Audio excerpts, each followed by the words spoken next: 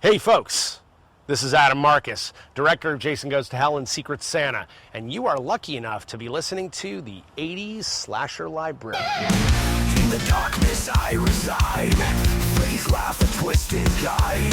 Jason's mask, no place to hide. In my mind they come alive. I'm a flash of holy, can't you see? Living nightmares set me free. Michael's knife and Chucky's grin. Josh's voice pulls me back in. Final destination's near. Every death's a newfound fear. All to madness, hear my ear. Josh's words I always hear. Bloody pages, crimson tea. Monsters crawling from my screen. Justice lines in all obscene. Lost in horrors dark and mean. I'm a flash of all that can't you see? Living nightmares set me free. Michael's knife and Chucky's grin. Josh's voice pulls me back in.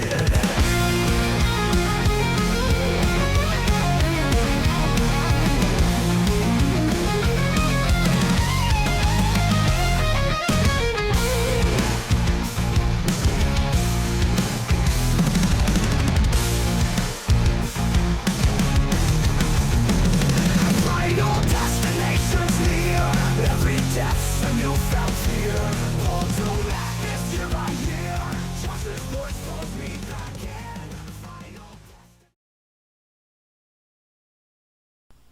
Final Destination, Dead Man's Hand, an original novel by Stephen A. Roman. Prologue. Aldous Escobar had a feeling something was seriously wrong the moment he went to get on the elevator. The doors closed on him as he was stepping inside. The rubberized safety bar, the metal strip running down the length of the door between the car and the floor entrance that warned the elevator if something was stuck in the middle, caught him right down the center from collar to crotch. Aldous gave out a strangled cry of pain as the bar slammed into his balls, then retracted. The door opened wide and Aldous stumbled inside, clutching his aching crotch. "Motherfucker!" he gasped. Just for spite, he kicked the base of the glass back wall of the car. The metal thrummed hollowly from the impact of the size 9. "Fuck you!" he hissed through gritted teeth, unaware of the spittle falling on the lapels of his jacket. He lashed out with his foot again. This time he got the window to vibrate.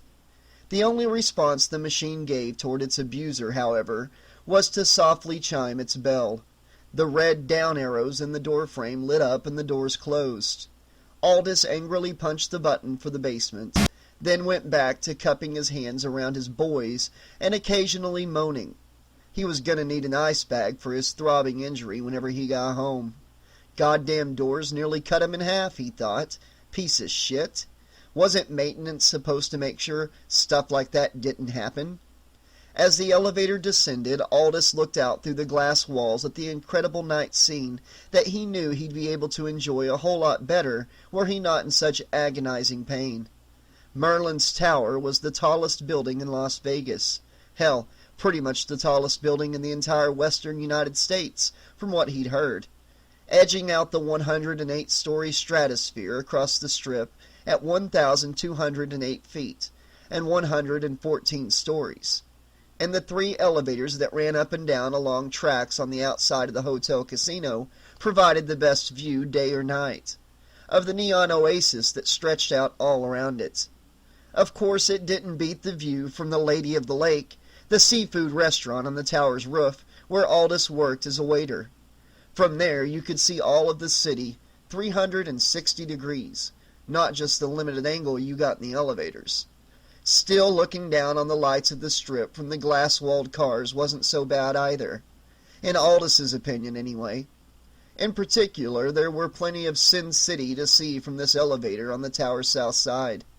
From here he could look out at the tents of Circus, the replica of the Eiffel Tower at the Paris, and far in the distance the giant pyramid and Sphinx that comprised the Luxor.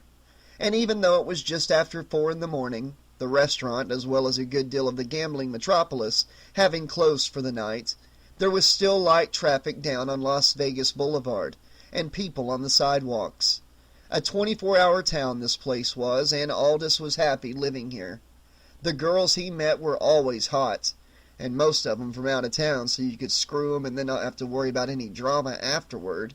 The rents were okay, if you didn't mind sharing an apartment with 2 asshole roommates. And the job paid pretty well, if you didn't mind working for assholes. All in all, not bad living for a 19-year-old who dropped out of high school in junior year. Sure, there were times the work and the city got to him. Not as bad as it did to his old man, but that was his problem, and he wasn't going to live here forever. He had dreams of a recording career, of making it big, and they didn't involve either croaking out shitty 70s love ballads on some reality show, like those pussy contestants on American Idol, or opening on the Strip for some over-the-hill has-been with groupies old enough to be Aldous' grandmother. No, he'd hooked up with a couple of righteous musicians looking to break out like him. Marco Silfen, a club DJ who could tear it up on a pair of turntables and a mixer, and Ellie Stanfield, a pianist at the Turbo Lounge over on Colorado Avenue. With her on keyboards, Marco on the tables, and Aldous on lead vocals, Trojan, a name he thought reflected their plan to sneak into the music business, would show the Vegas stiffs how music was done correctly. The dream popping into his thoughts like that did wonders for easing the ache in his nutsack. It even brought a smile to his lips. Yeah, Aldous thought he wasn't long for this town. With any luck, Trojan would be rolling into LA's club scene before the year was out. A few more practice sessions and they'd be ready to take the act out on the road. Aldous reached into his jacket pocket and pulled out his iPod, filled with an eclectic mix of music from J. Kwan to Beethoven. He had a serious liking for Ludwig van's Ninth Symphony. He unwound the tiny white earphones and put them on, then started running through his latest selection of downloaded tunes. Luckily for Aldous, the elevator wasn't stopping on any floor, so he didn't have to worry about an annoying hotel guest with the throbbing noise spilling out of the earphones. Then again, he really wasn't supposed to be riding in any of the main cars, even after hours. As an employee of the hotel, it was required he use the service elevator on the north side of the tower to go to and from the restaurant and the staff locker rooms in the basement. But the service car ran inside the hotel, and the only view it provided was of 4 metal walls that reminded him of the inside of a dumpster. Not that, he knew what the inside of a dumpster looked like from personal experience. Okay, maybe he did, but it only happened once and there'd been a good reason for it. And so what if he used the guest elevators when he got off work? Did he give a shit about upsetting some drunken tourist trying to sneak out a hooker at 4 in the morning? Oh, hell no. He had more important things to think about. Aldous Escobar's star was on the rise, baby, and soon enough every motherfucker on the planet would know it. Getting bawled out by Joey Congers, the tower's night manager, for not taking the right elevator when nobody else was making use of it, didn't do dick to scare him. Speaking of dicks, Aldous suddenly realized his didn't seem to hurt as much anymore. Maybe the music was helping, because he wasn't feeling as much pain as before. He started cautiously moving to the beat, shuffling around the car with his eyes closed. For him, the beat was all there, and it was all right now, and the eye-popping view of the Las Vegas night was immediately forgotten. Until the elevator did a little shimmy of its own around the 42nd floor and momentarily slipped from its tracks. The jump threw Aldous against the window behind him. Then his attention was focused totally on the street so very far below, especially when the glass popped out of its frame and took a tumble. He screamed as his momentum nearly threw him out of the car. The desert wind tugged at his jacket, like it was trying to force him into a race with the large glass pane to see who hit the pavement first. Oddly enough, painfully enough, it was his balls that saved him. They slammed into the waist-high safety railing just as Aldous was about to start his dive, and brought a swift end to his forward motion. Another scream flowed from his wide-open mouth. This one was high-pitched and girlish, like he'd just turned castrato, and he tumbled back into the car. The fetal position his legs drew into was an automatic response to the searing pain now orbiting his pelvis. Aldous wasn't even aware he'd done it. Then the elevator was back on its track, continuing its descent like nothing had happened. No alarms had gone off, security hadn't called on the intercom to find out if anyone was in the car, and Aldous hadn't heard the glass panel hitting the street. Maybe the wind had caught it and carried it a few blocks away. It was possible. It was certainly high enough up for something like that to occur. But you'd think a piece of glass that big smashing down anywhere would get somebody's attention. Or maybe he just hadn't heard its crash. That was possible, because as he tried to gain control of his ragged breathing and the racking sobs that shook his body, he realized his earphones were still plugged in. The music piping into his ears was moody and melodramatic. Normally, Aldous would have tossed it off as typical goth music, shit about death and destruction and the like. But right there, in that moment, it made a weird kind of sense. As he lay on the carpeted floor of the car, using his jacket sleeves to wipe away the tears running down his face, he slowly realized what was going on. As irrational as it sounded, the fucking elevator had just tried to kill him. Okay, so maybe not the elevator itself. That was just too crazy a notion, even for a guy who couldn't think straight because his nuts felt like they'd swelled up to the size of grapefruits. But something had caused the doors to close, to try and crush him, and something had tried to toss him out of the car, and he didn't think any of it had to do with faulty wiring or the track being out of alignment. It had never slipped its groove before, as far as he knew. Maybe that Grim Reaper stalking shit had some truth to it. Not everyone saw it that way, as he found out a few minutes later. The elevator made it to the basement without further incident, and Aldous managed to pick himself up off the floor and stagger out of it. Every step had been sheer agony, and he half expected the doors to make one more attempt at playing Nutcracker. Surprisingly, they hadn't. But then he had the misfortune to run into his shift manager, Tony Augustino, who could be a real ball-buster in his own right. "What, so you're the prick who dropped that pane of glass in the swimming pool?" was his initial response after Aldous told him about his near-death experience in the elevator from hell. "Didn't Mr. Congas fucking tell you not to go riding in that fucking guest elevator? You're supposed to use the fucking service one. How many times you gotta be told that?" Augustino was pure old-style Vegas, a rumpled old paisan in his 60s who held back to the days when the mob ran the town. Maybe he used to be somebody back in New York, but that was 80 pounds and a natural brown hair color ago. Now he was just a pathetic reflection of the good fella he used to be a lifetime ago, and still thought he was. Not that Aldous really gave a shit about that, what with his aching nutsack and his brush with oblivion. He was thrown by the response he got from the old fart, and a little angry.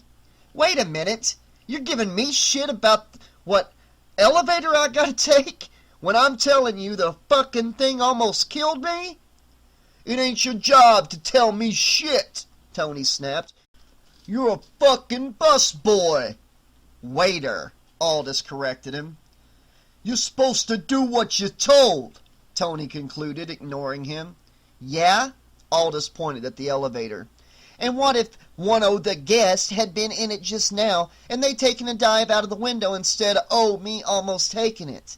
Would you be telling Mr. Congers it was their own goddamn fault? You ought to be thanking me for finding out something's wrong with it, not biting my fucking head off." "Listen here, smart ass, you shut your fucking mouth. You shut that fucking mouth of yours, or I'll shut it for you," Tony warned. "I've taken all the shit from you I'm going to take for one night. We're done." He turned to walk away, stopped, apparently figuring he wasn't done just yet, and wheeled back around. He thrust a sausage-like finger into Aldous' face.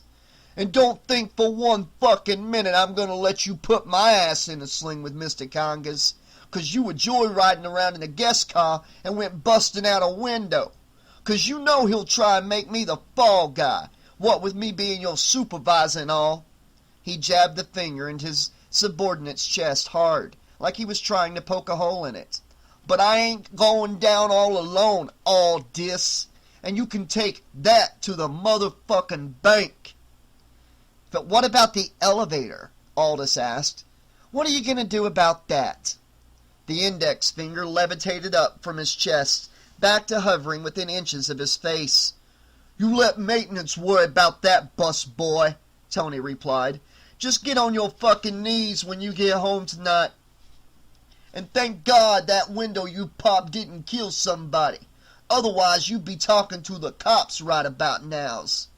He leaned in close, apparently to emphasize his point. But the only things Aldous focused on were Augustino's yellowed teeth. The asshole needed a good flossing. "Want some advice? You should be worried more about keeping your fucking job than fucking around where you're not supposed to be, and then expecting other people to clean up your shit." "Is that a fact?" Aldous said hotly. "Yeah, that's a fact, and if you don't like it," Tony gestured toward a nearby emergency exit door, "you can walk the fuck out of here right now and don't be coming back." "I got a better idea," Aldous replied with a sneer. "Maybe I'll walk the fuck out of here right now and go straight to Mr. Conger's. Let him know all about what happened. How you think he's going to react when I tell him I tried giving a warning about one of the elevators breaking down, and my supervisor told me to fuck off and mind my own business? You think he's going to Tony's hand closed around his throat before he could finish the sentence. Aldous grunted as he was slammed against the wall. The back of his head bounced off the smooth concrete, the impact sounding like someone striking a ripe melon. Bright little stars and swirling black dots swarmed across his vision. "You want to fuck with me, Escobar?" Tony growled. "I thought you was a smart boy." "Smarter than you fuck," Aldous said. Tony gave his windpipe a little two-handed shake.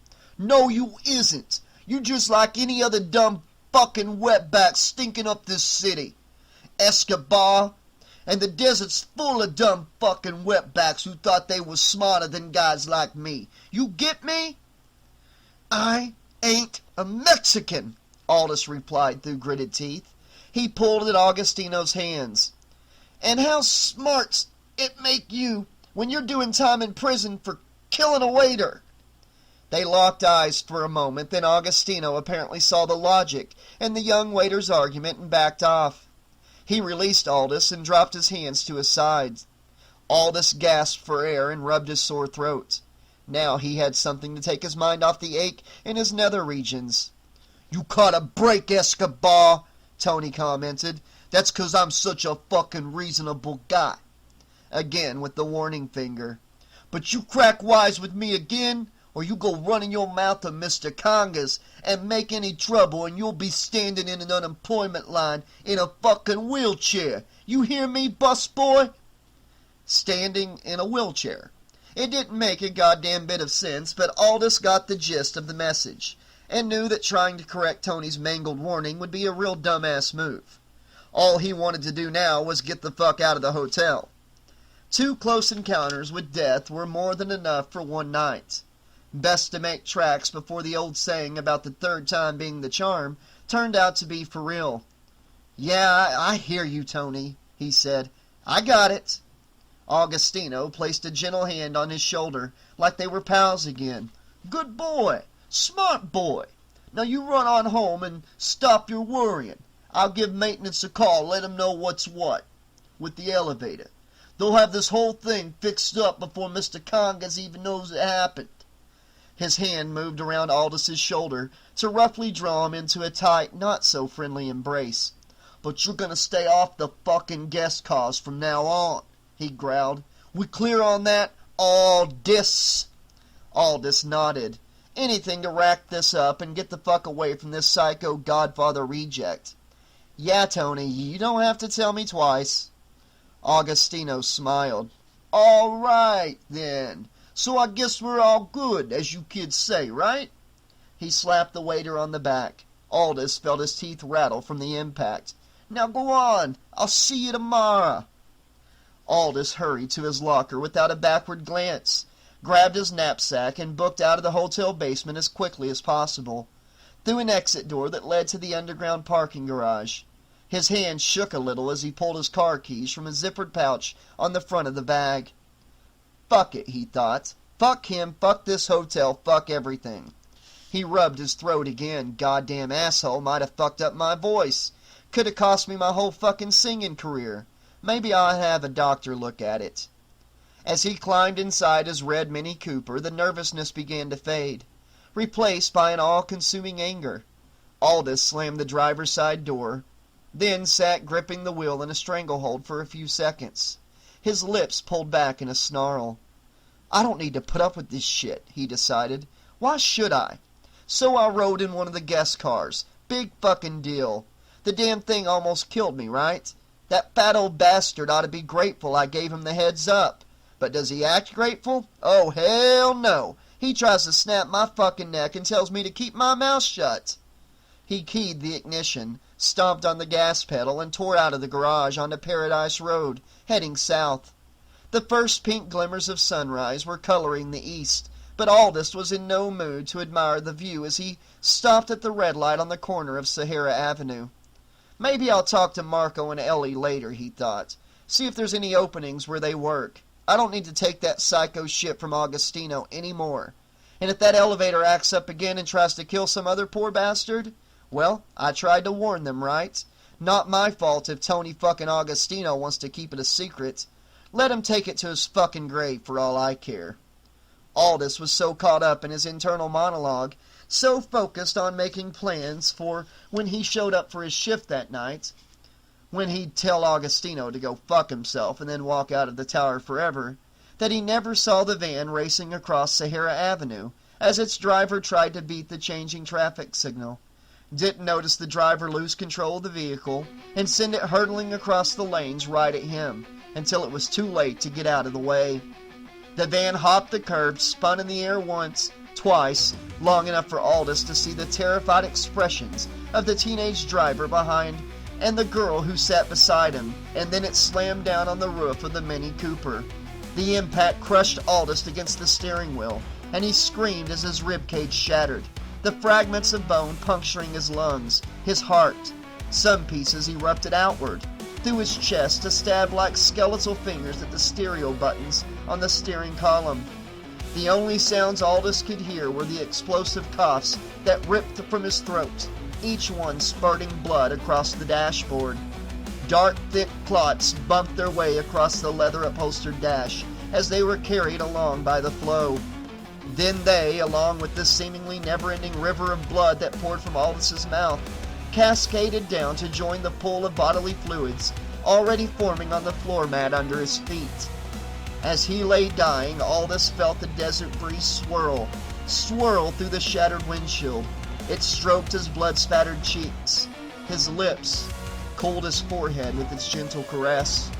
The first thing, the oddest thing that came to his mind was that he finally knew what people meant when they said they'd felt the touch of death. So it was true. He realized in those last few seconds of life, the third time really was the charm.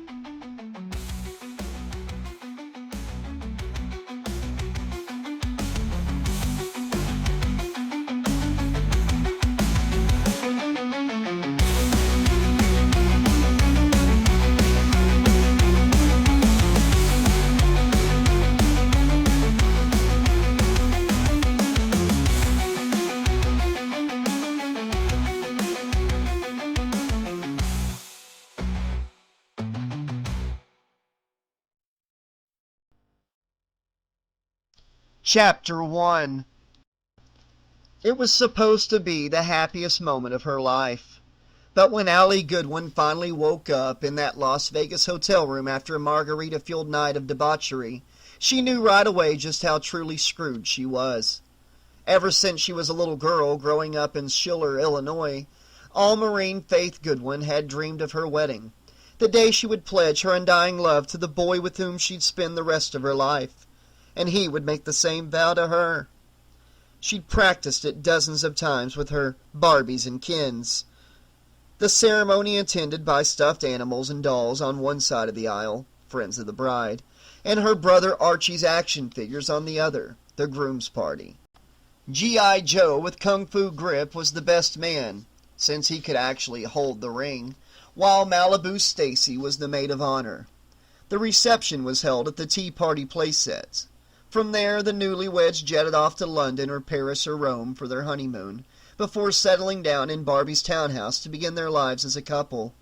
It was how Allie had always imagined her own wedding would be, with real people in attendance at the church instead of toys, of course, but everything else was exactly how she pictured it, including the beautiful powder blue fairy tale princess gown she'd wear, its train running the length of the aisle from the altar to the front door. And her husband would be whichever movie or TV star she had a crush on at the time. The notion of Tom Selleck's Magnum P.I. whisking her off to Hawaii occupied her thoughts for a couple of weeks. Then teenage Will Wheaton from Star Trek The Next Generation was high on the list for a while. Even Pee Wee Herman showed up at the altar at one point. Such were the wildly illogical fantasies of a 8-year-old girl's mind in the late 1980s. And yet, though the years passed and she made the sometimes awkward, sometimes challenging transition from daddy's little girl to daddy's rebellious teen, the dream never truly faded away. Although the imaginary suitor certainly did. She stored it in the back of her thoughts for safekeeping, cherished it like a priceless family heirloom, waiting for the day she could bring it back out after she'd finally met the right man. It was only a matter of who that man would be. She just never expected it to be an ex-boyfriend who'd been drinking as much as she had the night she brought up the whole idea of a quickie marriage after they'd arrived in Las Vegas. Or that he still wanted to do it after they'd sobered up. Or that the ceremony would be held, not in a church with friends and family present, but in a shabby little chapel a mile off the Vegas Strip, attended by the elderly blue-haired woman who owned the place and her Casio organ-playing daughter, and presided over by a minister dressed like Elvis. Barbie and Ken sure never had a wedding like that. There was a soft click in the darkness as the clock's radio's alarm snapped on. She'd set it her first night in the hotel room to tune in to a local classic rock radio station, so she wouldn't be shocked awake by a shrill buzzer.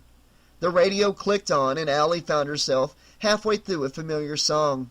"We gotta get out of this place," Allie quietly sang along, "if it's the last thing we ever do." A soft groan beside her cut her off. Tom, the words "my husband," exploded in her mind like a psychic grenade being detonated, rolled over from his side of the bed to snuggle up. Apparently he was awake and ready for another round of marital bliss. The way he was rubbing against her thigh was evidence of that. She contemplated pushing him away, but rejecting his advances seemed like such a waste, and the next time she did something like that, as the saying went, would be the first time. She inhaled the musky scent of him, a heady, inviting concoction of sweat and sex and bod cologne that made her a little dizzy. Or was that just the hangover asserting itself? Whatever. She rolled over and pulled him on top of her. Was getting married a smart idea or a stupid impulse, she dimly wondered. Well, right now, who gave a shit? She wanted him, and that was all that mattered, for the moment. They could always figure things out later, like after they'd given the box springs and the mattress another good, hard test drive. But then he had to go and ruin it by opening his stupid mouth. "Good morning, Miss Gaines," he whispered in her ear. That was it. The spell was broken. Allie pushed him off and rolled out of bed. She'd been okay with their crazy plan, especially since it had been hers to begin with, from the time they paid the marriage license at the courthouse, through the initial shock that had set in after Elvis had pronounced them man and wife, She had been willing to come to terms with the possible consequences, eventually, as long as she didn't have to deal with it right away. But for him to shatter her illusions just as the two of them were getting intimate, and spoil it all by slapping her in the face with the reality of the situation, well, there wasn't a chance in hell of him getting laid now. She turned on the nightstand lamp and winced as the sudden glare assaulted her darkness-accustomed eyes. She held up a hand to block her view of the lamp and waited for the black spots to stop dancing across her vision. "Hey," Tom said, "what the fuck?" Allie turned around to find him kneeling on the bed beside her. There was something so comical about the angry, confused look on his face that she couldn't help but smile. Tom, however, apparently didn't see the humor in the situation.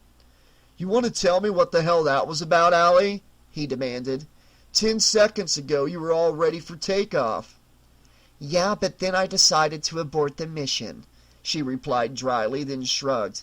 "It happens sometimes." "Not with you it doesn't," he snapped. "You're always up for a good time." The comment stung as though he'd smacked her in the face, and the breath seemed to rush out of her all at once. And what the fuck is that supposed to mean? She snarled. She could feel her cheeks burning with anger. Tom disentangled himself from the cotton sheets and stepped from the bed. Oh, come on, Allie. I remember how wild you used to be. That's why we broke up, remember? One guy never seemed to be enough for you. You were always ready for round two. Allie gritted her teeth. Is that so? She said. Well, it kinda was, but she wasn't about to give him the satisfaction of confirming her prior acts. Tom nodded. Oh yeah, and you're still like that. You were practically humping my leg all the way up in the elevator the day we checked in here. You made me so hard, I could barely make it to the room. Really? Then I must have missed the part where you begged me to stop, she commented sarcastically. She waved a hand at him to cut him off before he could reply. No, wait, you did beg me to stop. Something about how your dick was going to snap off if you kept going, right? She nodded, agreeing with herself. She'd laughed when he told her that.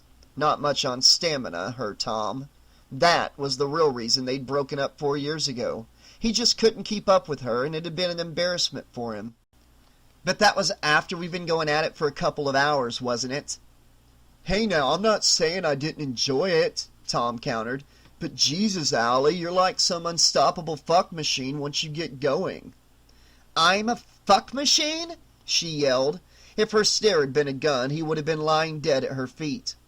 Who was it just now rubbing his lumber against my leg to try and start a fire? Okay, that was me, you're right, he said quickly, the words practically tripping over his tongue. I'm sorry, really, really sorry. I'm an asshole, okay? You know I'd never mean anything like that. Was there a slight whining tone in his voice? God, she hoped not. Tom always sounded like a little kid when he wasn't getting his way. Then what do you mean? She demanded. It's... He drew a deep breath, then slowly exhaled. Look, Allie, it's just that you never know when to slow down.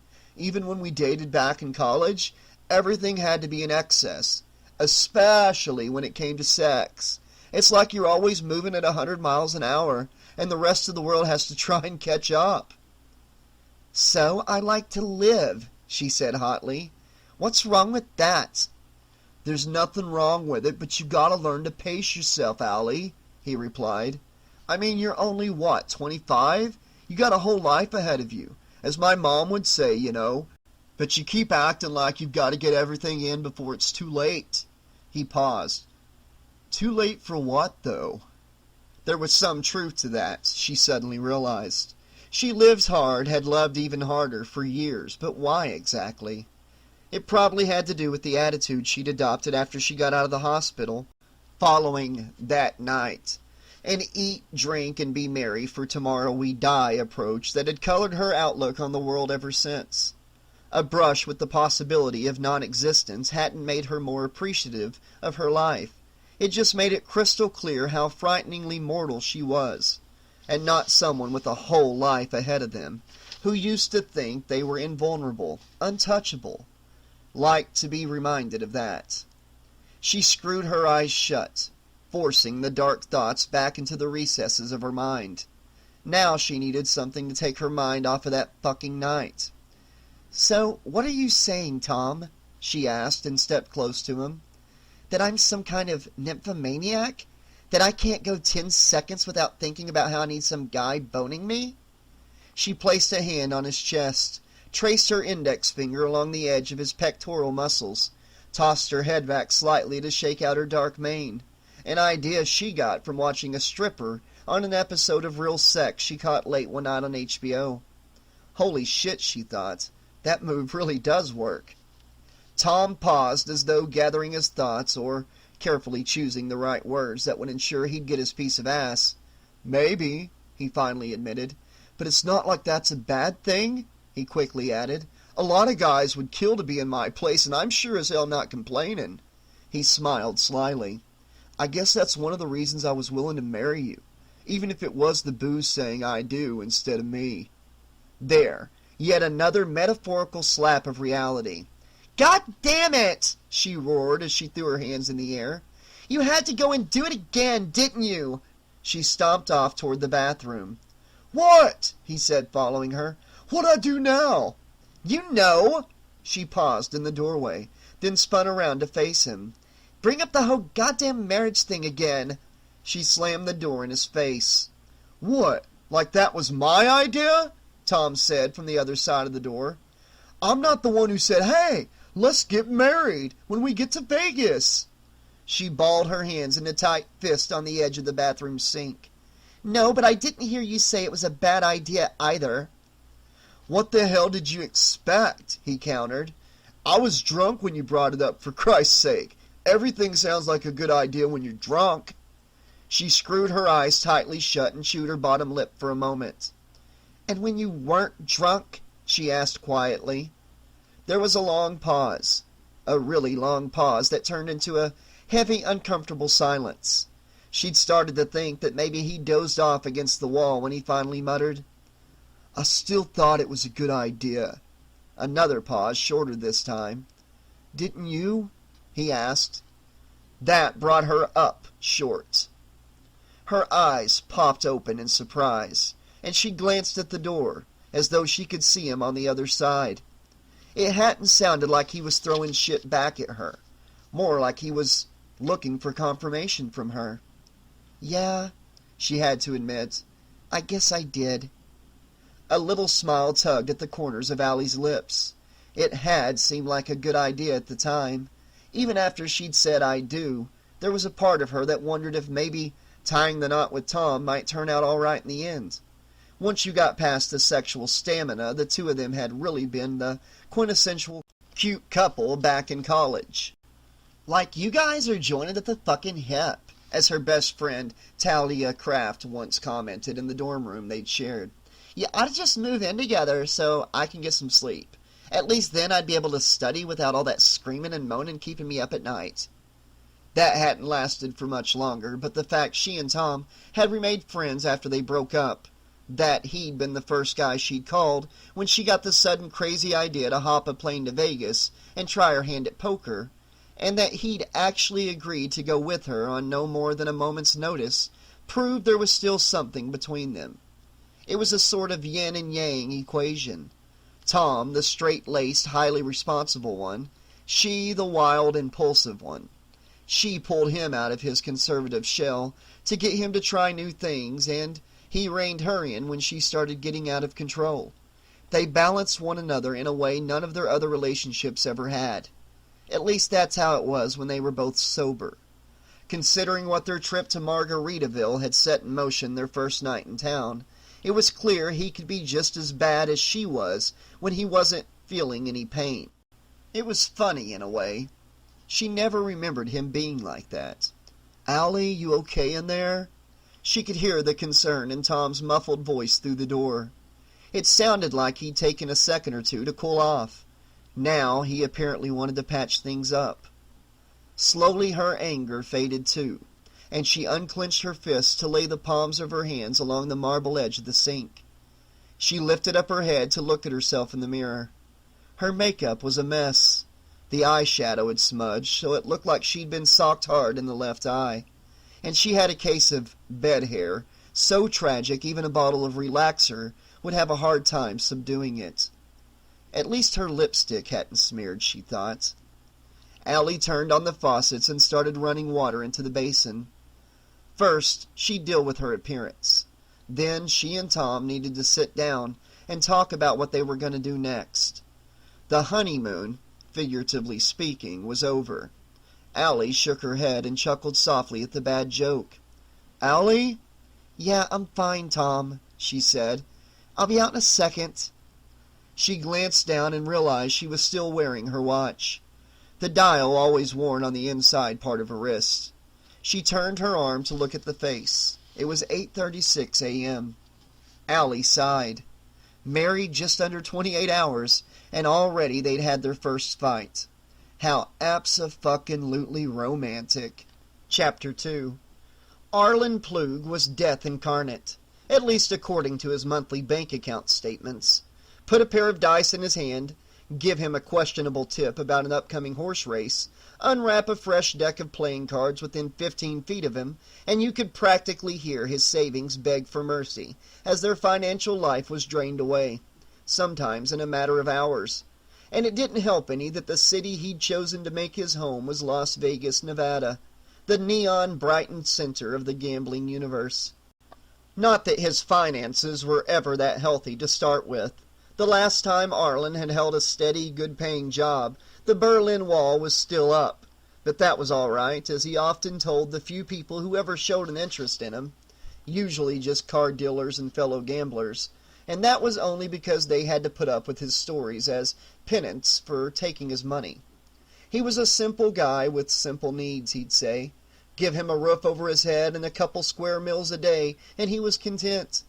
Whether he said it to convince them or himself was always the unspoken question, and one he had no real desire to answer. Still, he found ways to make ends meet, working the second shift at a 24-hour laundromat near the intersection of Industrial Road and New York Avenue. It was almost within spitting distance of the Stratosphere, the second tallest building in the city after construction on Merlin's Tower had wrapped up last year, right across the Strip. Arlen knew running a coin-operated laundry was about as close as he'd ever get to owning his own casino, and he played up the angle, if only to amuse himself. Everybody in this town played some sort of bigger-than-life role, after all, hid their true identities behind an entertainer's mask, so why should he be any different? So once Arlen started his shift at 5 p.m., he treated the patrons like guests, greeting them as they came in and thanking them for coming as they left, occasionally repeating the lame joke about how, unlike the Luxor or the Golden Nugget, the winnings at the Big Apple laundromat came in the form of clean clothes and fluffy sheets that smelled like springtime. Newcomers always smiled and thanked him for the attention. The regulars tended to ignore him and spent the hour or so it took to do their loads playing the nickel slots positioned near the front door. And when his shift was over at 1 a.m. and the neon lights of the city were fully competing with the moon and stars for dominance of the desert sky, Arlen handed the keys and the coin changer on his belt to the overnight manager, Bartolo Sanchez, then headed off to take advantage of a cheap dinner at Merlin's buffet line. A couple cups of coffee, some steak, mashed potatoes, no gravy but lots of butter, and a slice of apple pie, and he was fueled for the drive back to his apartment and a few hours of sleep. He'd usually get up around 6 or 7 and work his way over to the Strip to begin his other job, losing a fair amount of wages at the poker tables. When the money ran out, it was back to the apartment for a bite to eat, usually a bowl of instant ramen noodles and a nap, before it was time to head out to the laundromat. Then wash, rinse, repeat the cycle. Such were the exciting days and star-filled nights of Arlen Plug. It wasn't as if killing 8 hours in a laundromat was the first menial job he'd ever worked, though. He'd had enough experiences in his life, from grave digger and dishwasher to motel manager and encyclopedia salesman, to know that he'd always find a way to pay the bills and have food on the table. That kind of I'll do anything within reason for a buck survival mentality had served him well enough all these years. Enough to finance the journey that took him cross-country from a rundown Jersey City apartment to an equally rundown Sin City motel room, and still end up with some coin in his pockets when he got there. The problem, though, was in keeping that coin in his pockets. The Meadows, what Las Vegas basically translated to from Spanish, was a town full of people looking to separate him from his cash, and not even Arlen Plug could resist the temptations they offered. The jackpots, the grand prizes, the large payouts. And like so many others before him, he truly believed that if he could catch that one big break, get dealt that one winning hand, pull down on that one golden lever, the pile of shit his life had amounted to thus far would magically turn to gold. But with the way his pursuit of Lady Luck had panned out up to this point, he could have been just as well served by staying in Jersey and pulling on his turnip night and day. It would have amounted to pretty much the same thing, except he'd be in control of how hard he was getting jerked. Well, at least the scenery was better in his new digs. If having a direct view into the bedroom of one of the few good-looking hookers left on East Fremont Street counted. Not that he was complaining. The Imperial probably sounded to tourists like a ritzy place to hang your hats when they came across its listing among Vegas's multitude of hotels and motels. and maybe it had been at some point. But to look at it now, you'd know right away the dive hadn't seen any major renovations since the Rat Pack raised hell on the Strip, and the neighborhood surrounding it wasn't too far behind. Urban blight, it used to be called. And for a city that prided itself on its glamorous appearance, dumps like the Imperial were a major embarrassment, and a constant reminder that not all the makeup and boa feathers in the meadows could hide every blemish on this aging showgirl of a town. The weather was nicer, too, if you could tolerate the withering daytime temperatures and the occasional 100-year flood. That was when the rain swept in from over the mountains to dump enough water on the city to flood the streets and turn the shopping mall at Caesar's Palace into a miniature recreation of Venice. For something that supposedly happened once a century, Arlen could count at least 2 times he'd been caught in one of those downpours during the decade he'd lived here. It was a wonder nobody had ever drowned when the highway underpasses filled with the runoff. And the rents were less stressful on the wallet, if you didn't mind living downtown, a crime-ridden area east of the northern end of Las Vegas Boulevard that seemed to rely on drug dealing and prostitution for income as much as the casinos depended on slot machines and blackjack. The mayor had been yammering for years about how he was going to clean up downtown, was going to convince the big casino owners and real estate developers to open brand new hotels and high-priced condominiums along East Fremont, was going to eliminate crime and drugs and prostitution, blah, blah, blah. The next mayor to get voted in would probably be promising the same damn things.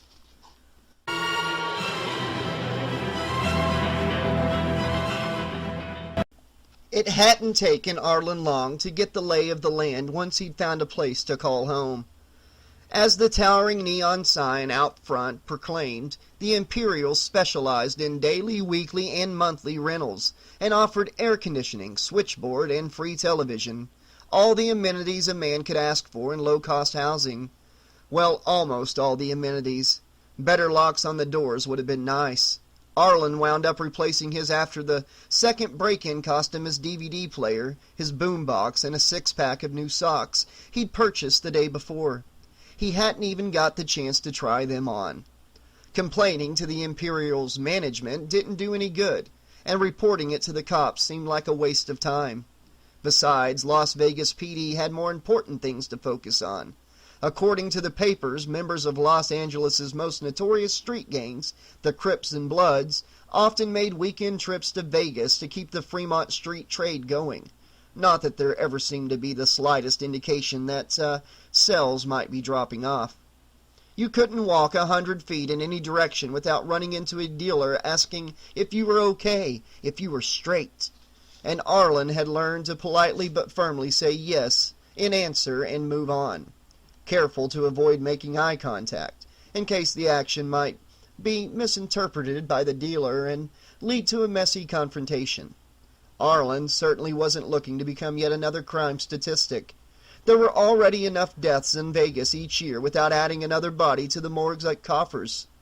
As for the ladies of the night, the only places to find the really hot chicks were near the big hotels, and most of those girls wouldn't give a second glance to a bony, sallow-skinned guy with nicotine-stained teeth and a suit that went out of style when Miami Vice dropped out of syndicated reruns.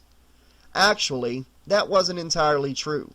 They probably would give him a second look if he had a sizable bankroll to flash at them. Ugly is ugly, but throw enough cash at a hooker and even the most grotesque fucker can look like Prince Charming, if she squints really hard. Problem was, Arlen never had a wad so big he'd be able to find out what sort of corrective lenses Benjamin Franklin could buy on the Strip. Mostly, he and Andrew Jackson had to settle for the myopic second and third stringers who shuffled along Las Vegas Boulevard, offering a Fremont Street experience of a whole other kind. That's why it was such a pleasant surprise to discover one of his neighbors plied her trade just across from his apartment, and that she didn't look like some burned-out crack whore waiting for a fix. Tina, she called herself, not her real name, of course, and Arlen had fallen deeply in lust with her the moment he'd set eyes on her blue mini-dressed curves. He'd always had a thing for Asian girls. Why? He'd never been able to figure out. and this particular beauty had everything going for her. Great ass, nice titties, and a decent face. Didn't overdo the makeup, so she'd wind up looking like a cross between a circus clown and Tammy Faye Baker. Had chestnut brown hair that fell past her shoulders, and it didn't look like she used extensions or wore a wig. And she was tall. Tina probably had an inch on Arlen, even without the 3-inch soles on her boots that made her tower over him. She lived across the back courtyard from Arlen, and he'd always assumed she'd either never realized that curtains were meant to block nosy neighbors from spying on her private business, or just didn't give a shit if they watched. Maybe she got off on voyeurs, he figured. The sexual acrobatics she performed while working on some trick were definitely more interesting than a lot of the crap on TV. And watching a beautiful Asian woman in her late 20s, early 30s, dressed like a Japanese schoolgirl and going down on a guy with all the gusto of a starving man at a Nathan's hot dog eating contest just never seemed to lose its appeal. About 3 months after he moved in, he finally got to meet her. It happened in the lobby of the hotel. He was heading back to his apartment on a rare night off from work. She was standing near the front desk. He recognized her right away. She didn't, but then, most people rarely took notice of him. She asked if he'd like a little sucky-sucky, in probably one of the worst miso-horny Asian hooker voices he'd ever heard, and Arlen couldn't help but point it out. To his surprise, she hadn't gotten angry. She'd even laughed, as a matter of fact. She explained she put on the voice because most Johns wanted an exotic girl to fuck, and that had been the first thing to pop into her mind. It seemed to work, though. Arlen had been the first guy in 8 years to figure it out. But just because he'd seen through her play acting didn't mean he was any less inclined to take advantage of her offer. Andrew Jackson and his buddy Abe Lincoln made a short road trip from his wallet to her purse, and she spent the next 20 minutes on Arlen's payroll. There was no doubt about his choice of partner this time. This pro was all woman, and not a wig or hair extension in sight. It was the first time in quite a while that he'd actually felt like a winner, as pleasurably short-lived as the experience had been. Afterward, they chatted a bit as they tidied up. Tina didn't actually live at the hotel, which made a lot of sense. A smart pro, as Arlen knew, never brought a John home with her. There was always the chance something bad might happen if a guy knew too much about his date. Being stalked was a rarity among prostitutes, but it did happen now and then, usually with disturbing results. Not to Tina, though. She didn't live in the neighborhood, or so she said, and she had an arrangement with the Imperial's night manager, in exchange for a percentage of her take and the occasional pity fuck, her words. She got a room in which to conduct her business. It was an offer she found hard to turn down. Working the hotel kept her off the streets and thus off the radar of the vice squad. That her office faced Arlen's apartment, providing him with some free after-dinner entertainment, was just a coincidence. A happy coincidence, in his opinion, and about the luckiest thing to happen to him in... he couldn't remember how long. His luck hadn't improved all that much since then. Had enough, Arlen? It was close to noon, according to Arlen's watch. It was impossible to tell otherwise, since casinos like Merlin's didn't have clocks. All the better for them to keep you from realizing how long you'd been gambling and how quickly you'd lost your money. The other 6 players had moved on at various points during the morning, but still sitting at the other end of the poker table was a duded-up 30-something cowboy who called himself Texas Slim McMurtry.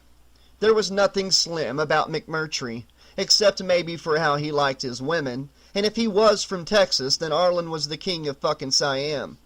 The half-assed drawl Slim kept slipping out sounded like it had come from watching too many Yosemite Sam cartoons as a kid. The one time he said varmint in passing, Arlen had almost laughed in his face. He wasn't laughing now, though. The pot sitting in the middle of the table held $200 of his cash, and he was down to his last 50 in chips. He'd tried bluffing, tried raising the stakes in the blind hope Slim would back down and fold. But the cowboy hadn't flinched. Probably learned how to do that from watching Clint Eastwood westerns, or Maverick reruns. Sure, Arlen could have folded before things started getting out of hand, but he'd been doing pretty well in the early rounds. well enough to be the only other survivor of his impromptu low-stakes tournament, and knowing when to fold 'em and walk away, as Kenny Rogers used to sing about, had never been one of his strengths. Besides, up until the last couple of hands, he'd almost convinced himself this was going to be his time to shine. That right there should have been a clear warning sign it was time to pack it in. Self-delusion was the first step in the downfall of every gambler, from Vegas to Monte Carlo. Having fallen into that trap as often as he did, one would think Arlen would have learned his lesson. But then, he'd never been the brightest kid in school. Arlen pushed the dark wrap-around shades he always wore during games to hide his eyes, not to mention his startled reactions to getting dealt bad hands, back onto the bridge of his nose, and reached down to lift the edges of the 5 cards in front of him. He needn't have bothered to check them. They were the same suck-ass cards they had been when he first got a good look at them. Ace of spades, ace of clubs, 8 of spades, 8 of clubs, 9 of diamonds. Pretty much the same hand Wild Bill Hickok had been holding in Deadwood, South Dakota in 1876 when he got shot in the back of the head by the coward Jack McCall. The dead man's hand. Kind of appropriate for the last deal of the night, when you thought about it. "Arlen?" There was more than a hint of annoyance in Slim's voice now. He was starting to sound less like Yosemite Sam and more like Foghorn Leghorn. Arlen looked up and frowned. "Somewhere you gotta be in a hurry to, Slim?" The cowboy in the electric blue shirt and the scorpion-class string tie flashed a gold-capped tooth grin. "Well, a bathroom break sure would be nice. My bladder's been flexing its muscles pretty hard the last 10 minutes or so, I say." Arlen shrugged. "So go take a piss. I'll still be here when you get back." "Now that's right kindly of you, pardner," Slim said with a friendly nod. "But I got me a powerful feelin' this here showdown won't last more'n another minute. And once I collect my winnings, I can take all the time I want waterin' them there roses." Arlen sighed. Smug little bastard, isn't he? But he was right, and they both knew it. Sitting there and staring at his hand like a chump was only delaying the inevitable. Might as well just get it over with. Let the man go relieve the pressure in his bladder before it exploded. He tossed in his remaining chips. "Call." Slim dramatically laid out his cards on the green felt. Arlen felt a weight settle in his stomach. It was a still will. Ace of hearts, 2 of hearts, 3 of hearts, 4 of hearts, 5 of hearts. A 5 high straight. All of the same suit. Sure beat the shit out of Wild Bill's hand. Arlen sat back and pocketed his shades, watching silently as the female dealer slid the winnings over to the last man standing. The chips joined the mountain range that had formed on Slim's side of the table during the morning. The cowboy happily tossed a couple $100 chips to the woman, a nice tip for her services, but then he could afford to be generous. "Thank you, sir," she said. "No, thank you, Brenda," Slim replied. The gold teeth flashed brightly in the low-level lighting. "Y'all have a good day now. You hear?" Jerk, Arlen thought. If you're going to play at being a cowboy, you ought to at least get the fucking vocabulary right. Y'all is short for you all. A real cowboy wouldn't use it unless he was talking to a group, not just one person. Fucking Jed Clampett wannabe. Slim pushed back from the table and stood up. "Figure it's time for me to cash out in and mosey on back to my room." Arlen nodded. "Why press your luck, right?" "Well, I'd say the only thing that needs pressing is these here pants I'm a-wearing," Slim replied as he pointed to his rumpled slacks. "My luck's doing just fine." The sarcastic tone of the question apparently didn't get through to the cowboy's brain. Probably because of the shielding created by the 10-gallon Stetson he'd never taken off, even during bathroom breaks. As a chip runner came over to help collect the winnings, Slim walked around the table to address his opponent. "It was a right pleasure doing business with you, Arlen. Y'all really got me worried there a few times. I even thought about cutting and running once or twice, I say. Until the cards started going my way, that is. Guess that's just how the wind blows sometimes, don't it?" "Guess so," Arlen said tightly. "I'd consider it an honor to lock horns with you some other time. And who knows? Maybe next time you'll be the one comes out on top. He extended his hand. Cocksucker, Arlen thought, putting on his best false smile. It's always easy to say shit like that when you're not the one getting your ass handed to you. Not that he'd ever known what that felt like. Yeah, right. Still, he grudgingly shook hands. Arlen Plug might have been the king of all losers, but he wasn't going to show he was a poor sport. There wasn't much reason to hang around the casino after that. He wasn't completely busted, but when it came to a choice between spending his last few bucks on lunch or sliding it in a quarter form down the throat of one of the slots, his stomach always won out. Well, almost always. Arlen walked away from the table, ignoring the dirty look Brenda the poker dealer cut him. What, a $200 tip wasn't enough? He wondered. Greedy bitch. Hopefully she'd use the money to buy herself a better attitude. Doubtful, though.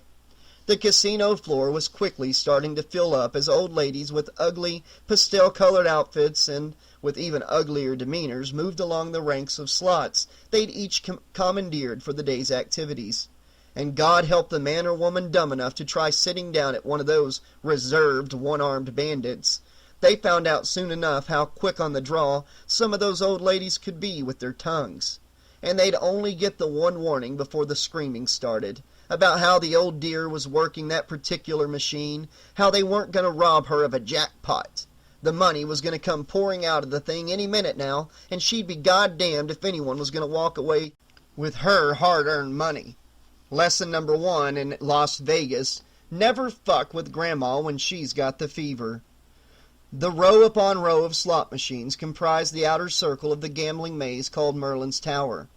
The center was where the big games were played: poker, blackjack, roulette, and the like. That's usually where you'd find most of the men, although women's interest in card games had dramatically picked up in the last few years. It probably had a lot to do with all those poker tournament shows that had popped up on cable TV. A game that takes an hour to learn and a lifetime to master, the broadcasters always said. Arlen figured he'd get around to the mastering part when he started his second lifetime. God knew he'd wasted away his first one trying to figure it out. It just seemed a damn shame he didn't believe in reincarnation. It took him about 10 minutes to cross the tower's cavernous gambling hub and reach the entrance to the Round Table, the casino's dining hall. The trip involved a lot of weaving around the boggle-eyed tourists stunned by all the flashing lights and ringing bells and screeching sirens, the frat boys waiting for night to fall so they could get drunk and get laid, not necessarily in that order, and the occasional kid running loose while Mommy and Daddy flushed the vacation money down the toilet. And just whose bright idea was it, Arlen wondered, to portray Vegas as a family-friendly place anyway? It was a gambling town, for Christ's sake, and it wasn't nicknamed Sin City for nothing. There were all-nude reviews both on and off the Strip, a growing number of gentlemen's clubs scattered around the city, and practically on every corner there was one of those freebie newspaper dispensers. Only these weren't offering penny-saver discounts on used washing machines or cars, but listings for the multitude of escort services that existed just outside of Vegas proper.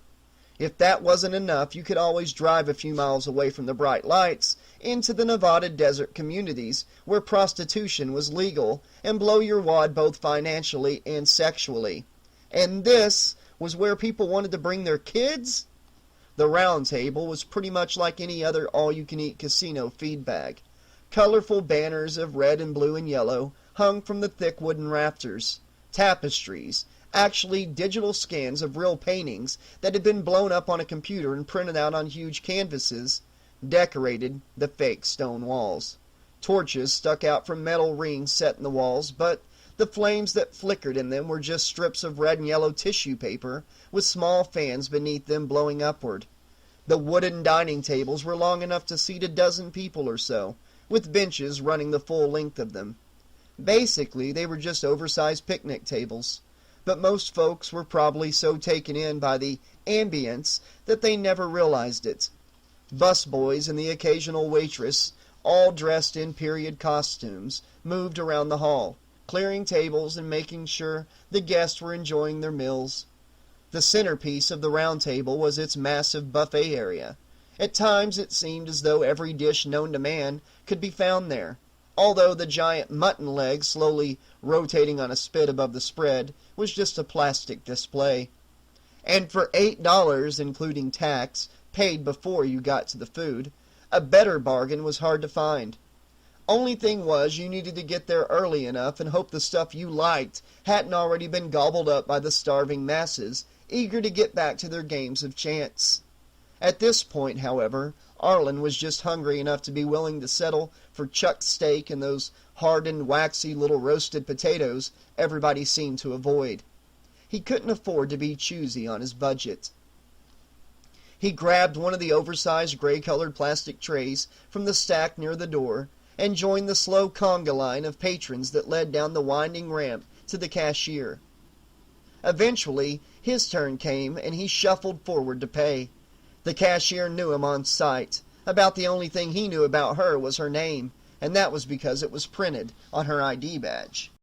"Hey, Arlen," she said as he stepped up. He nodded pleasantly. "Hey, Socorro." She was the kind of Latin woman you figured must have been pretty hot-looking in her glory days, but 20 years, 40 pounds, and X number of kids later, it had all gone to hell. The ring squeezed onto her third finger showed she was still married, so obviously her husband still found her attractive, in a Roseanne Barr kind of way. Arlen put his tray down in front of the cash register. Socorro raised an inquisitive eyebrow. "Buffet special?" He coughed out a sharp, slightly embarrassed laugh. "Well, you know me." "You and everybody else on this line." She punched the keys on the register, adding up the total. $8. Arlen pulled his wallet from the inner breast pocket of his jacket and flipped it open. A $5 bill and a coupon for a free lap dance at the Stallion Stable Strip Club were all to be found inside. Socorro glanced at the contents. "I don't think that's going to cover it." "God damn it," he muttered. Arlen sighed and put the wallet back, then picked up the tray. "Next time, I guess." "I guess," she agreed. Socorro nodded toward the door. "Maybe you should try the stable. I hear the strippers serve crab every day." She smiled broadly and winked. Arlen grinned sheepishly. "Thanks. I'll keep it in mind." He turned and made his way up the ramp, trying to act politely as he fought against the current of grumbling diners. With the final shove, he squeezed through the doors, restacked his tray, and began walking back across the casino. This time in the direction of the underground parking garage and his 1984 Monte Carlo. He shook his head. Just another day in the life of Arlen Plug. Down on his luck gambler. A 3-course meal of crow, topped off with a cold slice of financial reality for dessert. He sighed again. Well, at least he had enough cash to buy a cup of coffee to wash it all down with.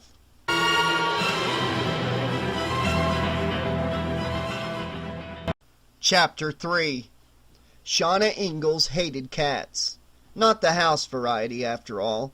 A tortoiseshell named Jolly and a stray black Tom named A-Rod shared her apartment in Henderson, 8 miles outside Vegas. But the big cats, tigers, lions, panthers, jaguars, the massive SOBs you'd see on the Animal Planet channel, tearing into a caribou or zebra or whatever the hell it was that they ate on those nature shows. She hadn't always felt that way, but that was before she had to work with them. Strut around a Las Vegas stage in nothing more than a G-string and a pair of high heels, white sharp claw predators stalk around you, and you become acutely aware of your vulnerability and your mortality. When she left her hometown of Carson City, Nevada 4 years ago, Shauna was a fresh-faced 19-year-old brunette with dreams of being a dancer in one of the big revues on the Strip. Circus, maybe, or one of those shows where the dancers always look so glamorous in their feathers and sequins and glittering colorful costumes. 6 months later, the now blonde Mystique was working an afternoon shift at the oh-so-cleverly named Shakes Gentlemen's Club off Bridger Avenue in the downtown section of the city, and about the only clothes she wore consisted of stiletto-heeled boots, a bright blue thong, and a matching pair of pasties over her nipples. The addition of the cowboy hat and the little bandit mask had been her idea. After seeing Antonio Banderas in The Mask of Zorro, she thought it would add a level of mystery to her act to go with her stage name. As it turned out, the only mystery in which the patrons were interested was how much it would cost them to get more than a private lap dance in the back room, a little something she could do for them in exchange for a sizable tip. If those customers had been Orlando Bloom or Johnny Depp or Ewan McGregor, she might have considered it, even though acts of prostitution were illegal within Vegas city limits. Hey, how often does a girl get a chance to bump nasties with Hollywood royalty, right? But since the body types of Shake's clientele had more in common with Randy Quaid than Dennis Quaid, she politely declined the cash offers, then remarked she wouldn't mind if they bought her another champagne cocktail. No reason to blow them off completely and embarrass them, she figured, and sometimes just having a pretty girl to talk to was enough to make a guy happy. Besides, champagne cocktails cost $8 apiece, so she was still bringing extra cash into the club without having to whore herself out. The lack of interest in her dancing talent didn't faze her, though.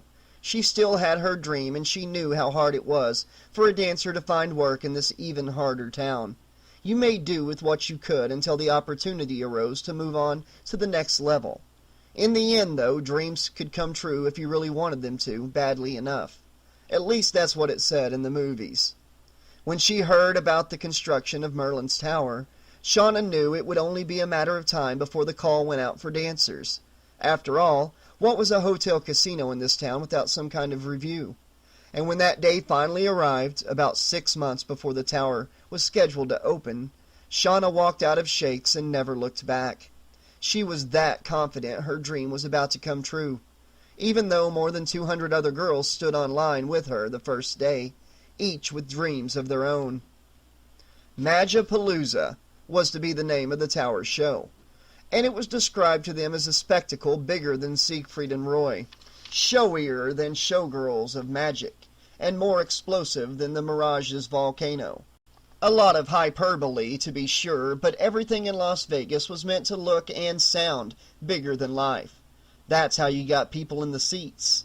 A show that didn't bill itself as having a grand scale equaled only by the Second Coming was a show that wouldn't survive for long, given the fierce competition presented by the other hotels. The trick for producers was in making sure it lived up to its hype. Being chosen to become one of those minimally attired dancers involved a lot of hard work, but hard work had never scared Shauna. The audition process, during which scores of girls were dropped at the end of each round, seemed endless, but Chip Monick, the company manager, and Dory Youngblood, the dance captain, liked what they saw in her. They thought she'd be perfect for the tiller line, the high kick line right up front in the show. Its positions assigned only to the most beautiful and talented dancers. The producer, Milos Hutson, was only interested in two things: if she had a problem going topless, and if she'd lose the blonde dye and go back to her natural hair color. Another L'Oreal girl who didn't need. She told him she had no hesitations about meeting either request. It would certainly cut down on her peroxide expenses. And just like that, she was in. The dream had finally come true. In Vegas, they call that beginner's luck. It usually doesn't last for long. She found that out a couple days later, after the final selections had been made. That was when Milos explained how, as part of the show, the dancers would be sharing the stage with dangerous animals: 2 lions, 2 panthers, and 3 tigers. Shauna didn't like the idea of being that close to 4-legged carnivores without a protective fence between her and them, and finally had to admit her fears to Milos. Oh, sure, they were highly trained, and yes, she knew the cats would always be paraded around on leashes, held by equally well-trained handlers in costumes, but a lion was a lion no matter how much you taught it tricks, and in the right frame of mind, a 5'7", 120-pound brunette was just another potential meal in its eyes. She expected him to cut her from the show right then and there, and put a quick end to her dream. She began to wonder if she could still get her old job back at Shake's. But after a few moments of consideration, Milos simply told her to get over it and get back to work, then walked away. It was the Mayo brothers who managed to convince her she was in no danger. Oriel and Oliver were the stars of Magapalooza. It was their concept, and they would be switching between playing Palin and Resch from one performance to the next, and the ones primarily responsible for training the big cats. They were Brazilian, both tall and dark-skinned, and drop-dead gorgeous, with builds like Olympic track stars. Uriel was the oldest of the two, and the most laid back, with an easy, inviting smile and incredible gray-green eyes. Oliver was only 2 years younger, but his serious demeanor at times made it appear as if he was the older, more responsible one. He, too, was playgirl material, and the soul patch under his bottom lip and the dark blue, almost black color of his eyes hinted at the type of dangerous nature lying within, that innumerable women the world over no doubt had found unbelievably sexy. Shauna certainly had, which explained why she'd so eagerly agreed to the brothers' offer to introduce her to the animals. She'd appreciated the attention, much to the consternation of the other girls, but in the end she'd only come away with the names of her potential hunters and the nagging fear that one day she might become the Blue Plate Special. She didn't quit, though. Just because she was scared shitless every time one of those beasts roared, it didn't mean she was going to walk away from an opportunity of a lifetime and allow some other girl to take her place. She wasn't an idiot. And by the time a year had passed and she had performed with the cats 6 times a week in over 300 shows, sick days not really allowed in her profession, Shauna finally learned to relax around them. Not enough to let her guard down when they prowled near her, of course. Again, she wasn't an idiot, but enough that her heart would stop leaping into her throat when they ventured a bit too close for her liking. Because after all, animals can always sense fear.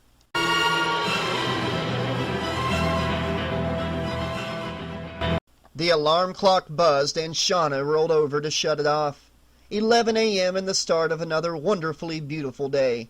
She stretched, arcing her back in an unconscious imitation of the very animals that troubled her, then stopped as she felt someone watching her. She glanced at the other side of the bed. Jolly and A-Rod sat on top of the rumpled sheets, quietly eyeing her. "Good morning," Shauna said lightly. Jolly yawned, A-Rod stretched and said something. "Anyone up for brunch?" Shauna asked. Both house cats jumped off the bed and immediately trotted off to the kitchen. Shauna grinned. Who said animals didn't understand when you spoke to them? Obviously, that person had never owned a pet, or been owned by one. The boys had grown quite upset by the time she stepped out of the shower and slipped into a pink-colored silk robe. If their loud meows were any indication, that is. To Shauna, it was proof positive animals were smarter than people generally thought. She'd offered the cats food, and now they were annoyed their orders hadn't been taken. "I'm sorry, guys," she apologized, "but not all of us can get by with just licking ourselves clean." She ignored the bored-sounding response she got from her customers and moved across the room to the cabinet over the microwave oven. Like most kitchens in the apartment complex in which she lived, it was not really a place for eating, being no wider than the aisle of an average bodega. On one side, a refrigerator was crammed into a far corner. Near the window, with its view of Las Vegas in the distance, a small electric stove sat next to it. On the other side were a sink and a Formica counter that ran the length of the room. Above and below the counter, and mounted on the wall beside the stove, were a number of cabinets holding pots, pans, dishes, and foods of both human and feline varieties. Shauna opened the cabinet and studied the various cans of Fancy Feast and 9 Lives. "So what'll it be, boys?" she called over her shoulder. "Tuna or beef?" She turned her head to look back at the furry diners. A-Rod tilted his head to one side and meowed softly. Shauna nodded. "One of each, right." She took down the food and carried it to the electric can opener that stood beside the toaster at the near end of the counter, then set about opening the cans. The contents went into 2 small plastic bowls that barely made it to the pink and white tiled floor before the cats were tearing into them. A-Rod, being the older, preferred beef, Jolly settled for a fish buffet. Her customers taken care of, Shauna walked back to the bedroom to get dressed for her trip to the gym. Today's outfit consisted of a pair of white cotton sweatpants, white trainers, and a white t-shirt, emblazoned with the words "Property of the Las Vegas Metropolitan Police Department" in dark blue lettering. That had been a gift from her boyfriend Warren, a homicide detective she'd hooked up with last year. When he'd given it to her 3 months ago, he joked it was to break up the monotony of those Hello Kitty t-shirts she owned. Shauna smiled as she ran a hand over the shirt. She and Warren seemed to live at opposite ends of the spectrum.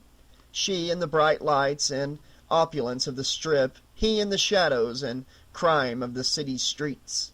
Not exactly the kind of relationship she would have expected to work out, even if you ignored the 20-year age difference. But something had definitely clicked the day they met at Buffalo Bill's resort in the desert. She'd driven the 45 miles to Primm, Nevada, that day because she'd always loved roller coasters, and the Desperado ranked right up there with the best of ones she'd ever ridden. It was one of the tallest and fastest in the world, with the few spots during the ride where you actually felt like you were going to float right out of your seat restraints. Shauna loved a good-natured scare every now and then, and the Desperado never disappointed her. Unfortunately, she'd had to make the trip to the amusement park alone, because none of the other girls in Magapalooza were all that fond of the notion of dropping from great heights at 90 miles per hour, or potentially spending the drive back to Vegas hanging out the passenger window and puking out their guts. Bunch of wussies. So there she stood on the line, waiting for her chance to climb aboard the next available car, when she noticed the guy directly ahead of her. Tall, dark, and handsome. Regular guy handsome, not Hollywood star handsome. But then, real pretty-looking guys tended to be too high maintenance for her liking. They were too wrapped up in themselves, too inclined to raise hell when they hit the town for the evening. And of course, it almost never failed that you wound up defending your claim on him against other women, either ones looking to elbow you out of the way, or ones he was trying to pick up when he thought you weren't paying attention. The outcome was always pretty much the same. Either you got into a shouting match with the other girl, telling the bitch to back off, or the guy was suggesting a threesome in his hotel room. The man in front of her at the Desperado, however, was different. He was alone, for one thing, and had an intense quality to him that no pretty boy she'd ever dated had seemed to possess, like an aura of strength that seemed to radiate from him. Her gaze went right to the third finger on his left hand. No wedding band. Well, that had made him look even better. And then his back stiffened a bit, as though he was suddenly aware that someone was staring at him. Slowly he turned around to face her. Love at first sight, and damned if she hadn't known it the moment she saw that rugged jaw and those piercing blue eyes. He'd known it too. She could tell by the look on his face. It was like an electrical current had run through her body when he smiled at her. She'd felt tingly inside, and the skin on her arms got all goose-pimpled. "Hey," he'd said. "Hey," she'd replied. Of such witty conversation openings are romances born. Guys tended to stare at her breast, but when Warren looked at her, he focused on her face, not her boobs. And while they spoke, the line moving ever closer to the coaster, he'd managed to maintain that eye contact most of the time. He wasn't blind, after all, and it wasn't like the bright pink baby doll t-shirt she'd been wearing was designed to hide anything. They discussed careers. Okay, so he'd stared real hard at her breast when the word dancer came up, but she'd quickly explained it didn't mean she was a stripper. Well, not anymore, and their mutual love of roller coasters. She'd been impressed that he was a member of the Coaster Kings, a nationwide organization of roller coaster enthusiasts that made trips around the country solely for the sheer pleasure of sampling new and old rides. He even offered to help get her into the group. When they finally reached the front of the line, Warren had been the one to suggest sitting together in the first car. A good thing he did, too. She would have knocked him down if he'd tried to hog it all to himself. Shauna shook her head, grinning at the memory of that awkward first date. She still sometimes found it hard to believe things had worked out so well between them. None of her prior relationships had lasted past the 6-month mark. It must have been fate, she told herself. After all, who'd ever think sharing a seat on a roller coaster could wind up changing two lives just like that? She sighed and tucked the t-shirt into her sweatpants, then glanced at the clock. 11:40 a.m. "Oh, crickets," she muttered. She needed to get a move on if she was going to get in her workout and a few laps in the fitness center's pool. She tossed her iPad, a bath towel, and a bright red one-piece swimsuit in her gym bag, added a bottle of body wash for the shower afterward, then hurried to the kitchen for a bottle of water and a Nutri-Grain cereal bar. A-Rod and Jolly, she noted, made no attempt to get out of the way as she dance-hopped around them to get her supplies from the cabinets.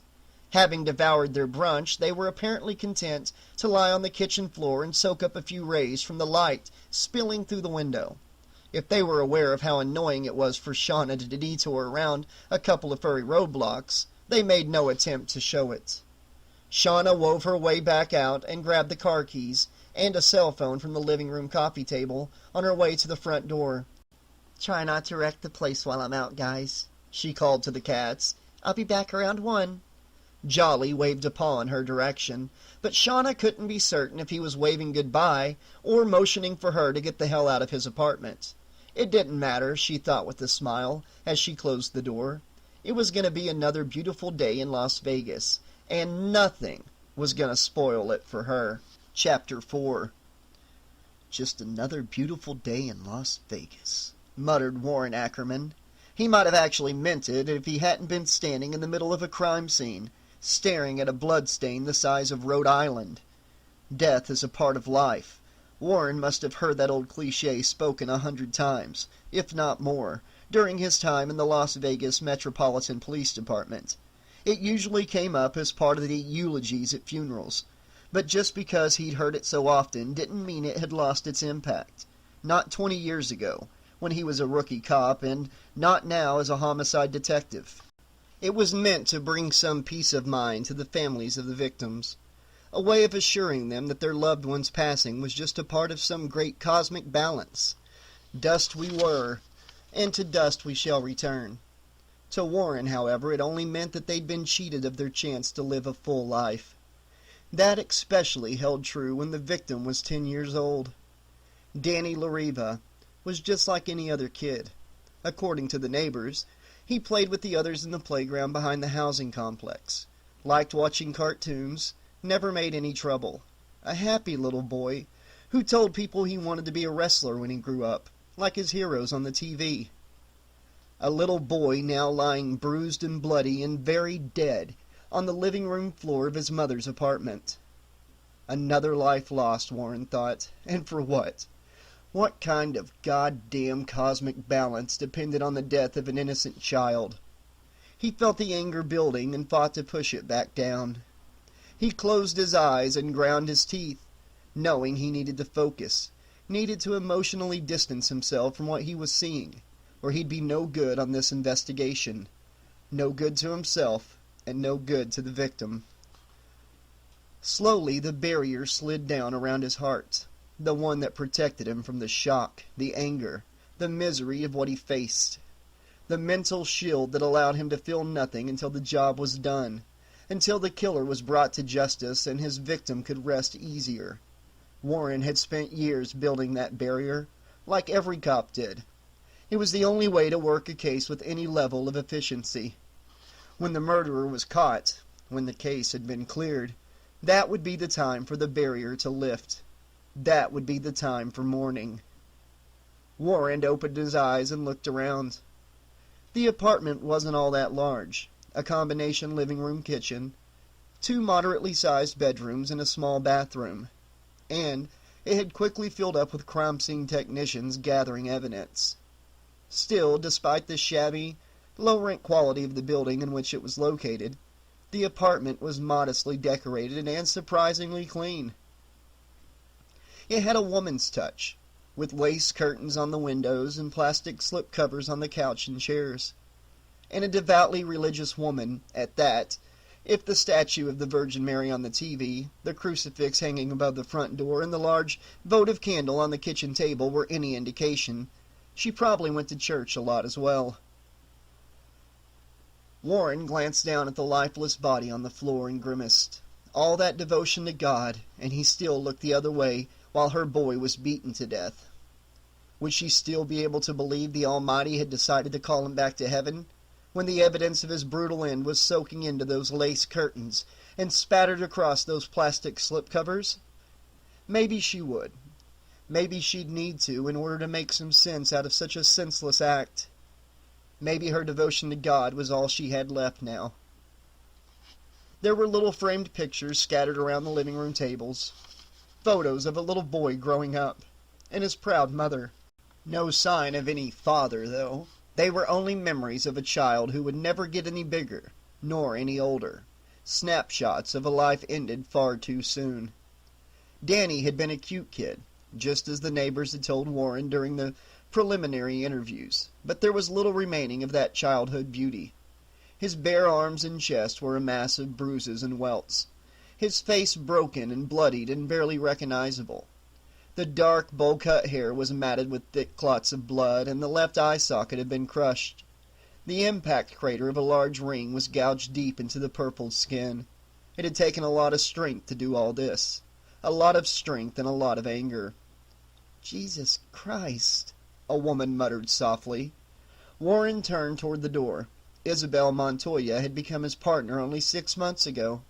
For some reason, she'd actually requested a transfer to homicide from Vice. He figured it was probably because she got tired of dressing up like a hooker for sting operations. At least corpses weren't going to be interested in fucking her the moment she walked into a crime scene. As yet, she hadn't gotten around to telling him her reasons for leaving, and he hadn't felt the need to press the issue. He did know her superiors had been annoyed at losing her. Her sultry looks and keen street instincts were a hard combination to find in the department. But the brass had okayed the transfer anyway, and no one had argued the point. Could have been because of her impressive service record. Could have been because she had juice with some big shot in the department, as Warren had heard rumored. Problem was, she was almost too pretty to be working homicide. With that shoulder-length black hair and those high cheekbones and long legs, she could have passed for one of Shauna's showgirl friends. Too bad she hated amusement park rides. Her husband Charlie did too. Still, despite the department jokes about Beauty and the Beast partnering up, he and Isabel had become a pretty good team, both on and off duty, and had come to enjoy each other's company. He and Shauna had even double-dated a few times with Izzy and Charlie, although setting those up always turned into logistical nightmares with their conflicting work schedules.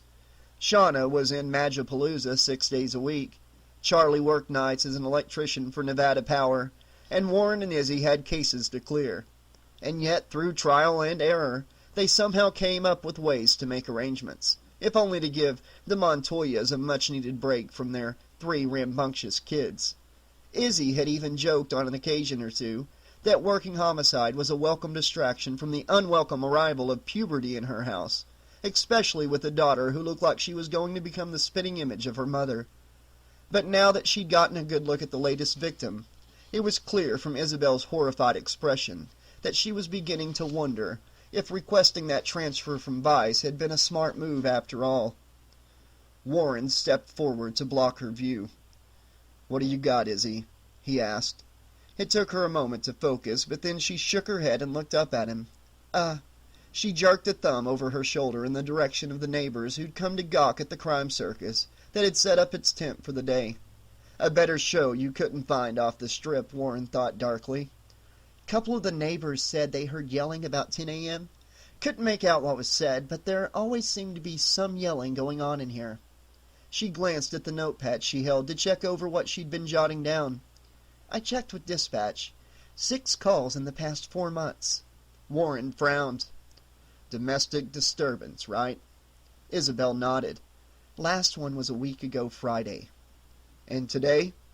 "Nothing." She shrugged. "Guess everybody just got used to the noise, huh?" Warren grunted. "Until it stopped. Where's the mother?"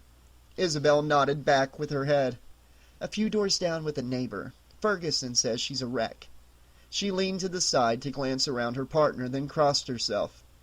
"Can't say I blame her." Warren drew a deep breath, then exhaled sharply. "Let's go see her." Carolina Lariva was still wearing her housekeeper's uniform, a light blue short-sleeved dress and matching flat-heeled shoes. An embroidered patch over the left breast identified her as an employee of Merlin's Tower. She was heavy-set, in her 40s, wisp of gray sprinkled through her short dark hairstyle. There were traces of varicose veins in her left leg, no doubt from long hours spent on her feet. Warren's father, Jay, had suffered from the same condition whenever he was a cop. She was hunched over in one corner of a blue plaid futon, rocking back and forth. The apartment's owner, an African-American woman named Carly Rumbelow, sat beside her, one arm draped over the mother's shoulders. Warren noticed that Carolina clutched a set of wooden rosary beads as she softly moaned a prayer, asking God to take care of her son, more than likely. According to Terry Ferguson, the first uniform on the scene, Mrs. Lariva had been the one who discovered her son's body. It was her screams that prompted one of the neighbors to call for help, eventually. She was long past screaming now, the initial horror replaced by shock and disbelief. She was replaying the scene over and over in her mind. Her numbed expression was all Warren needed to see to confirm that suspicion. He also knew she'd been seeing it for a long time to come. Warren nodded slightly to Ferguson as he squeezed into the small apartment and walked up to the grieving mother. "Mrs. Lariva," he said. Her only response was to keep rocking, sobbing all the while into the balled-up wad of Kleenex she clenched tightly in her hands. The tissues were already soaked through. "Mrs. Lariva," he repeated a bit louder. When she finally looked up, he pointed to his badge, clipped to the breast pocket of his jacket. "Detective Ackerman. I'm sorry for your loss, ma'am." She nodded. "Thank you," she replied hoarsely. Warren gestured toward Isabel, who'd come in just behind him. "This is my partner, Detective Montoya. We'd like to ask you a few questions, if you're up to it." She nodded again. "Okay." Warren looked over to Mrs. Rumbelow, who moved off the couch to make room for him and Isabel. They took their seats, and Warren reached into his jacket's inner pocket to pull out a notepad and pen. He paused before speaking, giving Mrs. Lariva time to pull herself together. They'd have to go slow and careful in questioning her, try to avoid upsetting her. Bad enough her boy was dead. Grilling her on the particulars of the circumstances leading up to it might push her over the edge. Carolina dabbed at her eyes with the shredded tissues, then took a deep breath. Her entire body quivered as she slowly released the air through her nostrils. "All right," she said quietly, and turned to face him. "I understand there were a number of domestic disturbance calls over the past few weeks," Warren began. "Could you tell me what those were about?" Carolina glanced away, her lips drawing tightly shut. They were nothing." The sounds of flipping pages brought him back to Isabel. She was going over her notes. "On 15 March at 10:36 p.m., officers Bradstreet and Niles arrived at your apartment in response to a call about a woman being beaten. They found you on the floor with a split lip and black eye. They questioned the male Latino in the residence at the time. He said you'd had an accident. You refused to press charges?" "Because it was nothing," Carolina insisted. "Nothing." "On April 22nd at 2:17 a.m., officers Ortega and Ang responded to another call. This time you required transport to Valley Hospital Medical Center." She glanced up to stare at Carolina. 2 cracked ribs and a broken nose?" "I guess that was nothing too, right?" Warren raised a quizzical eyebrow. "And who was involved in these nothing calls? Your husband?" She moved her head, more like a quick snap than a shake. "Don't have no husband. He ran off just after Danny was born. I never seen him again." "The reports list a Robert Diaz," Isabel said. "Is he a friend? A boyfriend?" "Boyfriend," Carolina replied. She paused. "He lose his temper sometime, when he drink too much." She looked Isabel straight in the eye. "But that don't mean he don't love me." "I'm sure," Izzy said blandly, although Warren picked up on the sarcastic tone in her voice right away. He cut her a quick glance, watch it now, then turned back to Mrs. Lariva. "What about Danny?" he asked. "He and Roberto get along?" Carolina shook her head. "Danny, he never like Roberto, never respect him. Always talking back. All the time saying how he not Danny's father. So he don't know, he don't have to listen to him." "And how did Roberto take that?" She looked away. Danny's words, they hurt him a lot. A little hard to believe, but Warren wasn't about to press the issue. Hurt him how? She frowned. It not right, a boy so young talking like that to a grown man. Did they hurt Roberto enough to make him angry? Warren asked. She halted in mid-speech, then looked back to him, her eyes narrowing in suspicion. What do you mean? You said Roberto loses his temper when he drinks, Warren replied. Was he ever drinking when Danny said these things to him? Roberto is good man, Carolina snapped. He worked very hard, try to make a good life for us. You think he hate my boy, hate him enough to kill him? I didn't say he hated your son, Mrs. Lariva, Warren said. I was just asking if... He can't help it if sometime Danny do something stupid, she continued. Sometimes he needs the... how you say... the discipline. She nodded as though agreeing with herself. Roberto only try to help him be a better boy, to set him straight. It was as though a switch had been tripped in Warren's brain. The barrier around his heart lowered just a bit, and he felt his lips draw back in a snarl. Be a better person? He asked slowly. He was a 10-year-old kid, for Christ's sake. Carolina drew away from him and crossed herself, as though to ward off his curse. Before he could utter a few more choice words, Izzy gently placed a hand on his arm, and he wisely fell silent, saving him from himself. How often did Roberto have to, discipline Danny, Mrs. Lariva? She asked. Carolina sighed. He was always getting into trouble, that boy. Very clumsy, you know. Always running around the apartment, jumping on the chairs, and so loud, too. She shook her head. Like the people on the TV. The, wrestlers? Isabel asked. I understand Danny was a big fan of wrestling. Carolina smiled wistfully and dabbed at her eyes. He wanted to be a luchador when he grew up, but that was never going to happen. What makes you say that? He was never no good at paying attention, Carolina explained. Like at school, his teachers all the time telling me he wouldn't sit still for nothing. They couldn't teach him nothing. Another forlorn headshake. How you going to learn to be a luchador someday when you won't try to learn what they teach at school first? Danny had a learning disability? Isabel asked. Carolina shrugged. I don't know. The doctors say something was wrong with him, but maybe it's go away in time. Me and Roberto, we don't make a lot of money, so we can't afford no fancy doctors. You mean specialists? Carolina nodded. All I can do is pray to God to make my Danny better. Like that did a hell of a lot of good, Warren thought. And when the prayers didn't work out, he asked, that's when Roberto would have to discipline him? Sometimes, Carolina replied. It was for his own good. Yeah, to make him a better person? Warren said, feeling the barrier slide again. I got that. Izzy's hand tightened around his wrist, but he ignored her. So much for trying not to upset the victim's mother. And do you think Roberto might have been disciplining Danny this morning, Mrs. Lariva? She started to reply, then clamped her mouth shut and turned away.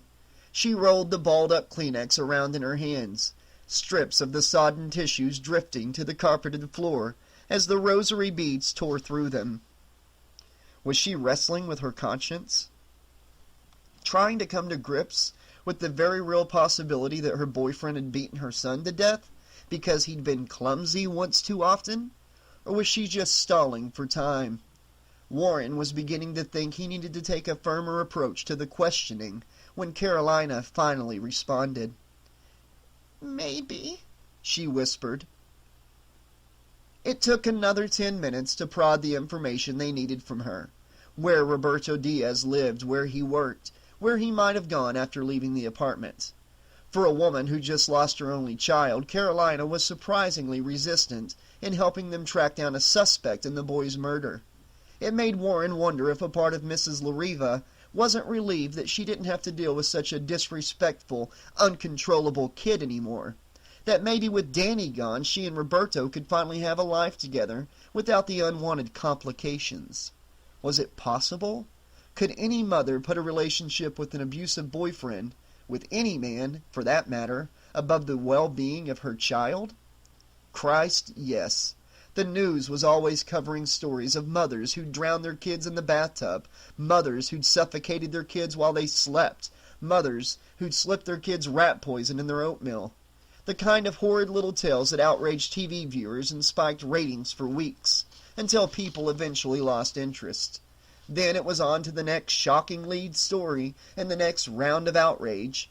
But whether the perpetrators did it because God told them to, or because the man with whom they were involved had mentioned in passing how the kids were cramping his style, one thing was clear. Given the right circumstances, the fairer sex could be every bit as cruel, every bit as disturbingly heartless, as any man-mothering instinct be damned. Did Carolina Lariva fall into that category?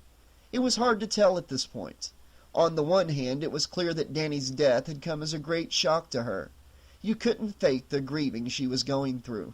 But on the other, given her reluctance in providing information on Roberto, well, you just had to wonder what she was thinking. Or maybe, Warren considered, he'd been on the job too many years and had grown as cynical as his old man had become during his years on the force. "There are two kinds of people in this world," Pops had told him one day. "Perps and victims." There were no gray areas in law enforcement, only blacks and whites, good guys and bad. A harsh way of looking at things, but then 15 years as a murder cop tended to darken one's point of view, as Warren had learned firsthand. That didn't mean, however, that he had to be a complete cynic. So, until he learned something different, he would give Mrs. Lariva the benefit of the doubt. For now, he'd trust Danny meant more to her than hanging on to a boyfriend who'd apparently pulled a quick fade sometime between the time Carolina had left for work and the time she'd returned home to find her son dead. Warren would have a better idea of just how trustworthy she was after he'd convinced a deputy district attorney to put a tap on her phone. There was always the chance Carolina might try to contact Roberto and let him know the heat was on. Warren's mouth twisted in a rough smile. He might not be a complete cynic, but he wasn't a complete idiot either. He left the apartment just behind Isabel. She slipped on the pair of sunglasses she kept in her jacket breast pocket. The morning glare was getting a little too bright. "So, where do you want to start?" she asked. "We'll finish canvassing," he replied. "See if one of the neighbors saw somebody other than Roberto leaving the apartment before the mother got here." She tilted her head down and gazed at him from above the rim of her shades. "But you doubt it, right?" He did, but settled for a non-committal shrug instead of voicing his thoughts. "We're supposed to be impartial, remember? Innocent until proven guilty. For all we know, Bobby stepped out for a pack of cigarettes and left the door unlocked. No signs of forced entry from what I saw. And when he got back, he saw the body, freaked out and split.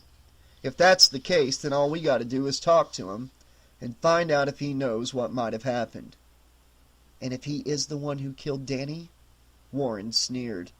"Then we nail that fucker to the goddamned wall."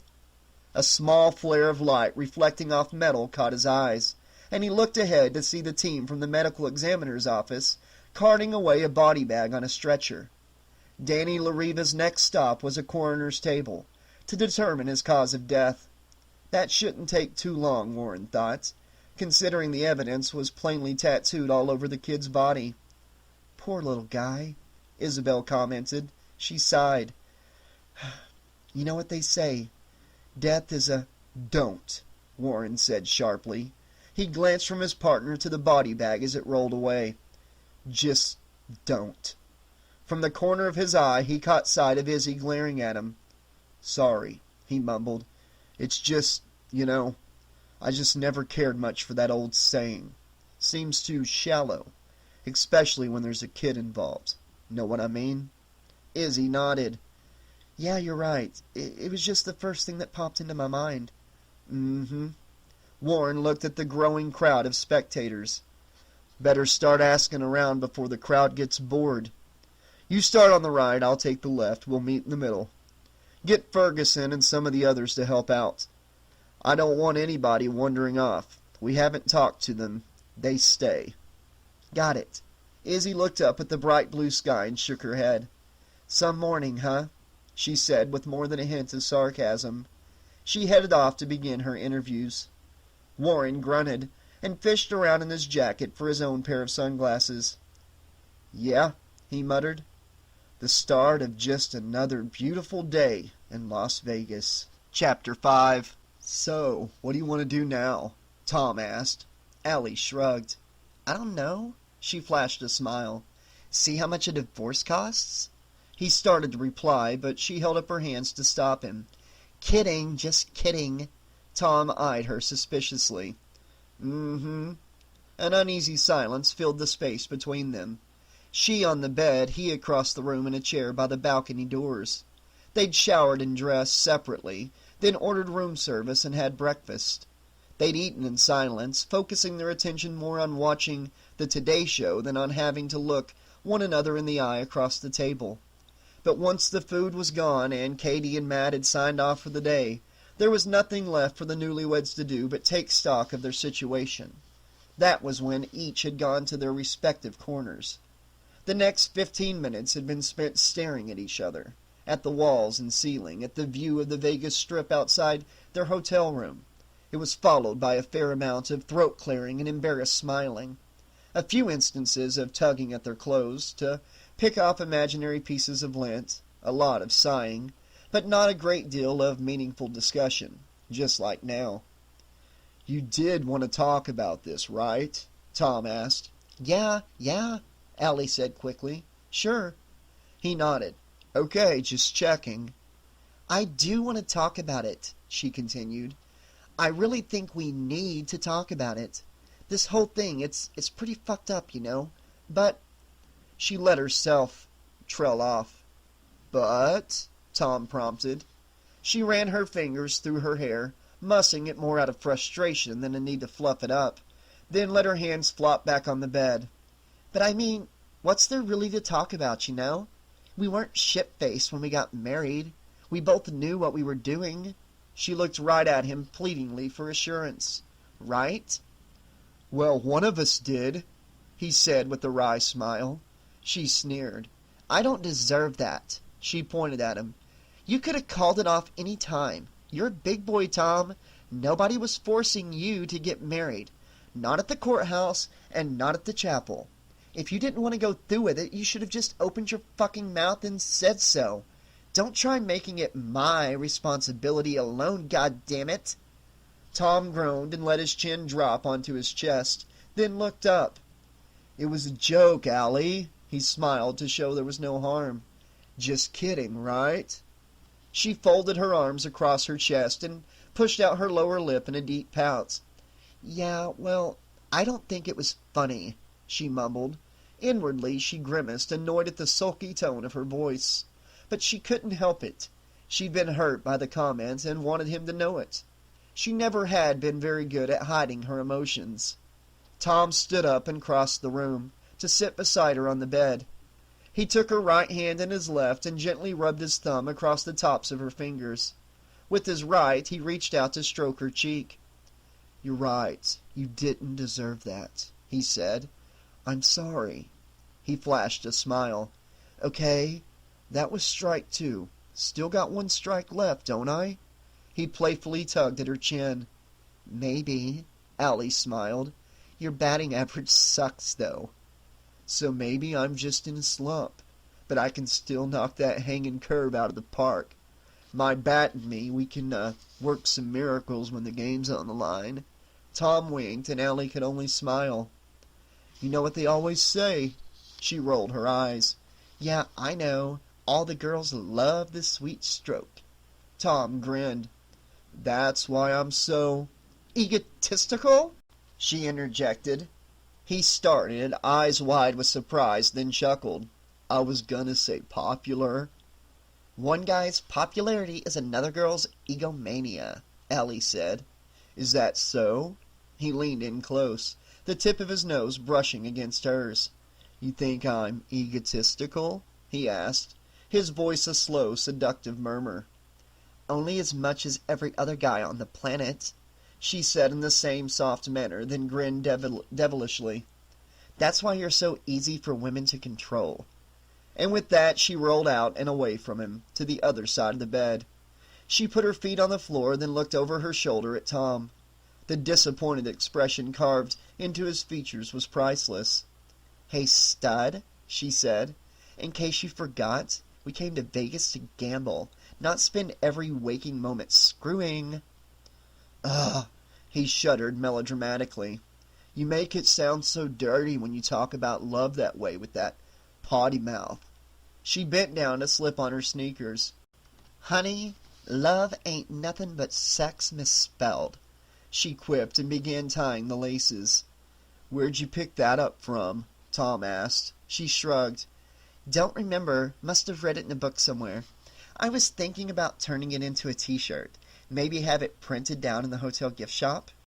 "Well, you certainly got enough landscape on that chest of yours to hang a billboard that long," Tom commented. She sat up and turned to face him. The wide, sardonic grin she wore brought a smile to her own face. "Smart-ass," she said. "That's egotistical smart-ass to you," he corrected. "If you're going to label me, you might as well be consistent about it." "I'll make a note of that," Allie replied, "in case I need to add more adjectives to the list later on." "Whatever," he said pleasantly.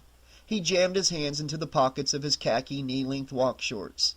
"So to repeat the question, what do you want to do now?" He nodded his head in the direction of the small breakfast table. "Hotel brochure says they've got an observation deck and some fish restaurant up on the roof. You want to check that out?" Allie stood up and smoothed out the wrinkles in her t-shirt, tucking the bright pink garment back under the waistband of her white shorts. "Maybe later. We just ate a little while ago, remember?" "Okay, well, what do other people do on their—" Tom's voice trailed off, and Allie glanced up. He'd been about to say honeymoon. The flush of embarrassment on his face was evidence of that. He shrugged. "Well, you know." "Yeah?" she said quietly. She matched his shrug. "My parents went to Niagara Falls for their, you know. But you never really want to hear what they did you? Just the idea of your folks getting—" "Jiggy with it?" Tom offered. Allie stared at him for a moment, then frowned. "You are like the most tragically white guy on the planet, you know that? And about 5 years out of touch in trying to sound hip." Tom smiled and nodded toward the bed. "Yeah, well, it's not like we talk a lot about pop culture when we're doing the wild thing in the sack." "The wild thing?" Allie's frown deepened. "Could you stop talking like that, like, immediately? You're starting to sound like my mom when she used to tell me what she was like when she was a teenager. Jesus." Tom's eyebrows shot up. "Your mom used to tear it up back in her day?" Yeah, Allie thought, that would sure be a surprise to him, given how straight-laced and middle-American housewifey Jacqueline Dubé Goodwin appeared. The years might have added pounds to her body and lines to her face, and her hair might be more gray now than brown, but Jackie was still attractive in her own way. Certainly still attractive to her husband, who had been fairly handsome in his day. And it was easy to see, when mother and daughter were together, from whom Allie had inherited her good looks. Inheriting her mom's skills as a home economist, however, was another matter.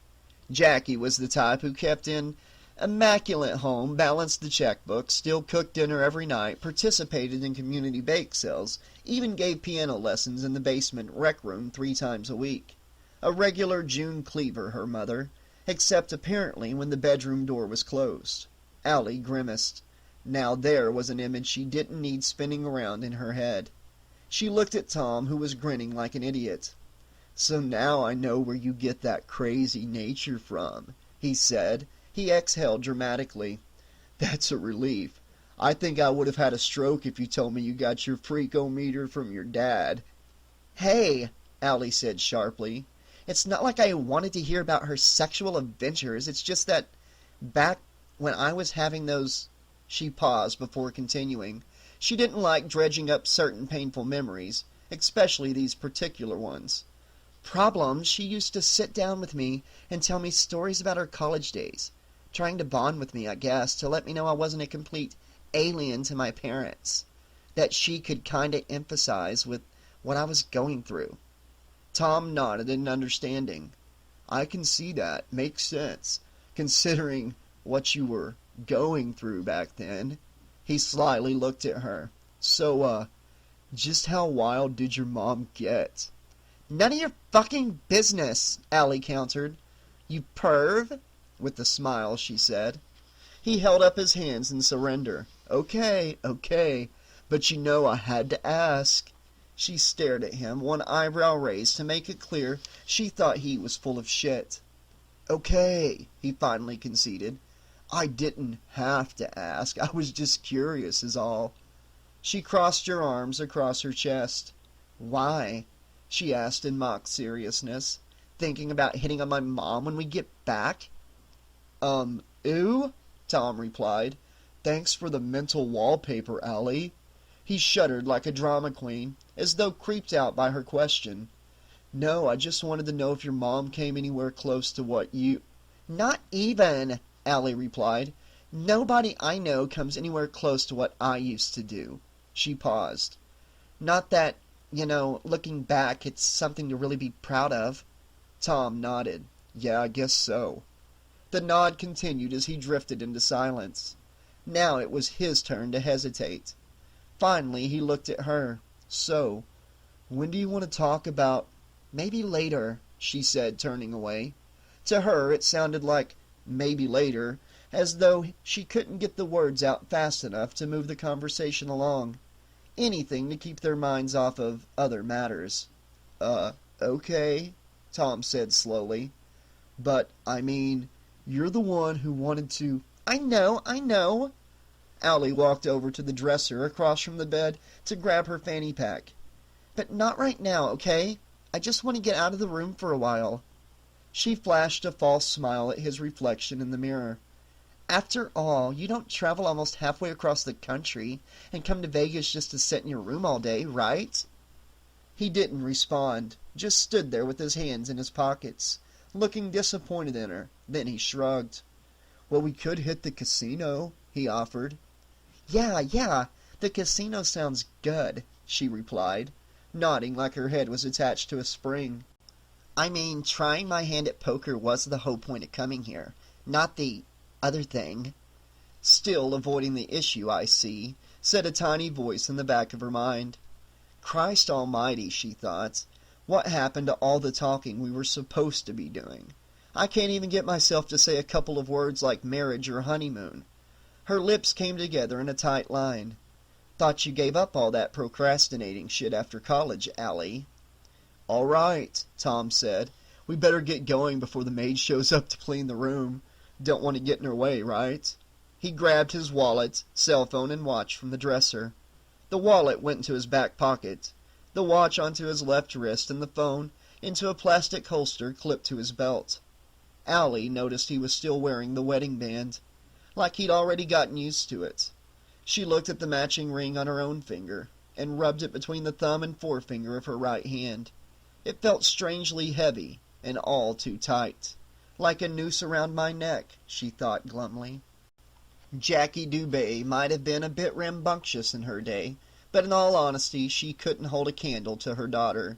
Not that there had ever been any sort of contest between them, until Allie's problems had become insurmountable. She hadn't even known about her mother's partying life at that point. That was probably a good thing, as Allie had often later reflected. Given her nature, she would have gone out of her way to top everything Jackie had done.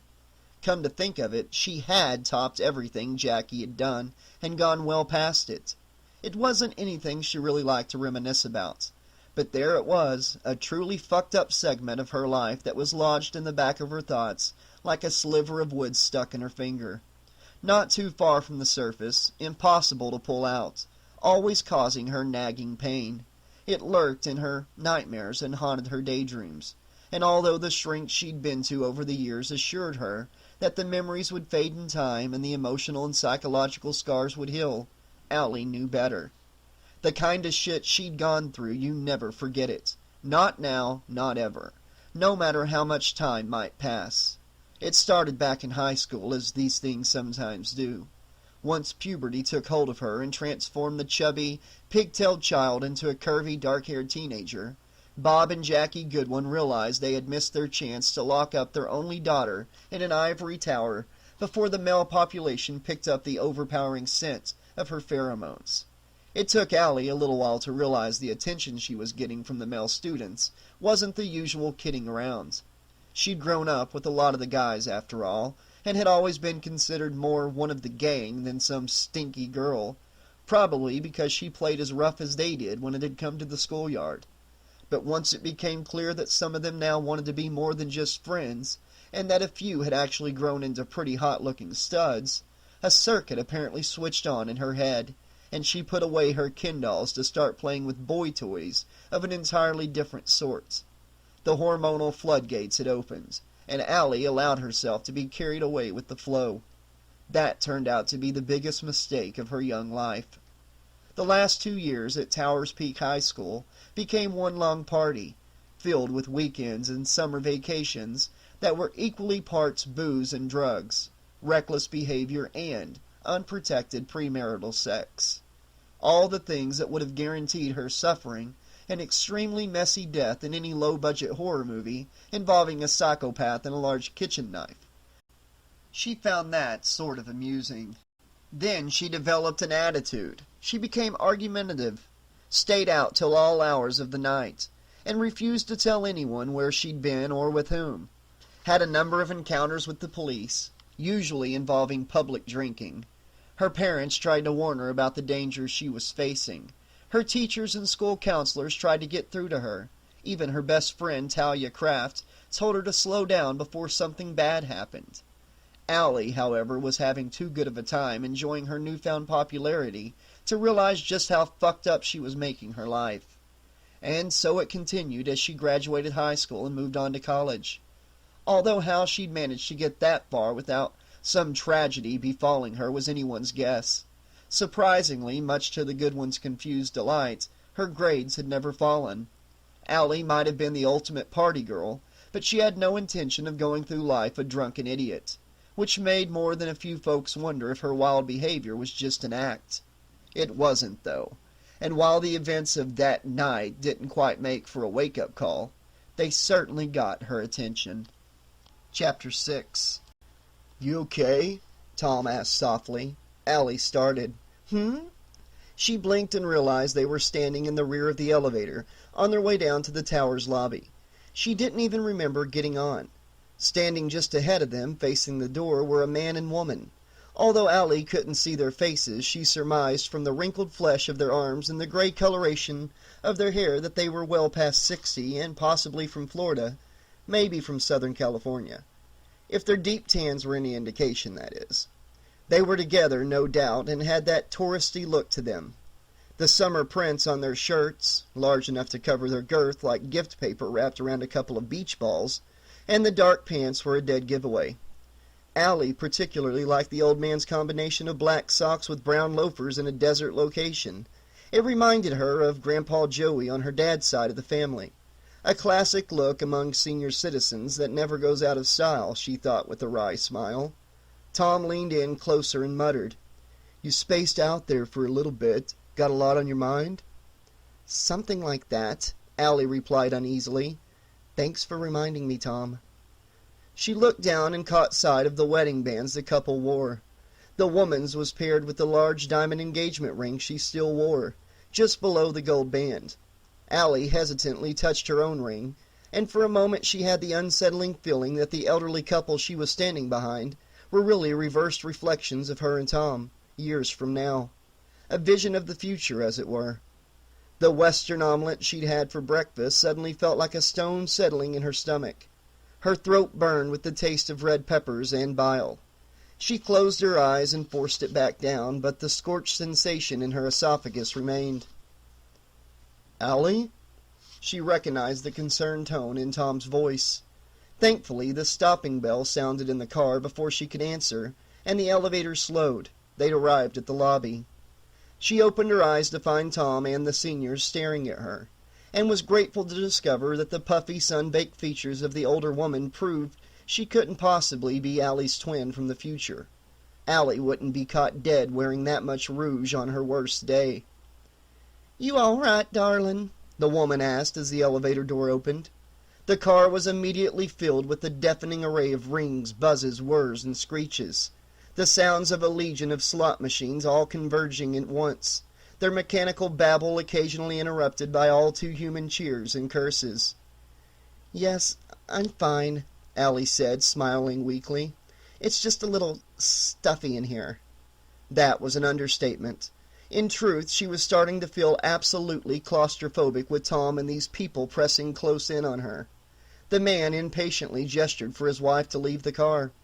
"Step out, Ethel," he ordered.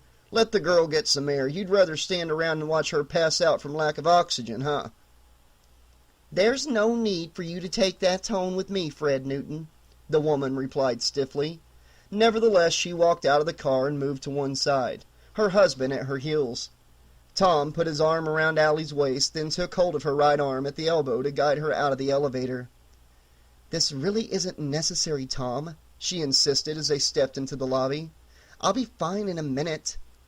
"That's what you used to say when we went out drinking," Tom replied. He steered her toward the lounge chairs a short distance from the front desk.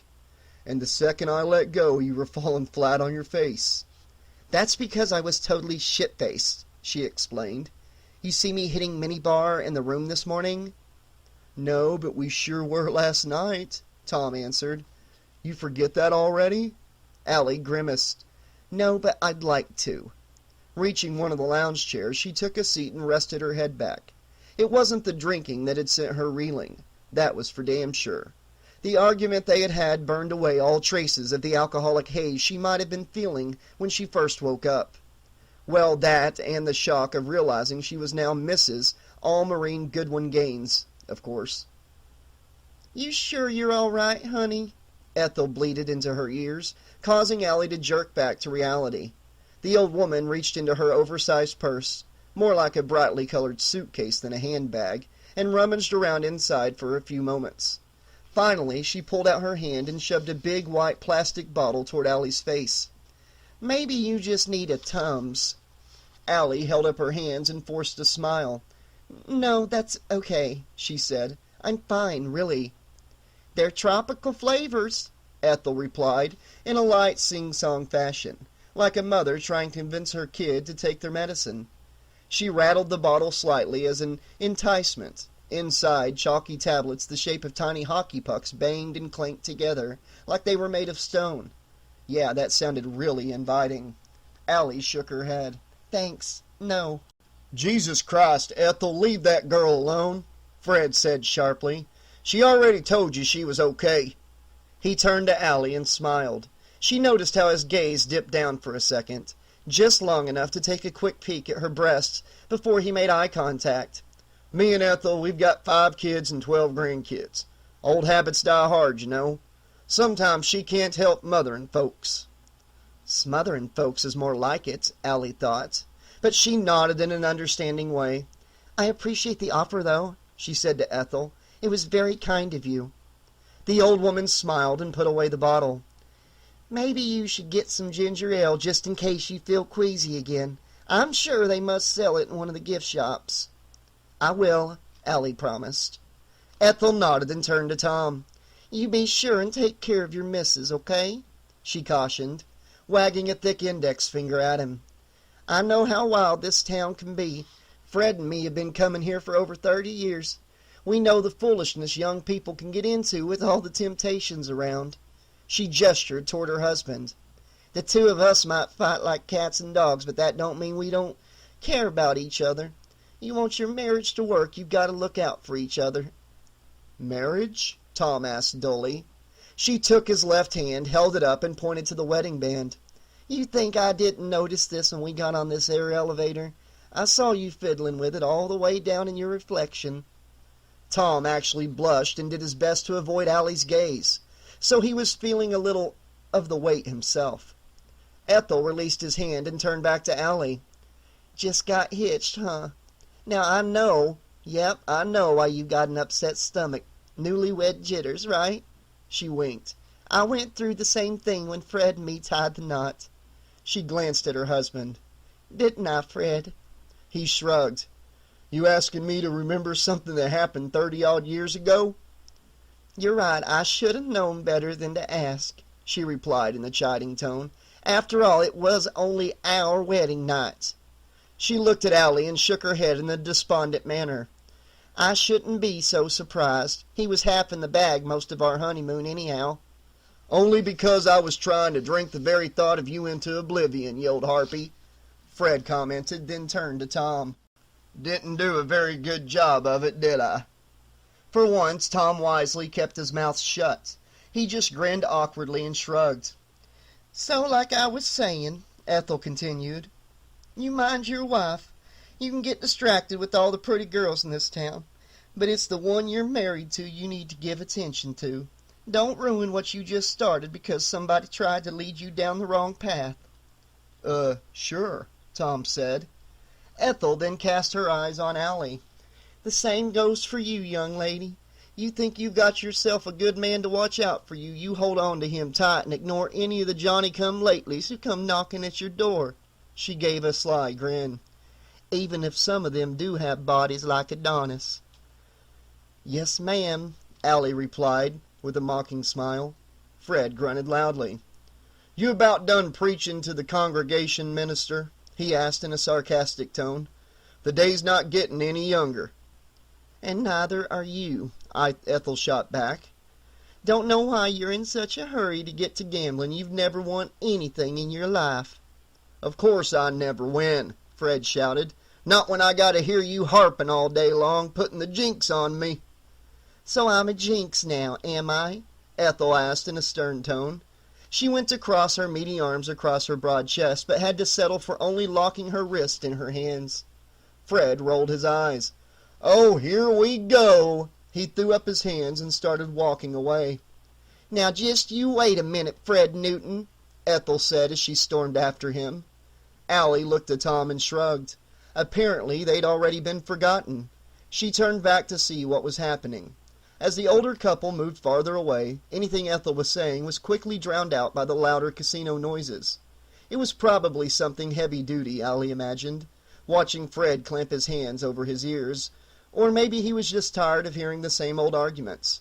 His wife had 30-plus years of material to draw on, after all, and by now he'd no doubt heard it all. Yeah, it must be love, all right, Allie sighed and glanced at Tom. Still want to give it a chance? What, this marriage thing? Sure. He gestured in the direction of the Newtons. You think that was bad? You haven't seen me and Will going at it. Your aunt and uncle? He nodded. Like World War *3 every Thanksgiving. But you know what? Say something out of line to one of them and the other one will be down your throat in a heartbeat, telling you to fuck off. Allie raised an eyebrow. And that to you means they love each other? Well, they've been together, 12 or 13 years? Tom replied. So in some crazy way, yeah, I guess they do. Like what's her name? Ethel? Allie interjected. He'd always been terrible at remembering names, starting right from the moment the person he'd been talking to walked away. He was great at remembering faces, though. Tom nodded. Yeah, like Ethel was saying about her and her husband. They might fight a lot, but it doesn't mean they hate being together. Allie chuckled. That's like the most fucked up logic I've ever heard. But I wasn't going to get into it with her. 30 years of arguing? Why would anyone be willing to put up with that much shit for that long? You ever ask your parents? He replied. Her good mood quickly dissolved. What's that supposed to mean? Now it was Tom's eyebrow that did a slow upward crawl. What? You gonna tell me you never heard your parents fight? No, but... She paused, suddenly realizing his question wasn't meant to be a challenge. The heat of her gaze cooled considerably. Oh, I get it. She nodded in agreement. Yeah, I see what you mean. Sure, Mom and Dad have had their share of arguments, usually about money, too. And you ever get the impression they can't stand each other? Never, she admitted. She smiled. Guess that's all a part of being married, huh? Married. There, she realized at last she'd finally come right out and said it, and it hadn't been all that hard to do. Maybe the shock of this morning was beginning to wear off, or maybe she was starting to get comfortable with the idea.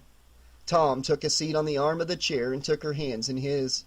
"Look, Allie, maybe we did yesterday wasn't the smartest thing we ever did together, but I'd like to give it a shot. Test out this husband and wife thing for the next few days, just until it's time to head back home." He broke eye contact with her and focused his attention on their hands. "And if it doesn't feel like it's working out," he said softly, "we'll get one of those quickie divorces before we check out, and when we get back, you go your way, I'll go mine, and nobody will ever have to know what happened." "What happens in Vegas stays in Vegas, huh?" she asked. Tom looked up and smiled. "Hey, that's what they say in all the advertising. No reason not to live up to it, right?" It was supposed to be a joke, but she didn't feel much like laughing. Just the opposite, in fact. She suddenly felt ashamed and could see that Tom felt the same way. It would mean they'd have to face that what they'd done here had been a terrible, terrible mistake. One that would become a dirty little secret they could never openly discuss once they arrived back in Illinois. An awkward 5-day gap in their lives that could very well put an end to their friendship. There was no doubt of it that in Allie's mind, once the divorce was settled, they'd never again be comfortable around one another. There'd be no other option than to drift apart and pretend it never happened. Was it worth losing Tom as a friend, she wondered, just to put this behind her, after all they'd been through together over the years? All right, so they'd gone and done something stupid. It sure as hell wasn't the first time, and maybe it wouldn't be the last. Probably wouldn't be the last. It was her idea after all, and hadn't she agreed to go through with the ceremony when she was stone cold sober? So didn't that mean some part of her had wanted to be more than a friend? The same part that really wanted her to be his wife, to share the rest of their days together? Would it hurt just to see what might happen if they gave it a try? "Well," Allie said slowly, "we can worry later about what we'll do before we get on the plane. Let's just see what happens in the meantime." Tom's eyes widened. "You serious?" Allie smiled, feeling her cheeks suddenly heat up. God, was she blushing? "You know me, Tommy," she said, trying to sound nonchalant. "I'm always up for trying different things, and if this doesn't count as different, I don't know what does." She shrugged. "Till death do us part, right? Or until we can't stand being around each other, I guess." She grinned slyly. "Although if you run into those pretty girls Ethel was talking about and let your dick do the thinking for you, it'll be one and not the other. You get me?" "Absolutely," Tom replied. He leaned down and Allie wrapped her arms around his neck to pull him close. She inhaled deeply, drawing the scent of him in, finding comfort in his embrace. She looked at the ring on her finger and rubbed it between the thumb and forefinger of her right hand. It felt strangely light and not as restricting as before.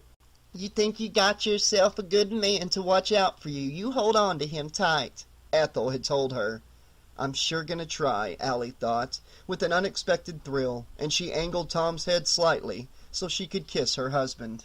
"Now that felt pretty good," Warren said with a wide grin. "Best thing that's happened to me today so far." Shauna smiled and leaned forward to give him another quick kiss on the lips. "Always glad to help out, officer." "Detective," he corrected. "You telling me you never picked up any of the police terminology from watching all those episodes of Law and Order? Christ, they must run that show 900 times a day." "Who pays attention to the dialogue?" she asked playfully. "I was all about Jerry Orbach, God rest his soul. That character he played?" "Lenny Briscoe," he replied. "Yeah, now, there was a real man. Tough and sexy." Shauna sighed and smiled wistfully. "I think that's what attracted me to you." "Oh?" Warren smirked and sat up a little straighter. "'Cause I'm so tough and sexy?" She shook her head. "No, 'cause of your graying hair." The smile drained off like water swirling down a toilet. "Oh," he muttered, his spine slowly folding back to its normal slightly hunched configuration. "So you've got the hots for me because I remind you of a TV character in the 60s. Terrific!" Shauna laughed, then put a hand on her mouth to cover her lips when she realized the people near them had turned around to stare at her. "Sorry," she said, eyes twinkling with mirth. They were sitting in a booth at the Riverboat, a small diner that was neither boat-shaped nor anywhere near a river, Boston Avenue being quite a few miles away from the waters of Lake Mead. But what it lacked in architecture it more than made up for in nautical decor. There were painted murals of riverboats trawling along the Mississippi on the walls, and the ceiling and floorboards were trimmed with white rope-like molding that, at intervals, formed what Warren assumed were meant to be various types of sailors' knots. The salt and pepper shakers on the table in front of them were shaped like stacks of gambling chips. The napkin dispenser was a plastic recreation of a poker hand, aces and eights. Apparently, the manufacturer and the riverboat's owners were unaware of the bad luck associated with the dead man's hand. And yet Warren and Shauna always sat in this booth, the one with the unlucky napkin dispenser and the placemats with the laminated pictures of actor James Garner as TV Western gambler Brett Maverick on them, whenever they came here to eat. Partly because they preferred to talk in private rather than at the counter, mostly because it was at the back of the diner facing the front door. For Warren, it was a habit born of teenage years pouring through the works of Mickey Spillane, Raymond Chandler, and Jim Thompson. Lessons learned? Never sit with your back to a door, so no one can sneak up on you. Always take the best vantage point in a public setting so you can watch everything that goes on around you. And never order the catch of the day. Alright, so the last one didn't come from any potboiler crime novel, but from real life. Warren had learned it all by himself 2 months ago in this very eatery. Turned out it wasn't carp they served, but crap, undercooked crap that doubled him over so much he spent the night on the toilet with a severe case of the squats. If the riverboat wasn't within easy walking distance for Shauna from Merlin's Tower, he'd probably have never set foot in the place again, and then called in a health inspector to shut it down for good measure. But Shauna really liked the owners, and the diner was the sort of location favored by locals instead of the tourist trade, thus significantly lowering the number of loud Hawaiian print shirts he had to see during the course of a day. So he took what he learned from his intestinal escapade and used it as a constant reminder to avoid the seafood on future visits. The chili wasn't bad, though. "So how's your day been so far?" he asked Shauna. From the corner of his eye he saw their waitress, an African-American girl probably no older than Shauna, dark hair tied back in a ponytail, approaching with the orders. Shauna picked up a fork as the waitress placed a small Caesar salad on the table. "The usual. Dory's being an asshole at rehearsal." "Dory?" he interrupted, sitting back to make room for the waitress as she moved around to his side. "She's one of the dancers, right?" A steaming bowl of chili thunked down on his placemat, obscuring James Garner's rugged features. He looked up at the girl. "Thanks." He glanced at her name tag. "Jasmine." She smiled pleasantly. "Let me know if y'all need anything else," she said, then walked off to attend to her other tables. "Dory's the dance captain," Shauna corrected him. "Oh, right, he said, nodding his head. The one he always thought of as the anorexic drag queen with the plastic surgery obsession. How old was the woman? Late 50s, early 60s? It was hard to tell with her face stretched back so much to get out of the wrinkles. She wound up looking like some demented cosmetic surgeon's experiment. He figured there must be some huge knot of flesh tied back under her page boy hairstyle, an obvious shoe-polished black wig worn, no doubt, to hide her thinning hair. And one of these days that thing was going to come undone and start unraveling, and God help the person unfortunate enough to witness it. They'd probably go off their fucking nut, as his old man would have put it, with all that loose skin flopping around Dory's head. Of course, he'd never voiced that opinion to Shauna. Exactly why he hadn't, he'd never been sure of. It was not as if the two women ever seemed to really get along. Maybe because she'd think it was being disrespectful, which, to be honest, it would be. Izzy thought it was pretty funny, however, but then Izzy was his partner. Shauna was his girl. Different worlds, different points of view, and with Shauna, he always tried to make sure those worlds never collided. Why bother her with all the shit he had to contend with? The shootings, the stabbings, the deaths of innocent children. She lived in a world of glamour and glitz, not murder and, well, outright evil. So who was he to go around tarnishing her fantasies? Let her enjoy life, he decided, while he wallowed around in the shit and the stink. It was better for both of them. But it was getting harder to do these days, to keep her and the job at opposite ends of the spectrum, he had to admit. The pressures of his caseload were starting to get to him, and there didn't seem to be any indication that they'd be easing off any time soon. Not with a 10-year-old boy lying on a slab in the morgue, his spirit crying out for justice. "So, as I was saying," Shauna continued. Dory was being her typical asshole self, getting all nitpicky with us about the number in the third act. Then, one where the dancers are supposed to represent all the souls Morgana's stolen over the centuries? That's the one where they got the guys in the harness flying around the stage, right? Warren asked. He grabbed the pepper shaker and sprinkled a fair amount of the condiment into the chili, then picked up the cellophane-wrapped crackers that came with the meal. He crushed the saltines in their packaging, then ripped it open and dumped the crumbs into the mix. Yeah, that's the one, Shauna replied. She stabbed at the lettuce in obvious frustration, then picked up the fork and waved it around, sending bits of shaved Parmesan cheese flying across the table.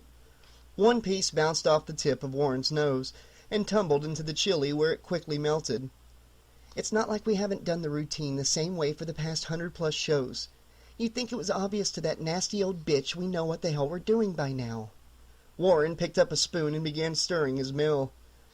You got scared around the cats again, didn't you? He asked without looking up. When he got no response, he glanced across the booth. Shauna shifted uncomfortably in her seat and looked away. Yeah, she finally admitted. Nothing to be ashamed of, he assured her for what must have been the 200th time. Not that he didn't mean it every time he said it. Those fucking things are huge. I'd think twice about getting anywhere near them myself. I guess, she sighed and let the fork drop onto the plate. It's just... I know, he said consolingly, and reached over to hold her hand. He gave it a friendly tug and smiled. Guess you can never really get used to a bunch of man-eaters prowling around. Maybe wondering what you taste like. Shauna shivered noticeably, and Warren slid over to wrap his arm around her shoulders. Shit, I'm sorry about that, honey, he said. Just said the first thing that popped in my head. I didn't mean to put the idea in yours, too. Yeah, well, she replied with a trace of sullen playfulness. Now I'll never be able to get it out. She paused. Not that it wasn't there to begin with. He pulled her closer and whispered, Well, maybe I can do something to take your mind off it tonight after the show. She giggled softly. I'm going to hold you to that, you know. You can hold that and anything else you'd like, baby, he said in his sexiest voice, like a typical white guy's impersonation of Barry White, low and deep, only without the soul. He slightly kissed her earlobe. Besides, I wouldn't say it if I didn't mean it. He reached up and took her chin between his thumb and forefinger and turned her lips toward his, fully intending to prove just how much he meant it when his cell phone chimed. God damn it, Warren muttered. He sat back and fished around in his jacket pockets for the phone. Sorry, honey. Shauna raised an inquisitive eyebrow as the musical tone continued sounding. Isn't that the music they play for Darth Vader in the movies? Uh-huh, he said. It wasn't in his jacket, so that left his trousers.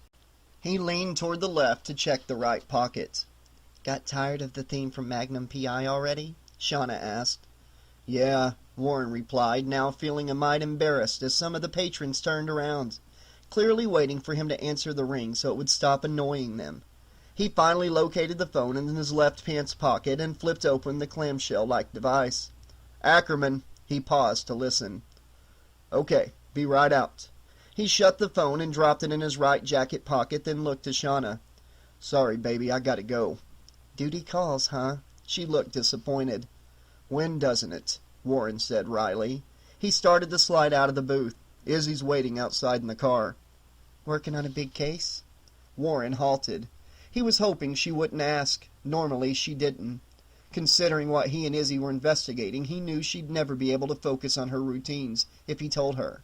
And with 600-pound meat-eaters almost nipping at her heels, the last thing she needed to be thinking about was some poor dead kid. Big case? He shrugged. Nah, nothing you haven't heard about before. Just running down a few new leads on an old one. I'll tell you about it later. He exited from the booth, then stepped over to Shauna's side to give her a kiss. Tell that panther to back the fuck off next time he gets too close, okay? He playfully muttered. Remind him your boyfriend's a cop. I know people in animal control. They'll fix his National Geographic Explorer ass good if he steps out of line. She laughed softly. God, he loved that wind chimes and a gentle breeze sound. Such a tough guy, she commented with a smile. Bet you wouldn't say that if he were standing right next to you. Sure I would, sweetheart. I'm the one with the gun. He winked, then gave her a quick peck on the cheek. I'll call you later. He turned to leave. Love you, she said. He stopped and turned back. I love you too. He knew how stupidly wide his grin was, but fuck it. He felt like the luckiest goddamn guy in a town filled to the brim with losers, and he didn't give a shit if everybody knew it. Besides, he was about to leave her to make another descent into the pit, start another search for justice on behalf of someone incapable of doing so, and he'd take what few pleasures he could find before he set out. What was the old saying about homicide detectives? We speak for those who can't. Well, if he and Izzy got a hold of the bastard responsible for killing Danny LaRive, Warren would have a lot to say to him. See you after the show, okay? He told Shauna, then hurried off to meet his partner. Outside, the silly grin metamorphosed into a deep, worried frown. The lunch show was over. Time to get back on the clock. He looked up past the tops of the rundown buildings in this poor section of the city, close enough to the opulence of the Strip, and yet worlds apart financially, to gaze at the looming presence of the stratosphere just a few blocks away. Its saucer-shaped observation deck, the one made famous by the outdoor roller coaster that roared across its roof, always reminded him of the Jupiter 2, the spaceship on that old TV series Lost in Space, all ready for takeoff. And on the east side of the Strip, rising even higher into the bright blue sky, was the imposing sight of Merlin's Tower. According to the press, putting the tower directly across from the stratosphere, then building it 6 floors higher, not only stole away the title of tallest building in America west of the Mississippi from Bob Stupak's Dream Hotel Casino, but was Merlin's owner's impolite way of rubbing it in their neighbor's face. Mine's bigger, the tower seemed to brag, and you couldn't find a more prominent phallic symbol outside of a brothel. The sound of a car horn brought Warren back to earth. He found Izzy double-parked and got in on the passenger side of the unmarked police car. Sorry about making you wait. How's Shauna? She asked. Good, good, he replied. He fastened his seatbelt as Izzy pulled the car into traffic. Hey, look, Warren said awkwardly. I appreciate you letting me meet up with her. After this morning, I felt like I really needed to see her, you know. Don't sweat it, Izzy replied. A case like this, knowing some animal could beat a little kid to death with his bare hands, you gotta catch the breaks when you can, right? No argument there, Warren decided. Hey, did you eat? He gestured back in the direction of the riverboat. I would have brought something out if you wanted. Izzy gave a short laugh. After what happened to you with the fish in that place, I'd sooner go dumpster diving. No, I'm good. I sat in the park and had some leftovers from dinner last night that I brought along. You know, you could have eaten with us, Warren said. It didn't have to be at that diner. I'm sure Shauna would have been happy to go someplace else. Izzy grinned, keeping her eyes on the road. Oh yeah, there's nothing like being the fifth wheel when your partner is trying to have a nice, quiet, intimate lunch with his significant other. Thanks, but I'll pass. She gave him a quick glance. No offense, but I hope you're not expecting an invitation to tag along solo the next time Charlie and me go out to dinner. I mean, we like you and all, but... Wouldn't dream of it, Warren assured her. With those kids of yours, the two of you need as much time alone as possible. Damn straight, Izzy agreed. She maneuvered the car around Chester Stupak Park and onto Fairfield Avenue to eventually make their way back to the Strip. Besides, he continued, I get Charlie mad. He's liable to talk to some of his buddies at the power company and have them turn off my power. And then there goes all those Tombstone pizzas stacked in your freezer, she said with a smile. And the beer, he added in a mock serious tone. Don't forget about the beer in the fridge. You take away my Coronas, I'm liable to go apeshit. He patted the left side of his jacket and the shoulder holster for the 9mm handgun underneath it. Know what I'm talking about? He said with a sly grin. I'll keep that in mind, she said nonchalantly. So what's the next stop on the Roberto Diaz tour? Before Warren's lunch with Shauna, they'd spent the rest of the morning and part of the afternoon visiting the places Carolina Lariva had told them they might find her boyfriend. So far, they'd drawn a big goose egg on locating him. But that streak of bad luck wouldn't last. They were in the middle of a gambling town, right? Sooner or later, Warren had commented as they'd cruised the streets, everybody gets at least one break. and they, if not little Danny, were due for theirs. Warren took out his notepad and scanned the list they'd compiled. Clipped to the book was a small photograph of Diaz. He was a compact man in his late 30s, barrel-chested and wide-shouldered, with thick black hair cut short. His nose looked like it had been broken more than once and never been set quite right, and his brown eyes were set wide apart. A mustache that drooped over the corners of his mouth in a vaguely Pancho Villa-esque style obscured his upper lip, and his jawline was tinged blue with an eternal 5 o'clock shadow. The white straps of the wife-beater t-shirt he wore in the picture were a nice touch, Warren thought. Showed he was really stylish motherfucker. He was just as cute in person, according to his arrest record. Over the last 7 years, he'd accumulated a total of 6 counts of aggravated assault, 3 DUIs, a few drunk and disorderlies scattered here and there, and even a count of public lewdness, waving his cock at some female tourist coming out of the Golden Nugget Casino. Apparently, he offered her the chance to win a different kind of jackpot if she pulled on his lever. He told the arresting officers his drinking buddies Jim Beam and his old granddad had put him up to it. Oh, and just for good measure, there was an order of protection against him, courtesy of a former girlfriend who'd gotten tired of Bobby wailing on her whenever the mood came over him. There were no two ways about it. Roberto Diaz was a hard man with a nasty streak in him as long as Las Vegas Boulevard, and if he didn't turn out to be Danny Lariva's killer, Detective Warren Ackerman was going to be one very surprised cop. 1625 Ogden Avenue, he told Izzy. According to Mrs. Lariva, Diaz has a cousin who lives there, who's watching the apartment complex. Haslinger and McBride, Izzy replied. They were also from homicide. They'll give us a shout if Diaz turns up. Nothing from the ME yet? It wasn't as though he was expecting the cause of Danny's death to be anything other than blunt force trauma, but he wasn't a medical examiner, and it didn't pay to make assumptions. Let the coroner do her job, and he'd be able to do his own all the better. Nope, Izzy glanced at him. You want to swing by the morgue and see if Winterstern has anything for us? Warren thought about it for a second, then shook his head. Nah, she'll let us know if she finds anything unusual. He drew a deep breath, then released it through his nostrils. You know, it's almost kind of funny in a sick, fucked up way. What's that? She asked. Her confused expression made it obvious she didn't know where this was going. Warren let his head drop back against the headrest. Back when I was a rookie, a 10-year-old kid dying would have been the unusual thing. Now it's almost commonplace. He stared at the lining of the car's roof. To tell you the truth, Izzy, he said slowly, I'm getting sick of it all. Maybe it's time I hung it up. She hesitated before responding. Are you telling me you're thinking of retiring? Maybe, he admitted. And no, it's got nothing to do with you being my partner, he added quickly.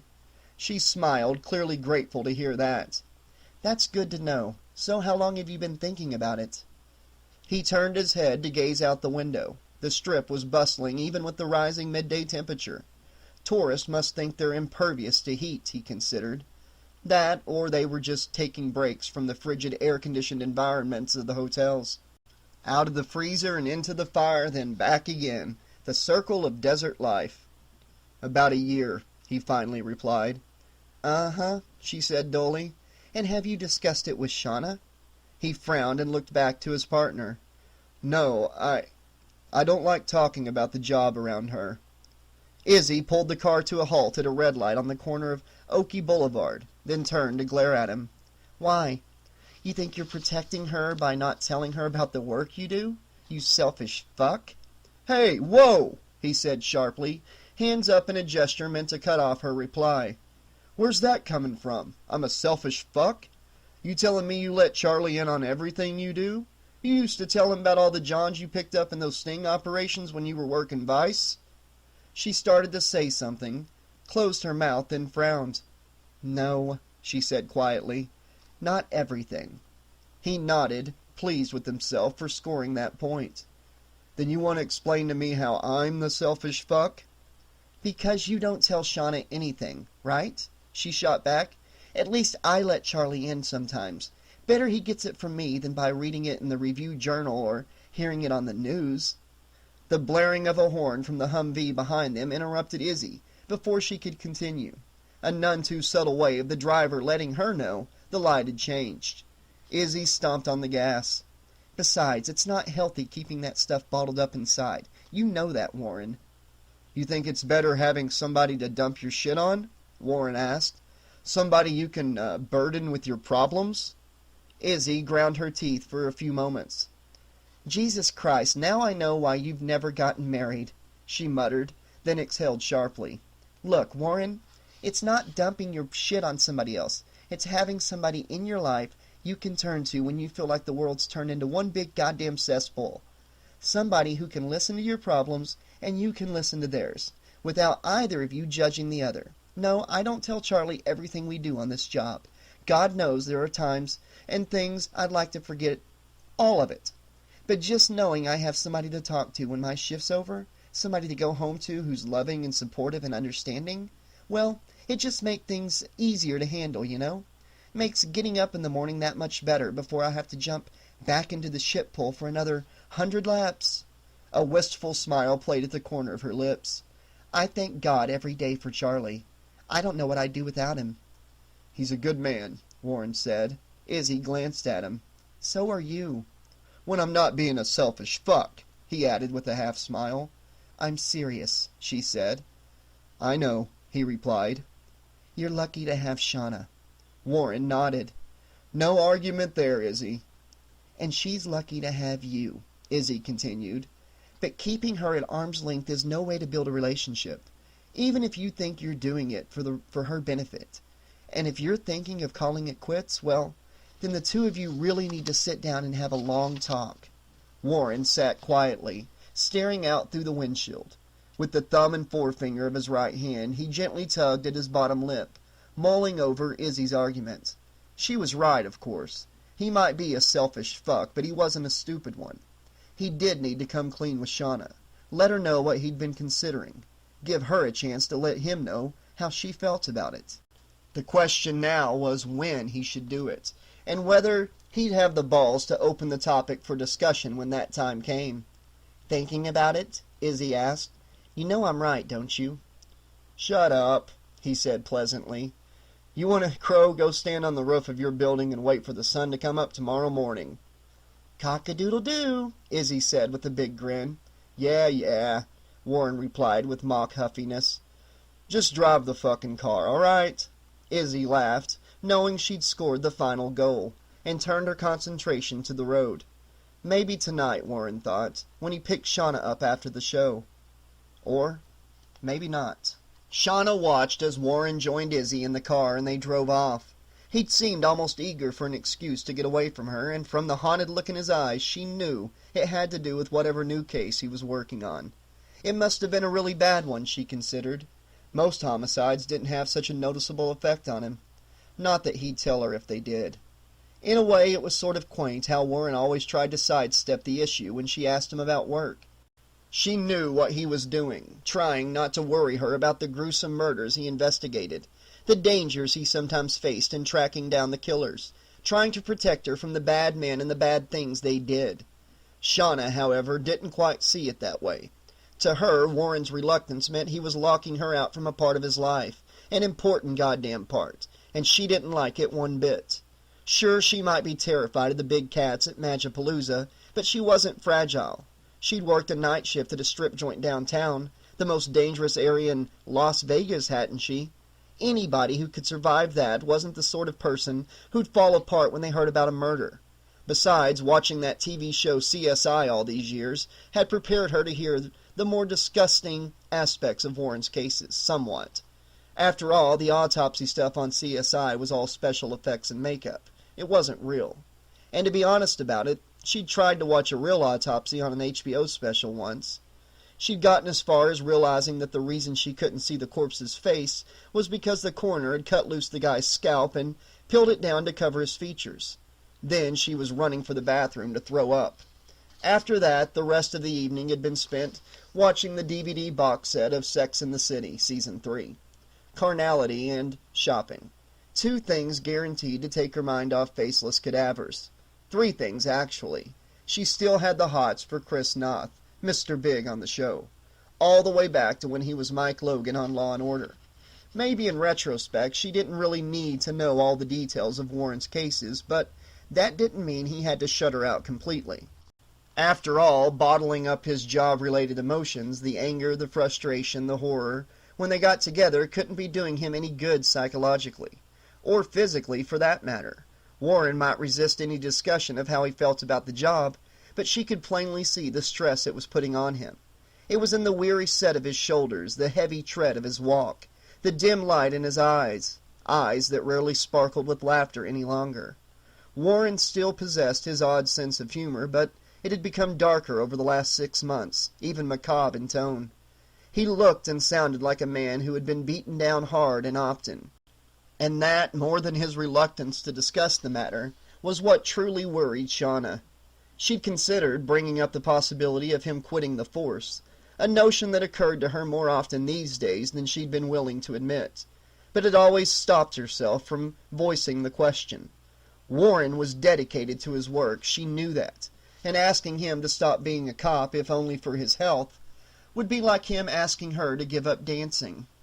And since that was never going to happen, barring serious injury or old age, she couldn't very well pressure him to do something he'd never think of doing himself. Shauna sighed. Maybe she was going at it the wrong way. So she wouldn't talk to Warren about leaving the job, but there was nothing wrong about suggesting he needed a break. She could convince him to take a few days off to clear his head, to recharge his batteries, as her dad would say. That wouldn't sound like she was being pushy, just concerned. Yeah, she thought with a smile, I could do that. Bailed on you, huh? Shauna started, nudged out of her reverie by the intruding voice. She looked up to find the waitress standing before her. Excuse me? Your boyfriend, the waitress said. He run out on you? Shauna smiled and shook her head. No, he had to go. He's a cop. He had to get back on the clock. Oh, okay. The waitress looked at the order pad in her hand. Stuck you with the bill, though. Got a lot on his mind, huh? Shauna chuckled. Yeah, guess you could say that. But I'll make sure he makes up for this. She winked slyly. The waitress smiled. Mm-hmm. Make sure he gives you a little something extra for the aggravation. You know it, Shauna replied. The waitress tallied up the amount for the 2 orders, then tore off the bill and placed it face down on the table. You have a good day now. You too, Shauna said. The woman nodded and walked away. Shauna dug into her purse for her wallet. Despite the joking around, she knew Warren would never have intended to stiff her on lunch. Apparently her work question had rattled him more than she thought. Of course, that made her even more curious than usual. What could he be investigating now that asking if it were a big case would have such an effect on him? Maybe she'd turn on the radio when she got back to the dressing area and see if one of the local radio stations had any news about it. Hey, an intelligent girlfriend was a well-informed girlfriend, right? At least it continued to show she was interested in what he did for a living. And maybe by mentioning him in a conversation that she knew what he was up to, she could get him to open up to her about everything else he kept refusing to discuss. The question was when should she broach the subject, and whether she'd have the courage to actually go through with it when that time came. Shauna left a $3 tip for the waitress, paid the cashier for the meal, and left the air-conditioned comfort of the riverboat for the sweltering heat of a Nevada afternoon.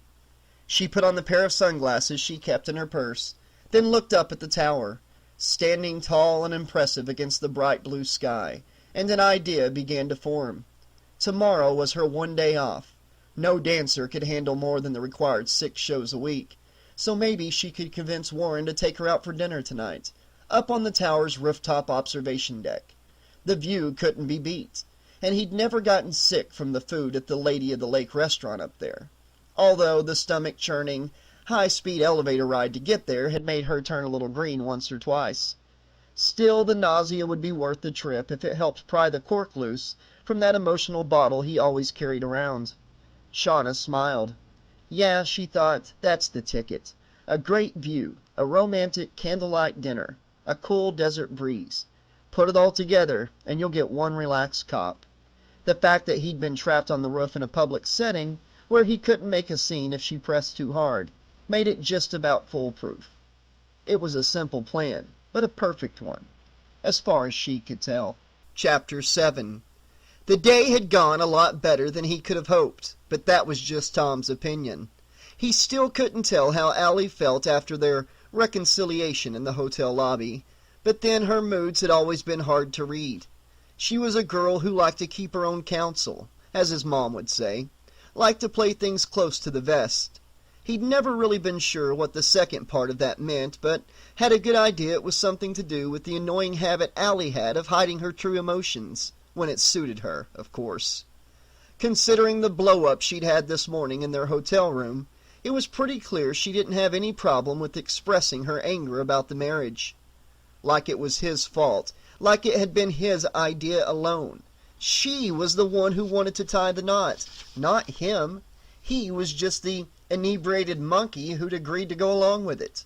Okay, so maybe he could have put the brakes on the whole thing when they were both bright-eyed and bushy-tailed and standing in the county clerk's office filing for a marriage license, but goddammit, he loved the woman.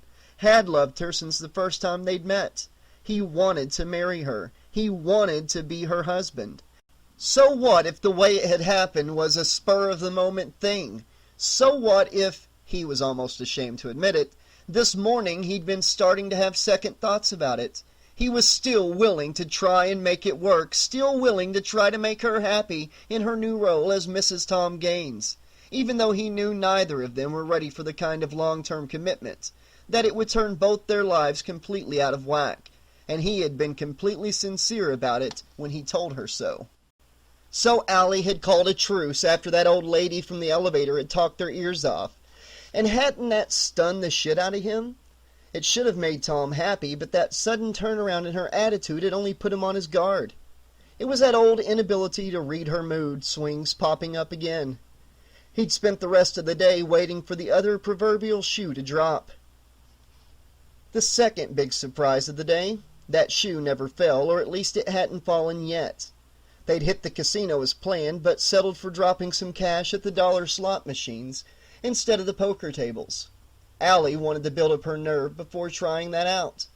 But instead of losing her money, Tom had won a $100 jackpot, after feeding about $50 into the thing, that is. But as any long-time gambler could tell you, sometimes breaking even was almost as good as winning. Making back twice your investment was pure gravy.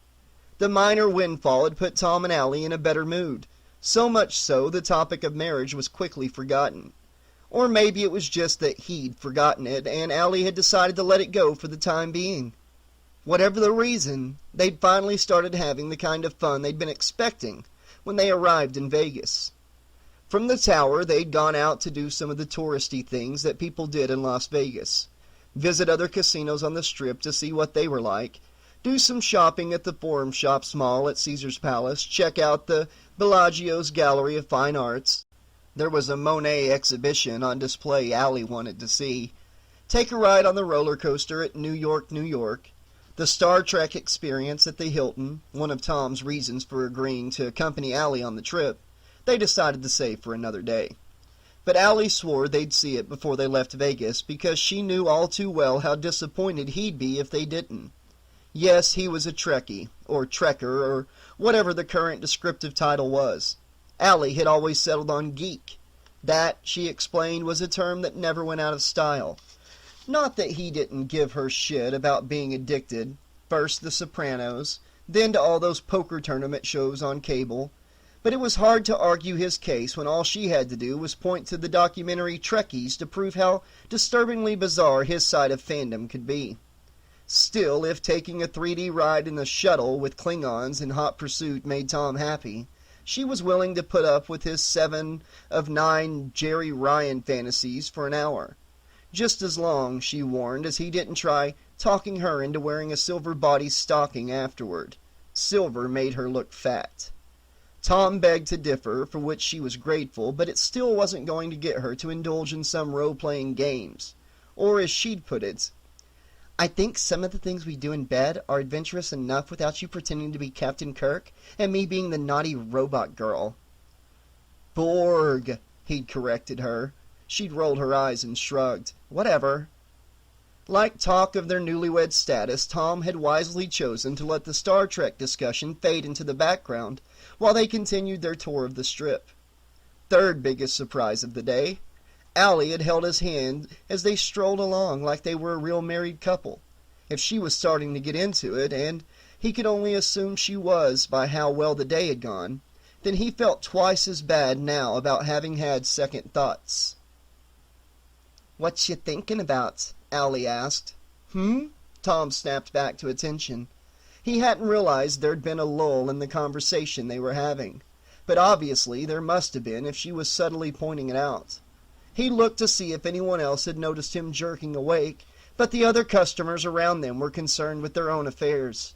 He and Allie were seated at a small table by the front window at a Starbucks, just west of the Strip on Stardust Road.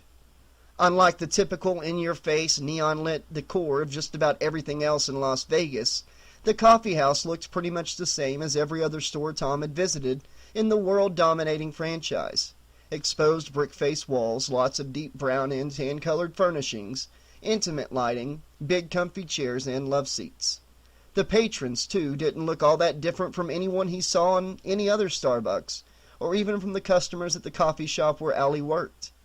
At another table sat a goateed man in his late 20s, his two middle fingers quickly stabbing at the keyboard of his laptop computer. A writer of some sort, Tom imagined.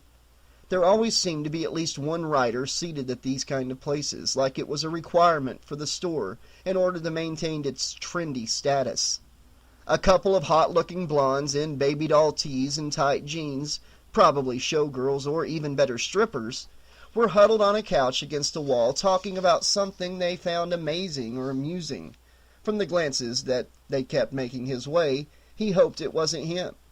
A bald-headed 30-something business type in a short-sleeved shirt and loosened tie was yammering away on a cell phone, loud enough to make sure everybody in the place knew how important he was. Everybody, meaning the two hot blondes. The rest of the clientele mainly consisted of college-age guys and girls too busy drinking coffee and talking shit amongst themselves to pay attention to Mr. Important Businessman. Tom turned back to Allie. What was I saying?" "You weren't. You just drifted off there," she explained. "Like I did in the elevator this morning?" "Oh." He paused, mind racing to come up with something to say that didn't involve marriage. He grinned. "I was just thinking about how beautiful you look." Her eyes went wide and she smiled. "Wow, was that a bunch of shit?" "Huh?" he said, taking the role of wounded lover. It was his best shot at hiding his true thoughts. He might not have ever been able to figure Allie out, but she could always see through him. And if his expressions and body language were giving him away again, probably the real reason he'd never taken up card playing, he had a lousy poker face. Well, so much for the day remaining enjoyable. "How beautiful I look?" Allie wagged a stern finger at him. "You only blurt out shit like that when you get caught at something." She eyed him suspiciously. "So what made you say it this time?" Ah, crap, he thought. Better put on your taps, Tommy. You got a lot of dancing to do. "So? It's true," he insisted, and put on a display of looking annoyed. Not too angry, not too pouty. He always sounded like a little kid when he got pouty, and he hated when he did it. "So maybe it is," Allie replied. "And you're a smart man for saying so, but romantic stuff like that never pours out of you without a reason. Not unless you've got something in mind." Her eyes narrowed and she leaned over the table. "You're thinking about me in that Jerry Ryan costume, aren't you?" she asked. Inwardly, Tom breathed a sigh of relief. This time, apparently, she wasn't able to read his mind. Or maybe he'd subconsciously been working on that poker face. He waved a dismissive hand and leaned back in his chair. Run with it, boy, he thought. Keep that distraction going. "Well, I'd be lying if I said no." "Except I'm the one saying no," she said and pointed to herself. "Me. The one who'd have to get all dressed up just to fit into the thing. Not that I'm saying I would." "Uh-huh," Tom said, smiling broadly. He was already picturing it in his mind's eye, and if Allie could see that he was, just by looking at him, well, fuck it. Learn to live with it, baby. A man's entitled to his fantasies, right? "Yeah," she continued. "The one who'd—" She'd paused to look around at the other patrons to see if any of them were listening to the conversation. They didn't appear to be, but she leaned even farther across the table nonetheless, and gestured for him to do the same. "I'd be the one who looked like Moby Dick in it," she whispered in his ear. Well, didn't that just bust up his fucking illusion? Where the hell did that come from? Moby Dick? He asked. Allie pointed past his shoulder at no one in particular. "Hey, Tom, is that the great white whale in your bedroom?" "No, jackass, that's my wife." She halted in mid-sentence, her mocking tone not appreciated. Her eyes almost bugged out as she realized what she'd been about to say. Then she fell silent and slowly closed her mouth. She suddenly looked uncomfortable and sat back in her seat. "Oh shit," Tom thought, "here we go." "My wife," Allie murmured. Then she chuckled softly. No freaking out, no tears, no talking about what a mistake this all was. Number 4 in a series of surprises for the day, Tom thought. Collect 'em all. "There," she said with a tiny nod. "That wasn't so hard to say now, was it?" He began. "Slow now, Tom, take it easy. You've got to say something, just don't make it something stupid." "I was hoping it wouldn't be." He meant it to sound friendly and jokey, encouraging. But suddenly he could see the other shoe precariously balanced on the edge of a table. All it would take was the smallest vibration to send it tumbling to the floor. Allie smiled. "Yeah, guess I'm still in that breaking it in phase. Like shoes." She winked. "Shit," Tom thought. "There she goes with the fucking X-ray vision again. Maybe she did know what I was thinking the whole time." "So, anything else you want to check out?" she asked, changing the subject quickly, he noticed. Allie flipped her wrist over to look at her watch. "The day's still young, it's only 5. Tom shrugged. "I don't know, what do you feel like doing?" She raised an eyebrow and frowned at him. "Isn't this how we started out this morning after the shouting match?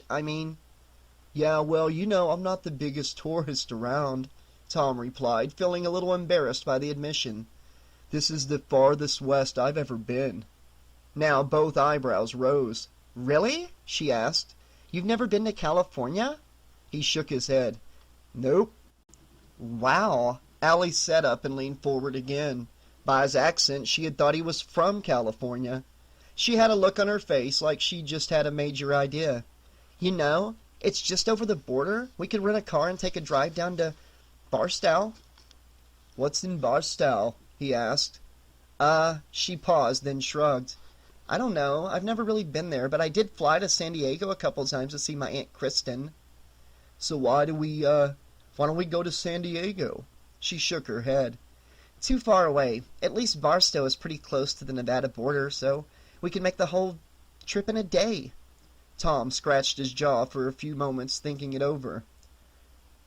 "And we drive there and back just for the sake of doing it?" "Well, there must be something to see," Allie replied. People live there, right? All I'm saying is that we could go there, so you can at least say you've been to California." "Maybe," he grimaced. "I don't know." Then, in sing-song voice, she replied, "We'll still go to the Star Trek thing." "It's Trek," he said. "Huh?" "Nothing." She grinned big and wide, turning on the charm. Tom smiled, then held up his hands in surrender. Okay, you win." "Of course I win, Star Trek boy," Allie said, correcting herself. She flashed a mischievous smile.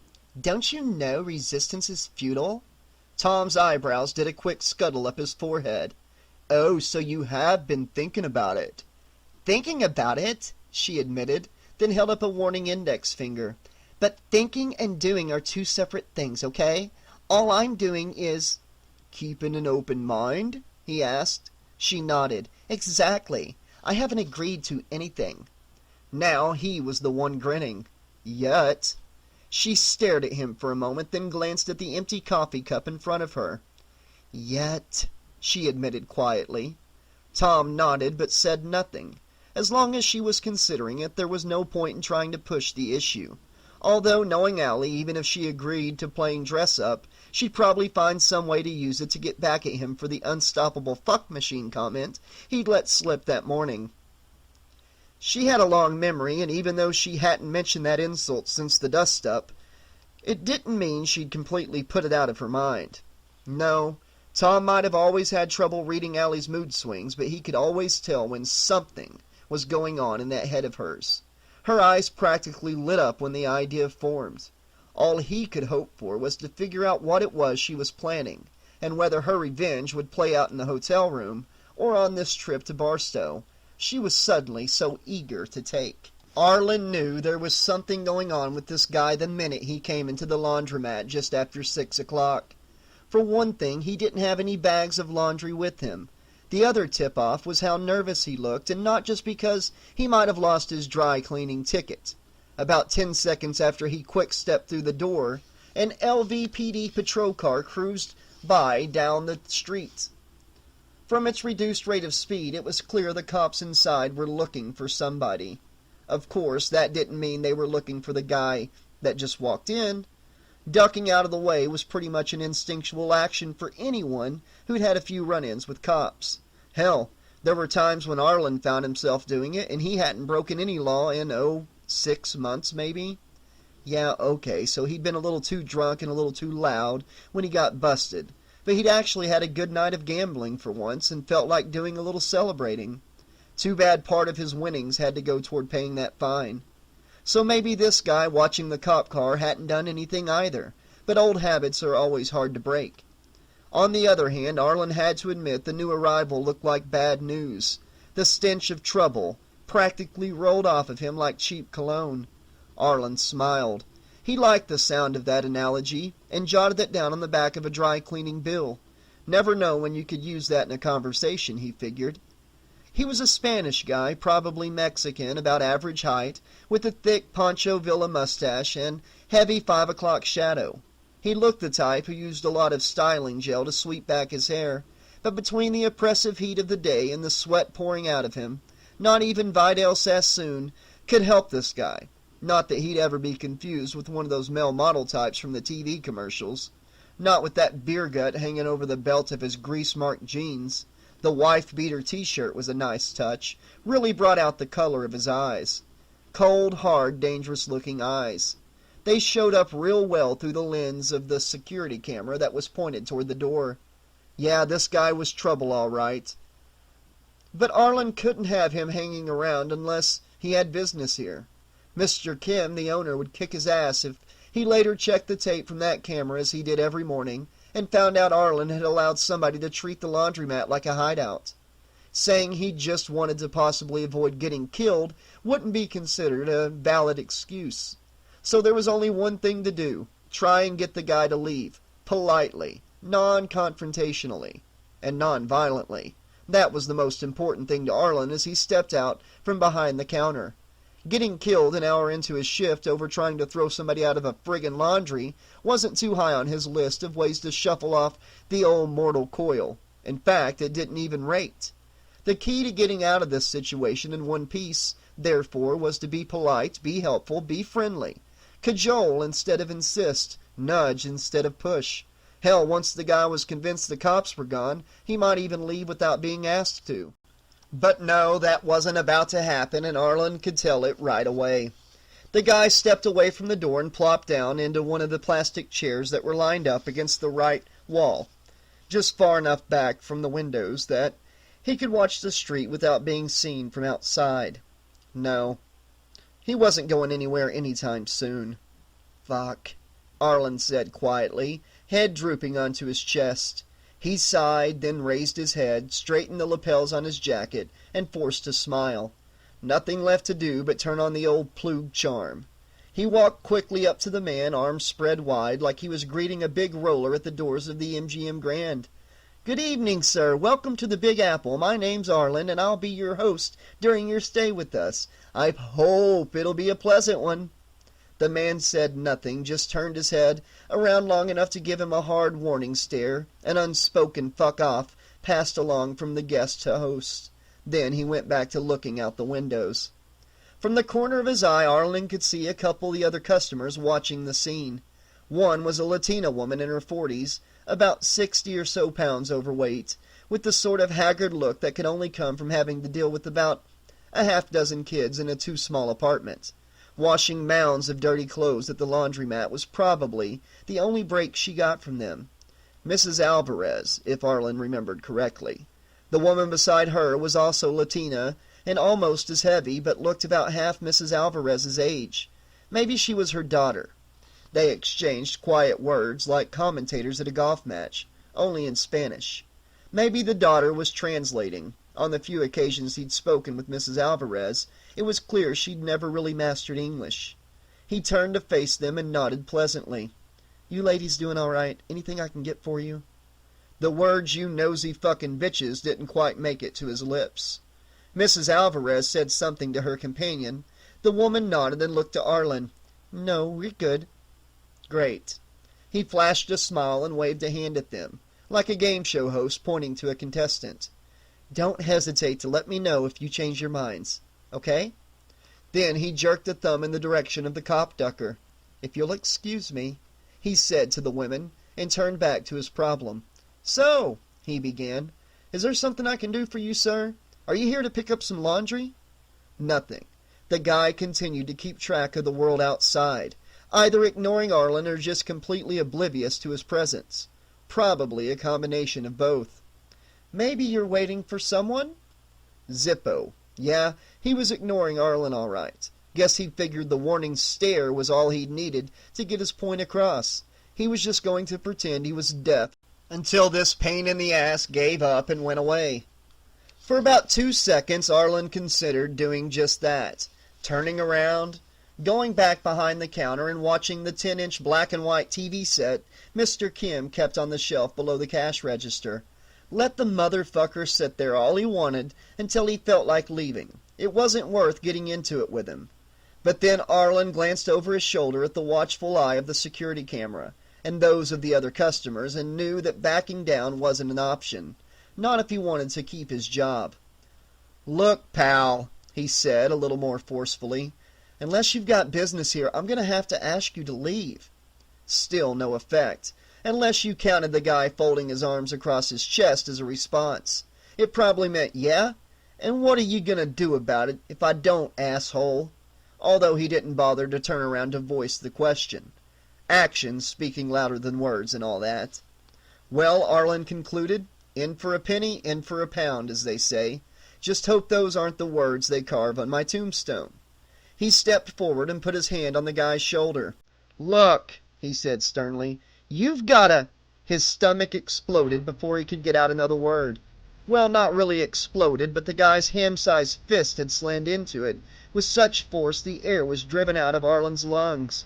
He crashed to his knees, his vision filled with black spots that swirled and dipped and spun like the galaxies he'd seen once at a space exhibit sky show at the Museum of Natural History. Only these weren't anywhere near as pretty. They looked more like big blobs of ink let loose in zero gravity. "Why you thinking you grabbing, you cock-sucking prick?" the guy bellowed in his ear. "You think you a tough guy?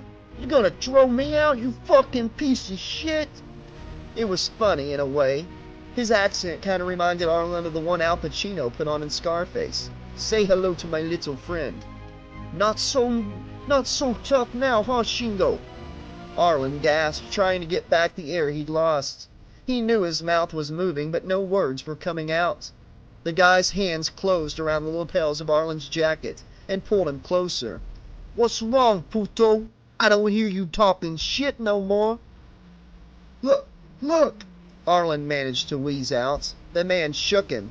"Look at what, fucker? Look at how I'm gonna kick your fucking ass?" Arlen shook his head, although it only multiplied the numbers of spots dancing before his eyes. I don't want any trouble." The man laughed and slapped him on the side of the head. "Yeah, you should have thought of that before you tried fucking with me, right?" He slapped him again, harder this time. "Still gonna throw me out, huh, shitface? Still gonna tell me to get out?" So this is how it ends, Arlen dimly thought. Getting my brains beat out, 'cause some asshole decided to duck in here instead of the 99-cent store next door, just to keep my fucking job. Who needs this shit? "Let him go!" somebody screamed. It sounded like Mrs. Alvarez's daughter, or whoever the hell she was. Arlen was too busy counting black dots to get a good look. "Chupo mi pito, cuidada," the guy yelled. Arlen didn't know what it meant, but it probably wasn't a compliment. From the startled gasp the woman gave, that was pretty much a sure bet. "You on the TV, cabron," she shot back. It took Arlen a second or two for that comment to make it through the gauze wrapped around his brain, but eventually he came to realize she was talking about the security camera. His muddled vision cleared just enough for him to see the guy staring past him at the all-seeing eye in the ceiling. "Smile," Arlen said with a stupid grin. "You're on candid camera, asshole." The man looked from him to the camera, then back again. There was a confused look on his face, like he wasn't sure what to do next. If it was a choice between running out or killing everybody in the place so there were no witnesses, then pocketing the tape, Arlen was slightly praying he'd go with the former. But considering the plug luck in matters of gambling, well... For some reason, though, Lady Luck must have decided to smile on him. The guy released his stranglehold on Arlen and shoved him away. Arlen collapsed on the floor like a boneless chicken, an analogy he figured he'd never repeat to anyone, if only to spare himself the embarrassment. Grateful that with all that had just transpired, he'd managed not to wet his pants, although he was certainly in the right place to clean them if he did. But then the guy walked up to loom over him, and Arlen felt his bladder do a little shimmy. "You tell the cops I was here, Chilito?" the man hissed through gritted teeth. "And all the bitches in the neighborhood won't have enough to save your sorry ass." He thrust a warning index finger in Arlen's face. "You hear me?" Yeah, I hear you," Arlen swore. "No cops." At least no cops until after you leave, fucker, he thought. The man balled up his meaty fist and drew it back, preparing to strike. Arlen raised his hands to protect his face and drew his legs up into a slight fetal position, waiting for the impact. It never came. Instead, he heard the entry bell ring as the front door opened then closed. When he opened his eyes, the man was gone. Arlen gave a hollow, nervous laugh. "Thank you, Jesus," he muttered, then looked to the other side of the laundromat to Mrs. Alvarez and her companion. "Muchos gracias," he said lamely. "De nada," the younger woman replied, and took a step forward. "Are you okay, Mr. Arlen?" Arlen picked himself off the floor, waving off her gesture of aid. "Oh yeah, I'm fine, really. No need to bother yourself." He gestured at the door at the rear of the store marked Employees Only. "I'm just gonna sit back there for a few minutes, just, catch my breath." He offered an awkward smile. "Some asshole, huh?" he said, nodding toward the front door. "Man, the types we get in here sometimes. If he knows what's good for him, he won't come around this place again, I tell ya." He set off on his trip to the back room, step staggering along the way. His left hand pressed against his stomach as he forced himself to remain upright instead of doubled over. Bad enough he just got his ass kicked in front of the customers. Whining like a little girl about the tummy ache he got from the big bad man would only make things worse. Once he got behind a closed door, however, he'd do whatever the fuck he felt like. Whine, moan, put his goddamn foot through a box of Tide to blow off some of the anger he was feeling. He was owed that much, wasn't he? For the shit he just had to go through, right? And yet, although his guts ached like they'd been hit with a shovel, and every step toward the employee lounge seemed like a Herculean effort, Arlen couldn't help but smile. So it wasn't his time to die then. That was reassuring. In fact, it was downright encouraging. Now he could maybe concentrate on other things, like making sure the security tape had actually been in the recorder so the cops would have something to work with when he handed it to them. And, for right now, getting the urine stains out of his slacks. He didn't call the cops, though. Didn't even bother to check on the security tape. As he sat watching his piss-soaked pants rolling around in the washer, Arlen had plenty of time to do some serious thinking. Okay, so odds were good that Tony Montana wannabe would never come into the laundromat again, and if he did, let it be during another shift. Let Mr. Kim or Bartolo Sanchez deal with that shit. Yeah, maybe if Arlen tipped off the cops, they'd be able to track down the fucker and put him away on an assault charge. Mrs. Alvarez and her friend would never step up as witnesses. If he knew his customers, that is. But if Arlen's beatdown was caught on tape, that was all the evidence the district attorney would need to prosecute him. Trouble was, the most time the guy would have to serve was a few months, maybe a year. Then guess who he'd be looking for the day he got out of the friendly environs of High Desert State Prison. And knowing what kind of badass this guy was, he wouldn't show up here looking to bury his foot in Arlen's colon. He'd be showing up with a gun to make sure he got his point across about what happens to people who go blabbing to the cops when he's told them not to. Well, that was never going to happen. One close call with the Grim Reaper's scythe was more than enough for Arlen Plug. He'd been warned, he'd played it smart, and he would keep his mouth shut. Time heals all wounds, right? So that eventually meant he'd put this embarrassing little incident behind him. He'd certainly had prior experience with other situations in his life, and the customers would forget all about Mr. Arlen getting bitch-slapped right in front of them. Not immediately, though. By the time his shift was over at 1 a.m., everybody in the neighborhood would know how Mrs. Alvarez's daughter, if that's who she was, had saved him from a trip to the emergency room, and how he'd pissed his pants. That was all right. Before the night was over, he planned to get so absolutely shit-faced he wouldn't care who knew what happened this afternoon. But not before he'd made the rounds at the tower, he reminded himself. Getting spooked by some refugee from a Mexican wrestling flick was no reason to break with tradition, and tonight, like every night, was his quality gambling time. He'd get in a few hands of poker, at least, before hitting the sauce.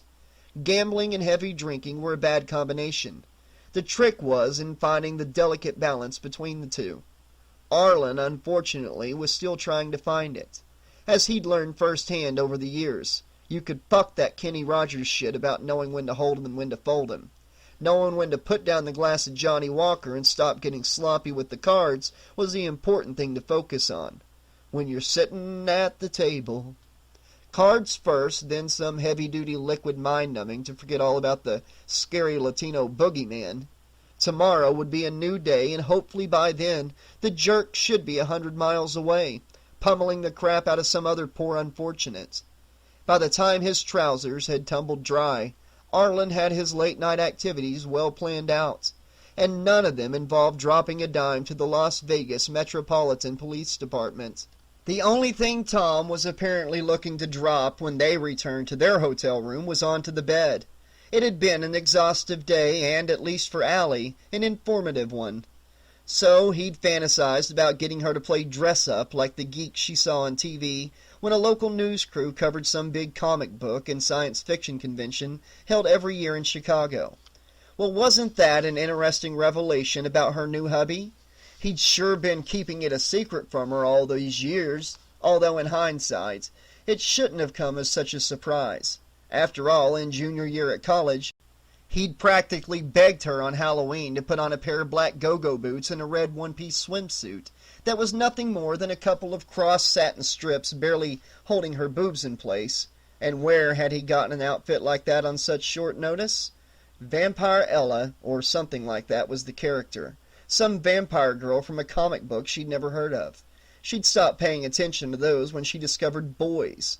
She'd agreed to wear it, but then she made a lot of bad choices that year. Besides playing a half-naked goth chick for one night, totally paled in comparison to what happened a few months later on that night.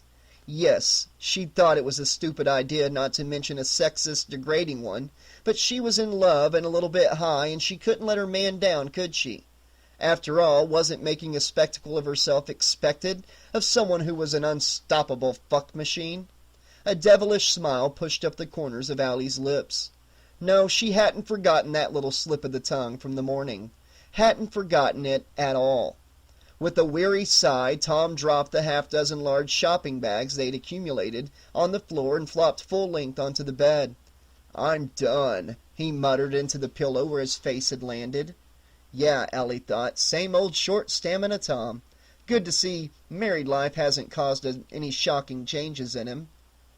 "Feel like taking a nap, Grandpa?" she asked. "Mm-hmm," he replied.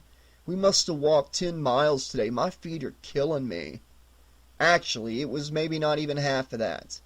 The monorail that linked a number of the casinos on the east side of the Strip from the MGM Grand to Bally's had cut down on some of their steps, and they'd initially taken a cab from Merlin's Tower all the way down to the pyramidal Luxor, from which they'd started their excursion. All the walking came just from wandering through the hotels and checking out the attractions, although once you got past the major differences in architectural design from one to the next, the basic layouts of the casino started to look alike after a while.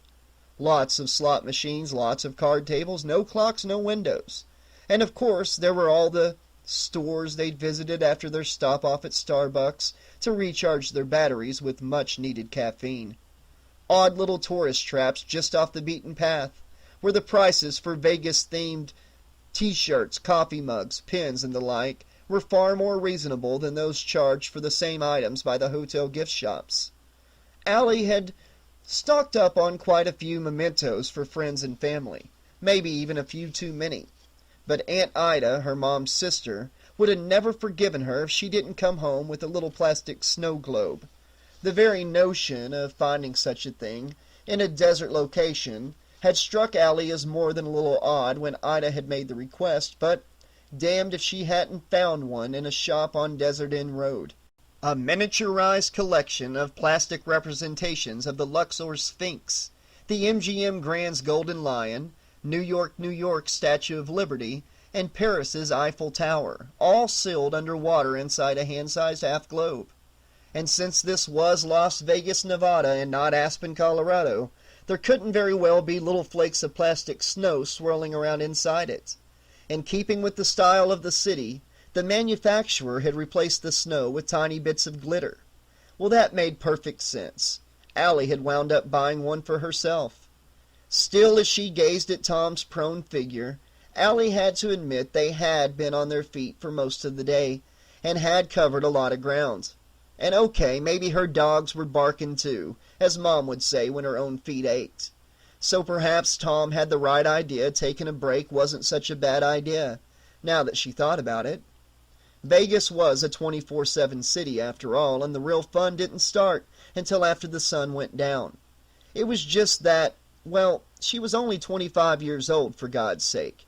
The idea of taking a nap at her age just made her feel old, like she was about to start cashing in Social Security checks to buy cat food to eat and wearing the pins so she wouldn't poop her clothes. And yet Tom looked so comfortable on the bed. Hell, he was lightly snoring already, and she really could do with taking off her sneakers, just for a little bit, just to give her toes a break, and, well, what harm would it do? Allie walked around to the other side and sat on the edge of the bed. She unlaced her sneakers, pulled them off, and tossed them aside, then rubbed her weary toes. "Oh, yeah," she moaned pleasantly. "That's the ticket." As she sat back against the pillows, her gaze fell on the breakfast table across the room. The cups and dishes had been cleared away hours ago by housekeeping, but the hotel brochure Tom had been looking at that morning was still lying on it. For some reason she couldn't fathom, not that she really focused on the motivating factor, she felt compelled to walk over and look at it. The pamphlet was open to a 2-page photograph of a marvelous nighttime view of the Strip, taken from a high altitude. According to the caption underneath the picture, it was taken from the Lady of the Lake, the 4-star restaurant located on the tower's roof. A smaller picture set inside the night scene showed a couple, a well-dressed man and woman who were either models or actors, no doubt, seated at a table near a floor-to-ceiling window. They held up champagne flutes in a mock toast, the glasses perfectly catching the light of the neon city below. "The perfect spot for a romantic Las Vegas dinner for two," stated the caption under the happy couple. Allie raised her right hand to her mouth and began lightly scraping the edge of the thumbnail against her teeth. It was an unconscious action, and she tended to perform while deep in thought. And right then an idea was beginning to take shape. She picked up the brochure and walked it back to the bed. She again sat down, this time with her knees drawn up so she could lay the pamphlet across her thighs in order to concentrate on the photographs. "The perfect spot for a romantic Las Vegas dinner for two," she muttered and chewed on her thumbnail a little more. She looked at Tom, wrapped snugly in the arms of Morpheus, and slowly the idea clicked into place. They needed to discuss the marriage, and she needed to stop avoiding the issue. Maybe a romantic dinner with a spectacular view of the city was the way to finally get them, okay, her, to start talking. If nothing else, they'd at least get a good meal out of it. Certainly sounded better than sitting in the room for the rest of the night, uncomfortably staring at the TV or the walls in an effort to ignore the situation. And then maybe after dinner she'd finally work up the nerves to sit down and play some poker, either alone or with Tom. He wasn't much for card games. Allie smiled. Yeah, this was definitely a good plan, and one Tom would more than likely agree to. She knew he really wanted to talk things out, and by making the effort to set up a time and place for doing so, it would show him she was really starting to take this business between them seriously. And once they'd figured out whether or not they were going to move on to the next level, then she could go back to plotting how best to get back at him for his unkind remarks about her sexual activities. "And oh, how you'll pay, Mr. Gaines," she muttered, then followed it with an evil little chuckle. Allie closed the brochure and placed it on the nightstand, then slid down from the pillows to properly lay on the bed. "Night, Grandpa," she whispered in Tom's ear. Then she turned onto her side away from him and closed her eyes. He muttered something in response, but it was nonsensical dream-speak, not conventional English, although it sounded suspiciously like Night 7, Chapter 8. The dance troupe was in the midst of a complicated routine at the height of Magipalooza's climatic third act, an erotically charged battle between the forces of good and evil, when the panther got loose in the wings. It wasn't a part of the show, and it took Shauna a second to realize that the night-dark creature padding toward her was off its leash. With other costumed dancers swirling around her on stage and above her, on wires, with the orchestrated music pounding in her ears, with her focus on where her feet were supposed to be as she glided through the dance steps. To say she was otherwise preoccupied in hitting her marks and not looking backstage would be the understatement of the century. More importantly, however, was the fact that the animal's handler hadn't been immediately aware he was no longer in control. He'd glanced away just as the chain snapped to take a look at Melina, the statuesque lead nude who played an evil temptress, like he'd never seen her tits before, the asshole. The animal drew closer, and Shauna found herself on a collision course with it. It was surreal, in a way, watching the panther get low to the floor as it advanced, preparing to spring, and knowing she'd never be able to get out of its way in time. Knowing that once it leapt at her, hundreds of pounds of killing machine would come slamming down on her, pinning her to the stage. Knowing that it would tear into her like she was a caribou, or a zebra, or whatever the fuck it was that panthers ate on those Animal Planet nature shows. Thankfully, Andy, one of the dressers who'd helped Shauna and some of the other girls change costumes between the numbers, was a little more focused. Partly because he was gay and therefore had no interest in staring at Melina's boobs, but mostly because he couldn't stand the woman and the star mentality she liked to demonstrate in front of the other dancers. And since he was more concerned with making preparations for the next costume change, his eyes were on activities taking place off the stage, not on it, which is why he saw the panther break free. His cry of alarm, unheard by the audience but not by some of the dancers, alerted the stagehands and the other trainers, who sprang into action. The animal was quickly corralled before it got past the edge of the curtain, and taken away without any trouble. Maybe because it was well trained and was used to obeying its handlers. Maybe because it didn't feel like fighting. Or maybe it just had other plans. Because Shauna could swear that, as it was led away, the panther looked right at her, and licked its chops as if to say, "See you around, meat." By the time she got backstage, Shauna was a nervous wreck.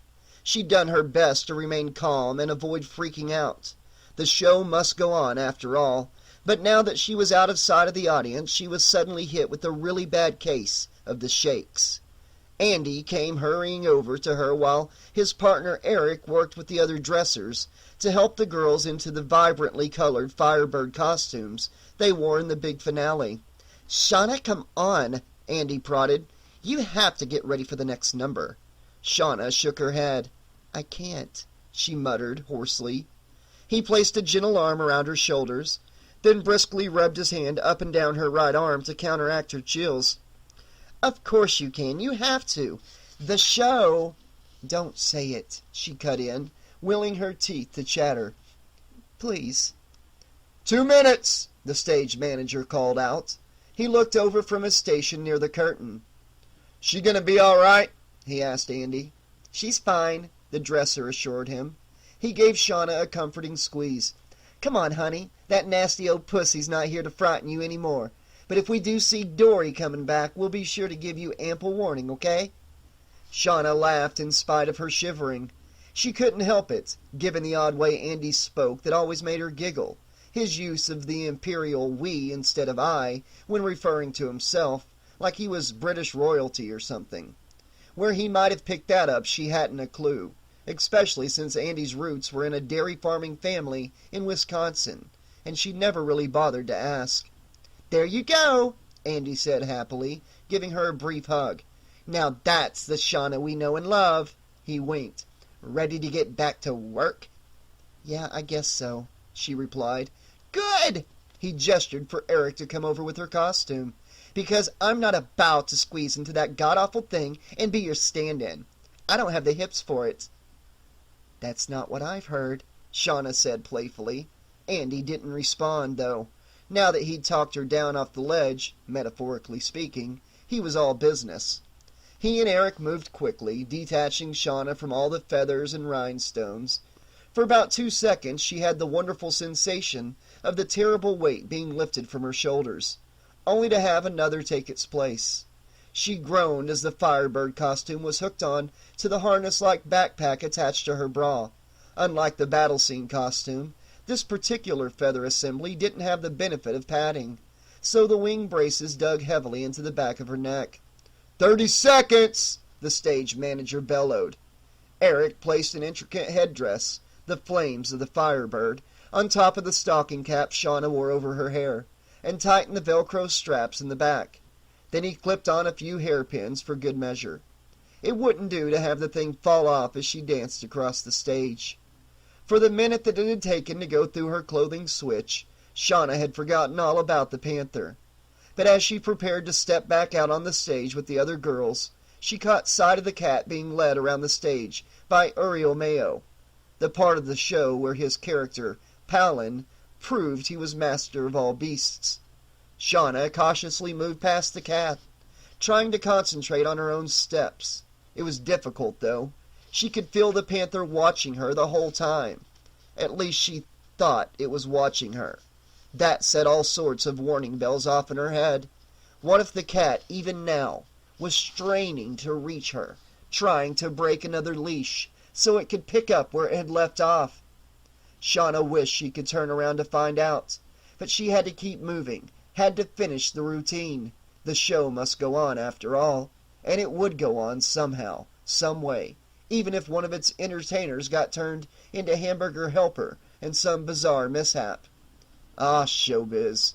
God, Shauna thought miserably. Sometimes I really hate this fucking job, Warren said as he gripped the steering wheel. He let his skull drop back against the padded headrest and released a disgusted sigh through clenched teeth. He and Izzy had spent the balance of the day visiting Roberto Diaz's usual haunts, but the only ghost they found either denied knowing who Diaz was, an especially annoying circumstance when one of the people they interviewed was their suspect's cousin, or were nowhere to be found, probably off scaring the clientele at a liquor store or a crack house, just for a change of pace. Homicide had issued a press release to the media around 3 o'clock, asking the public for any information that could lead them to the elusive Roberto Diaz, and stressing that the man was merely a person of interest. In post-9/11 America, the phrase, appropriated from Homeland Security terminology by practically every law enforcement agency in the country, was meant to convey Metro's belief that they considered Diaz a possible witness to Danny Riva's killing, and not the actual murderer. As far as Warren was concerned, it just meant they didn't want to spook the son of a bitch and have him hightail it out of the city, if he hadn't already. With every passing hour, however, the trail was growing colder, and the chance Diaz might have set off for the California border was becoming a very real prospect. The traffic light changed, and Warren turned the car around the corner of Stewart Avenue and into the parking area outside downtown Area Command. He killed the engine and let his hands fall into his lap. In the passenger seat beside him, Izzy closed her notepad and tucked it away in the inside breast pocket of her blazer. "So, still thinking about retirement?" He turned, a mirthless smile in her direction. "After today? Oh yeah." He paused, letting the smile fade. "But not until we've cleared this one." Izzy nodded, apparently pleased with his answer. "Still think Diaz is in the city?" "God, I hope so," Warren replied, then shrugged. "But I'm starting to doubt it, you know. I'm really starting to doubt it." "Well, we know he isn't using the busted-up piece of shit Firebird he owns to get anywhere," Izzy pointed out. "Not after those 2 uniforms found it over by the Econo Lodge on Charleston." The report on that had come in around 7 o'clock, but a quick sweep of the hotel by a handful of other officers, led by Warren and Isabel, had turned up nothing. "Yeah," Warren admitted, "but Diaz could have doubled back to the bus station or boosted another ride." "Or he could still be somewhere in the vicinity," Izzy said with a knowing smile. There was a sort of cheerleader at a pep rally tone in her voice. She probably put it on in an attempt to bolster her partner's confidence, but it was going to take a lot more than a cheery voice and a good thought to accomplish that. The look on his face apparently made that clear to her, because her smile reversed direction. "What? It's within the realm of possibility, isn't it?" she asked. He thought about it for a second, then nodded. "Yeah, I guess. Doesn't make it so, though." "Man, you really do hate the job, don't you?" Izzy said. She sounded surprised. "I thought maybe you were just going through a phase or something, you know, like we all go through at some point. I figured you'd get over it by the end of the day." She leaned across the seat to stare deep into his eyes as cars drove by. "But I can see now that ain't gonna happen." She sat back and shook her head. "You're way past depression. You're really burned out." "To a fucking crisp," Warren agreed. He opened his door to step out of the car. "But that doesn't mean I'm not going to do my job and put away the sick fucks who killed that kid before I call it quits. And if it turns out Diaz is the one who did it, or he's helping whoever did do it get out of town, I'm going to bury my foot so far up his ass when I find him, the EMTs will think he ate a size 11 for lunch." A stern look darkened Isabel's features. "I didn't hear that, Warren," she said. "He's a suspect. You don't get to beat the shit out of suspects just 'cause they piss you off." She pointed a warning finger at him. "You try using excessive force on Diaz when we locate him, without clear provocation, and the press will have a field day, and I'll have to admit to Internal Affairs that we had this conversation." He tried to give her a friendly thanks for the reminder smile, but his facial muscles wound up turning it into a smirk. "You take all the fun out of police work, you know that." He pulled himself out of the car and slammed the door before she could reply. As Warren headed across the parking lot toward his own car, a black 1994 Dodge Intrepid, whose dings and dents and scratched paint job showed its 10-plus years of service, Izzy got out of the plainclothes unit and walked up to join him. "You heading over to the tower?" she asked. Warren looked at his watch. It was just past 9 o'clock. "Not just yet. Shauna doesn't get off work till 11. Figured I'd head home, take a quick shower, and change. Why? You want to grab a beer or something?" "Maybe tomorrow," she replied. "No, I was just asking." He stopped beside the driver's side of the Intrepid, paused a moment, then turned around to look at her suspiciously. "Oh, I get it. You think I'm so fed up with the job that maybe I'll go home and eat my gun?" He grinned. She shook her head. "No, you're not that stupid. And as long as you've got a woman like Shauna in your life, you're not about to throw that away, just because you're starting to hate what you do." She waved her hands, gesturing at the world in general. "Christ, if everybody who hated their jobs felt like killing themselves, you could probably fill up the Grand Canyon with the bodies." "Then why the interest?" Warren asked. "Because I want to know if you're going to tell Shauna how you feel," Izzy replied. "It's one thing to pour your heart out to your partner." "Is that what I was doing?" Warren quipped. "Guess I gotta stop watching Oprah when I'm off duty. It's making me too chatty. But, Izzy continued, adopting a stern tone, I'm not your girlfriend, and she's the one you really ought to be telling your problems to. She gently placed a hand on his arm. You know I'm always willing to listen, Wren, but it's not fair to Shauna if you keep shutting her out. He shifted uncomfortably from one foot to the other and scratched the back of his neck. Yeah, I know, but I just don't like burdening her with that shit, you know? Shauna's a big girl, Warren, Izzy replied. She knows the world is sometimes a scary place. She used to dance at this end of town, remember? I think she can handle whatever you tell her. I think she wants to handle whatever you tell her, if you'll give her the chance. She smiled. It's not like you're going to quote her chapter and verse from ME reports, right? Even I wouldn't tell that stuff to Charlie. She gave his arm a small squeeze. Think about it, okay? It's not like she's asking you to marry her. She just wants to be part of the other half of your life, even as bad as it can be. Warren slowly nodded. Okay, he smiled. Thanks, Oprah. I'll let you know how it turns out. Just talk to her, Wren. It'll do both of you a world of good. Izzy grinned and lightly punched him on the shoulder. I'll see you tomorrow. She turned and began walking toward her SUV on the far side of the lot. Tell Charlie I said hi, Warren called after her. She looked back as she kept walking. I'll be sure to give him a big kiss for you, okay, Warren? Warren held up a warning finger. Just on the cheek, he joked. And tell him it doesn't mean anything, not unless he wants to buy me dinner. Izzy laughed and waved goodbye, then headed off to her vehicle. Warren climbed inside the Intrepid and keyed the engine.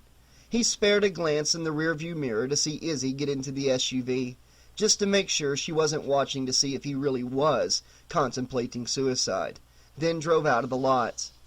It was nice and all that Izzy was so concerned about his well-being, but she didn't need to worry. After all, she was right about Shauna and him. With her in his life, he had too much to live for. With all the shit he had to wade through on a daily basis, she was the one thing he had to look forward to when his shift was over. Eat his gun? No fucking way. He'd sooner quit the force and whore himself out at the chicken ranch than blow his brains out. No, he had better things to do with his time, like maybe taking Shauna out to a late dinner tonight, and finally opening up to her. Scratch that, he thought. There was no maybes about it. Izzy was right about that, too. Shauna could make her own choices. If she didn't want to hear about the crap he had to deal with, that was fine. But it would have to be her decision. Warren smiled. It was the oddest sensation, but it felt like a weight was starting to lift from his shoulders. All this time keeping Shauna at arm's length when it came to his work, mistakenly trying to protect a grown, intelligent woman from the darkness of the world he inhabited. It seemed so incredibly stupid on his part. Well-intentioned, but nonetheless stupid. Now that Izzy had made him take a step back, he was able to get a good look at the big picture, and realize that maybe all this time he had been a selfish fuck, as his partner had so eloquently put it this afternoon. Well, all of that's gonna change, he promised himself. After tonight, the bond between him and Shauna was going to be different, was going to be stronger. A fresh start, a new direction to their relationship, from which they'd share equally in the good times as well as the bad. No holding back, no secrets, no bullshitting. Yes, indeed, tonight was going to be the night when he finally set things right, Warren thought with a broad smile. A regular night to remember, guaranteed to change their lives forever. Chapter 9. Get enough sleep there, Grandpa? Allie asked and smiled broadly. A hint of blush colored Tom's cheeks, and he shrugged. Yeah, I guess.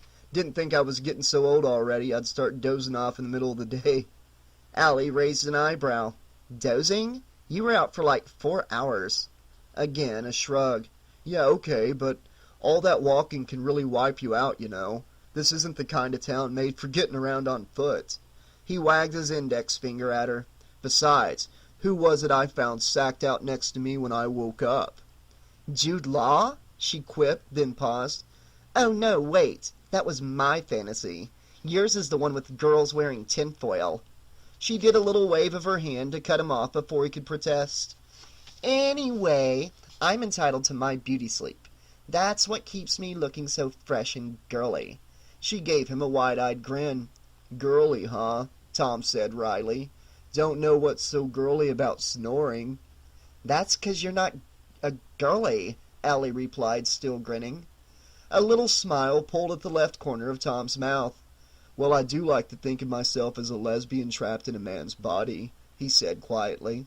Ick," Allie said, sticking out her tongue in distaste. "Hey, don't knock it till you've tried it, sister," Tom answered. Allie frowned. "Do you ever want to get laid again?" "By you?" he asked. "Or just in general?" "Yes, by me," she answered, a little snappishly. "Yes?" Tom said slowly. It was clear he didn't know where this was going. "Then don't ever bring that up again," she warned. "I have enough problems in my life, all right? I don't need to add them with a mental image of getting screwed by a hermaphrodite every time we're doing it. Thank you very much." She tapped the sides of her head with her knuckles and groaned slightly. "See, now it's stuck in there." "Best of both worlds, you know," Tom said offhandedly. From what I've heard," he added quickly. "Knock it off," Allie said sternly, emphasizing each word. "Or the only world you're gonna get to know for the rest of this trip is one of extreme sexual loneliness." He waved a hand in a dismissive gesture. "Puh! Been there, done that. That's why God gave us 2 hands and an imagination, and loads of internet porn." Allie gnashed her teeth in frustration, but Tom only smiled in response. "Eat," he said pleasantly. "Your food's getting cold." Allie looked down at her plate. She had ordered the sweet potato catfish.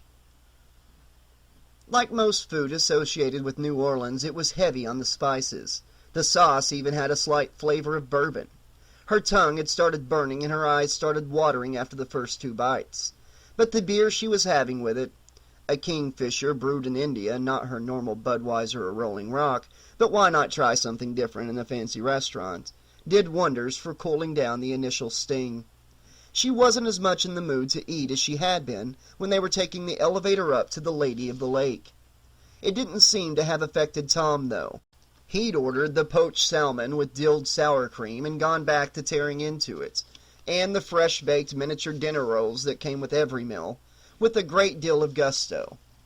He'd taken a few large bites, then wash it down with gulps of his typical drink of choice, a Corona served in a tall glass. A small touch of geniality to ensure the clientele knew they were eating in a restaurant, and not some greasy hamburger joint in a shopping mall. Allie turned her attention away from the food to look around at the Lady of the Lake. Even at 1 o'clock in the morning it was fairly packed. She and Tom had to wait 15 minutes for a table to free up when they'd first arrived. A lot of it probably had to do with the nighttime view. From there you could see the entire city and well beyond. And since the restaurant was the highest point in town, the light pollution, that glaring byproduct of artificial lighting, which obscured the majority of the stars filling the sky and found in major cities like Vegas, wasn't even a factor. With the neon signs of the Strip so far below, and the restaurant's lighting kept to a dim, romantic level, to Allie it was as though the lady was floating in space. The stars around it were in such abundance. A few tables away she spotted a couple huddled close together. She might have considered them father and daughter. The guy certainly looked old enough, but from the way they were holding hands it was pretty clear they were anything but. Although in this town anything was possible. It was called Sin City, right? The girl, a brunette, with the kind of figure Allie hated, because women like that never gained an ounce of fat, no matter what they ate, looked a little shaken, like something traumatic had happened. Maybe he was breaking up with her? Allie didn't think that all too surprising. She'd had her share of romantically set, expensive meals in her time, a majority of which ended with the jerk muttering how they should maybe see other people, and her getting stuck with the check as a going-away present. A little something to remember him by when her visa bill came in at the end of the month. The guy appeared to be no different. His body language, from the way he sat hunched over in his chair to the awkward way he grabbed her hand, screamed tough guy to Allie. And tough guys usually weren't that romantic. She could attest to that fact as well. And with someone who looked like that tough in a town like Las Vegas, well, the first thing that came to Allie's mind was that the guy was probably a mobster. Did the mafia run all the casinos, she wondered? She'd heard that somewhere once, maybe in a movie. No, more likely in one of those documentaries about the town she caught on A&E. Or was it the History Channel? Whatever, the guy looked like a thug, right down to his cheap suit. Weren't mobsters supposed to dress better than in off-the-rack shit? And no doubt he was telling the girl how it was really better for both of them if they called it quits. Translation, he was already screwing somebody else and was looking to discard his old toy in a public setting as possible so she wouldn't make a scene. Or he just needed a room full of witnesses who could attest to his gentlemanly behavior tonight if she ever turned up missing. Allie shuddered slightly at the thought and turned her gaze elsewhere. She focused on the decor of the restaurant, admiring the fact that it was so tasteful and glamorous and quiet, as opposed to the blaringly gaudy, in-your-face King Arthur motif created by the designers of the hotel casino directly beneath her feet. Up here there were no serving wenches wearing corsets that pushed out their boobs, no strolling minstrels with jingly bell caps trying to interrupt your meal with lame songs about brave knights dining with their virtuous maidens. That was a laugh on both counts. No pre-recorded, tiny Renaissance festival music croaking out of speakers set in the ceiling. No, the Lady of the Lake, despite its Arthurian name, was a real restaurant. Good food, if a little pricey, well-dressed serving staff, and a three-piece jazz band, pianist, guitarist, and drummer, quietly performing some old standards. Yes, just as the hotel brochure had promised, it truly was a perfect setting for a romantic dinner for two. Or the perfect place to finally sit down and get to the business at hand. So this marriage thing, she began slowly as she turned back to face Tom. Yes?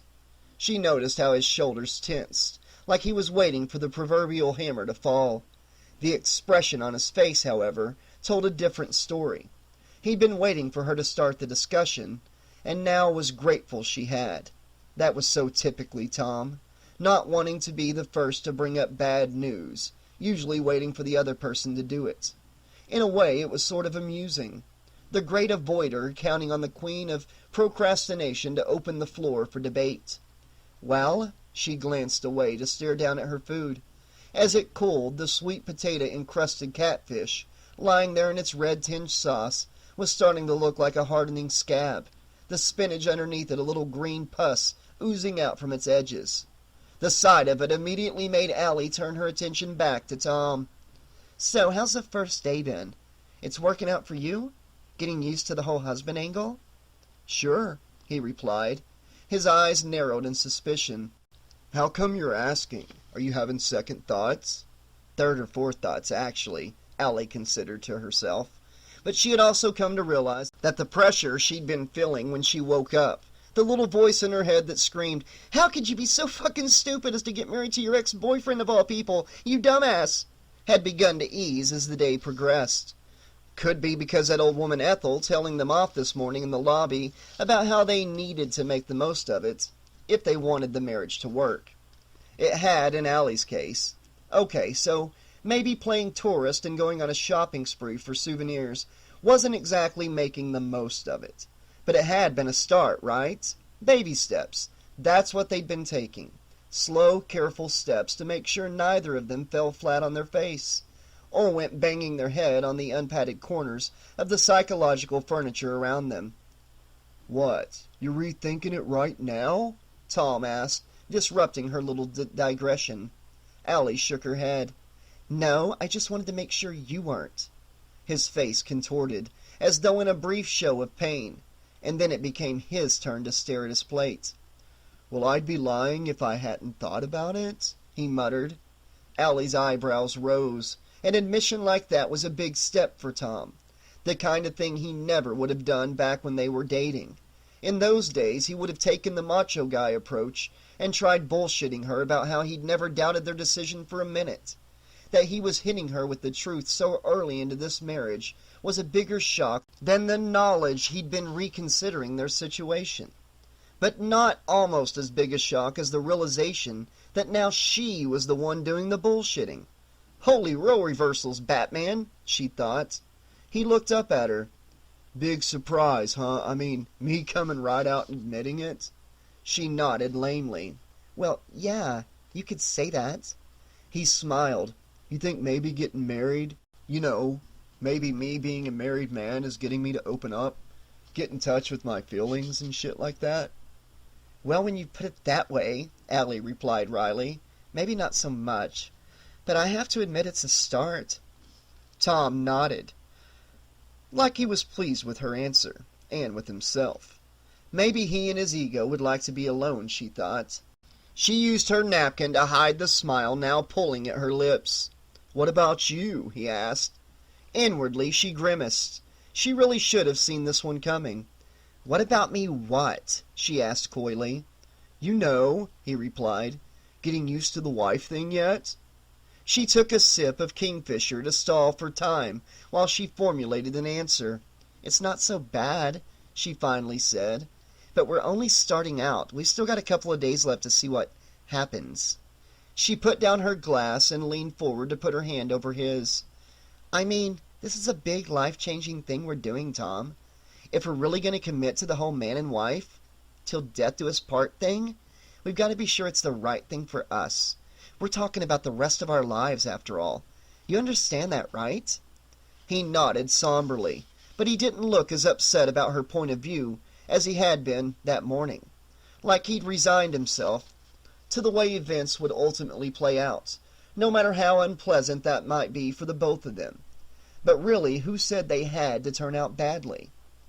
So what do you want to do on this improvised honeymoon? She asked. Want to take that ride over to Barstow tomorrow? She paused for dramatic effect. And then maybe we'll check out that Star Trek show after dinner, if we're not too wiped out from the driving. He was like a little kid. His eyes got so big and bright. For real? For real. But you can do most of the driving, she replied.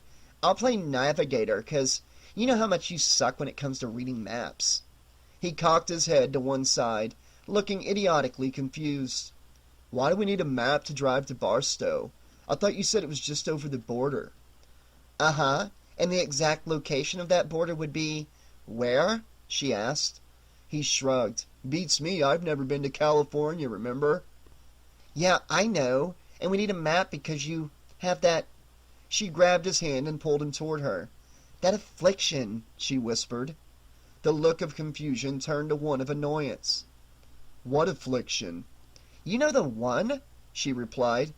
It's called narcissus mapulitis, a terrifying fear of asking for directions because you're afraid of bruising your male ego. She patted his hand, grinned, and sat back. Don't feel like you're alone, honey. According to a study I saw in Time magazine, just about every guy suffers from it at some point in their life. But I hear they're working on a cure. Smart ass, he mumbled. And getting smarter every day beats being a dumbass, she replied. I read a lot, you know, and I'm not talking just about the comic strips in the newspapers.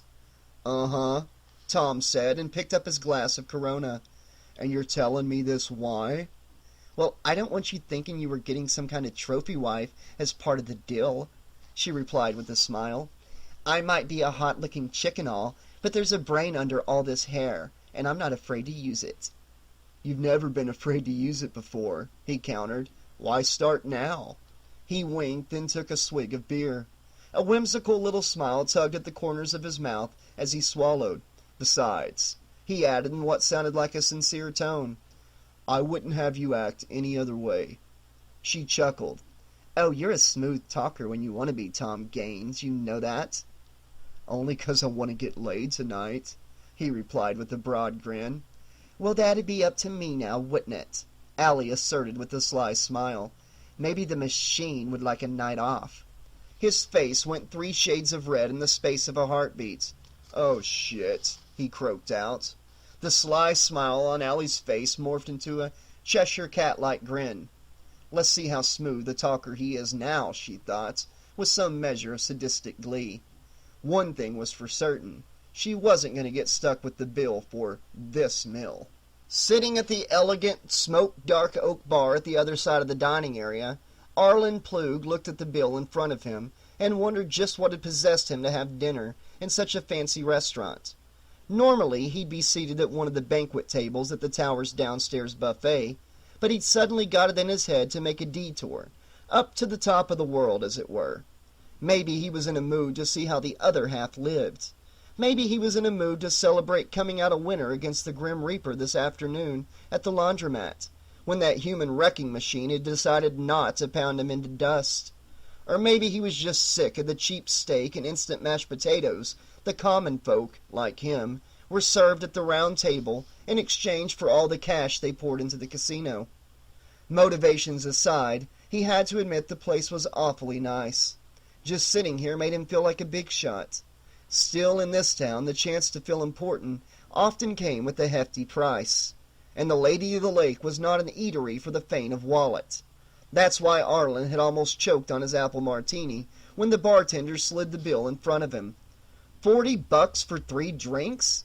25 for a bowl of New England-style clam chowder? Sure, the clams might be fresh and they served it with those little oyster-shaped crackers, but Jesus, that was some expensive soup. What'd they do, fly to Boston to catch the little fuckers themselves, then ship them cross-country? Arlen sighed quietly. It looked like he'd be stopping off at the supermarket on his way home later to stock up on more ramen noodles. Between this dinner and the run he'd been making at the poker tables, in a little while, he'd be eating them for the next few weeks after the battering his bank account was about to take. Well, try and look on the bright side, he told himself. At least you did this before you started playing cards, so you actually have some dough to pay for it. And it's a good thing, too. From the way the manager was giving you the hard stare when you walked in, odds are 6, 2, and even, he'd call in some of his boys if you came up light. Fucking mobsters. Will there be anything else? The bartender asked. She was a bottle redhead. No natural hair color he knew of ever came in that kind of fire engine hue, with a face like a porn star and a chest to match. The white blouse and tight black vest she wore over it helped accentuate her curves. It was a far cry from the grizzled old-timers working the counters downtown, with their bulbous red noses lit up like Rudolph himself, and their beer guts flowing over their belt buckles like yeast rising out of a baking pan. But that was all a part of the appeal of the tower's snazzy restaurant. Not only were the people who ate here beautiful, but so were the folks who served them. This one had introduced herself as Leah when he took a seat at the bar, the only place in the restaurant for singles like him to sit. But dealing with her was strictly on a business level. He could tell that right off the bat. Unlike the bartenders downtown, who at least pretended to care when you started telling them your troubles, if only to keep you drinking, Leah was apparently not the least bit interested in hearing them, if he'd been so inclined to start pouring out his heart to a perfect stranger. She'd put a menu in front of him, told him to let her know when he was ready to order, and moved off to take care of another customer. A better-looking male customer, Arlen noticed. Yeah, well, like that was a big surprise. Now she was back at the end of his meal, showing him only as much interest as her job required. Probably wanted him to hurry up and get the hell away from her bar so some male model type could have a seat. Just pay the bill and get out, her expression seemed to tell him. You're lowering our level of fashionability every second your ass is on that stool. Well, screw that, he thought. He was the customer, wasn't he? He'd be the one who decided when he was ready to leave. You know what? Yeah, Arlen replied. I'll have a coffee. There was a momentary flash of heat in those baby blue eyes. Was she wearing colored contacts?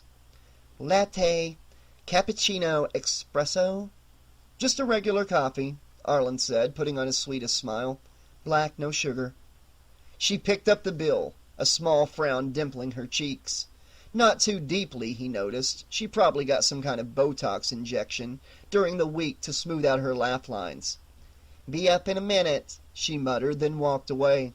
Thanks, he said pleasantly. If she heard him, she did not acknowledge it.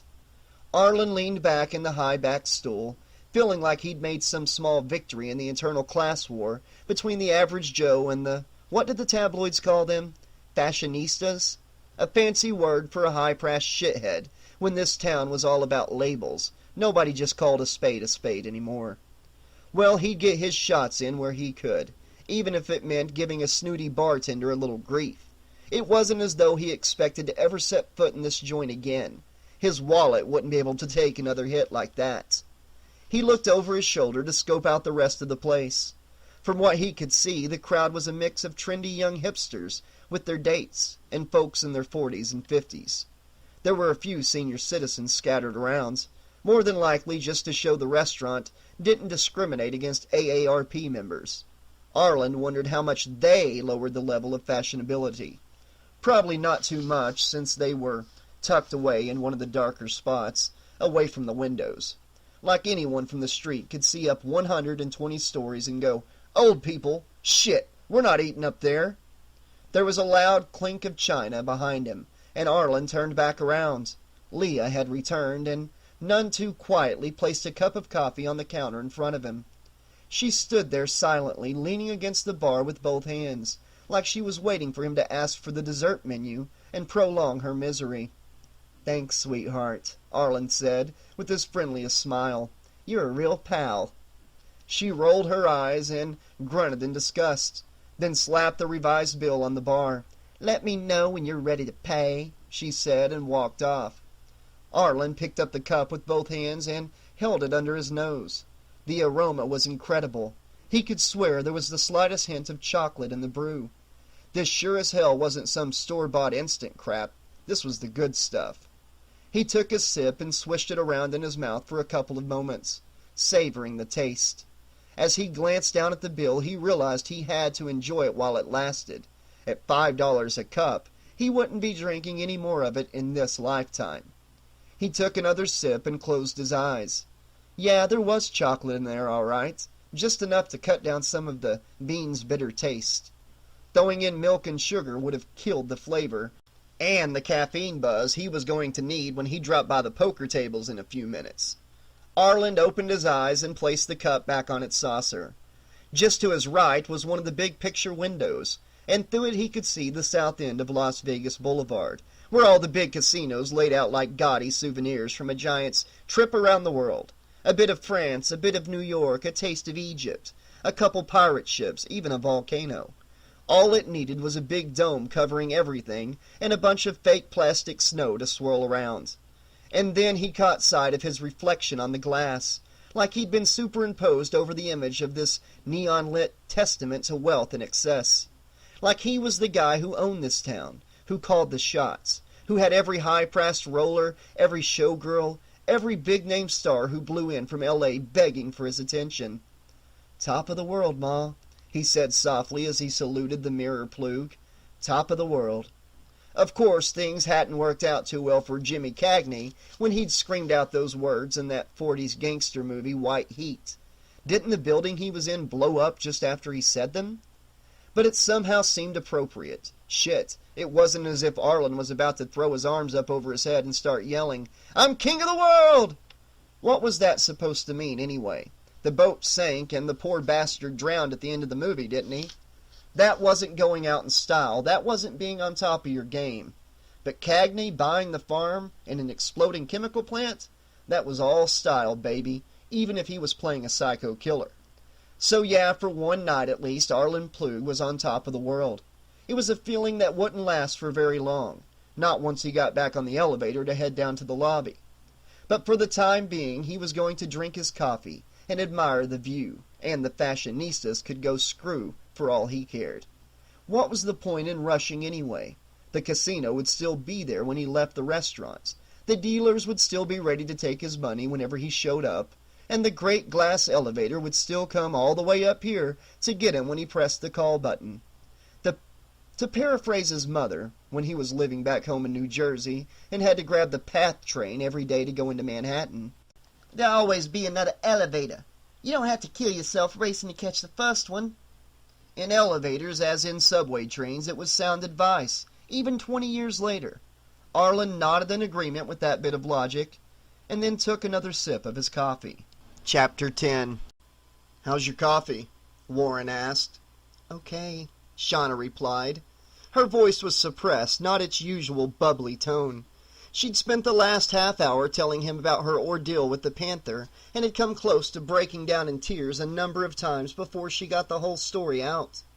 It was clear how terrified she'd been, and watching her trembling and acting so withdrawn hours later only made him want to put a bullet in the animal's head so it could never scare her like this again. It was an awkward situation for them both to be in, given where they were, but Shauna had insisted on coming up to the restaurant anyway. She'd wanted this to be a special night for them. She'd explained. Unfortunately, it had wound up being a memorable one for all the wrong reasons. Warren might not have minded it so much if it weren't for the brunette a few tables away giving him the evil eye, like he was some kind of wife-beater or cradle robber. What was he supposed to do? Tell Shauna to stop crying because somebody was watching? The hell with that. That was never going to happen. He considered either flipping the woman the bird or walking over and strongly advising her to fuck off and mind her own goddamn business. But he didn't need the hostility that would come with it. Having the lead investigator in a child's homicide get into a public argument with some nosy chick and her husband, he'd spotted the glint of their gold rings in the candlelight, wouldn't exactly make him the poster boy for Las Vegas tourism, or make him too popular in the mayor's office when the press got a hold of it. The best thing was to do nothing at all. Let the bitch stare all she wanted. It would give her something to tell her friends when she got back home to Hogwalla or Scalesville or whatever town it was she and hubby come from. He had more important matters on which to focus, like seeing his girlfriend through this major crisis. "You want any dessert?" he asked. A stupid question, perhaps, but he was grasping at straws here, just trying to make conversation. Better to distract her with dumb shit than let her sit quietly, replaying that incident over and over in her head. Shauna shook her head, then drank the rest of the coffee and put the empty cup on its saucer. "More coffee?" "No, thanks." She drifted off into silence again, staring at the brownish stains at the bottom of the cup. "Want me to go downstairs and shoot the son of a bitch?" She looked up, startled. Warren smiled warmly. "Just making sure you're still with me. It gets me kind of lonely around here when you go wandering off like that." It was the sort of overly romantic comment he normally avoided making. It always sounded like so much sugar-laced bullshit when he'd tried them in prior relationships. But he felt comfortable doing it around Shauna. She didn't laugh when he said something like that, didn't roll her eyes and dismiss it out of hand. She knew how heartfelt this sentiment was, and besides, he actually meant it. It wasn't like 20 years ago when he used to toss out false sentiments like confetti in the hopes of getting under some girl's skirt. Time and maturity had eventually put a stop to that nonsense. Of course, if the guys in the squad room ever heard him right now, there'd be no end to the good-natured ribbing they'd hand out. "Sorry," Shauna replied. "I didn't mean to be such a killjoy." But at least there was a trace of a smile to go with her apology. At least he'd finally managed to break down that barrier she'd erected around herself. She wasn't a cop, after all. She wasn't used to closing herself down emotionally, nor should she be. "Don't worry about it," Warren said. "We'll do it again some other night. How about I just grab the check and give you a ride home?" He shifted around in his seat so he could retrieve his wallet from the back pocket on the right side of his trousers. "Oh, you don't have to do that," Shauna replied. He stopped in mid-gesture. "What, pay for dinner?" He smiled. "Okay." "Jackass." The barrier cracked in half. He could see it in her eyes. The smile broadened. "I meant driving me home. My car's downstairs in the garage." He shrugged and pulled out the wallet. "So is mine." "Yeah, but if you take me home, what am I going to do in the morning to get around? It's my day off. I have a lot of errands to run and can't do them without a car, silly." He grinned wolfishly. "Who said I was taking you to your place?" The smile faltered. "Oh, Warren, I'm really not in the mood." He reached across the table to take her hand. "So, who's asking? I just don't think you should be alone tonight." "Or out on the road in my current state of mind?" she asked. "Maybe that, too," he conceded. "Not after the shit you went through. Friends don't let friends drive distracted, you know." "I thought that was drive drunk," she said. "Same thing," he replied. "Besides, most drivers don't have to put up with working in Mutual Omaha's Wild Kingdom every day." He sat up straight in his chair and tried to look official. "Either way, man, as a duly deputized member of the Las Vegas Metropolitan Police Department, I'll have to ask you to remain in town for the night so you don't potentially become a risk to yourself or other drivers." "And if I refuse?" she asked with a tiny grin. Some of the old Shauna was rising to the surface. He could tell by the playful tone creeping into her voice. "You gonna cuff me, officer?" "Detective," he corrected her. "And that'd be entirely up to you, ma'am." "My choice," she murmured. "Well, that would be different." Warren laughed and looked up in time to catch their waiter's eye as he walked past. Warren put up his hand as though holding a pen and made the universal sign to ask for the dinner check. The waiter nodded and moved off to retrieve it. Warren looked back to Shauna. "Well, this night could have gone better," she commented. He shrugged. "Hey, you're entitled to get depressed after what happened." She nodded glumly. "I know, but I really wanted a chance for the two of us to talk." She looked up at him. "Was there anything you wanted to talk about?" He hesitated. Sure, he thought, there were a million things he'd wanted to discuss tonight. Leaving the job, his latest case, where this relationship might ultimately be heading, all good topics, but he just couldn't bring himself to broach any of them. Not right now. He'd been prepared to, right from the moment he'd said goodnight to Isabel in the LVPD parking lot. But when he'd seen how distraught Shauna was after he'd arrived at the tower, all those subjects were quickly pushed into the back of his mind. His problems meant nothing in comparison to hers, especially when she so badly needed his help in getting through this crisis. They could wait for another day. He shook his head. "Nah, nothing important." She looked at him closely, like she could tell he was hiding something. "Are you sure?" "Absolutely," he assured her. "Nothing we can't talk about some other time." Shauna didn't appear to believe him. The frown tugging at the corners of her mouth was evidence of that. But all she did was shrug.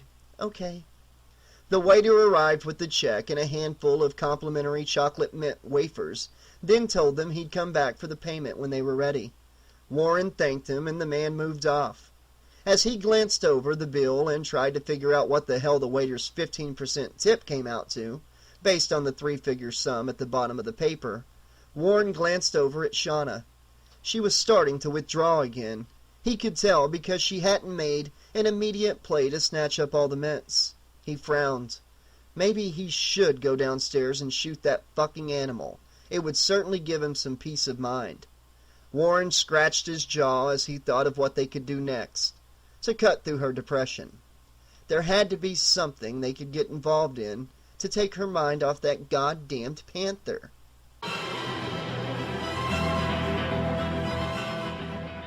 "Man, that fish was good," Tom said and patted his stomach. "A little expensive, but I guess you gotta live a little every now and then, huh?" Allie shrugged. "It was all right." After her catfish had started looking like an open wound, she hadn't been able to do more than pick at it with her fork. Right up until the waiter came over to clear the table, she'd been wondering if maybe she should have ordered something she could tolerate, like fish sticks or a fillet of sole. "The chocolate mousse was nice, a little on the heavy side for me, though." "Oh, I'm sure we can figure out some way to burn off all those calories." Tom gave her a sidelong glance and wiggled his eyebrows. Allie snorted. "And you call me unstoppable?" He smiled. "What? Exercise is supposed to be good for you, especially after a big meal." She hadn't asked him how much their feast had cost. Tom had snatched up the bill before she could see it, but she knew it hadn't been cheap. Hell, the least expensive appetizer on the menu was $15, and on a carpenter's salary, Tom wasn't exactly the richest guy in the world. But he'd insisted on paying for the whole thing, instead of them splitting it, one of those husbandly duties he'd quickly taken to handling, she imagined. Well, maybe she'd spring for the Star Trek tickets when they eventually went on the ride, as a small way of paying him back. Maybe she was kinda in the mood for a late-night session, It wasn't like she had any plans to visit the hotel's fitness club at this time of night to work off the chocolate mousse, right? And besides, it was supposed to be a honeymoon of sorts now, wasn't it?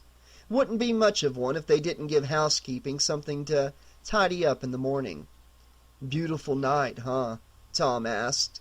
Allie looked past him. They were standing in the south vestibule waiting for the elevator with a large group of people who were all heading out from the restaurant. She and Tom had gotten there first, so they were right by the doors. And through the floor-to-ceiling windows that rose along both sides of the elevator, she could see the full moon shining brightly high above the neon lights of the Strip. It was a beautiful night and a complete turnaround from the horrendous morning they'd had. From battling bedmates to happy newlyweds, all in the space of one day. Allie smiled wistfully. It was hard to believe, but true. Harder still to make it work over time, she knew, but hell, they'd try. As she turned toward her husband, Allie caught sight of something that instantly wiped the smile from her face. Reflected in the window, standing just a few feet away in the crowd, was the 40-something thug she'd been keeping an eye on during dinner. His lady friend had stopped crying, maybe because her sugar daddy had promised to buy her something nice, and they each had an arm around the other's waist. As she watched the girl laugh at something the guy said, Allie began to wonder if maybe she'd been wrong about him. Maybe he wasn't as bad as she'd made him out to be. The girl didn't look like she was afraid of him, and there was something about the way he looked at her that made it apparent he cared for her. It was more than a little possible, Allie had to admit, that she was jumping to conclusions. After all, it wasn't as if she knew the couple. It could just be she'd misunderstood why the girl had been crying. Maybe. But he was still old enough to be her father, though, and that still made him a little creepy.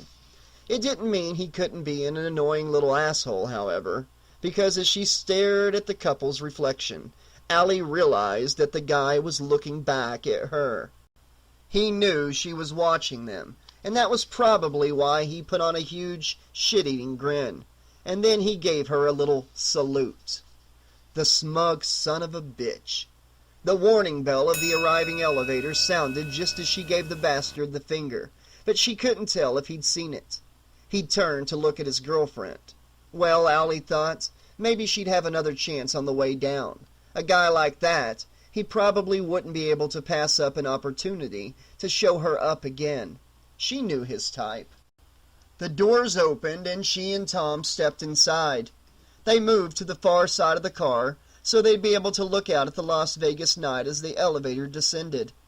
Hopefully the car wouldn't move as quickly going down as it had on the way up.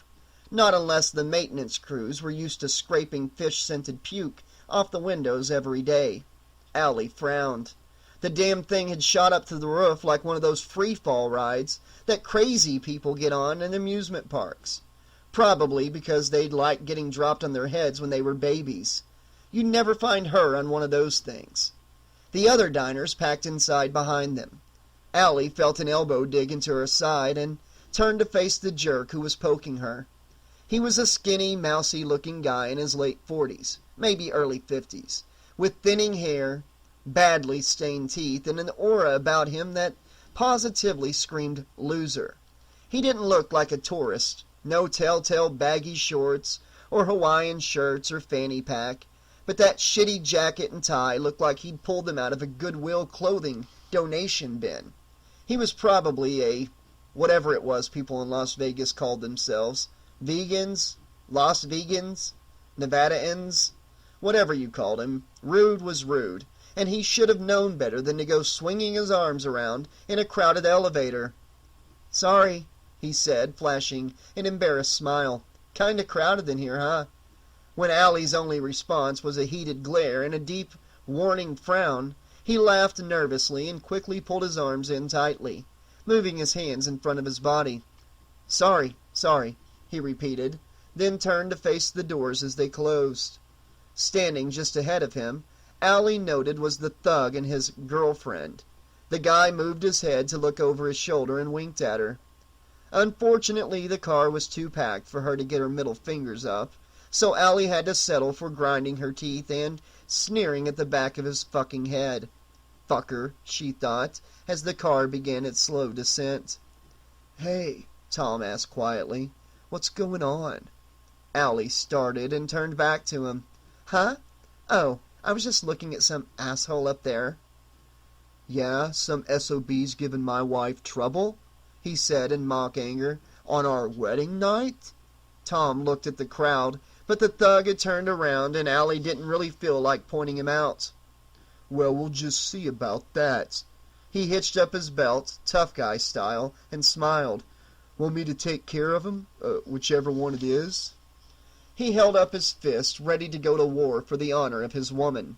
Of course, in the crowded car, his hands only got as high as his waist, but it was fairly clear he was trying to put on a boxing stance and not prove to her that he could jerk off with two hands in a public setting.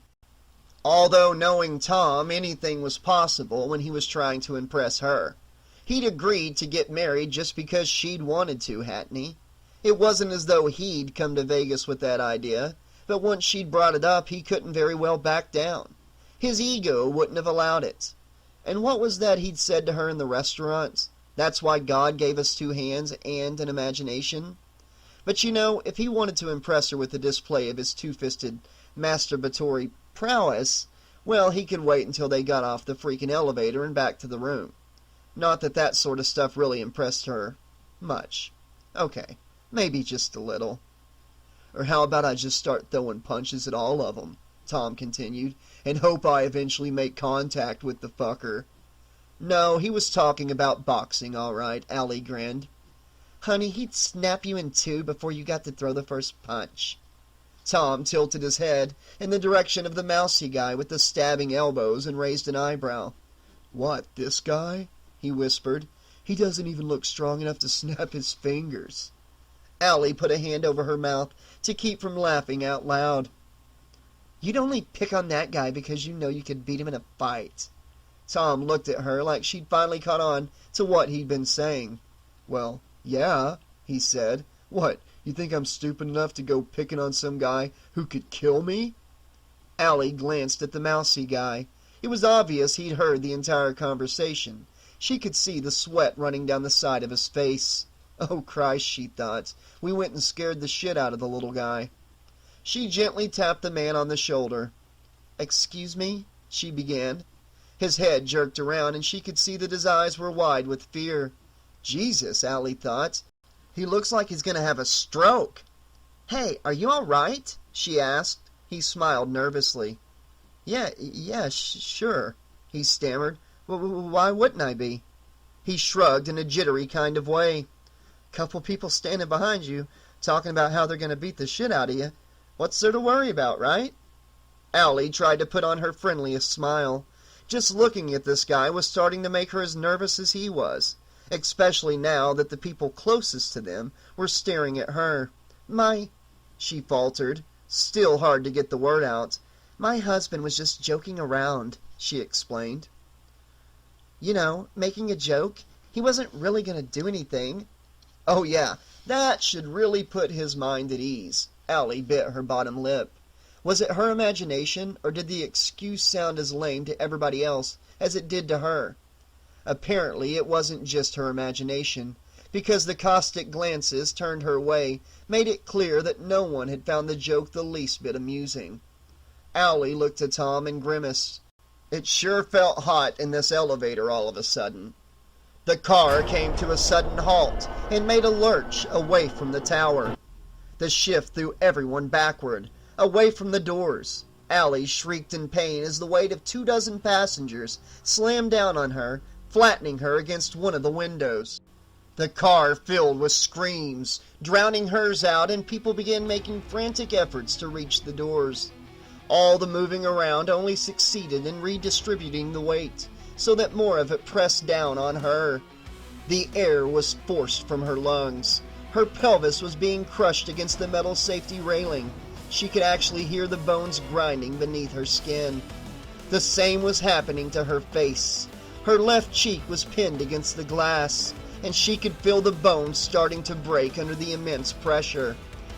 "Please," she whined, but the sound barely made it past her numbed lips. No one could hear her anyway. The sudden shriek of buckling metal was too loud. The elevator lurched again, and it was clear to Allie that the car was no longer completely attached to the side of the building. Suddenly, she was looking straight down at Las Vegas Boulevard, straight down at the cars and the lights and the people who must be passing by below, completely unaware of what was happening 100 stories above them. There were more cries of horror, more desperate attempts to get out of a death trap from which there was no escape. Some male voice yelling for everyone to remain calm, to stop moving about because it was only going to put more stress on the elevator. Another voice telling him to go fuck himself, they were all gonna die. The weight on top of her became unbearable. Allie screamed with what little breath she could summon, knowing that at any moment her skull was about to fracture. Tears filled her reddening eyes, and she dimly thought she could hear Tom calling her name, could feel him reaching out for her, when suddenly, with the loud cracking sound, the window split along both sides, came loose from its frame, and fell out. The desert winds grabbed hold of the glass and swept it high into the night sky, before sending it plummeting toward the strip. For a moment, the relief from the crushing weight was a godsend, but Allie suddenly realized she was looking at a sheer drop of just over 1,000 feet, and the people lying on top of her were pushing her through the gap where the glass had been. "Oh God, no!" she screamed and threw her arms out to grab the edges of the window frame. Broken shards of glass and twisted bits of metal dug into her palms, slicing through the skin right down to the bone. Blood geysered onto the frame and guardrail, onto her hands and arms and face, onto the floor around her feet. She couldn't see, couldn't hold on, couldn't find any footing. Everything was too slippery. She felt lightheaded from the sudden blood loss, and a sudden chill enveloped her as an icy breeze swept into the tilting car. It stroked her blood-spattered cheeks, her lips, cooled her forehead with its gentle caress. In the midst of her agony, she thought she heard a tiny voice telling her to let go, promising everything would turn out all right, but she knew that was crazy. It was probably just the sound of her blood pounding in her ears. The wind tugged at her, pulled at her clothing, and an odd thought popped into Allie's mind. Now she knew what people meant when they said they'd felt the touch of death. And then the car moved forward again, and she lost her balance. Her feet slipped out from under her. Her hands were torn apart. The skin flayed from the bone by glass and metal as she slid along the edge of the window frame. Before she could even scream, she was falling. It was the mousy guy who saved her, snaring her right wrist with one hand as she began her dive toward the pavement. He braced his knees against the guardrail and grabbed her wrist with his other hand as well. Allie looked up with tear-filled eyes to thank him, then screamed as an elderly couple tumbled over his shoulders and out through the window frame. The old man bounced off of Allie, almost breaking her savior's grip, but the skinny guy seemed to have incredible strength, some kind of adrenaline rush that was powering his muscles. But he couldn't hold on to her for much longer. Her arms, her clothes were drenched in blood, and though the man did the best to maintain his grip, she was slipping from his hands. He knew it as well. His eyes were practically bugging out as he looked down at her, and he kept repeating, "No, no, no, no, no," over and over, either because he was pleading for some sort of divine intervention to help him, or because he couldn't believe he was really going to drop her. More people were falling from the elevator, either dropping through the open window or crashing through the other glass panels. Some made desperate grabs for Allie's legs, and she found herself kicking at them before they could take hold of her. It was an instinctive action, that fight or flight state of mind scientists talk about, that takes hold when someone is struggling to survive. But she still hated herself for giving in to it. Tears filled her eyes, and she cried for the people she could not help. Most of all, though, she cried for herself. She was going to die, just when she thought her life was finally starting to turn around. Just when she'd come to realize there was someone with whom she could share that new life, with whom she wanted to share that new life. And now it was all being taken away from her because some fucking lazy repairman hadn't bothered to do his job and make sure the elevator was safe before people got onto it. It all seemed so stupid and so goddamn unfair. Allie looked past the man holding her to try and find Tom. She needed to know he was there, needed to know he was all right. She caught sight of the wedding band on his left hand, but she couldn't see the rest of him. Some kind of dark liquid had spilled on the window where he'd been standing, and it prevented her from seeing into the car. But then she realized the dark liquid was blood. Tom's blood. He was flattened against the glass, against the one window that hadn't shattered, his body crushed by the weight of the people who had fallen on top of him. Where his head should have been was a mass of broken bone and torn flesh and pulped brain matter that slid back and forth across the glass as the elevator shuddered and bucked on its broken tracks. What remained of his mouth was locked wide open in an eternal scream, his tongue bitten in half by the teeth that were now scattered across the growing stain. One eye rolled through the gore in a wide arc, still attached to the optic nerve that had unspoiled from the pulverized socket. The scream that had been building in Allie's throat became instead a torrent of bile that erupted from her open mouth. Beer and bits of chocolate mousse joined the clot-like hunks of partially digested catfish that roared up from her stomach to cover her blood-soaked clothes. She spasmed wildly as her stomach lurched again, and that was the moment when she finally slipped loose from the mousy man's grip. She saw him make a panicked grab for her, and then it looked as though the elevator was racing away from her. But it wasn't the elevator that was moving, the voice in the back of her head said. It was her. Allie tumbled backward, and now she was looking down at the lights of Las Vegas Boulevard. Lights that had seemed so very far away not that long ago, but which were getting closer with every passing moment. It felt like she was falling for hours, but a part of her knew it was all happening in a matter of seconds. Long, countless seconds during which she could see and feel everything with incredible clarity. The horrified expressions of the Michael Madsen look-alike goon and his girlfriend as they dropped alongside her. The rush of wind drying the blood that coated her face and arms. The flapping of the broken bones and loose tatters of skin that used to be her hands. The sidewalk that seemed to be rushing up to meet her. Long, countless seconds, during which there were no last words to say. No flash memories of the special moments in her life playing across her mind's eye. No opportunities to express regret for all the poor choices she'd made in her 25 years, or to beg for forgiveness from the people she'd hurt by making them. Long, countless seconds, during which she was able to turn her body so she wouldn't see the end coming, only to realize the elevator had finally torn loose from its tracks and was now bearing down on her. A glass-walled coffin that echoed with the shouts and curses and cries for mercy of its passengers as it hurtled earthward from a star-filled sky. Long, countless seconds, during which the only thing she could do was scream. A screeching, high-pitched cry of sheer terror that tore its way out of her throat and over her blood-stained lips. A scream that abruptly ended as her body exploded against the pavement.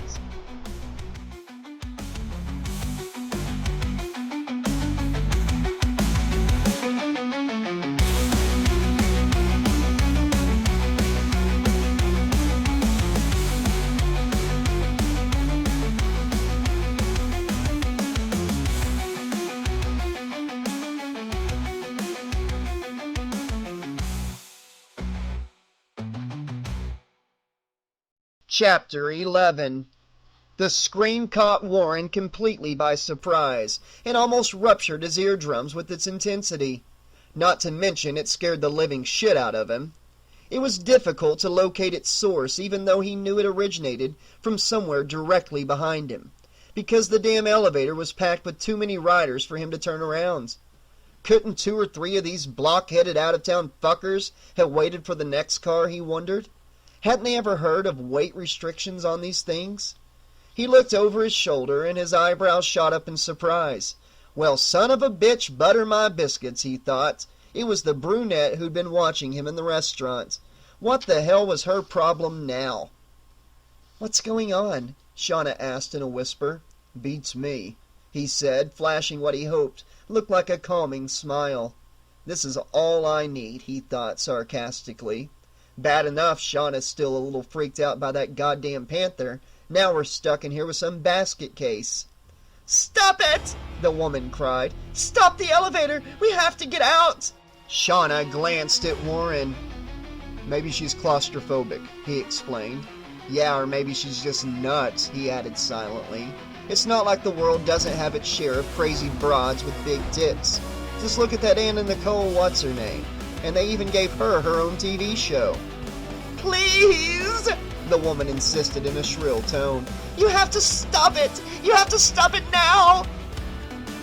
"Oh, let her off for Christ's sake," said a man near Warren. "The bitch is making me deaf with all that goddamn screaming." Shauna's eyes were as wide as saucers as she looked at Warren. It was starting to get to her. "Easy, honey," he said gently. "She's just nervous." He gave her hand a reassuring squeeze. "That makes two of us," she replied. Over the rising objections of his fellow passengers, some of whom were pointedly telling the woman to shut the fuck up, Warren noticed the brunette had gone quiet for a couple of seconds. Probably her husband was telling her to calm down. They'd be getting off in a little bit. That wasn't good enough, apparently. Warren stumbled forward as the guy behind him slammed into his back. Warren turned to give the skinny, badly dressed creep a stern warning, only to realize it wasn't his fault. The woman was pushing against the guy, trying to force her way to the front of the car. "Stop it! Stop it!" she kept saying. "Please, you have to stop it or we're all gonna die!" That was it, Warren decided. Feeling closed in was understandable. Some people just couldn't handle tight spaces. But yelling about how everyone was about to die was akin to shouting "Fire!" in a crowded theater. It was dangerous and stupid, and it had to end right now. "Hey!" he roared. "Knock it off!" Everyone fell silent. The woman had made it past the other guy, and now she and Warren were standing face to face. "What the hell do you think you're doing?" he growled. "I'm trying to save our lives!" she bellowed. "Yeah?" Warren said. "Well, you can start by saving my hearing." He reached into his jacket and came out with his badge. "Detective Ackerman, Las Vegas Police. Now lower your voice and maybe I'll reconsider charging you with creating a public disturbance and inciting to riot."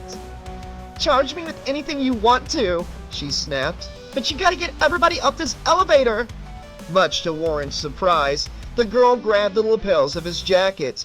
"Please," she said, a slight quiver in her voice. "You're a police officer. You can make them get off before it's too late." "I can make you spend the night in a jail cell just as much," he answered, then glanced down at her hands. She was twisting his lapels in her fists. "Now let go." "No!" she yelled. "You've got to stop it!" "God almighty," said an elderly woman standing by the control panel. "I'll stop the damn thing and if it'll make you shut up." She punched the button for the 115th floor and the elevator slowed down. The other passengers groaned. Apparently none of them were the kind of high rollers who could afford the suites on the upper 10 floors of the tower, so none of them were pleased by having to make an inconvenient stop. "Looks like you got your wish," Warren said to the girl. His voice dripped with sarcasm. She didn't seem to notice. "Thank God," she whispered. When the car arrived at 115, the bell chimed lightly and the doors opened. Now the woman began pushing in earnest, and Warren and Shauna were caught in the flow of humanity as it surged forward. Warren had a momentary impression that the brunette was trying to shove everyone out of the car, but that wasn't about to happen. If she were lucky, she'd be able to get out in one piece before someone got it into their head to knock her on her ass. Warren had to remind himself that as a representative of the Las Vegas PD, he couldn't be the one to do it. The chiefs at Metro wouldn't like it. "Please, please, you have to get out," she begged. She pulled at some of the passengers, pushed at others. But all they did was shove her toward the open doors, or look away and pretend to ignore her. And now Warren could see the tears running down her cheeks, the desperate pleading in her eyes. She really was convinced everybody was going to die if they remained on that elevator. But what could have put that idea in her head, he wondered. He hadn't heard the elevator making any weird mechanical noises, unless you counted the bastardized Muzak version of the Animals' "We Gotta Get Out of This Place" that was coming out of the speaker in the ceiling. Maybe that had something to do with the brunette's panic. Songs about dying young weren't exactly what you'd call soothing. The ride seemed pretty smooth, no shuddering, no shaking, no vibrations. Nothing, not even in the glass panels or grinding of gears. And as a member of the Coaster Kings, he knew a thing or two about things that went up and down on tracks, even if elevators were a completely different kind of animal from roller coasters. With her husband in tow, awkwardly apologizing to everyone he bumped into along the way, the woman finally made it to the front of the elevator. It was clear that if the other passengers were unwilling to listen to her, she'd at least make sure her husband didn't take the plunge with them. Not that he seemed to believe her either, but her mind was made up, apparently, and the guy wasn't going to argue with her about the scene she was making. Warren shook his head. For a couple that looked as though they hadn't been married very long, the husband had certainly been pussy-whipped into a submissive role fast enough. Poor bastard. As she reached the front of the elevator, the woman turned around to address the crowd. "Look, I know you all think I'm nuts, but I'm telling you the truth. You have to get off this elevator right now. It's..." She spun her hands in small circles in front of her, apparently trying to find the right words to say that would convince the crowd of her sincerity. "It's going to crash," she said quickly, like she didn't want to give anyone the chance to argue with her. "It's going to fall off the building and crash down on the street, and everybody's going to die." Warren gnashed his teeth. "Jesus Christ, that's it!" he snapped. He surged forward and grabbed the woman by the arm. "You and I are going to have a little talk about what it means to be a public nuisance." He pushed her into the gap between the open doors. "You want out? Then get moving." He turned to Shauna. "Honey, would you mind waiting down in the..." And that's when the doors slammed together right on the woman. She screamed like she'd been cut in half. "Ellie!" her husband cried. He grabbed at the doors, trying to force them apart, but they weren't budging. Luckily, if such a thing as luck could be considered in a terrifying situation like this, the man's wife had been in the process of exiting, so the doors missed closing on her head by inches. She still must have been in incredible pain, Warren figured, and the panic she was going through only made matters worse. But the doors couldn't have just closed on their own, could they? He let go of her arm and wheeled around to the old woman by the control panel. "What did you do?" he demanded. "Nothing," she said, hands held up like she was surrendering, or just to show she hadn't been playing with the buttons. "I didn't do anything." She was clearly upset, but whether it was from accusation or the sight of the girl caught in the doors, he could not tell. He stabbed at the open button with his thumb, pressed it in so hard the nail went white from the pressure, but the doors remained shut. "Tom, help me!" the woman, Allie, yelled. She moaned as though the air was being squeezed out of her lungs. "God, oh God, it's killing me!" Warren turned to the old woman and pointed the open button.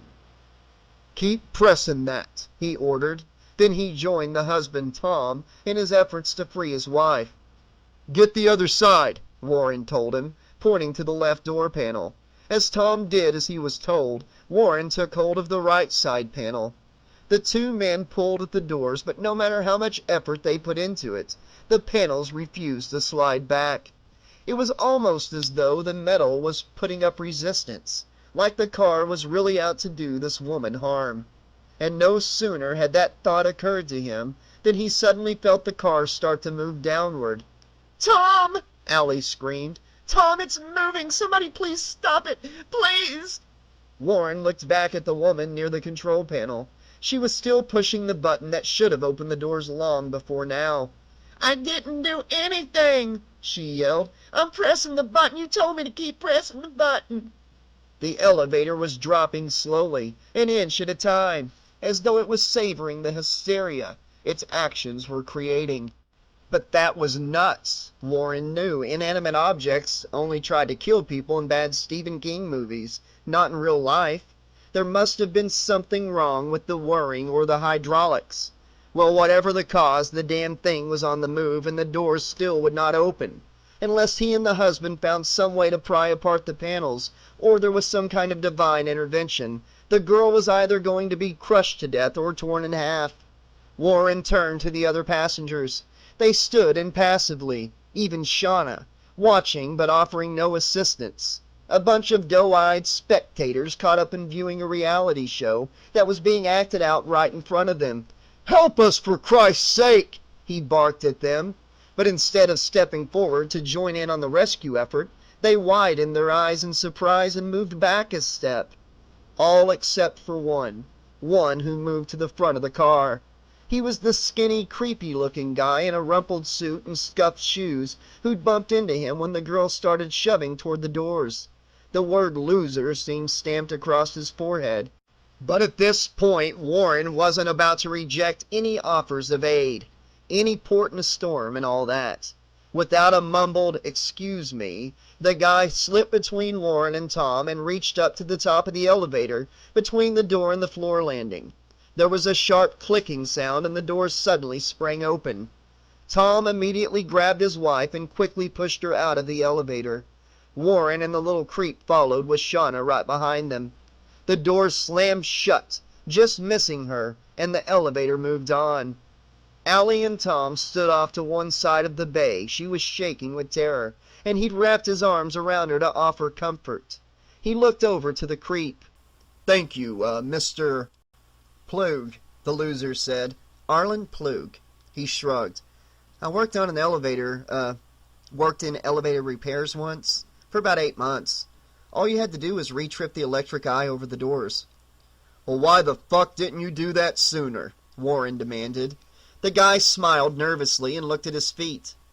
"I thought you knew what you were doing," he said quietly. "I didn't want to get in the way." Warren turned to face Allie. "Are you all right?" "Of course she's not all right," Tom shouted. "She almost got killed just now." Warren glared at the man and debated whether or not he should verbally tear him a new asshole. But then the little voice in the back of his mind muttered a warning. "Ease up there, Wren," it said. "The guy and his wife have just gone through a major trauma. You'd be even more worked up than him if it had been Shauna who got caught in the doors. So don't go biting his head off 'cause he's a little hyper." Yeah, he thought, that does make a lot of sense. Besides, there are plenty of other ways to handle this. "You're Tom, right?" he asked. "Yeah," the man replied and pointed at the girl. "I'm her husband." Warren nodded. "Okay, Tom," he said. "Now I'm going to need you to calm down, all right? I know how you must be feeling. I know you're pissed off and upset, and you don't know where to direct all that anger. All that anger that's built up inside of you. But it's not going to do either you or your wife any good by yelling at me." He put on his best, "we're all friends here" smile. "I'm on your side, okay?" For a moment, Tom looked like he was about to launch another salvo. Then the fight slowly drained out of him. "Yeah," he said quietly. "Sorry, officer." "Detective," Warren corrected him. "Detective," Tom repeated. Confident that the fire had been put out, Warren directed the smile at the wife. "And you're Allie?" "Yes," she said. "Okay, Allie." He jerked his thumb over his shoulder in the direction of the elevator track. "You feel up to telling me what that was all up?" The building shuddered. Not enough to throw everyone off their feet, but definitely enough to get their attention. "Oh my God!" Shauna cried. "Was that a bomb? I think that was a bomb." "It wasn't a bomb," Warren said assertively. At least he hoped it wasn't a bomb, although that had been his first impression as well. Detective, I think you better take a look at this." Warren turned around. The nervous, bug-eyed guy who tripped the door safety, Plug, was standing at the floor-to-ceiling window on the left side of the elevator bay. His forehead and hands were pressed against the glass, and he was staring at something down below. Warren ran over. He could hear the others thundering up behind him, but even before he got there, he had a sickening feeling he already knew what he was going to see. and yet he still had to take a look for himself, just to be certain. As he arrived at the window, he looked down to where Plug was pointing. "Jesus Christ," he whispered. The elevator, the very car from which they'd stepped less than a minute ago, was hanging off the side of the tower at a 45-degree angle. Somehow the tracks on which it ran had separated from their moorings, had snapped off from the building, and the car was now suspended above Las Vegas Boulevard. "Oh my God!" Shauna cried, but it wasn't the shrill tone of her voice that sent an unexpected chill up Warren's spine. It was the screams of the passengers trapped in the elevator. Even 5 stories above the scene, he could hear the terrified shrieks of the people down below. People who knew they were going to die. Far below, he could see the flashing lights of emergency vehicles racing to the scene. Someone must have put in a 911 call right away, because the assembly of patrol cars, ambulances, and fire trucks were making good time, even with traffic at a standstill along both sides of the strip. But there was nothing they could possibly do to prevent what was about to happen. At 100 stories, the elevator was too high up to reach with anything but a helicopter, and at its current angle too far out from the building for rescue workers to extend a ladder. None of that really mattered, though. There would be no time for a rescue, no time to stop what was inevitable. The tower shook again as another section of the car's guide rails peeled away from the concrete shaft, changing the elevator's angle to a rough 90 degrees. And then the first of the passengers crashed through the car's windows and began the long, fatal plunge to the street. Shauna moaned and buried her face in Warren's chest. "No, no, no," she sobbed, and he reached up to gently stroke her hair, like that was going to make everything all better. More people fell as the elevator quivered, as though it was deliberately trying to shake loose its passengers. A crazy notion, Warren knew, but nothing seemed to make sense anymore. So why not a killer elevator? The air was filled with screams loud enough to cause small vibrations, even in the windows through which the small group of survivors watched the horror unfold. So many screams, Warren thought, so many bodies, but he knew the worst was yet to come. Chapter 12. It was close to 2 in the morning, and Tony Agostino decided it was time to take a break. 4 more hours and he'd be done with this shithole for another day, or night as it were. Oh sure, he was glad enough to have a job. It sure as hell beat sitting around his apartment trying to get by on those meager Social Security checks that came every month. But all the cheesy King Arthur crap he was surrounded by 10 or 11 hours every night would make anyone nuts after a while. Merlin's Tower wasn't what he considered a real Las Vegas hotel and casino. It was a bad magic act in search of an audience. Suits of armor and assholes in jingly bell caps and old geezers dressed like rejects from fucking Lord of the Rings. That wasn't Vegas, that was a goddamn theme park. Vegas, the true Vegas, was Frank Sinatra and Dean Martin and Joey Bishop, maybe even Tom Jones and Wayne Newton. Not a bunch of queers and strippers in tights flying around on fucking wires like Superman. It was shit like that that had turned this city into a fucking joke that the whole world laughed at. Back in his day, when he was a pit boss working at the Sands long before it closed, Vegas had an edge to it, a sort of controlled lawlessness where the families enforced the rules. It was the place people visited when they wanted to relax, take in a show, maybe do a little business. It wasn't the kind of place to build amusement parks, because that's all the hotels were these days, with gambling halls stuck in the middle of them.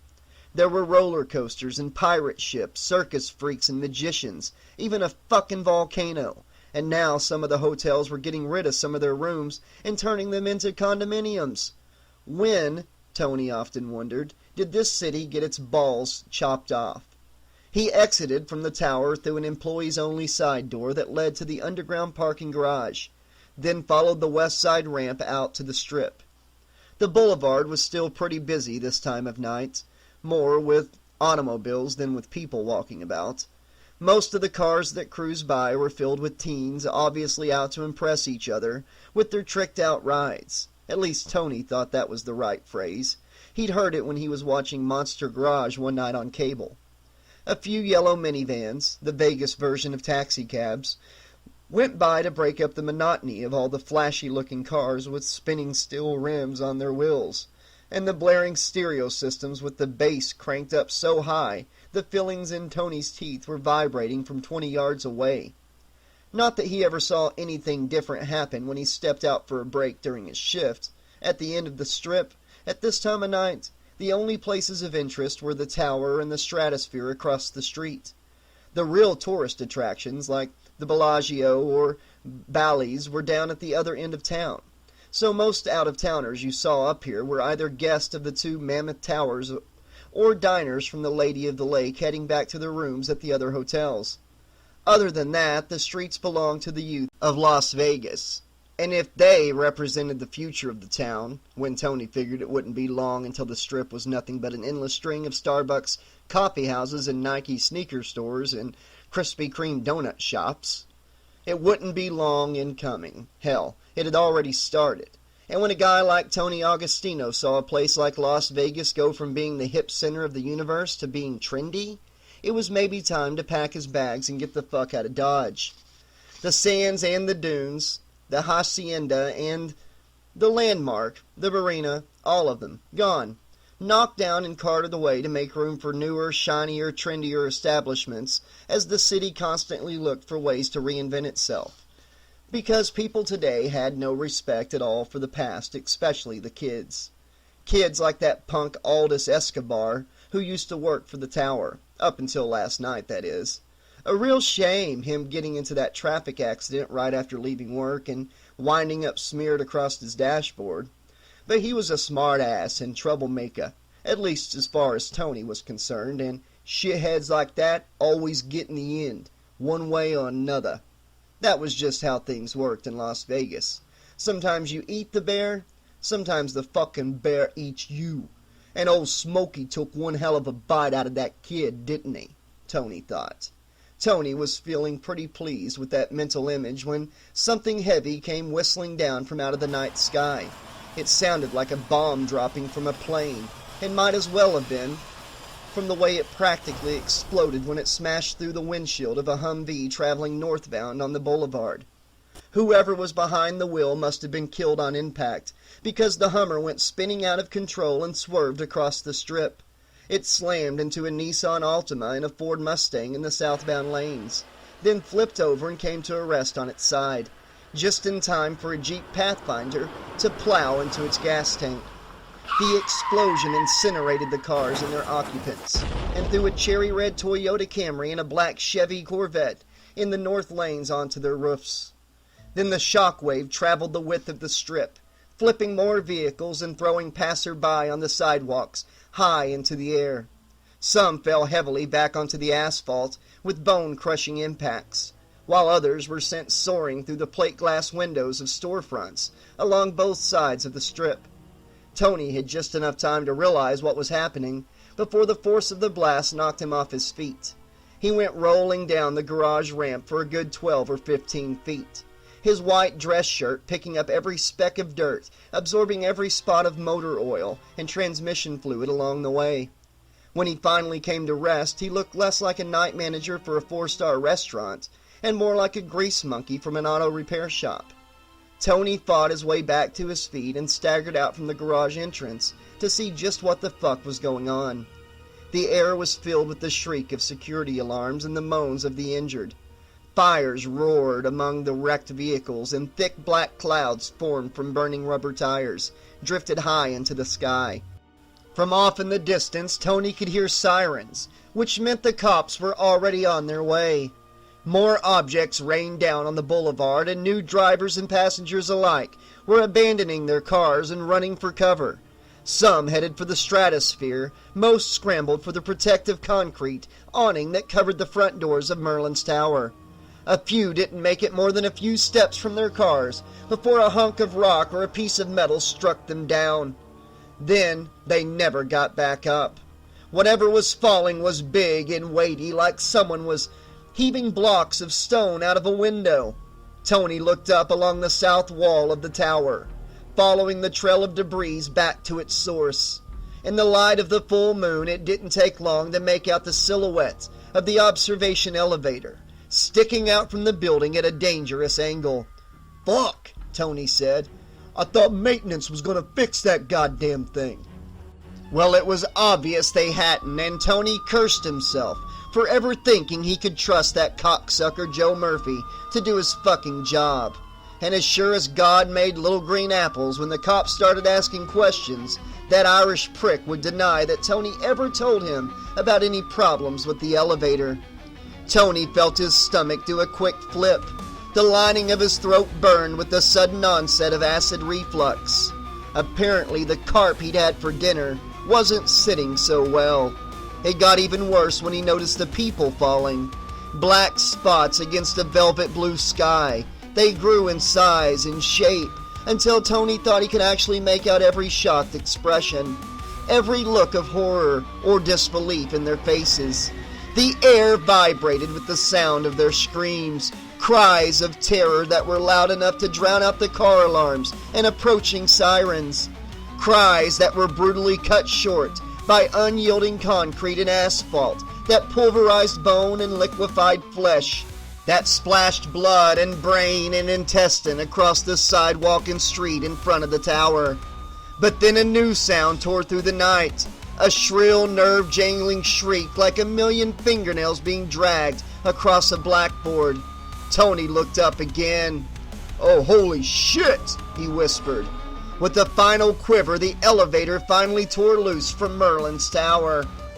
It swung far away from the building, stripping the guide rails from their concrete base as the car began its downward arc. The drop was gradual at first, but then the car began picking up momentum. Shrapnel fell like lethal hailstones as 100 stories worth of railing broke free along the length of the tower, and Tony ran back to the safety of the garage. And as the rails unraveled, the elevator's arc grew wider, and it soon became clear that it wasn't going to come down at the foot of the tower. It was headed for the center of Las Vegas Boulevard. The first emergency vehicle to arrive on the scene was a fire engine from a nearby ladder company. The firefighters inside barely had time to notice the glass and steel box hurtling down at them before the elevator slammed into the cab of the truck, sweeping the vehicle to one side, shutting off its siren. The bodies of firemen and some of the elevator's remaining passengers were tossed in all directions as the car continued its path of destruction. Plowing through the abandoned vehicles gathered on the strip, gas tanks ruptured, massive explosions shook the streets. Bodies and parts of bodies littered the sidewalks. It was a scene straight out of hell or the apocalypse.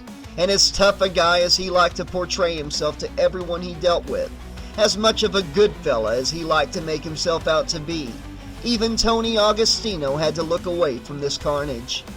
With a final screech of twisting metal, the elevator at last came to rest in the large curved driveway that ran from the strip to the tower's front doors. If there were any survivors within its twisted metal frame, it was doubtful they'd be alive for much longer. And maybe that was for the best.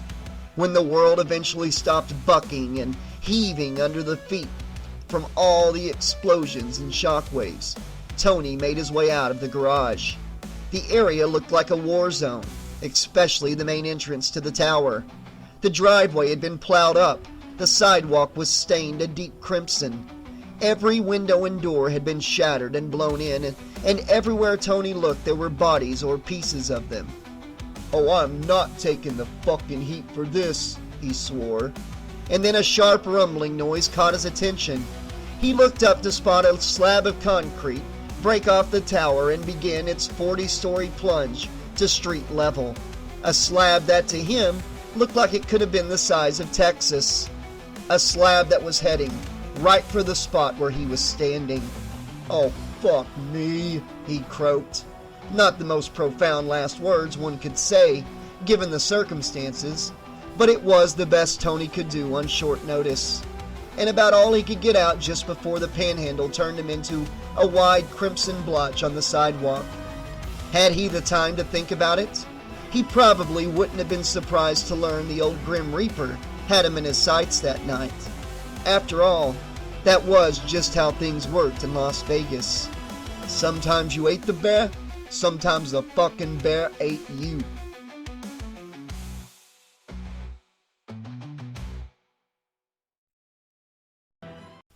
Mother puss bucket, Plug said, his voice a strange mixture of awe and disbelief. Warren gently put his arms around Shauna's shoulders and gently kissed her forehead. It was a sick, badly timed thought that now came to him, but he suddenly realized she at least had something to take her mind off the panther that had stalked her only hours before. And if you're a smart man, Ackerman, he told himself, you will never say that out loud to anyone. Oh my God, he heard Allie say in a quivering voice. Oh my God! As one, he, Shauna, and Plug slowly turned around to stare at the newlyweds. They backed away from the windows and Tom was holding her up. Her knees were shaking that badly. Allie was white as the proverbial sheet and crying, her hands pressed over her mouth as though she were suppressing a scream that wouldn't stay inside much longer. Tom looked almost freaked out as his wife, but it was hard to tell if that was because they just dodged a bullet by getting off the elevator or because his significant other had somehow known it was about to happen. He stared at her, then at the group, then back to her. Apparently he couldn't figure out what to say or do next. Warren didn't have that problem. As he watched Allie tremble with fear and remorse, he could feel the barrier establishing itself around his heart, closing him off to the pain she was experiencing. This was a police matter now, and whether all those people in the elevator had just died either by accident or by design, he had a job to do, and an investigation to run, and he knew exactly where to start. He stepped away from Shauna and pointed at Allie. "If you've got something to say," he ordered sharply, "you better say it right now." "What?" she said through the tears. It was obvious she was too upset to understand what he was talking about, but there was no time for that. She had information, and he wanted it. Tom stepped forward, placing himself between Warren and Allie. "Back off, man," he warned. By the aggressive stance he took, feet slightly apart, hands balled into fist, it was clear he knew what Warren meant, and was angered enough by the accusation to maybe do something stupid. "Can't you see how upset she is?" "She knew that was going to happen," Warren replied, gesturing toward the elevator doors. "I want to know how." "She doesn't know how," Tom said back. The muscles in his arms and legs tensed, like he was getting ready to spring. Warren thrust a warning finger in his face. "You better stand the fuck down right now, pal, before you find yourself in a world of trouble.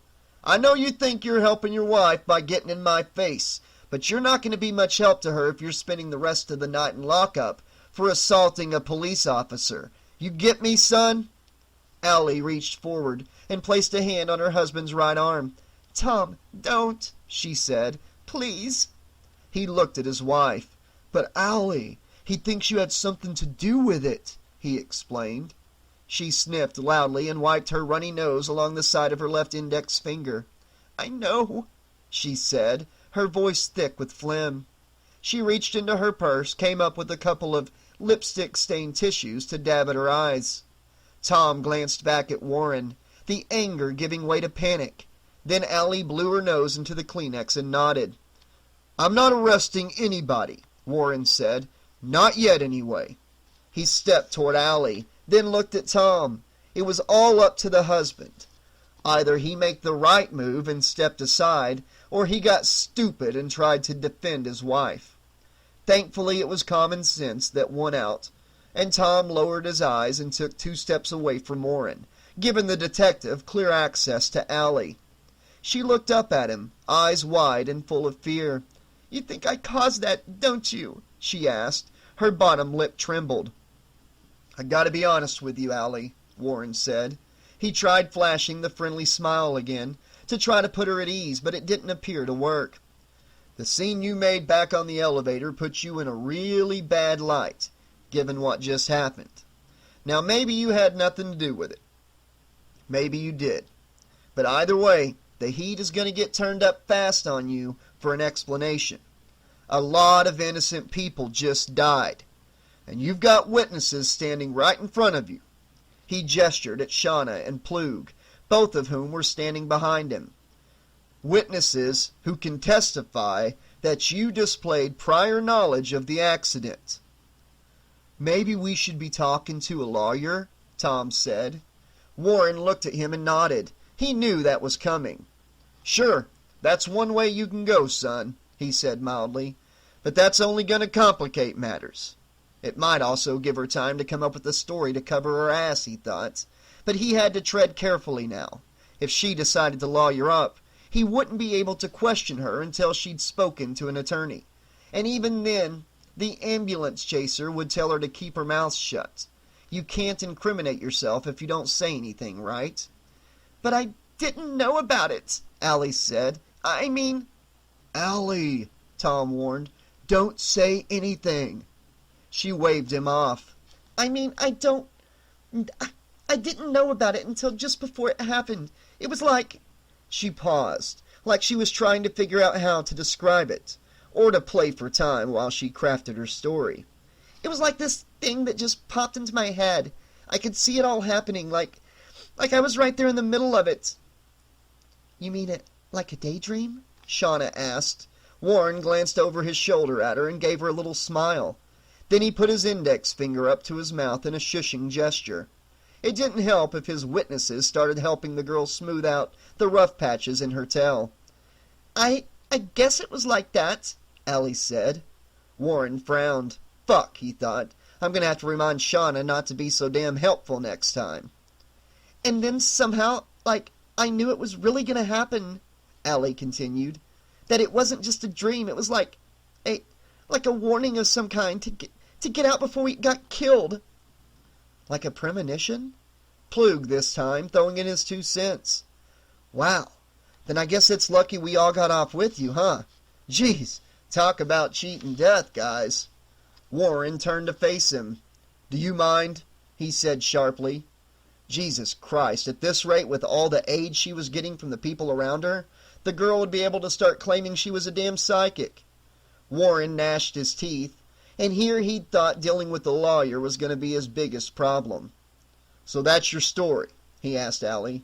You're telling me you got some kind of mental flash about the elevator crashing, and you just happened to get off seconds before it did? She looked uncertain, but then she slowly nodded. I know it sounds like bullshit, she admitted. You've got that right, miss, Warren replied. Allie gasped in shock and looked at him. You think I made something like that up? I'm not saying you are, Warren replied. Yeah, her husband cut in, but you're not saying you believe her either. You're right, Warren admitted, but are you going to stand there and tell me your wife's story doesn't sound the least bit bizarre? Tom's lips drew into a tight, thin line, and he stared at a spot on the carpeted floor for a moment. Then he gazed at Allie. She had a look on her face that made it clear she was silently begging him to take her at her word, to have faith in her. Yeah, he said softly, turning to face Warren. I guess it does. All right, then. We're both on the same page. Warren looked to the wife. She was crestfallen, betrayed, as it were, by her own husband. Now, Allie, are you sure you want to go with what you just told me? But that's what happened. The uncertainty was gone from her voice now. She had her tale of mysterious psychic warning, helped along, in part by people you'd think should have known better than to butt into a police investigation. And it seemed as though nothing he said was going to change her mind. Like the old saying went, that's my story and I'm sticking to it. Terrific, Warren thought sourly. This ought to go over well with the brass when I tell them. He shrugged. Okay, Kreskin, but you're going to have to repeat it when we get to command. Whoa, whoa, Tom said, waving his hands around. Now just wait a goddamn minute. The hyper side of him was starting to creep back into the picture. Are you arresting her? What's the charge? No, I'm not arresting her, Warren replied. But since she demonstrated having prior knowledge of the incident, even if it suddenly came to her in a dream, That makes her a person of interest. Inwardly, he grimaced. It was the first time he'd ever said that phrase out loud, and it sounded just as lame coming from him as it did from any department spokesperson at a press conference. "You mean she's a suspect?" Tom said. "I mean she's going to have to give a formal statement." He turned around to include Shauna and Plug in the discussion. "In fact, all of you are." "Well, there goes my plans for the evening," Plug muttered. "But it was an accident," Allie said a little shrilly. "I didn't have anything to do with it." Apparently the initial shock had passed, and the severity of her position was finally starting to sink in. "Then the investigation will bear that out, won't it?" Warren asked. "For all I know, the elevator was on its last legs and there was some kind of mechanical breakdown. Maybe you really did have a..." It was a little hard to get himself to actually say the word. It sounded so stupid. "A premonition that warned you to get out before the crash. And if that's the case, then I guess all of us owe you a thanks for giving us the heads up and getting us out in time. But until I find out otherwise," he pointed an accusatory finger at Allie, "lady, you've got a hell of a lot of questions to answer." Chapter 13. The female detective pushed a ballpoint pen and a pad of legal-size yellow paper in front of her. "All right, let's go over this one more time, and this time write it down." The police interrogation room was as dull-looking and claustrophobic as any that Allie had ever seen on a TV cop show. Grayish-green paint covered the walls, giving the area the strange coloration of a cross between a hospital and a boiler room. Interlaced metal grillwork covered the two windows that looked out on a parking lot. The opposite wall contained a large mirror that was mounted near the only door leading in or out. Of course, it really wasn't a mirror, but a two-way mirror, the glass especially treated so that someone in the next room could look in to watch Allie, although she couldn't see them. The furniture consisted of a metal table, its legs bolted to the tiled floor, 4 high-backed metal chairs, and a couple of filing cabinets. This wasn't a place designed for comfort, for just sitting and chatting. And if the gloomy decor was meant to intimidate the suspects, made to sit in here, then in Allie's opinion, it was sure effective. She certainly felt intimidated, scared even, and very tired. She sighed wearily. "We've already been over it a dozen times," she said to the detective. "It's not going to change from what I just told you 2 minutes ago, or what I told you the last 6 times. The woman who had identified herself as Detective Montoya over 2 hours ago simply nodded and smiled. There was no trace of warmth to be found in that brief flash of teeth, though, just a sense of escalating annoyance. "Humor me," she said, and her tone of voice made it clear she was starting to become weary as well. Weary of hearing what must sound to her like the biggest load of bullshit a suspect had ever unloaded in this interview room. Now that Allie could really think about it, she couldn't really blame the detective. If someone had come to her with the story about having a premonition involving a major disaster just minutes before it happened, she'd think it was a bunch of shit too. That didn't mean, however, that she'd keep badgering that person for hours, trying to get them to crack and say it was all a lie, like Detective Montoya was working so hard to do in Allie's case. But as much as the homicide cop might desire it, and as much as her guest wished she could comply, the story was not going to change.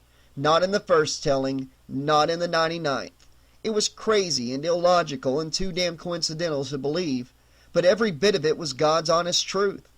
But it wasn't so much the truth that the police wanted, as much as a valid explanation for the disaster.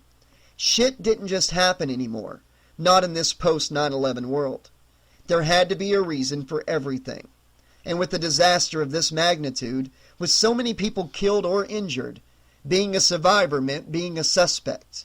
And being a suspect meant there had to be other people involved. Accomplices, who must have sabotaged the elevator, whom she was obviously refusing to tell them about. Some kind of terrorist organization, maybe a homegrown one, of which she was a member. That topic had already come up a few times in her ongoing discussion with Montoya. Exactly what such a group might have hoped to accomplish by killing an elevator full of people, Allie couldn't begin to imagine. She'd heard one of the other detectives in the squad room outside theorize about a possible destabilization of the Las Vegas economy. After all, who'd want to come here if the hotels were unsafe? But that sounded as much like bullshit as premonitions of doom. Except Allie's premonition had actually happened. That was the big difference. The fact that the elevator itself had tried to crush her when she tried to get off was something the police were apparently willing to ignore. They were more interested in why she'd wanted to get off. Maybe the speculation went she couldn't go through with the terrorist plan. Maybe dying for whatever cause she supported had suddenly lost its appeal, and realizing she was about to die had caused her to freak out.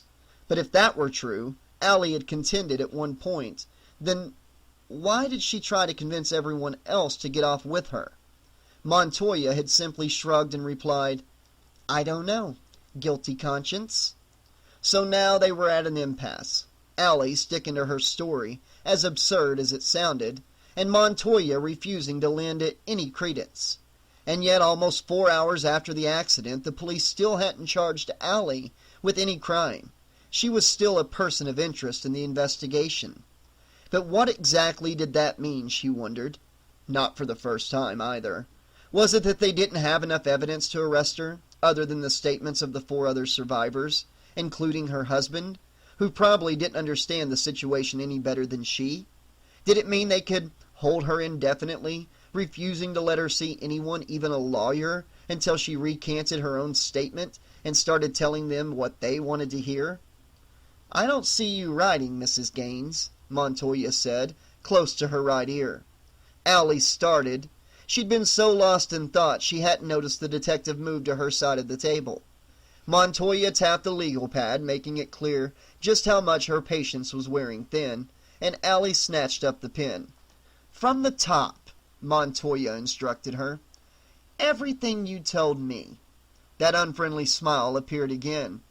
"Plus anything else you can think of that might pertain to the incident." Allie knew exactly what that was supposed to mean.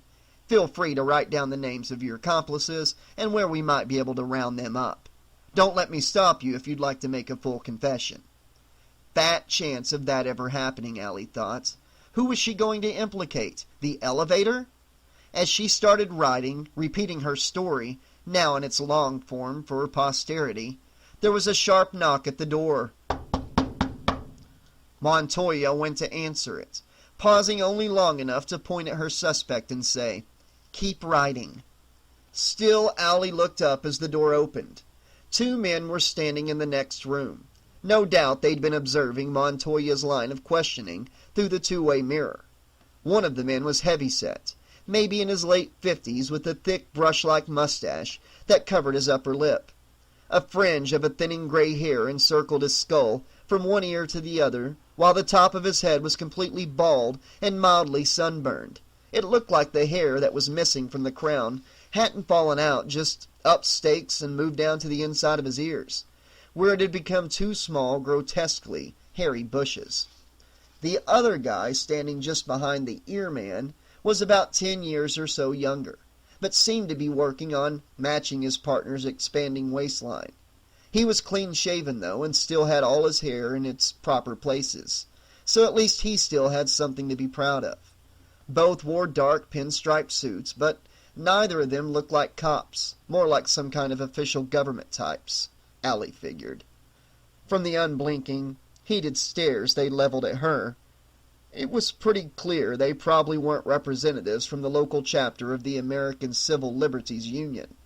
The larger guy, who appeared to be the one in charge, mumbled something to Montoya. She frowned, obviously displeased with what he had to say. Nevertheless, she stepped aside to let the men into the interrogation room.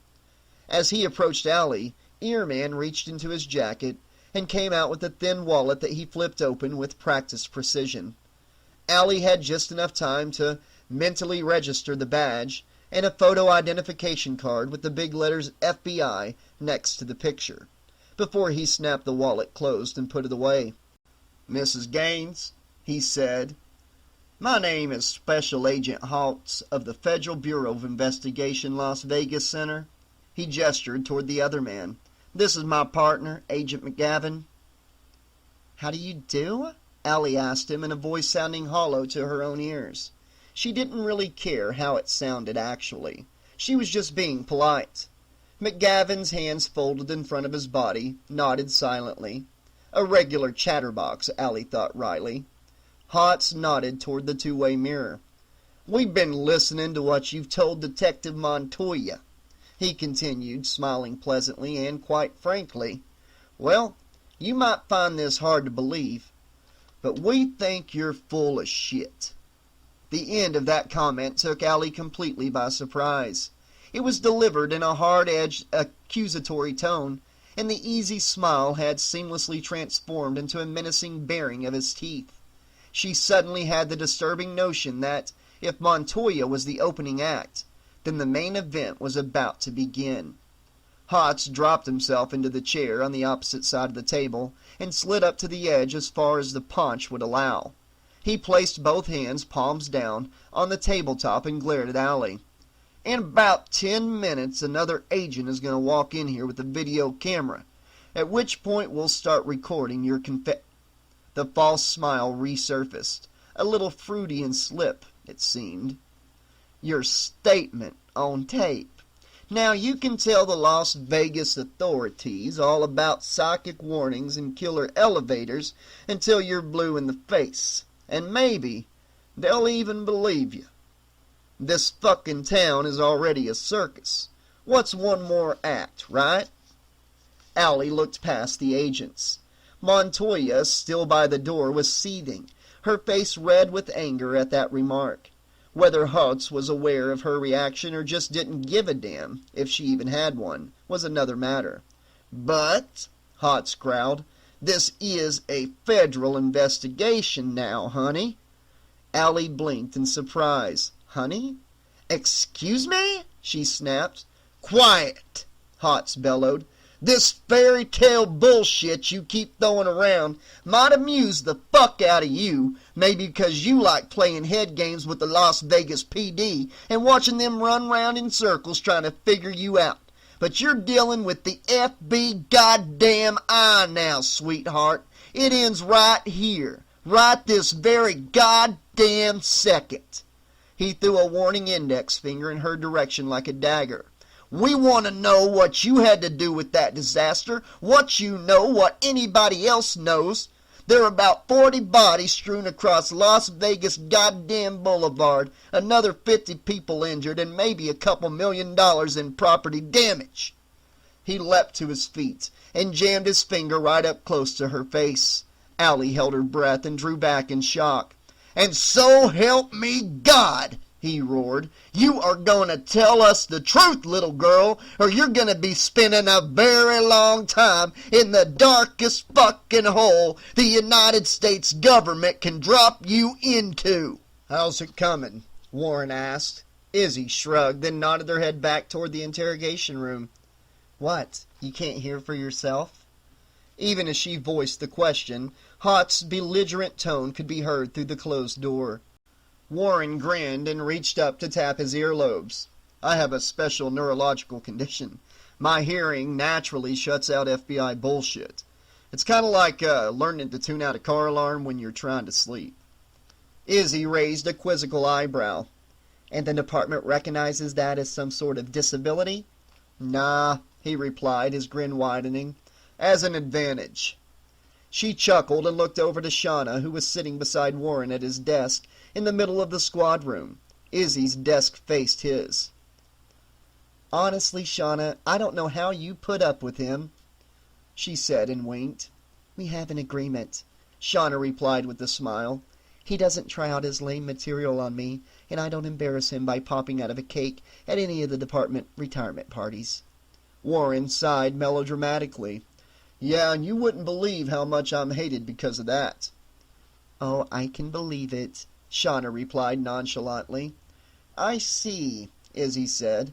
"So I get to be the one stuck with being his audience for 8 or 10 hours a day. Okay." Shauna shrugged. Somebody has to, I guess. Now it was her turn to wink. Yeah, Izzy agreed. She paused, then turned to Warren.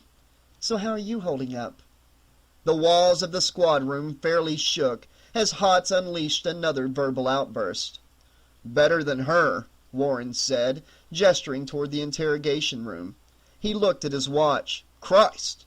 Close to an hour he's been grilling her, and from the way he's screaming I'd say it's a sure bet she's still not budging on that psychic story. He keeps this up, we're going to have to call the EMTs when his heart explodes. That's why I finally had to walk out, Izzy confessed. With all the bullying he's been doing since they started rolling tape, I was starting to feel sorry for that girl, and I think her story stinks as much as he does. But what if it really is true? Shauna offered. I mean, haven't there been documented cases of people who went through something like what she says happened to her? A premonition that warned them about something bad that was about to happen?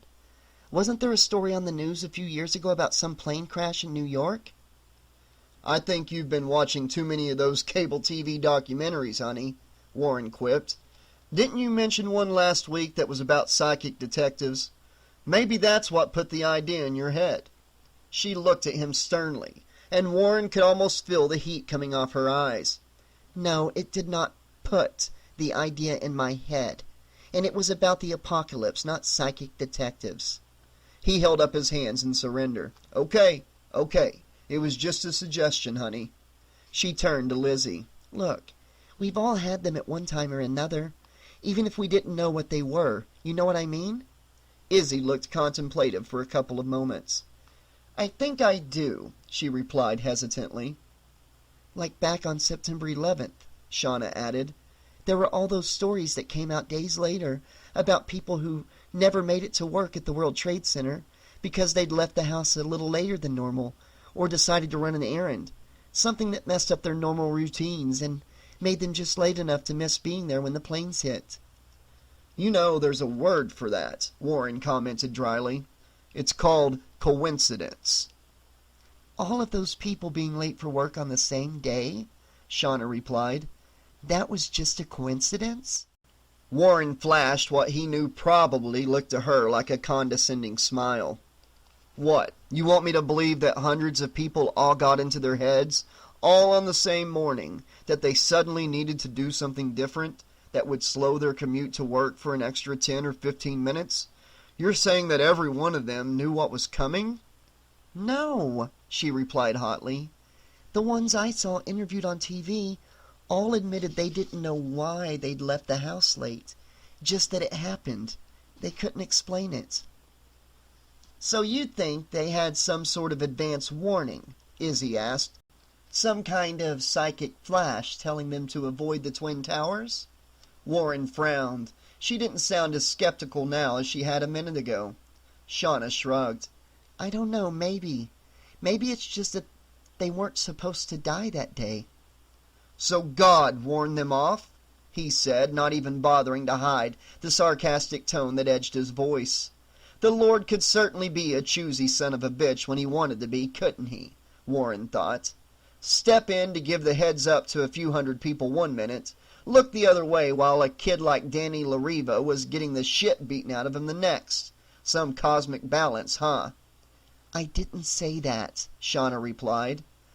Look, if what you're saying is true, Izzy conceded, then glared at Warren with the shut the hell up expression. And I'm not saying, listen here closely, I'm not saying it is. There's a big difference between folks being late for work and what Allie Gaines told me she experienced.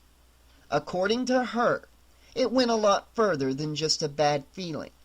She says she saw the entire incident play out right in front of her, that she was able to see everything that was going to happen inside that elevator, right up to and including her own death.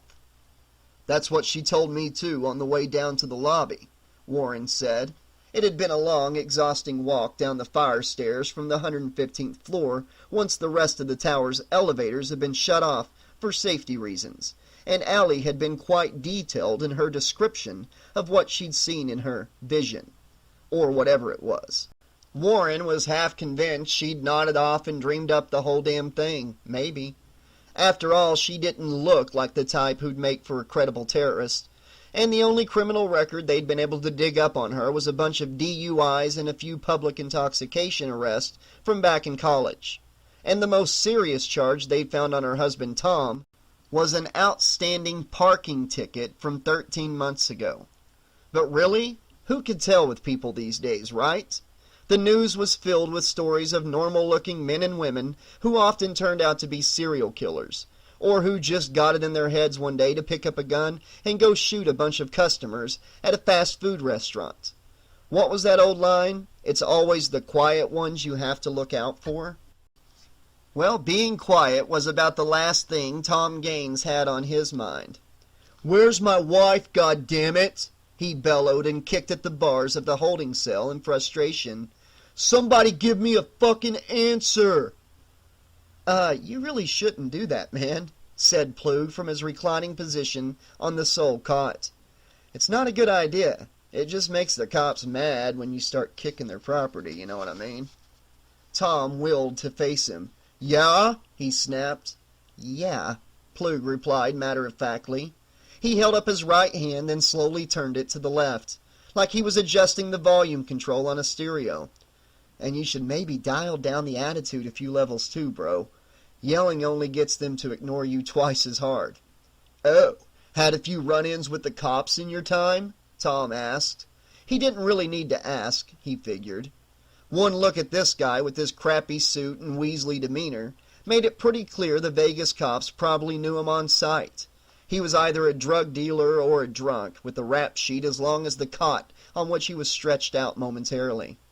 What a guy like that was doing in a place like the Lady of the Lake, well, that was anybody's guess. "A couple," Plug admitted. He eyed his cellmate suspiciously for a moment, then smiled knowingly. "Not as many as you probably think, though." That brought Tom up short. For a skeeve, Plug seemed to be a pretty perceptive guy.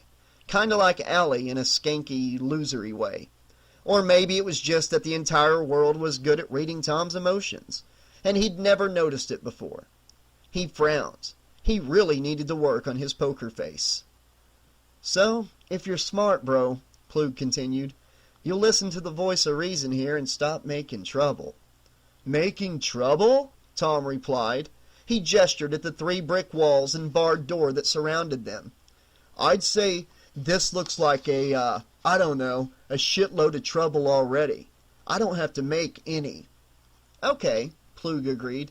"So stop making any more." Tom crossed his arms and leaned against the bars. "This is bullshit," he said huffily. "They've got no right to lock us up. We didn't do anything." Plug grunted and stared at the ceiling. "Your wife starts screaming how the elevator she's in is going to crash, and everybody with her is going to die, and then it does, right after she gets off?" He grimaced. "I don't know, bro. Sounds kind of suspicious to me." "You got off too," Tom snapped. Plug looked at him and smiled. Hey, I'm just pointing out what it looks like to the popos. It's not like I don't appreciate what your lady did." His expression suddenly turned serious.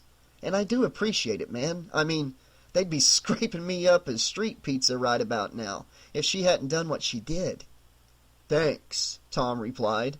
Maybe the guy wasn't all bad, he considered. "I just wish I knew exactly what that was. What she did." Plug nodded. "Yeah, it's kind of freaky when you really think about it.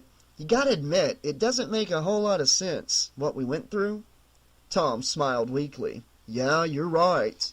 He sagged against the bars and sighed, suddenly feeling very tired. Maybe the shock of the disaster was starting to wear off, he thought, and the adrenaline charge he'd been living on for the past few hours had run its course. "So relax, bro," Plug said pleasantly, as though he could tell what Tom was feeling. He sat up and patted the cot's mattress. "Have a seat. Stop kicking the fixtures. Give it a couple more hours, tops, and you'll be back on the street before you know it, man." Chapter 14. It was more like 4 hours, and then it was only to walk from the holding cell to a drab interrogation room on the 2nd floor. That's where it was explained to Tom that he had to undergo another round of questioning. This time with some short-tempered FBI agent named Hotz and his silent partner. Hotz looked like he was about to have a stroke by the time he sat down with Tom in the interrogation room. His face was so red the top of his bald head almost resembled the flashing light on top of a police car. Tom had to cover his mouth to hide the smile that was forming, because there was only one thing he could think of that could make someone that flustered. Allie. "All right, Mr. Gaines," Hotz began. "Despite my best efforts to make clear to your wife just how much trouble she's facing, she apparently refuses to change her ridiculous story." Tom bit his bottom lip to stifle the laugh that was trying to force its way out. That was his girl, all right, stubborn to a fault. Back her into a corner, and she was only going to get even more stubborn. "So let's see if you and I can do better," Hotz concluded. "I certainly am willing to try," Tom said pleasantly. "By the way, where's my wife?"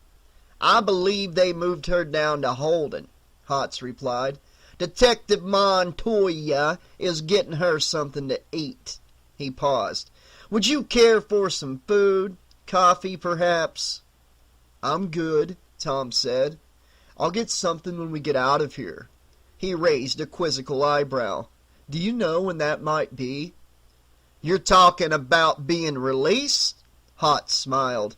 It was a neat trick, Tom thought, the way the guy could find the perfect balance of bared teeth that made him look both friendly and menacing. "Well, there's nothing to release you from, Mr. Gaines. Neither of you have been formally charged with any crimes." Tom pushed his chair back from the table and stood up. "Then you mean we're free to go?" He glanced over to the other agents in the room. Hotz's partner and a blonde woman in charge of a video camera. "I could walk out of here right now and you wouldn't try to stop me?" From the stone-faced expression they both presented, it was pretty clear Tom wouldn't get more than 2 steps toward the door before they'd knock him on his ass and cuff him to the chair. "In a manner of speaking, yes, you could," Hotz replied. Tom turned back to face him. That pit bull grin was still bolted onto the man's jowls. "Trust me, Mr. Gaines, I know exactly how anxious you are to leave. It's quite understandable. Were I in your position, I wouldn't want to hang around a police station answering questions for hours on end either. Especially not after going through such a traumatic experience as you did last night. But we're hoping you can answer just a few more questions before you do." He gestured towards Tom's chair. "Please." Tom stared at him for a moment, then at the other agents. He sighed and dropped heavily into the seat. "Fine," he said huffily. "But didn't you people already read the statement that I gave the detectives?" "I did, and it was very helpful," Hotz said. "But I'd like to hear it for myself. You know how it can be when something's written down. There's always the chance some comments can be taken out of context." Tom switched on his own false smile. "Oh, like back after 9/11, like all that weapons of mass destruction talk before the invasion?" Hotz's short, mirthless laugh sounded like a cat with consumption trying to cough up a hairball. "Oh, that's right," he said with a nod. "You voted Democrat in the last election, didn't you?" He sighed and looked at Tom with a bored expression. "Have a little problem with the way your government does business, Mr. Gaines?" "My government?" Tom said, slightly amused. "No, just with some of the people running it." "Well, maybe you'll do better next time round," Hotz said dryly. He turned to the female agent and nodded. She flicked a switch on the video camera to start recording the session. Hotz then opened a black leather folder that lay on the table by his left hand and began thumbing through a thin stack of reports. He selected one and took a few seconds to read over it. Tom recognized the handwriting on it as his own. It was his written statement. "All right," Hotz began. "Now, according to what you told the police, you and your wife were taking the elevator down to your room on the 25th floor, Tom answered. Hotz nodded without looking up from the paper. Right. And had she exhibited any sort of unusual behavior while you were dining? Tom stared at him for a few seconds, aware of how confused this expression must appear to the agent. Unusual? Like what? Oh, I don't know, Hotz replied. Was she acting nervous or jittery? Did she seem short of breath? Did she seem distracted at any point? Like her mind was on something else? That kind of thing. Tom shook his head. No. Was she constantly looking around or at her watch? Well, I know she kept looking over at Detective Ackerman every now and then, Tom admitted. Hotz looked up, suddenly showing a definite interest. Oh, do you think she recognized him as a police officer? Another headshake. Nah, she thought he was some creep verbally abusing his girlfriend. And what gave her that impression? 'Cause the girl was crying, Tom smiled. Allie doesn't care much for jackass boyfriends. Makes her start acting like an overprotective big sister sometimes. He shrugged. Anyway, we didn't even know he was a cop until he identified himself in the elevator. After your wife, Hotz paused to consult the report again, freaked out, as you put it. Yeah, Tom winced. Had he really been stupid enough to write that down? It made it sound like Allie acted like a nut job. Well, if he were lucky, she'd never find out about her husband's poor choice of words. And did your wife exhibit any unusual behavior once you got on that elevator? Tom had to think about it for a moment. I'm not sure, he had to admit. I mean, we got on and moved to the back so we could look out the windows, but as soon as we got there, she kind of blanked out. Blanked out? Hotz asked. Could you elaborate on that? Well, she just... Tom pinwheeled his hands, trying to come up with the proper description. He failed. Just blanked out. Her eyes got real big. He widened his own, imitating the wall-eyed expression he'd seen on his wife's face. You know, and she kind of just froze up and started staring into space. Did she say anything? Hotz asked. Do anything? No, she just stood there not saying a word, Tom explained, until that guy, Plug, bumped into her. That's when she started, freaking out, Hotz concluded. Yeah, Tom said sheepishly. Maybe it was some kind of signal, McGavin suddenly remarked. Tom almost jumped out of his chair. The agent had been standing so quietly for such a long period of time. He'd started to think the guy was a department store dummy instead of a real person. Hotz grunted. Plug nudges Gaines to let her know it's time to put the plan into motion. What the hell are you talking about? Tom demanded. Are you trying to say my wife was part of some conspiracy to crash the elevator? Hotz shot him a warning glance. Calm yourself, Mr. Gaines. Agent McGavin was merely voicing a hypothesis. Based on what? Tom shot back. That you think Allie might be some kind of terrorist? Terrorist? Hotz eyed him suspiciously. I never used that word, Mr. Gaines. What made you think of it just now? Because that's what you're here looking for, isn't it? Tom replied. Like, you're already sure the elevator didn't fall off the building because of some mechanical problem? So, like, there had to be somebody responsible? And since Allie's the only one who tried to warn us about it, and she's the, only one the cops got their eye on, it only makes sense you'd be, looking at her as a terrorist. He paused to take a breath. Besides, he added in a more subdued tone, I overheard the detectives talking about it.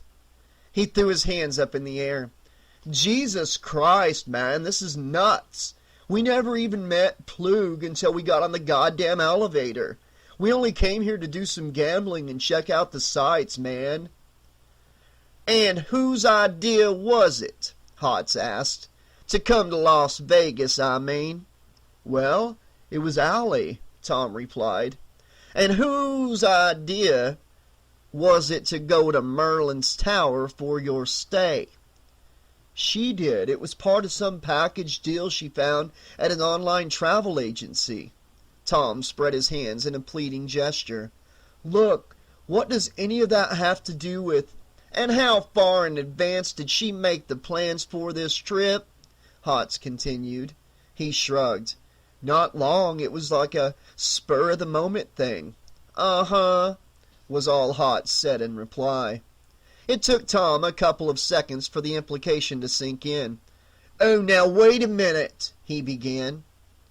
It was also her idea to dine at the Lady of the Lake restaurant, wasn't it, Mr. Gaines?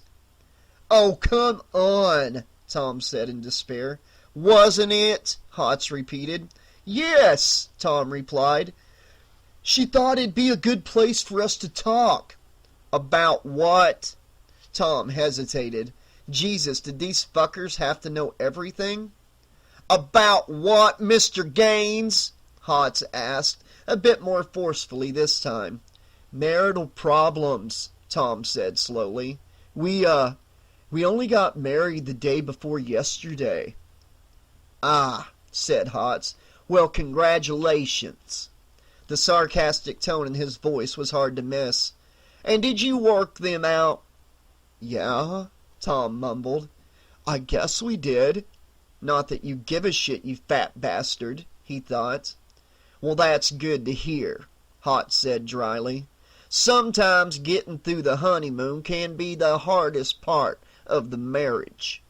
He returned Tom's statement to the pile and shuffled his papers into a neat stack. Was there anything else you discussed while you were having dinner? Anything that isn't in your report? Tom sneered at him. What, now you think maybe I was in on it too? Hotz showed his own teeth. Let's get one thing straight, Mr. Gaines, he said tersely. I'm the one who asks the goddamn questions. You don't. You're the one who answers them.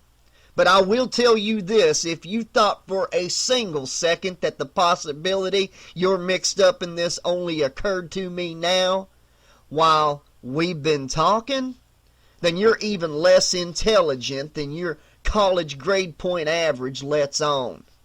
He smiled knowingly and patted the stack of reports in his folder. Tom pointed at the pile in shock. You've got that in there too? All that and more, Hotz replied. He looked to the female agent, who turned off the camera, then turned back to Tom.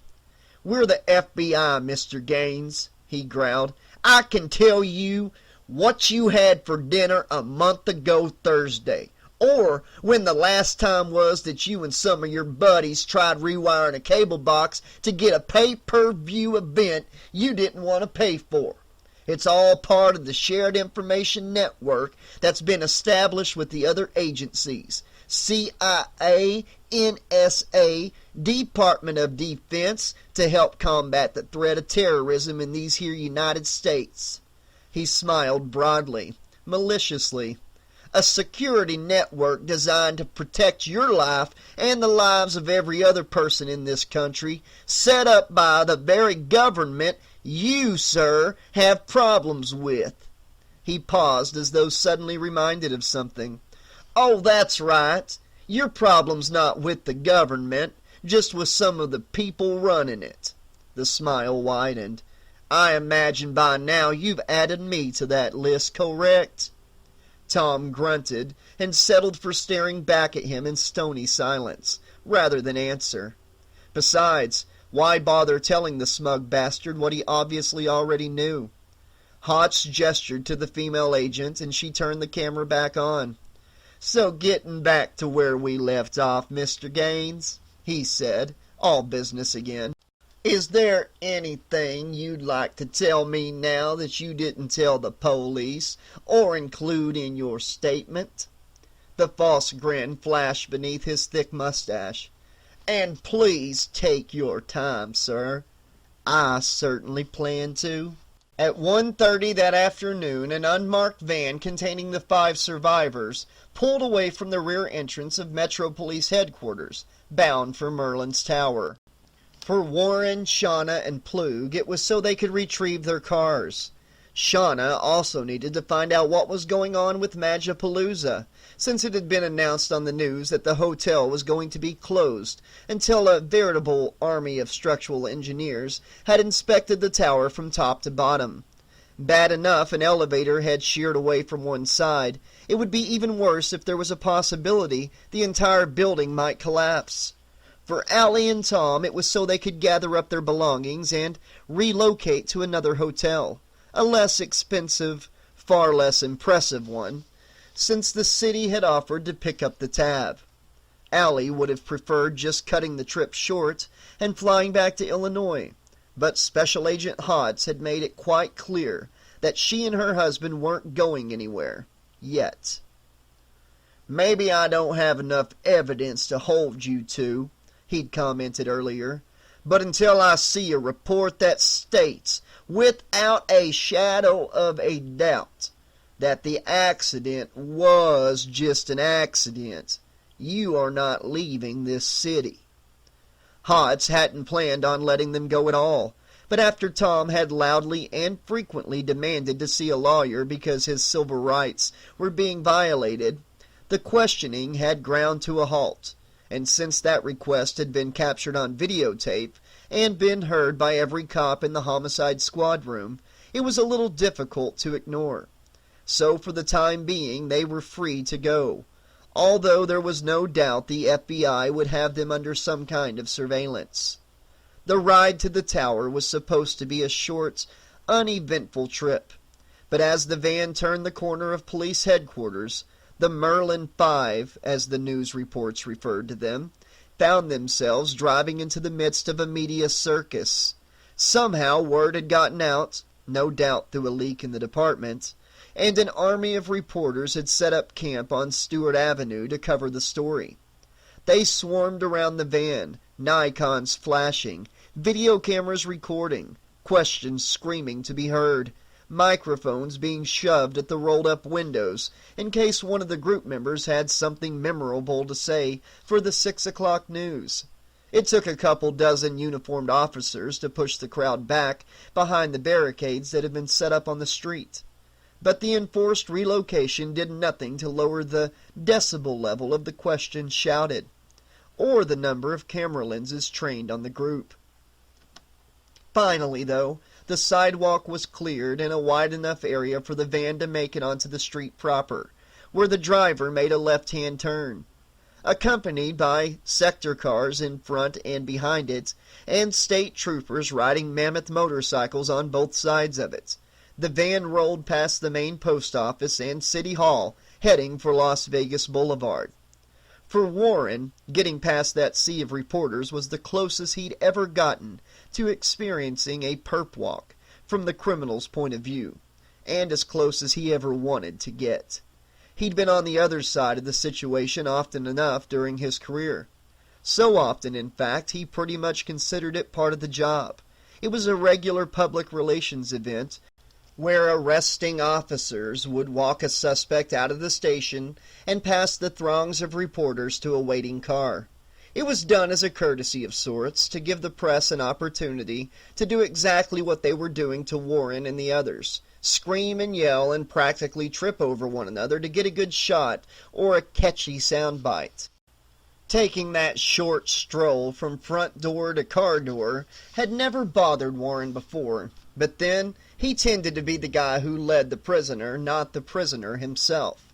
And after almost 12 hours of answering questions about what had been dubbed the strip mall disaster by one of the local papers, M-A-U-L, not M-A-L-L, a prisoner was exactly who Warren felt like, how they all felt actually. Shauna had been the only one to admit that to him, but it was clear from the exhausted, saddened expressions on the faces of the other 3 survivors that they probably wouldn't disagree. Getting worked over by the FBI hadn't helped lessen that feeling either. Even Warren had come to despise the apparent sadistic gusto with which Hotz tore into his witnesses, grilling Allie Gaines to the point of making her break down in tears at one point, before she eventually got her second wind and started giving him shit back. Was expected, and not beyond anything Warren himself would have done to get answers. It was when Hotz had set his sights on him that his attitude began to change, to try and bully a fellow law enforcer, a decorated officer who'd busted his ass to earn his gold detective shield, with threats about ruining his life and career, and then to imply he might have been one of Gaines's accomplices. Well, that was stepping over the goddamn line. Not that Warren hadn't been waiting for something like that to happen. 5 people jumping off an elevator seconds before it crashes was mighty suspicious looking, and he'd known the FBI would come at him, at all of them, hard. This wasn't some fender bender on the Maryland Parkway, or an altercation after a concert at the Hard Rock Cafe. Somebody had to be held accountable for all those deaths and all that property damage, and whether the cause of it was man-made or mechanical, the responsible party or parties had to be found, and fast. It was just that maybe the feds were barking up the wrong tree. As he looked at the rest of the group, it became harder to believe there could be a murderous saboteur among them, and by them he meant Plug and the Gaineses. Shauna he discounted immediately as a killer. She couldn't even stand to see animals suffering on those wildlife shows she was always watching. Hell, the sight of a little baby dinosaurs getting eaten by a bigger dinosaur on some special PBS was running last month had even made her cry. And those things were all CGI, special effects. And if she couldn't bear to watch imaginary animals dying, well, all right, maybe she wouldn't mind seeing the panther that had come at her yesterday get what it deserved, but that was understandable. Everybody had their exceptions. As for Plug, the guy looked too jittery to be a terrorist. Putting him in charge of wrecking an elevator was like asking Scooby-Doo to build an atomic bomb. It wouldn't have taken long before he accidentally dropped a monkey wrench on the core and blew himself and all of Mayberry to shit. Of course, with Plug, it could just be an act, and maybe underneath that fish-eyed loser exterior lurked a criminal mastermind capable of destroying the entire city. Or not. Warren had gotten a look at Plug's arrest record. He was about as boringly typical a bottom feeder as they came, and probably more harmful to himself than others. Although Warren now remembered he had admitted he used to do elevator maintenance, so he'd have the knowledge. Yep, he may have the knowledge required to screw with the car's mechanics. It was definitely something to keep in mind. Tom Gaines didn't seem the killing type either. No history of violent behavior, no major arrests, and from what Warren had observed in the time since the incident, it seemed pretty evident that the wife was the one in charge, which made Gaines more of a follower than a leader. She wanted to take the trip. She was the one who proposed marriage. He just shrugged and went along with it. That, to Warren, meant he was fairly easygoing, more of a thinker than a doer. But again, that could all be an act, like with Plug. It probably wasn't, though. Tom Gaines was one of those guys who went through life barely making a ripple on the surface, easily coerced into doing things because he didn't want to rock the boat. It was the kind of attitude that would make him the perfect fall guy if the situation required one. Annie Goodwin Gaines was the hard one to figure out.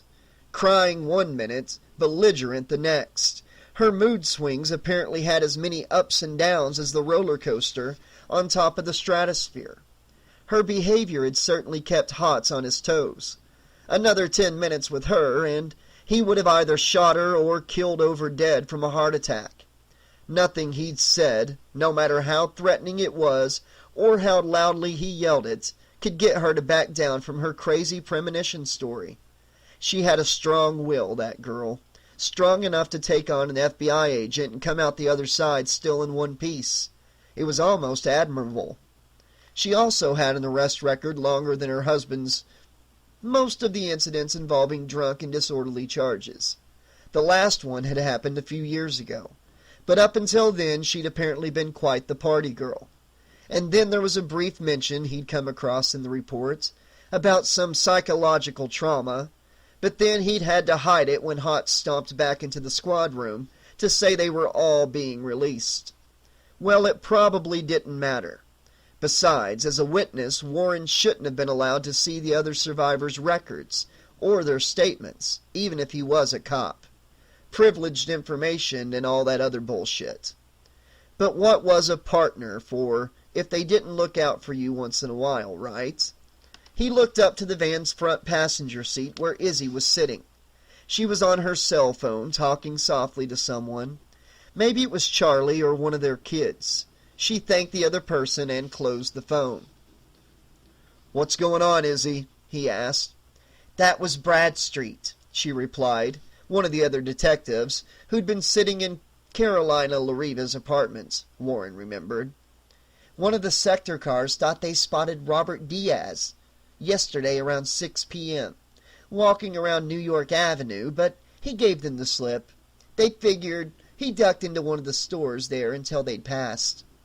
In the rearview mirror, Warren noticed Plug's head jerk in Izzy's direction, and his eyes widen. The little twitcher was sitting behind Warren and Shauna, in the last of the van's 3 rows of seats. The Gaineses were in the row ahead of them. "You got something to say, Plug?"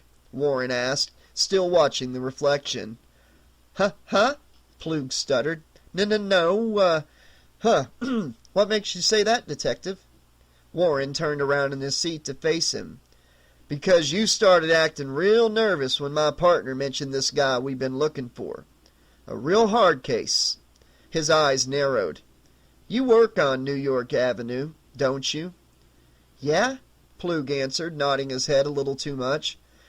"Big Apple Laundromat. I handle the second shift." Warren scratched his jaw in contemplation. "Second shift.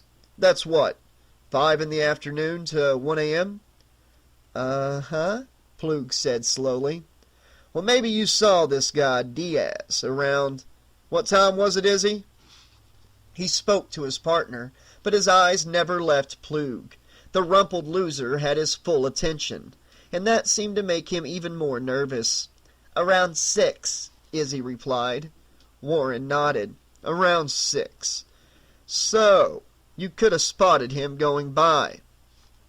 Or maybe yours was even the store he ducked into when that sector cat rolled down the street?"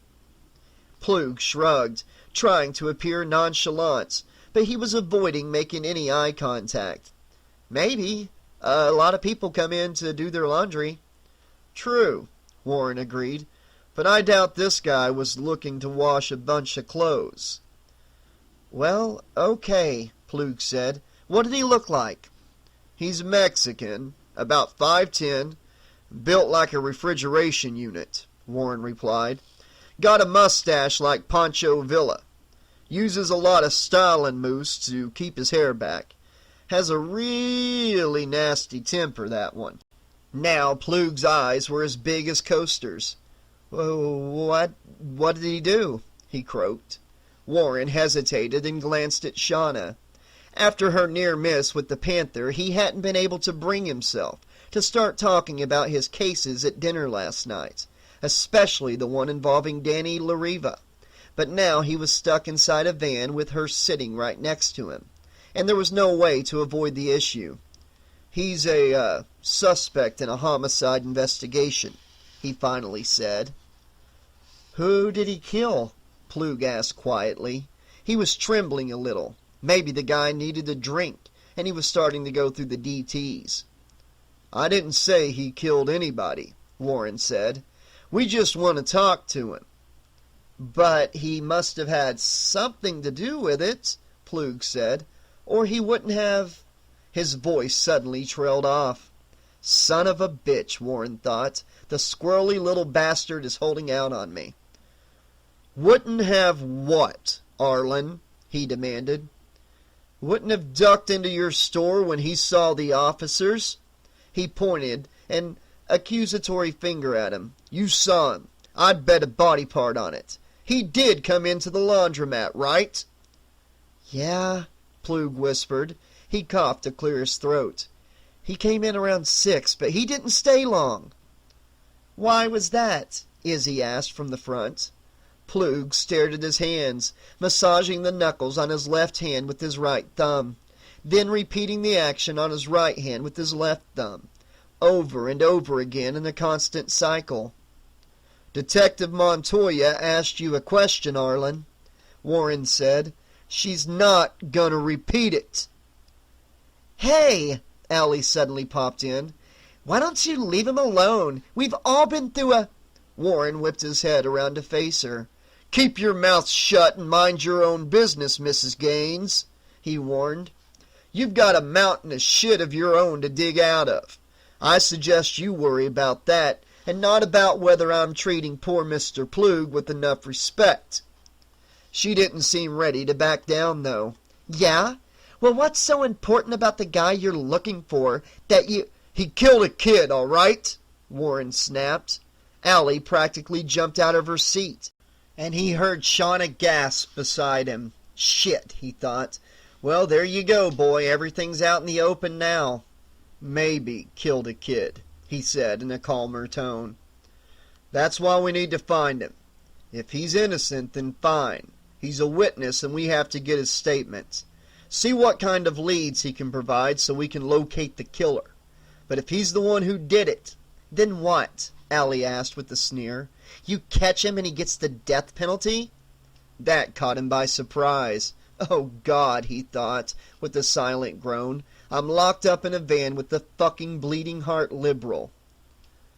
The victim was 10 years old, Mrs. Gaines, Izzy replied.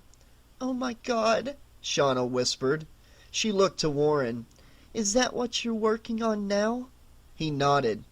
I was going to tell you about it last night, but then you had that thing with the panther and...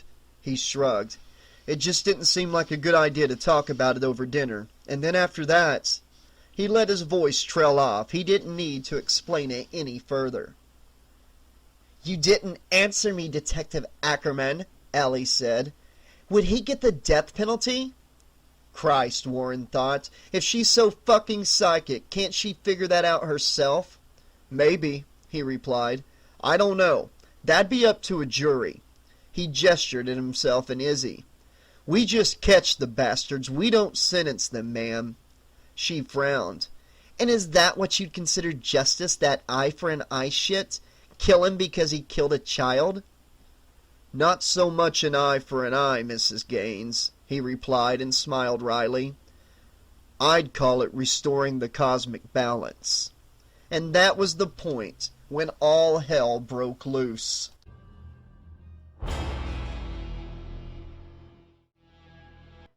There was no warning of impending danger, no hint that anything might be out of the ordinary. One moment the van and its police escort were motoring along Las Vegas Boulevard, past Bridger Avenue, heading south.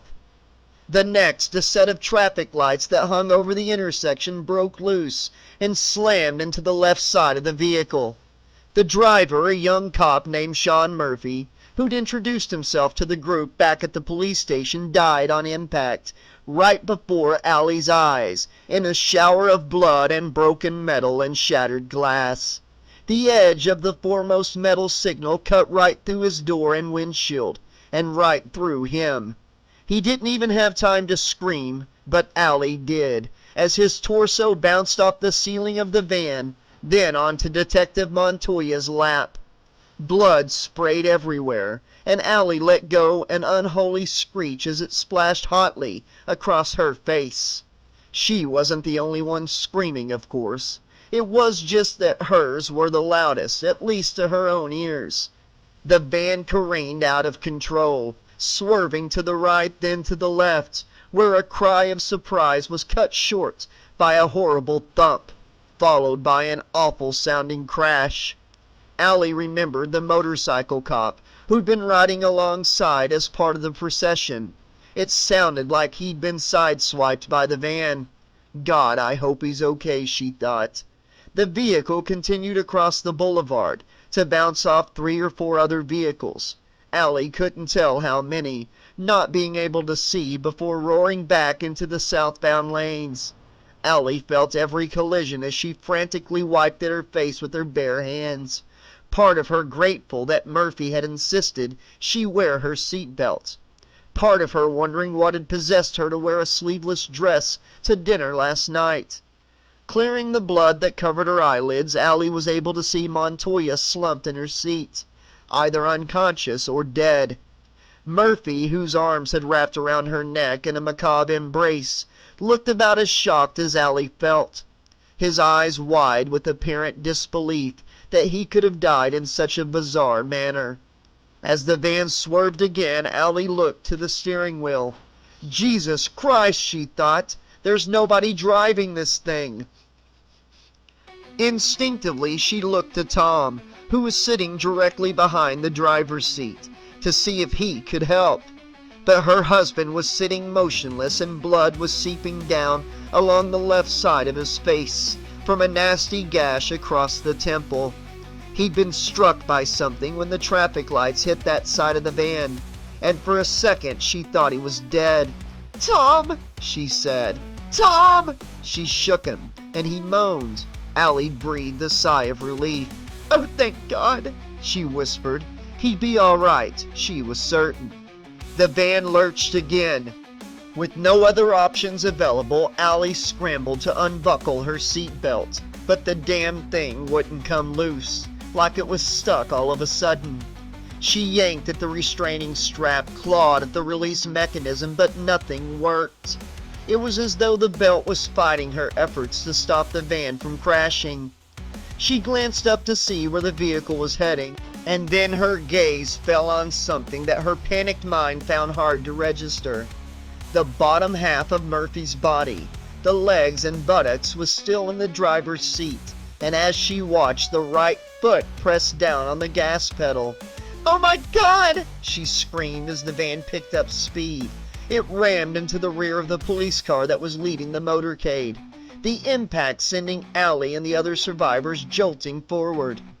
Allie held her breath as the seatbelt tightened across her chest, forcing the air from her lungs finally.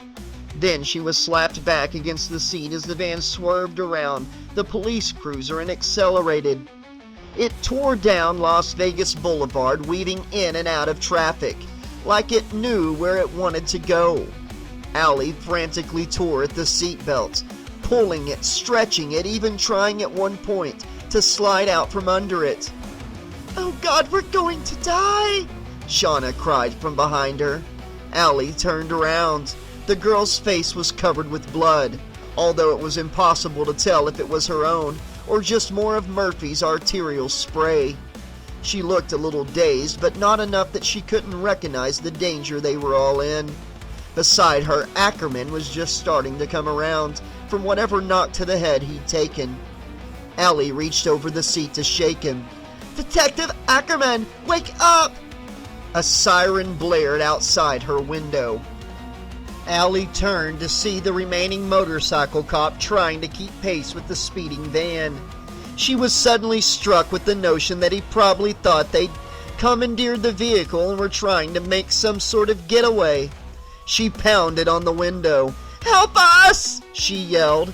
Before the state trooper could respond, the van jerked to the right and clipped the front tire of his motorcycle. The bike went spinning out of control and slammed into a parked car. Allie had just enough time to see the cop go flying over the roof of the car before the van crossed the next intersection. Drivers and other vehicles stomped on their brakes and swerved out of the way as the van cut across the lanes of traffic. The siren stopped. Where the hell is it taking us? Allie wondered. Back to the hotel to finish the job? Ackerman groaned and Allie shifted around to face him. Detective Ackerman! Shauna reached across the seat to shake him. Warren! Warren! His eyes opened. Jesus, honey, I'm not deaf. Then he sat bolt upright as the van lurched. Hey! What's the goddamn rush? There's nobody driving the van! Allie screamed. That took a precious second or two to get through his muddled brain. But then he fully came around. He looked at the driver's seat, at what remained of the driver, muttered a terse, "Holy shit!" then looked to Detective Montoya. "Izzy!" he yelled. "I think she's unconscious," Allie explained. "Or she's..." "Then why aren't you stopping this fucking thing?" he demanded. She pointed toward her lap. "Because I can't get the goddamn buckle to open!" You might want to try a little harder," Plug said and pointed toward the front of the van. Allie turned around to look at what had gotten his attention. A block ahead of them was the intersection where the Strip and Charleston Boulevard met, and stretched right across the middle of it, in the process of making a left-hand turn onto the boulevard's northbound lanes, was a 16-wheeled gas tanker, no doubt filled to the brim with gallon upon gallon of highly flammable fuel. "Well, I didn't see that coming," Allie said. She started pounding on the seatbelt release, like that would do anything to make it open. But then Ackerman grabbed her left shoulder and pushed her to the side toward Tom. "Cover your ears," he ordered. She turned in time to see him lean over her seat with a gun in his hand. "Jesus Christ!" she cried. "What the hell are you doing?" "Cutting you loose," he answered. "You think I carry a fucking Swiss Army knife? Now cover your goddamn ears!" Allie did as she was told, but it didn't do her hearing much good.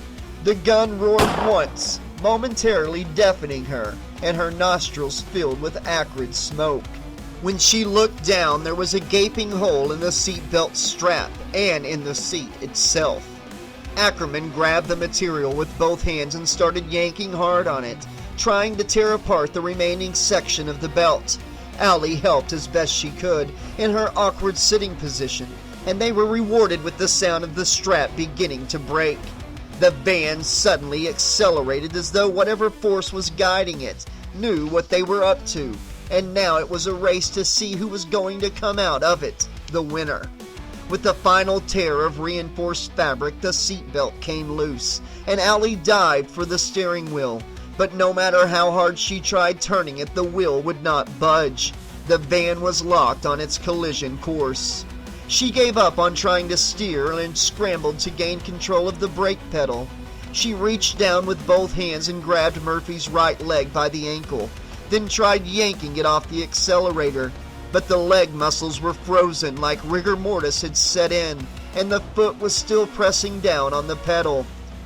"You know, if you're gonna do something," Plug commented in a surreally calm voice, "this'd be a really good time for it." "I'm trying, goddammit!" Allie snapped. She looked up from her efforts to glance out through the shattered windshield. The side of the tanker filled her vision. She looked away from the looming disaster and focused on the job at hand. Putting all her strength into it, she pulled back on the leg and succeeded in sliding it off the gas. Then, with a scream born of desperation and fear, she picked it up and slammed it down on the brake. The van rolled to a hard stop. Allie looked up as the hood of the vehicle lightly bumped against the wall of the tanker. Then she grabbed the keys on the steering column, switched off the ignition, and killed the van's engine. "Thank you, God," Shauna whispered from the back. Allie released her grip on Murphy's leg, not wanting to touch parts of a dead guy anymore. But then a loud sloshing sound beneath and around her caught her attention, and she looked down. The top half of Murphy's severed torso, the part that had Detective Montoya locked in a death embrace, had spilled his guts onto the floor. And now, Allie found herself crouching in a pile of colons and liver and pancreas and stomach. She was in the process of shrieking when last night's dinner decided to take advantage of her wide-open mouth and evacuate her stomach, spewing what seemed like a never-ending, acidic-tasting torrent of catfish and chocolate and imported beer across the driver's seat, the steering wheel, and the dashboard. The noxious mixture slid down the black-colored upholstery to the floor, where it mixed with the intestinal juices congealing around her hands and knees in a ghastly stew. The strength drained out of her right then and there, and Allie numbly belched, a mucus bubble containing tiny bits of fish momentarily forming on her lips before silently popping. "Oh, God," she muttered. Beside her, she heard Tom groan. She looked up to find him touching the left side of his head, then gazing at the blood he found on his fingers, clearly at a loss to understand how it could have gotten there. He turned to stare at her with that sort of dumb, confused expression that comes over someone when they wake up and sense that they have just missed out on something.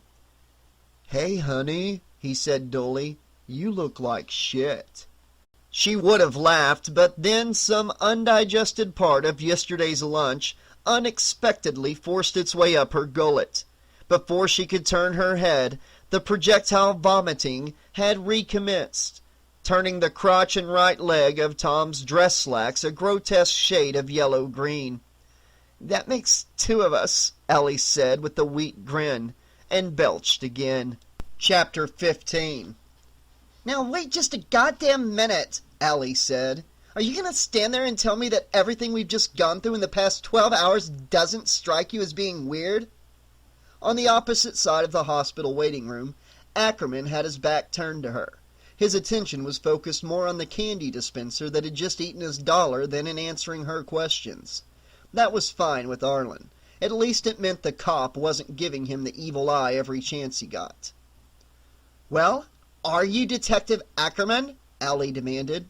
"'Cause if you are, you're only fooling yourself." Without turning around, Warren grunted. "Am I going to tell you none of this seems weird, Mrs. Gaines? No, I'm not." Now he turned to face her. "But if you're trying to convince me there's some real-life X-Files bullshit going on, and that some great supernatural force has got it in for us because we, ducked out of a fucking elevator last night? Not a chance, sweetheart." "But it wasn't just any elevator, was it?" she shot back. "It was the one we were supposed to be on when it crashed. The one we were supposed to die on." "And so now what?" he asked. "The Grim Reapers trying to make up for, letting us slip through the cracks? Putting everything the way it should be before somebody finds out he filed an incomplete report?" "Well, something was driving that van after Officer Murphy got killed," she countered. "Oh, that's right," he said sarcastically. "Well, according to you, it was Officer Murphy's legs that were doing the driving." "No, I said they were working the pedals." She paused, realizing just how ridiculous that must sound. "Besides, none of him was touching the steering wheel, and that's what's aimed us at the tanker truck."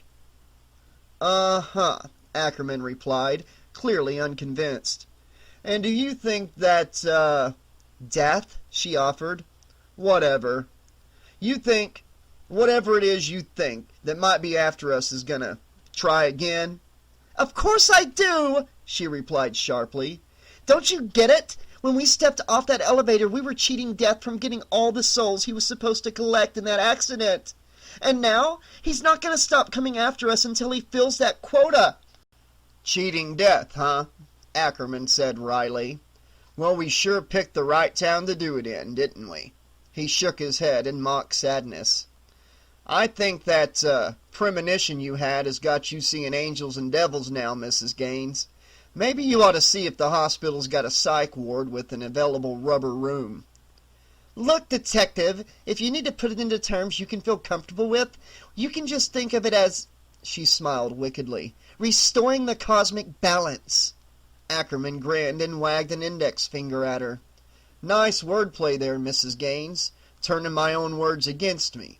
But that doesn't change the fact that you're really starting to bug the shit out of me."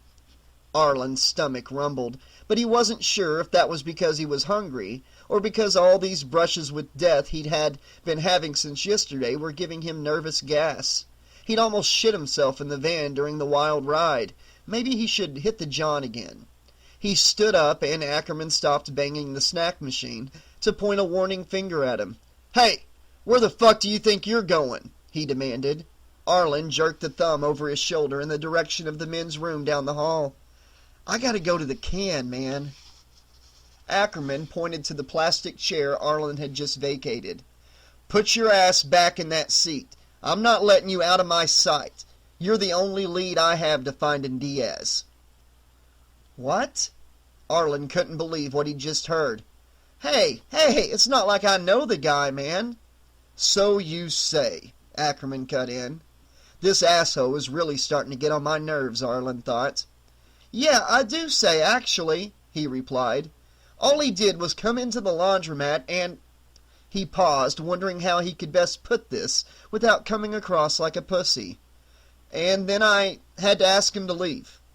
Ackerman took one more kick at the base of the machine, but the dispenser didn't seem in the mood to give up anything in return for the dollar it had taken. The detective turned back to face Arlen. There was a condescending grin pulling at the corners of his mouth. You asked him to leave, he said, the tone of his voice making it clear he thought Arlen was jerking his chain. A big Mexican wrestler type like Diaz. You politely told him to, what, get the hell out of your store? And he just got up and did it without saying a word. Something like that, Arlen said slowly. Uh-huh, Ackerman countered. Nothing like that, actually. Arlen's stomach rumbled again. Yeah, it was definitely nervous gas. From the intensity of its burbling, he figured his ass must be on the verge of exploding. Okay, he conceded. Maybe there was a little misunderstanding between the two of us. He pointed toward the bathroom. Can I go now? Define a little misunderstanding, Ackerman said, ignoring his plea for relief. Arlen sighed. There wasn't any other way around it. He had to tell him. Well, he figured maybe if he spilled his guts... Oh, there was a poor choice of words. The goddamn cop would finally let him go take his shit before it was too late. Okay, he said. The guy came in around 6, all hyper because there was a patrol car rolling by. I could tell right away he was trying to avoid them. You could tell how, Ackerman said. Arlen scratched the back of his ear for a couple of moments, trying to find a way to describe what he'd seen. Then he hit upon it. You ever seen someone busted, happy to see you, detective? Ackerman shook his head. No. Then you know the look they get when they see you coming, he replied. That's the look Diaz had on his face, man. From the slow nod Ackerman gave, it was clear the detective understood what he meant. He paused, not wanting to go any further with his story. But there was no sense in holding anything back. Time to put all the cards on the table, right? I knew the guy had to be in some major trouble, so I told him he had to leave. That's when he started hitting me. That seemed to get Ackerman's interest. And did you hit back? Arlen smiled nervously. No, I'm really not the physical type. Surprise. No, not a surprise, Ackerman commented sarcastically. So what kept him from twisting your spine into a pretzel? One of the customers pointed out there was a security camera taping our, misunderstanding. He ran out after that, man. Ackerman's eyes narrowed. So he assaults you. You get it on tape. I'm not sure there was any tape in the machine, Arlen mumbled. You have witnesses, the detective continued. One of them really doesn't understand English, Arlen said sheepishly.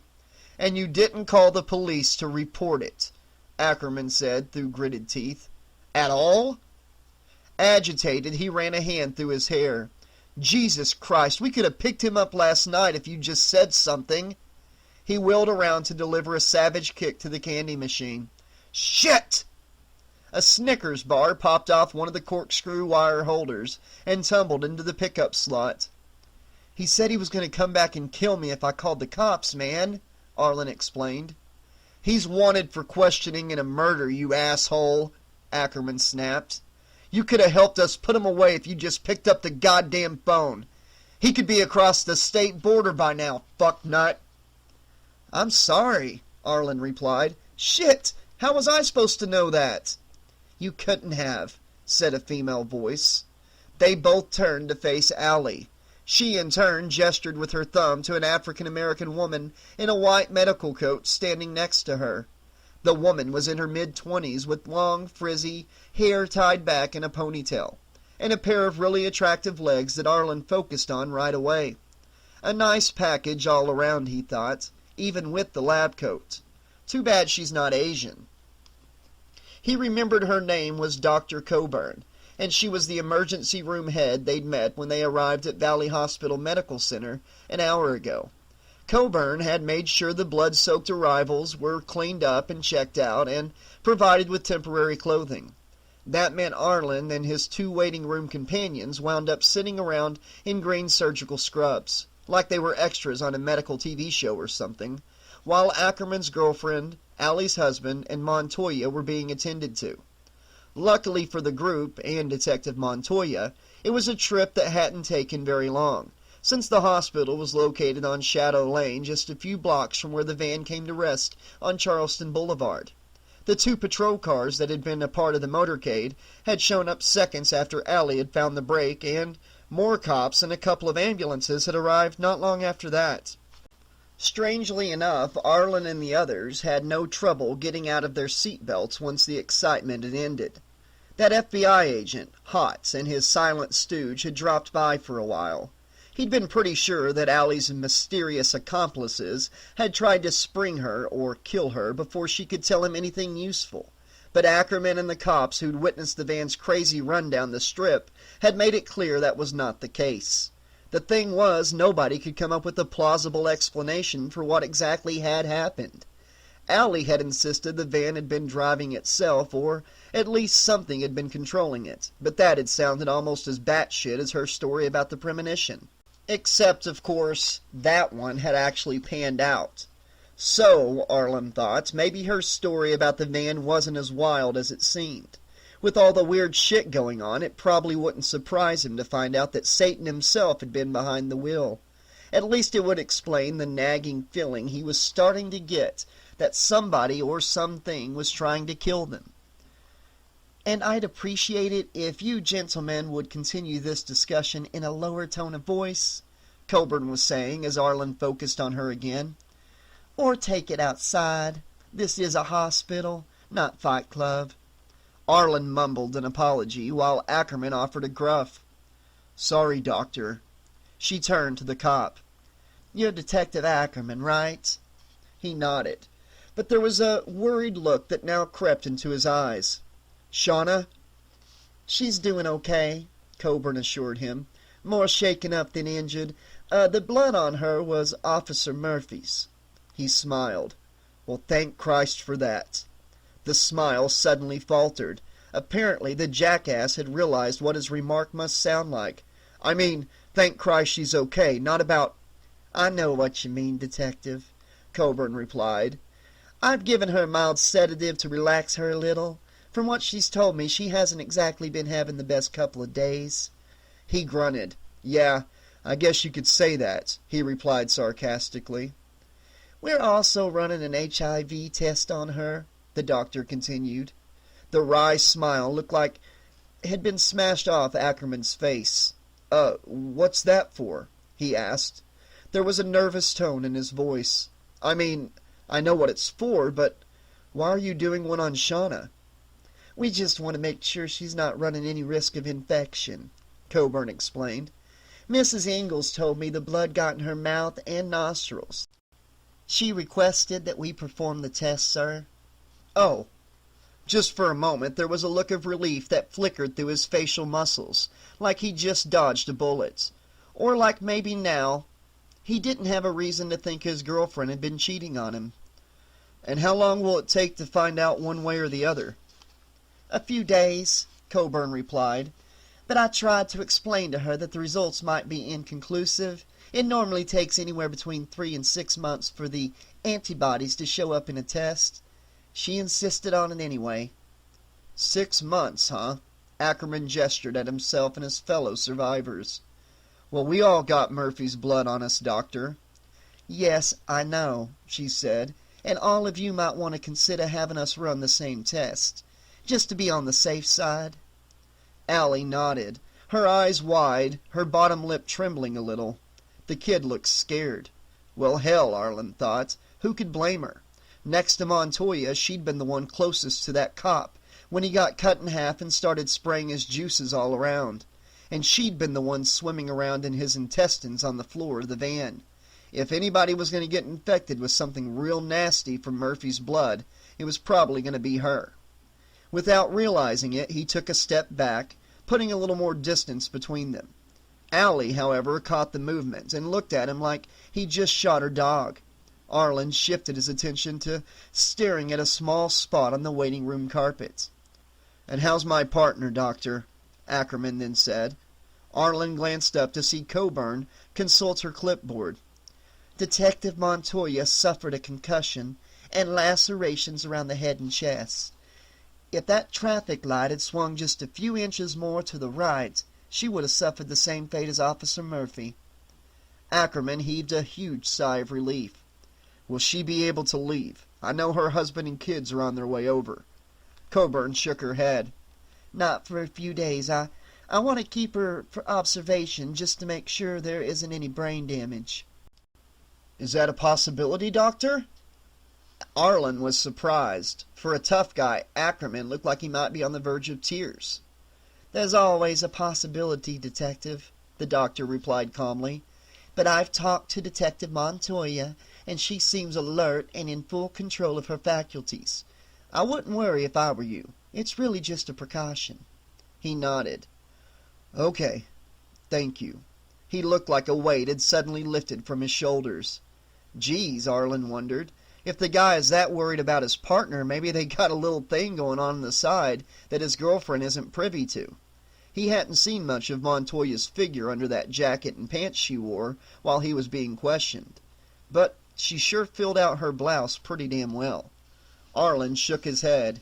It just wasn't fair. A showgirl type on one side, and a hot-looking lady cop on the other. Shit, some guys really did get all the goddamn luck. "And in case you're wondering, Detective," Coburn said, "those two state troopers who'd been riding alongside your van are in surgery right now. The surgeons are doing the very best they can, but—" Ackerman gritted his teeth and exhaled sharply. "Damn. What are their chances?" Coburn paused. "To be honest, it doesn't look good. One is suffering from massive head trauma, a broken collarbone and a punctured lung. The other has a fractured pelvis, 2 broken legs, and there's the possibility his spine was severed at the base. The doctors may be able to save them, but they'll never be the same men they were." The detective frowned. "Shit," was his only comment. "And my husband, Dr. Coburn?" Allie asked hesitantly. That was odd, Arlen thought. It was almost like she wasn't used to saying the word. Didn't the two of them just get married? He shrugged. Newlyweds. Who can figure them out anyway? Coburn smiled and placed a consoling hand on Allie's shoulder. "Your husband got a nasty cut on his forehead, Mrs. Gaines, but you'll be able to take him home today. We stitched him up and gave him a tetanus shot. Heaven knows how much bird shit and rust was caked on that light. And I'll prescribe something for the pain. The stitches should dissolve in a few days, but make sure he keeps the area clean so it doesn't get infected." Allie smiled. "Sure, and thank you, Doctor." "You can thank me by not showing up in my ER again looking like you just fought a losing war," Coburn replied. "I'd prefer not having to see that many people stagger in here drenched in blood for a good long while, if it's all the same to you." "We'll try to keep that in mind, Doctor," Ackerman said good-naturedly. Coburn stared silently at each of them in turn, then looked to the detective. "You're the people from the tower, aren't you?" "Yeah, I saw your pictures on the news." It was Allie who answered. Yeah, that's us," she said quietly, then smiled nervously. "We kind of have a knack for getting into trouble, huh?" "I'd consider that the understatement of the century," the doctor replied. "I'll drop by again when Mr. Gaines and Mrs. Ingalls are ready to be released." She turned to go, stopped, turned back to Ackerman. "Oh, wait." She fished around in her coat pockets and came up with a scrap of paper which she handed to the detective. "Miss Ingalls couldn't find her cell phone, so she asked if you could call her next-door neighbor, Mrs. Barker, and ask her how—" She paused and closed her eyes for a moment. "A-Rod and Jolly—" "Her cats," Ackerman explained with a smile, "are doing," she continued. "Apparently she's cat-sitting until Miss Ingalls gets back." She pointed to the paper. That's Mrs. Barker's number. Miss Ingalls just wants to make sure they're okay." "Sure thing, Doctor," he replied. "You can tell her I'll get right on it." "I will," Coburn said. She nodded at the group. "Nice to meet y'all." "Thanks, Doc," Arlen chimed in. "And it was nice meeting you." He turned on his megawatt smile, hopefully guaranteed to charm the nylon stockings right off those pretty legs of hers. The light bulb apparently needed replacing, and the charm an upgrade, because all Coburn did was stare at him coolly, then turn on her heel and walk off. Arlen wasn't too surprised by her reaction. She sure had a nice walk, though. "Wow," Ackerman said in mock astonishment. "You're a regular lady killer, Plug. You know that?" "Oh, leave him alone," Allie replied. "Why do you have to keep picking on him, huh? He's gone through as much hell as the rest of us. There's no reason to keep kicking his ass just because he didn't do your job for you." "What?" Ackerman said angrily. He took a menacing step toward Allie, and she backed up a step, bumping against one of the waiting room chairs. She lost her balance and sat down heavily in the molded plastic seat. "What do you think I was doing all day yesterday, jacking off in the squad room? No, I was looking for Diaz. And if somebody had seen fit to drop a dime on the son of a bitch—" He stared daggers at Arlen before turning back to her. "He'd be sitting in an interview room right about now giving us a goddamn statement. But because that didn't happen, he's still loose somewhere on the streets, and I haven't got a fucking clue where to find him. For all I know, he's across the border in Barstow having a beer and laughing his ass off over how he gave Las Vegas PD the slip." He leaned forward and down to put his face on the same level as hers. "A potential child killer, Mrs. Gaines," he said. "And I lost him because somebody made the choice to sit on vital information rather than step up and act like a man." He didn't bother to look in Arlen's direction this time. "Now, do you see why I might be inclined to act a little disrespectfully to our Mr. Plug, Mrs. Gaines?" Allie nodded. "I guess so," she said quietly. "Yeah." The look she gave Arlen spoke volumes. Anger, disgust, sorrow, and pity. Pity for a pathetic loser who valued his own life over that of a child. But how was he supposed to have known about the kid, huh? How the fuck was he supposed to know? And now that he did, it was tearing him up inside. All right, maybe he should have fought the guy, but that would have only gotten him killed. Maybe he should have called the cops right off the bat, but who's to say they would have caught him anyway? Or maybe he just never should have gone to that goddamn restaurant last night. Then he wouldn't be in all this fucking trouble, and he could have continued to live his uneventful gambling loss-filled life in peaceful ignorance. Without killer elevators trying to crash with him inside, without driverless vans trying to smear him across the roadway, and without some fucking cop treating him like shit because he'd been looking out for his own safety. God damn it! Why did they have to look at him like he was some kind of fucking monster? I didn't know," was all he could mutter. I'm sorry, man, but I just didn't know, all right?" But the only answer he received was from his nervous stomach as it bubbled and roiled. With a heavy heart, Arlen trudged down the hall toward the men's room, trying to ignore the burning sensation he felt between his shoulder blades from the hateful glares that were focused on him. Chapter 16. "Well, it's not the presidential suite," Tom said, "but I guess it's going to have to do." Not that he and Allie had much of a choice about it, he thought as he stepped into the motel room and dropped their suitcases and bags on the floor. Having been bumped out of Merlin's Tower while the building was undergoing its safety inspection, and with the more prominent hotels along the strip booked solid, about the best accommodation the newlyweds could be offered by the city of Las Vegas was a less than stately one-room suite at a motor lodge on Paradise Road.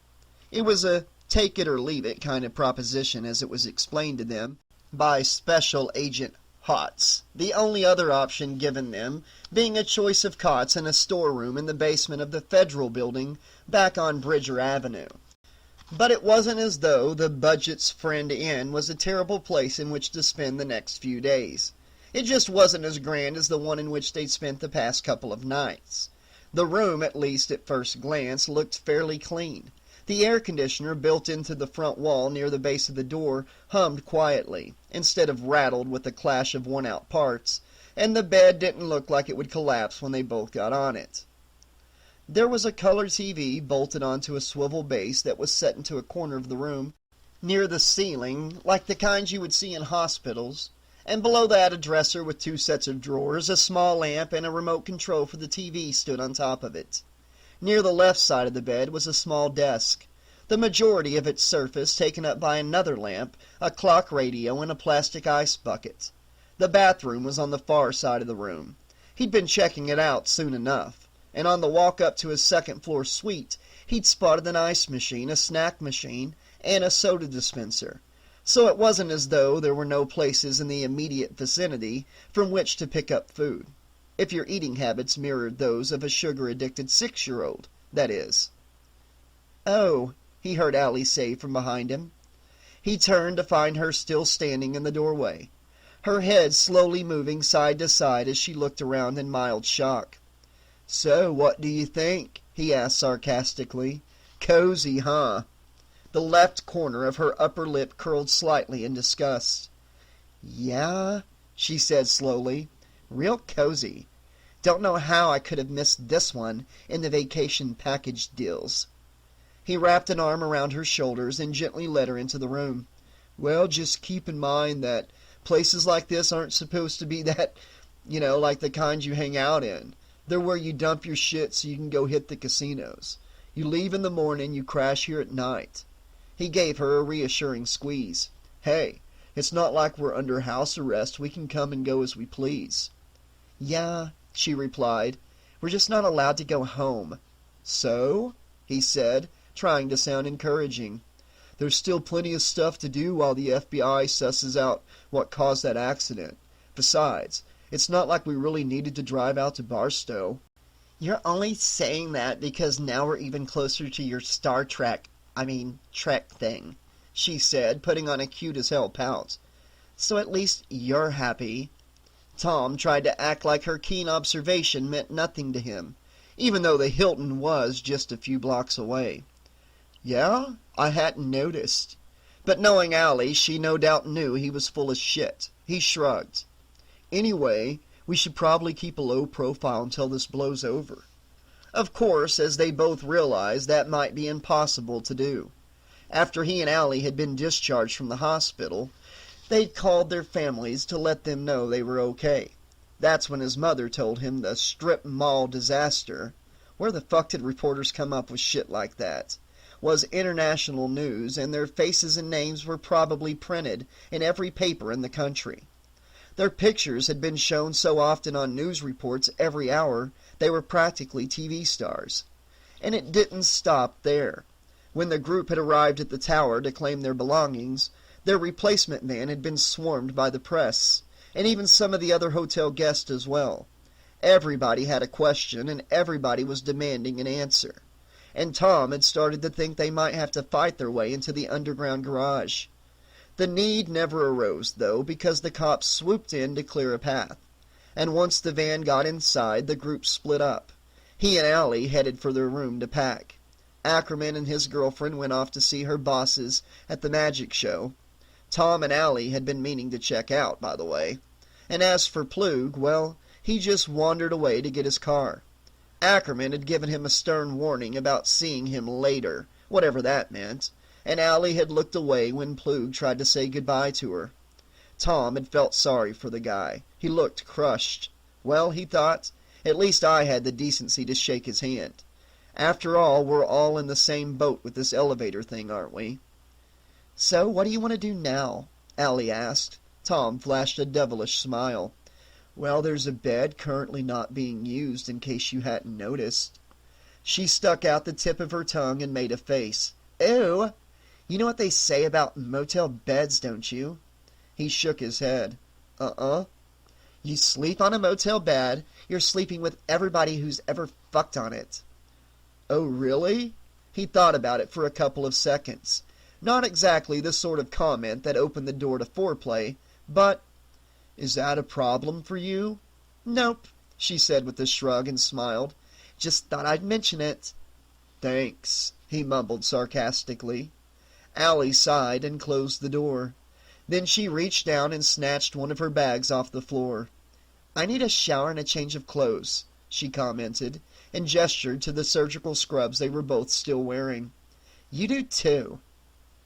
Back at the tower, all she'd wanted to do was pack and get the fuck out of the building as fast as possible. And with the service elevator the only one still in use, the remaining 2 outside cars having been shut down until further notice, there was a bottleneck on every floor, with lines of people wanting to take it down to the lobby.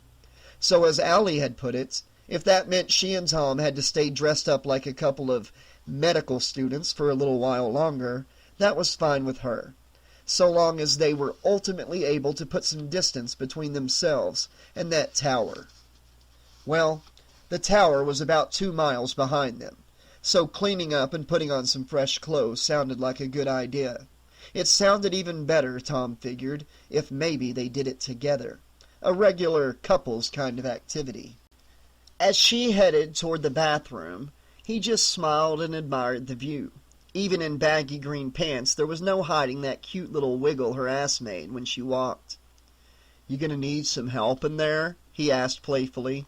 "You know how much trouble you have with those hard-to-reach places."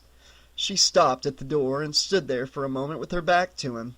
When she turned around, he was stunned to see her eyes tearing up. For some reason, she looked scared. "Oh, Tom, I don't know," she said hesitantly. "I mean, with everything that's happened and the tests we took at the hospital." So that was it, the AIDS test. Yeah, that had scared the shit out of him, too, when that Dr. Coburn had brought it up. But it had made sense to take it, especially with all the blood that had been flying around the van, and Tom with the big gash on his forehead. Until the 5 of them got the results in a few days, it was going to be Tension City all around.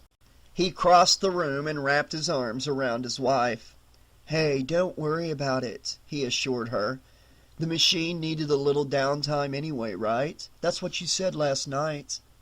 Her laugh was muffled by his shirt. "I'm still not putting on the tinfoil," she said. Tom sighed. "You are a harsh mistress." She nudged him in the stomach with her fist. "I'll remember you said that next time I go shopping for a whip." His eyebrows rose. "I didn't even know there was a first time," he commented. She looked up and smiled. "Well, a girl's got to have her secrets. I'm sure you have a few I don't know about." She winked. "This marriage thing's going to be quite the learning experience, huh?" "For you and me both," he agreed, and kissed the tip of her nose.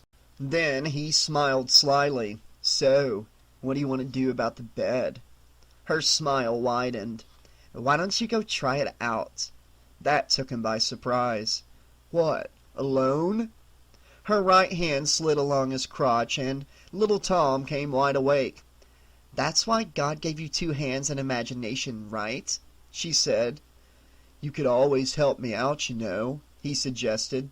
"I wouldn't object."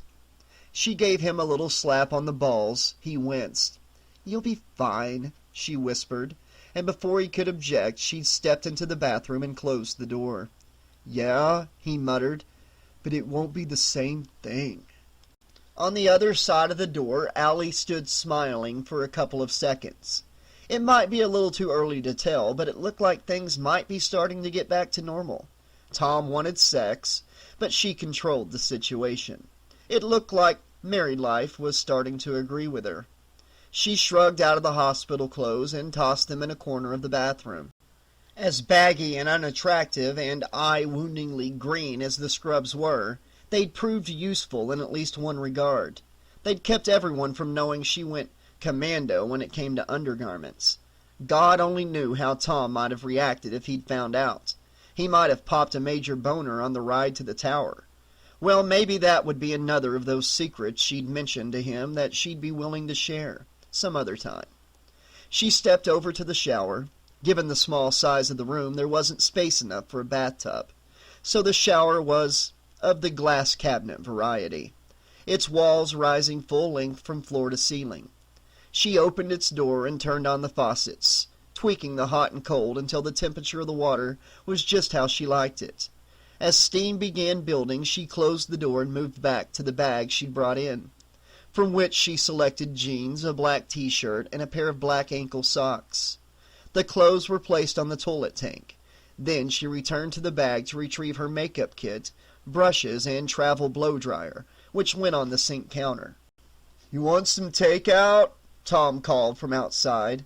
"There's a list of restaurants here that says there's a Chinese place around the corner." "Sure," she yelled back. "Get me the General Tso chicken, if they have it, and some spring rolls." "Okay, be back in a few." She heard the door open and close. Yeah, she thought, some spicy Chinese takeout sounded good right about now. She hadn't had much to eat since she'd puked out her guts in the van, and just the mere mention of food had set her stomach rumbling. Another dip into the bag, and she came up with bottles of apple-scented body wash and herbal essence shampoo. With one in each hand, she slid open the glass door and stepped under the water. She hadn't been in the shower more than 2 minutes when it tried to kill her. The vat of oil bubbled and hissed as the woman reached in with a pair of long-handled tongs to pull out a chicken wing. The skin was dark brown and crispy, a little too crispy for Tom's liking. Deep-fried wings from a Chinese takeout wasn't his favorite kind of chicken, but the restaurant guide back at the motel hadn't indicated any KFC franchises in the immediate vicinity. He mentally shrugged. Sometimes you just had to make do with what's available, right? The woman behind the counter, who looked like she could be anywhere from 40 to 60, it was hard to judge, dropped the wing and 2 others in a wax paper bag and stapled the top. Then told Tom the rest of his order would be ready in 1 minute. Tom nodded pleasantly, then turned around to get a better look at the goings-on on Desert Inn Road. It was a little difficult to get a clear view. A cloud of pork-scented smoke swirled around the restaurant in the thick air, pushed along by 2 aging ceiling fans, and the windows were caked with a thick layer of grease. When this place might have last been visited by a health inspector was a question Tom didn't even want to consider. In all likelihood, it had been when the first President Bush was in office. But that was all right with Tom. As he'd often discovered, it was the most questionable-looking eateries that served the best food and the largest portions. Probably had more to do with focusing on the dishes they made and keeping the customers happy, rather than with worrying about scraping the built-up layers of grease and food bits that surrounded the oversized burners on the stoves. And if that held true for this takeout joint, which Tom felt strongly it did, then Allie better be ready for some really spicy chicken. Spices guaranteed to burn the roof off of her mouth. Protecting the roof of her mouth from burns was the last thing Allie was thinking about. She was more concerned with keeping her skin from boiling right off the bone under the torrent of scalding hot water that was pouring out of the shower head. For the 10th time she tried to open the glass door, and for the 10th time it refused to slide back along its track. It was as though the door was stuck, or maybe something on the other side was holding it closed. She banged on the glass. "Tom!" she screamed. "Tom, get in here, please! I can't shut off the water!" No answer. He was probably still out buying the Chinese food. She grabbed the hot water faucet, noticing just how red the skin of her hands was in the boiling cloud of steam, and tried turning it all the way to the left, surely to shut it off. Like the door, however, it resisted her efforts. Then she tried the cold water faucet. That turned easily, and to her surprise the jet of burning water began to cool. She smiled and looked up at the shower head as the water slowed to a trickle. Allie let out a short laugh.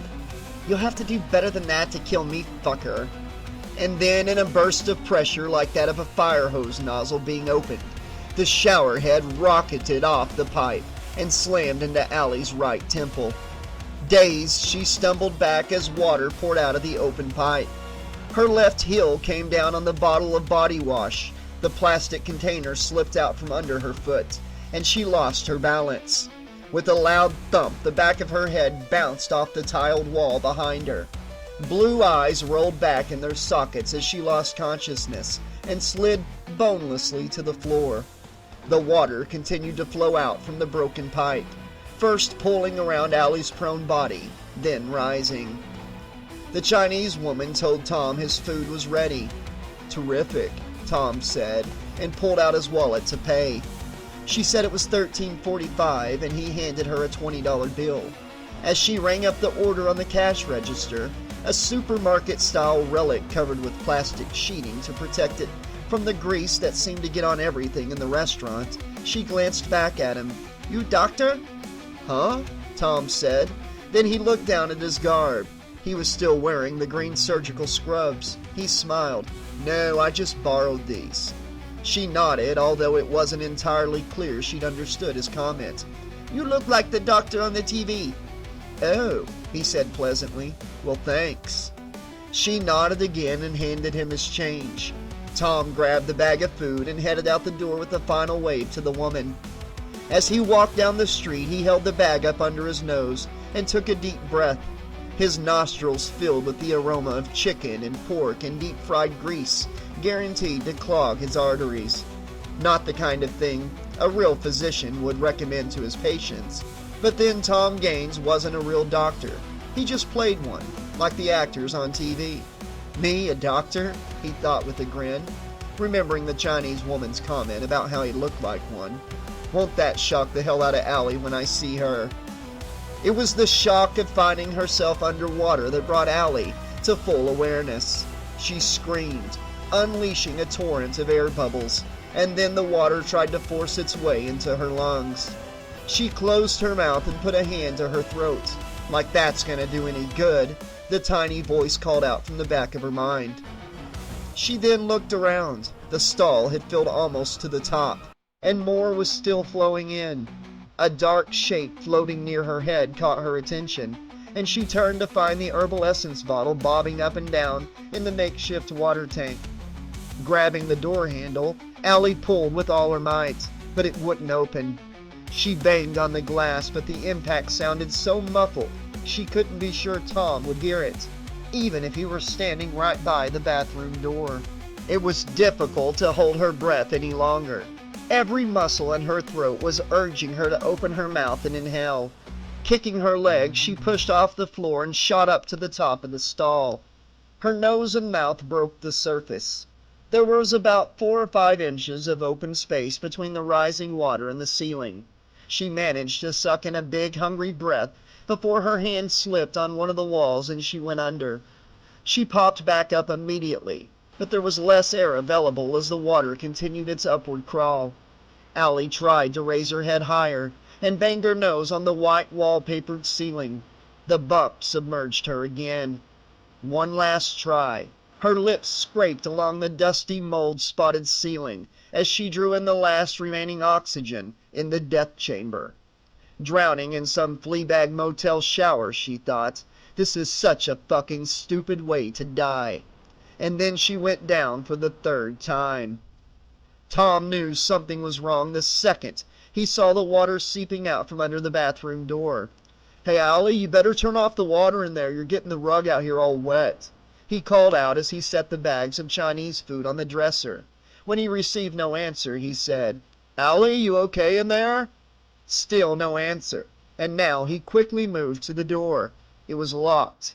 He knocked loudly on the painted wood. "Allie, what's going on?" Nothing. Now he was really getting worried, and he started pushing the door. When that produced no results, he turned to slamming his shoulder against it. Finally, he took a step back, gritted his teeth, and lashed out with his right foot. The wood around the knob plate split, and he kicked it again. This time the wood broke and the door swung open. Tom stepped into the bathroom, his eyes following the trail of water across the floor and back to its source. "Jesus Christ!" he screamed. Chapter 17. The loud thumping sound reached Allie's ears just as she was about to inhale. The air had run out. She couldn't fight to stay conscious any longer. All she wanted to do was open her mouth and take a deep breath to ease the ache in her lungs. Dazed, she slowly opened her eyes. Some dark shape outside the shower stall was fighting with the door, trying to pull it open. "What?" she thought hazily. "The fucker's drowning me. Now he wants to Get inside and watch up close?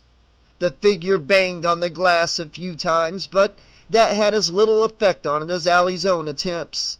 Then he or it disappeared. Probably just making sure I couldn't get out, she thought. Then something heavy crashed against the door, and the glass shattered. Instantly the water began pouring out of the stall with the force of a raging river.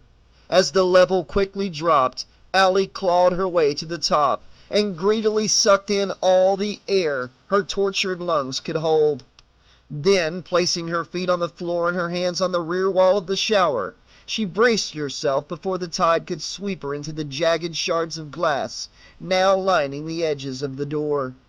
When the flood had abated, and she looked up to find Tom standing outside, a dented, scratched suitcase in one hand. A large sliver of glass was sticking out from between one of the two metal clasps. "Jesus, Allie, are you okay?" Tom asked, his voice filled with concern. She nodded weakly and coughed out a mouthful of water. "Is that your bag, or one of mine?" she croaked. He looked confused, then glanced at the suitcase. "Mine?" She managed to force a smile. "Good." Tom stepped over the broken glass and picked her up. "Thank you," she whispered, wrapping her arms around his neck. She kissed him on the tip of his nose, then let her head rest on his shoulder as he carried her out of the stall. Once clear of the glass, Tom gently stood her up on the bathroom floor. He still kept one arm around her waist in case she should fall.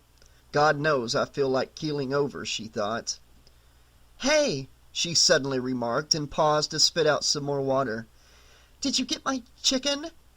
The look on her husband's face was priceless.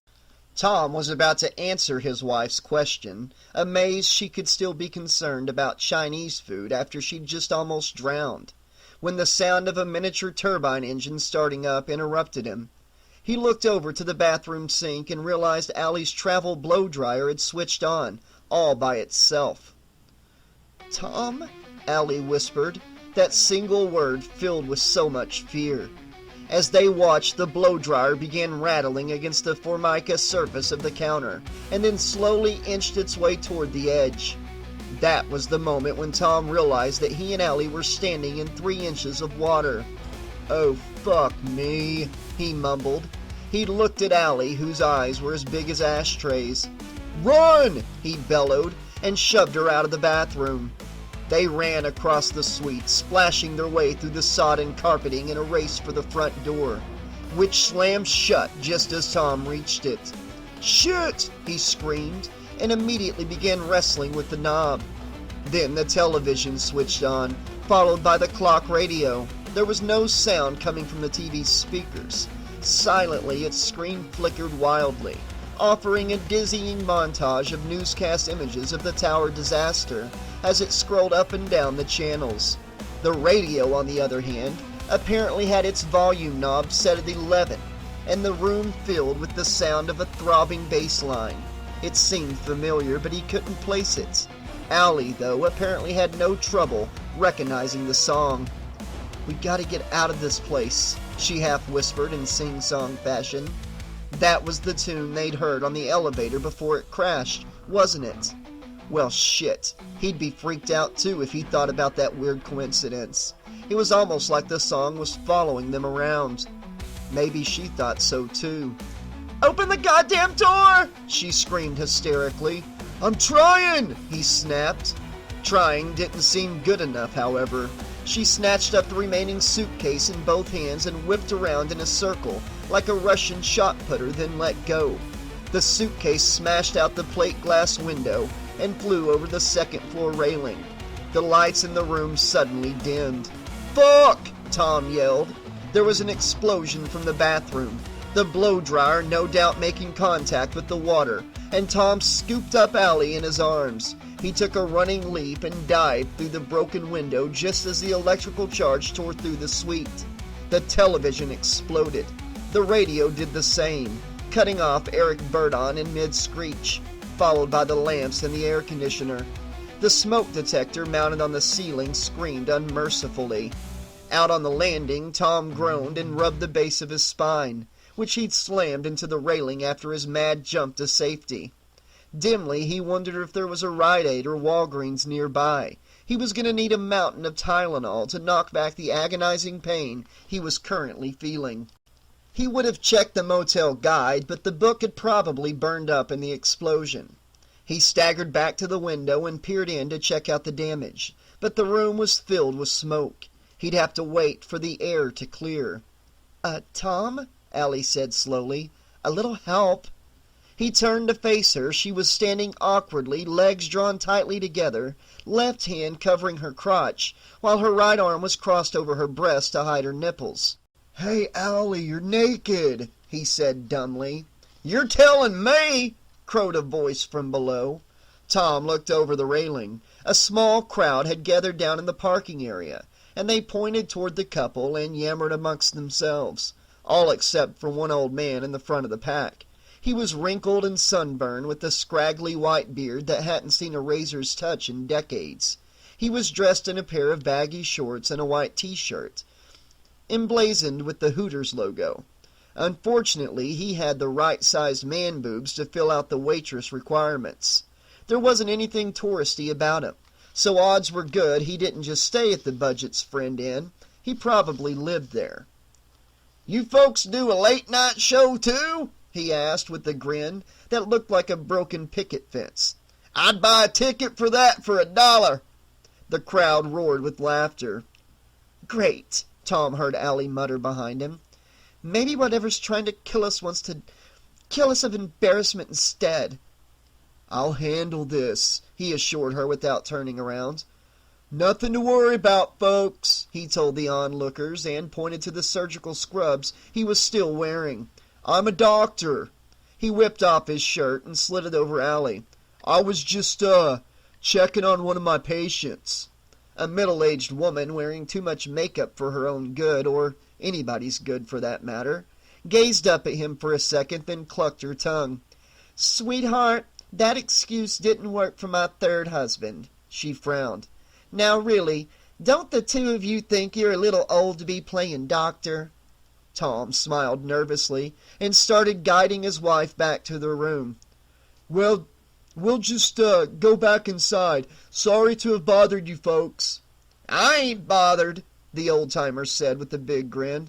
"Your girlie there's got a great set of cans."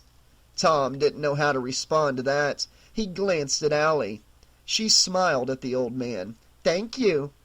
He let loose a phlegmy laugh. "No, thank you, honey. Next time you're in the mood to step out on the landing again like that, you just let me know. Beats watching reruns of the Jeffersons all hollow." He gave her a sly wink. Tom looked at Allie. She almost laughed when she caught sight of the confused expression he knew he was showing. "Hey, as your husband, am I supposed to be jealous about that?" "What?" she replied. "Some old man getting his thrills by oogling your wife's great set of cans?" She shrugged. "I don't know. Was he lying?" He instinctively looked for himself at the evidence. "That they're great? No." "Then forget about it," she said. She turned to go back inside, then came to an abrupt halt in the doorway. Maybe we should ask the manager if there's another room available?" Tom looked past her into the suite. The place was a total disaster. The carpeting was soaked through, yet parts of it were smoldering from the electrical fire. The TV hung limply from its shelf, the cable channel wiring about the only thing still keeping it from crashing to the floor. Every lamp and bulb had blown out, and he could see the broken glass that littered the bathroom floor. The air in the room was thick with the smell of ozone and carpet fibers and greasy Chinese food. In a weird way, it all reminded him of the takeout place around the block. "Shit," he muttered. "Hope the city doesn't mind paying for this, too." A realization then struck Allie. "Forget about the room," Allie said in a grave tone of voice. "We need to talk to the others right away." "How come?" he asked. Allie wrapped her arms around her body like she'd just gotten a sudden chill. "Because whatever just tried to kill us is probably going to go after them as well," she replied. "And it's not going to stop until we're all dead." When she entered the dressing room backstage at Magapalooza, Shauna's first impression was that nothing would ever be the same. The shell-shocked expressions of the other dancers and showgirls, the squabbling among the dressers, the brusque attitude of management. It was like there was a dark cloud hanging over everyone, and she had a feeling it would be a long time before any of them saw sunlight again, especially if the rumors she'd heard being whispered were true. "You're closing the show?" she asked Milos Houston, as the producer came stomping around backstage. It had been an innocent question, but it obviously brought him up short and transformed his normally relaxed smile into a fierce snarl. "Closing the show?" he echoed. "Where the hell did you hear that?" "Just, she said hesitantly. Around." Suddenly she wished she hadn't encouraged Warren to get back to work. But with a partner in the hospital and a suspected child killer running loose on the streets, he really had better things to occupy his time than play nursemaid to his girlfriend. Not that she thought she needed any help in handling her boss. She dealt with more than her fair share of A-type personalities when she was stripping downtown. It was just that she didn't want to get anyone in trouble or herself. And considering just how politically motivated things could be backstage, making trouble for someone would mean she was only making trouble for herself. And the repercussions could be devastating. Losing her job would only be the tip of the iceberg. It wasn't as though dance captains didn't talk amongst themselves, trading gossip and stories about their companies. "Well, you heard wrong," Milos said, sounding just a tad less short-tempered. "The show isn't closing. We just have to vacate the hotel for a short time. It's just a safety issue. What with the accident and the damage to the building, the tower's board of directors thinks it's for the best if we take a break. Besides, they're already trying to find rooms for the guests at other hotels. Nobody's being allowed to stay here right now." He shook his head mournfully. "I sure hope they don't wind up closing the tower for good. I'd have to find somewhere else to move the whole goddamn show." "How long a break are we talking about?" Shauna asked. Stopping a show, even for a brief hiatus, could mean certain death for a Las Vegas production. Audiences would find other shows to attend, and it would be difficult, sometimes even impossible, to lure them back. And a drop in ticket sales meant the producers would need to make budgetary cuts, including staff reductions. And if that should happen in the case of Magipalooza, there was a frightening possibility that a certain stripper named Mystique could very well end up making her triumphant return to the streets of downtown L.A. Milos shrugged. "Couple of weeks, maybe longer. Just until the building inspectors have made sure the whole goddamn place isn't going to come crashing down around our ears." He winced, apparently realizing to whom exactly he was speaking. "Hey, sorry about that, kid. It was a bad joke, a really bad joke." "That's all right, Mr. Houston," she said. She smiled to let him know she hadn't been offended. "If we didn't laugh about it, we'd probably start crying, right?" "You got that so right," he agreed, nodding his head. "And really, you don't want to see me when I get all weepy. It's not a pretty sight." He paused. "So, how are you doing?" he asked gently, like he was afraid of what the answer might be. She hesitated and looked away, feeling the smile start to weaken. "I'm okay," she replied, although she knew the subdued tone of her voice made it pretty clear she was anything but. "It's just going to take a while to put it behind me." She looked at him. "Behind all of us, I guess. But I'm alive and Warren's alive, and I'm thankful for that." "He's the cop, right?" Milos asked. "So," he leaned in close, glancing around to see if anyone was standing within earshot of their conversation. A tired-looking stagehand walked by, but it didn't even look like he knew they were there. "Does he know? Have any leads on what happened, I mean?" he asked in a conspiratorial murmur. "There have been some strange reports on the news." Shauna shook her head. "It's not his case. He can't investigate it. He's one of the eyewitnesses. The FBI is handling it now." Milos smiled slyly, like they were sharing a secret. "All right, that's the official story, but off the record, he's really poking around trying to find the cause, right? I mean, he was right in the center of the action. Doesn't he want to know what caused it?" Well, of course he wants to know what caused it, Shauna replied. But I'm telling you the truth. He can't go poking around just because he's a detective. It's a lot more complicated than just an investigation.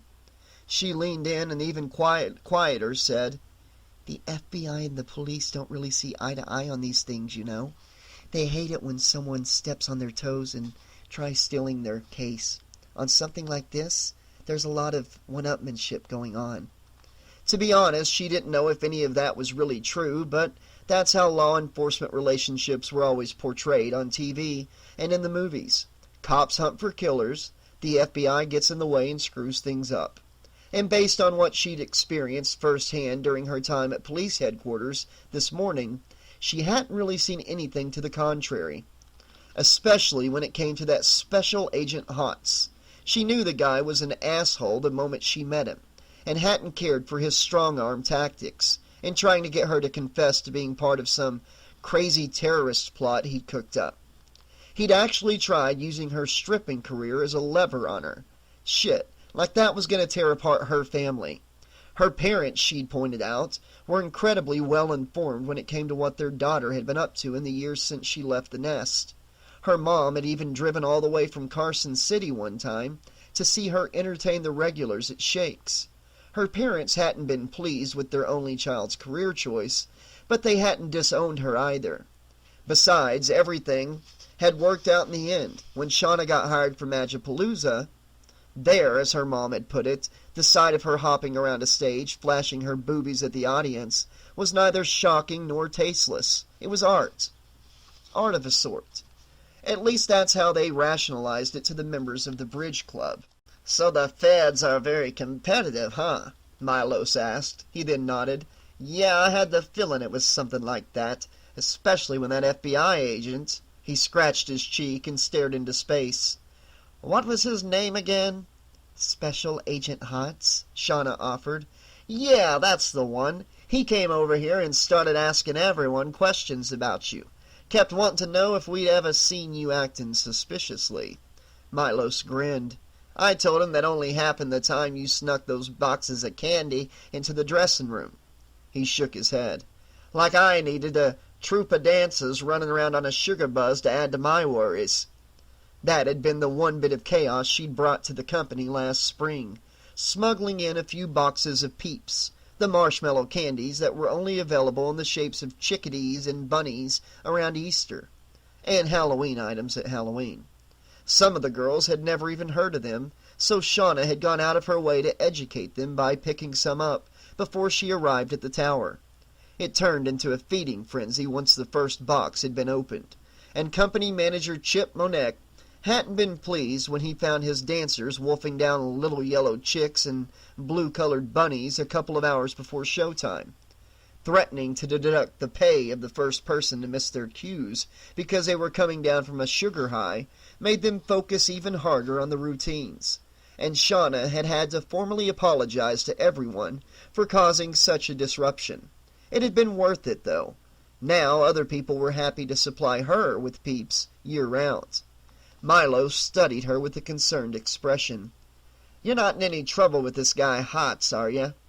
I hope not, she admitted. But I can't really talk about it. You know how it is. Oh, sure, he agreed. I won't push. A warbling sound from somewhere in his sport coat interrupted their conversation. Milos reached into the right pocket and pulled out a bright red cell phone. Yellow, he said lightly as he answered it. He listened for a few seconds and then said, Okay, calm down, Uriel. We'll figure out where the cats can stay until this whole mess is straightened out. Another pause. Yes, I'm going to take care of that right away, all right?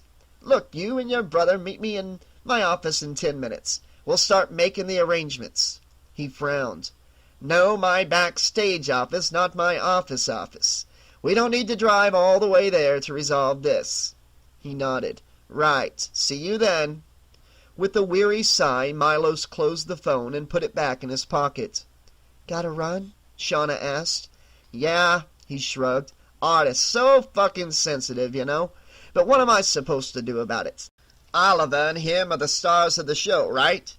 They want their cats taken care of, so they get their cats taken care of. Shauna had one idea in mind for how the Panthers and Tigers could be taken care of, permanently. Milos placed his hands on her shoulders. "Look, grab whatever personal effects you have around here, empty out your closet, and go on home. Chip will be in touch with everyone in a few days, and we'll all sit down and discuss whatever the next step is going to be." "Okay, Mr. Houston," Shauna said, then smiled. "I could use a few days off after all the craziness lately, come to think of it." "And you deserve it, too," Milos replied. He pulled her forward to give her a peck on the forehead. Then he stepped back. "Say hi to your detective boyfriend for me next time you see him. And tell him good luck with the investigation." With a wink and a hearty laugh, Milos walked off to meet with his 2 stars. An hour later, after having said her hopefully temporary farewells to her equally depressed co-workers, Shauna made her way through the winding slot machine-lined aisles of the casino. Over one shoulder she carried an oversized white and pink knapsack that resembled a feline-esque Hello Kitty doll with an overactive thyroid condition. Prior to its current use, it had spent 6 months folded up in the bottom drawer of a dressing table right next to the pair of sparkly Elton John sunglasses Shauna now wore. Within the bag's puffy nylon depths she'd managed to cram in a variety of cosmetics and toiletries. A padded CD carrying case containing a dozen discs she'd forgotten she owned, her iPod now holding most of her music collection, a few paperback novels, and a number of photographs of her with Warren and her with her babies, A-Rod and Jolly. She discarded the borrowed hospital scrubs for a pair of jeans and a pink Hello Kitty t-shirt she'd found on a hanger in the small closet she shared with 2 of the dancers. That had been a pleasant surprise. She didn't remember leaving them there, but she was certainly grateful to have them. Going through the casino from Magapalooza's theater was really taking the long way to get to the parking garage, but Shauna had wanted to see what was going on in the rest of the building in the wake of the disaster. It was a little morbid, she thought, to be that interested about something so horrible, especially considering her personal involvement in what had taken place. But such were the mysteries of human nature.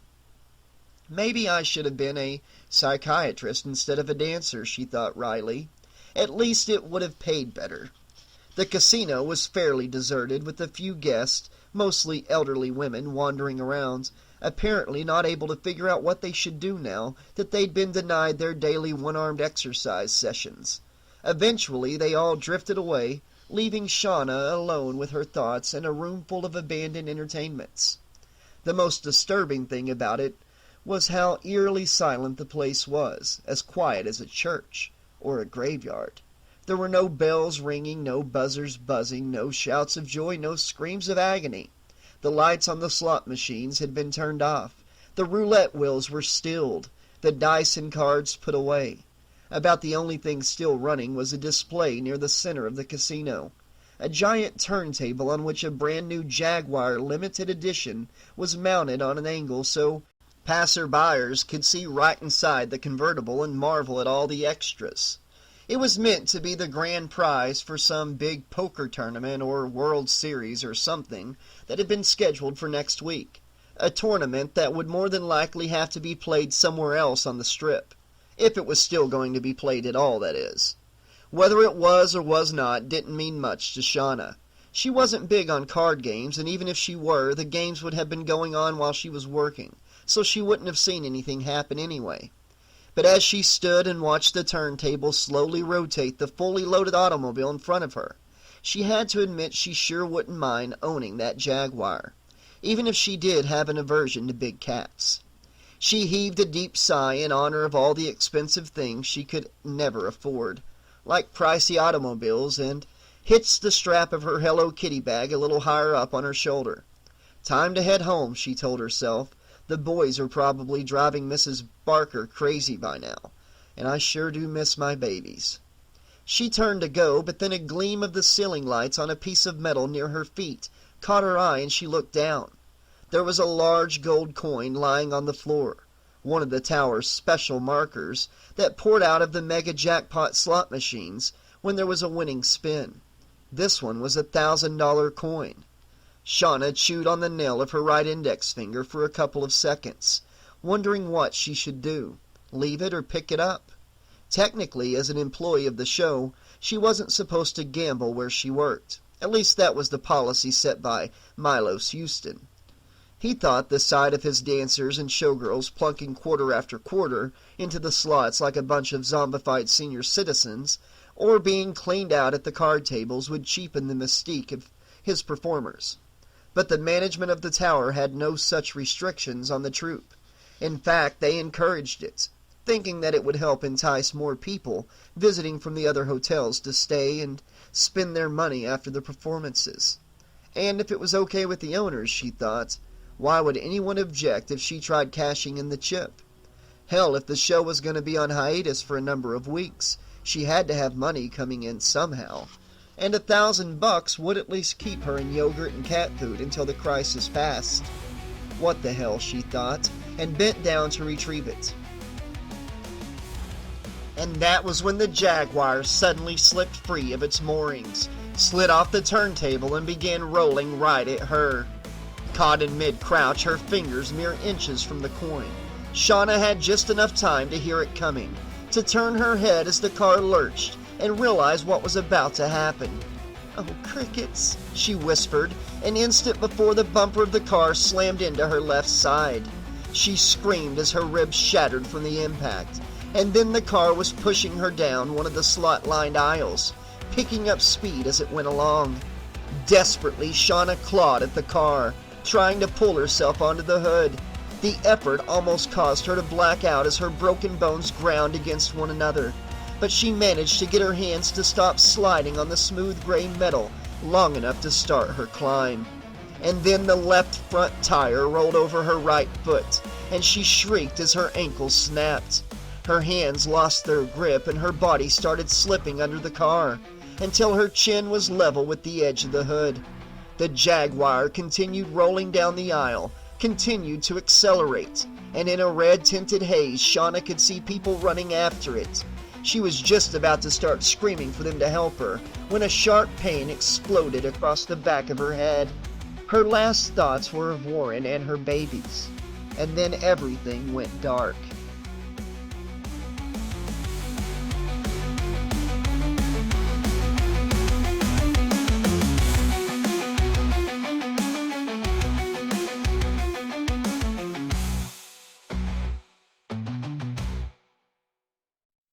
Milos Houston heard the screaming from the casino and jumped up from behind his desk. "Stay here," he ordered the Mayo brothers, who were using his phone to make the arrangements for their transfer of their cats to a holding facility. Then he bolted from his office. Christ almighty, he thought. First the elevator, then the show closing, now what? When he got to the scene, he found a large crowd had gathered, clogging the aisles as they all tried to get a look at whatever had captured their attention. Some people looked sick, some were crying. One old man in tan slacks and a short-sleeved shirt muttered, "That poor, poor girl," as he walked past Milos. Whenever he looked back at that day, Milos could never explain why he'd suddenly gotten it into his head that the old man must have been talking about Shauna Ingalls when he made that comment. But something, a feeling, maybe even intuition, if he believed in that female shit, told him that she would be the poor girl he'd find in the center of all of this. It caused him to panic, made him frantically shove his way through the crowd, knocking aside anyone who was too slow in getting out of his path. And when he at last reached the spot which everyone was standing, it was to discover that his worst fear had been confirmed. It was Shauna, and she was dead. A car had crushed her against one of the mammoth mega jackpot slot machines, and her lifeless eyes were wide with disbelief. But it wasn't the shocked expression frozen on her once pretty face that would haunt Milos Houston for the rest of his days. It was that what was pouring out of her mouth. The car had smashed her skull into the payout tray, had opened up the back of her head in a Polak-like spatter of blood and brain tissue, and $1,000 gold markers were flowing over her tongue in a steady stream. They clinked dully against the Jaguar's grill before dropping to the floor. "Wow," said a shell-shocked college-age guy standing next to Milos. "Jackpot, huh?"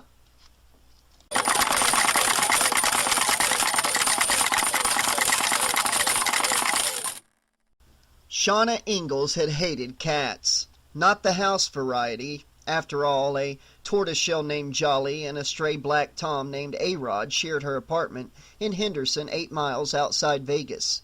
But the big cats, tigers, lions, panthers, jaguars, the massive sons of bitches you'd see on the Animal Planet channel, tearing into a caribou or a zebra or whatever the hell it was they ate on those nature shows. And in the end, just like she'd always feared, it was a big cat that took her life. Because a jaguar was a jaguar, even if it was a car. And in the right frame of mind, a 5'7", 120-pound brunette was just another potential mill on the hoof in its eyes. Or its headlights. Chapter 18.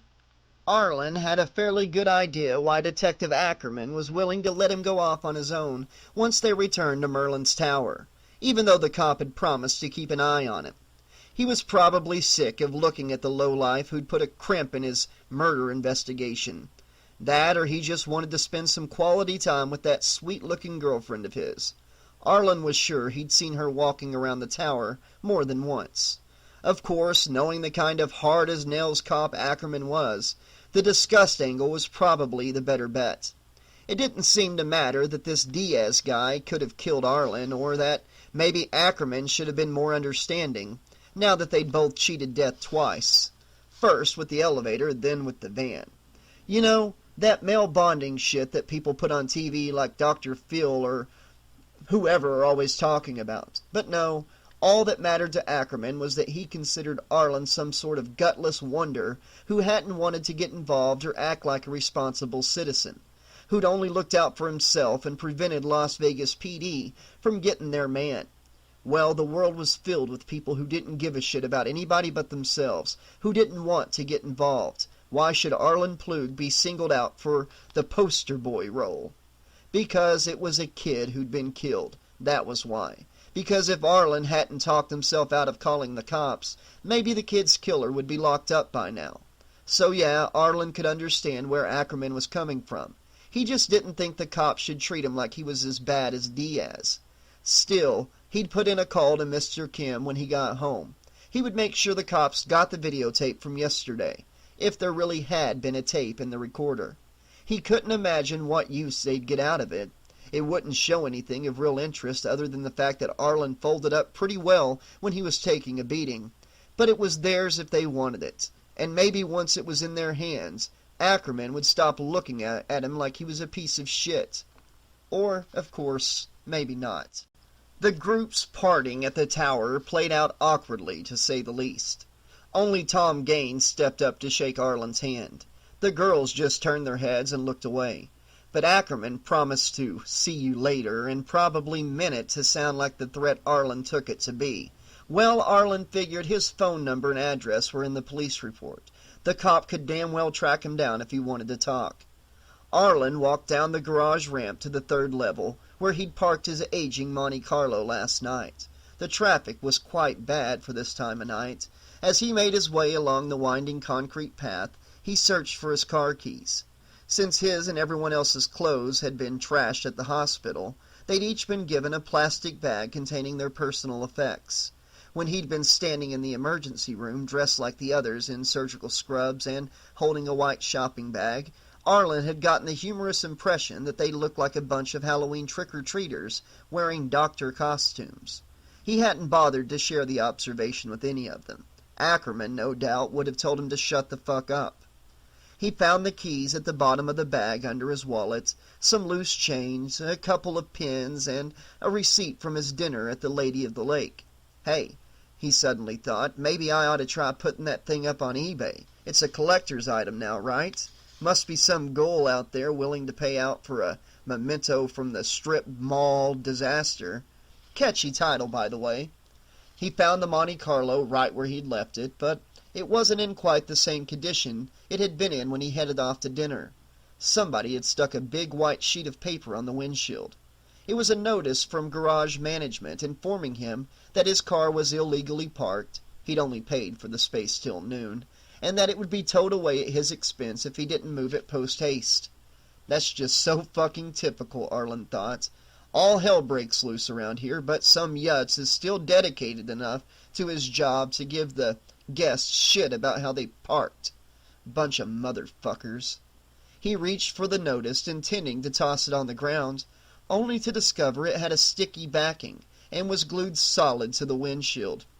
"God damn it," he moaned. "I hate when they do shit like that, man." He tried scraping it off along one corner with a fingernail. When that didn't work, he slashed at it with the tooth side of his apartment key, but only succeeded in carving small strips out of the paper and scratching the glass. "Fuck it," he muttered, throwing his hands in the air. He'd take care of the glue with some hot water and a razor blade when he got home. There was no need to waste any more of his valuable time getting frustrated. Arlen got into the car and immediately realized that not only was the notice stuck to his windshield, it was blocking part of his view. That, no doubt about it, had been the intention of the parking attendant. His little way of saying, "That's what you get for parking your piece of shit in my garage." "God damn it, man," Arlen hissed. Well, he had to hope some cop out on the street didn't see that on the drive home. There weren't a hell of a lot of points left on Arlen's driver's license. One more ticket and he'd end up having to get around by riding city buses. Bunch of motherfuckers. Gritting his teeth, he turned the key in the ignition and listened in horror as the Monte Carlo's engine coughed, sputtered, and died. A wisp of black smoke wafted up from under the hood. Arlen closed his eyes and sighed wearily, then leaned forward to rest his forehead on the steering wheel. "God damn it," he groaned. Later on, the taxicab driver dropped him off at the Imperial, then burned rubber getting out of the area. No surprise there.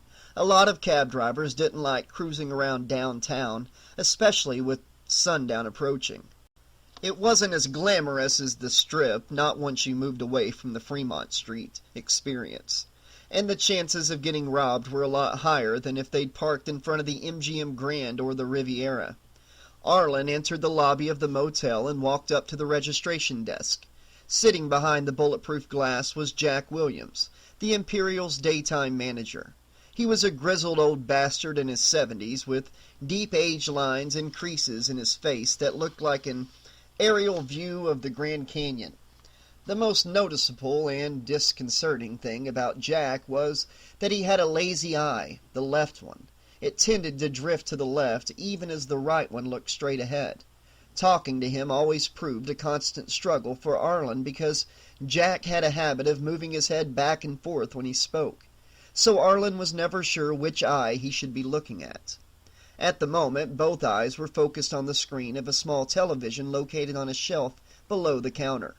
Arlen couldn't see what Jack was watching, but the old man was certainly engrossed by whatever program was on. A comedy of some sort, apparently.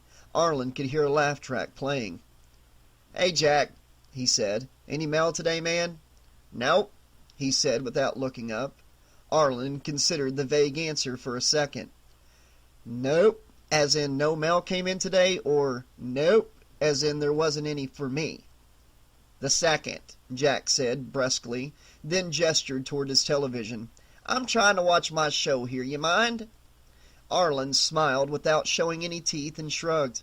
"Nope," he said. "Sorry to bother you. Enjoy your show, man." Yeah, Jack replied.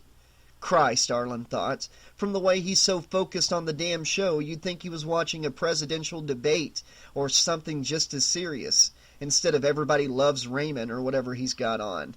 He crossed the lobby to the elevator bay and pressed the call button. As the car made its way down from an upper floor, Arlen suddenly thought, "What the hell am I doing? I almost got killed by one last night. Now I'm ready to take my chances with another elevator?" The elevator arrived and the door opened with a rattle of gears. The car was unoccupied, all ready for him to step inside alone. Into the trap. "Step into my fucking parlor, why don't you?" it seemed to say to him.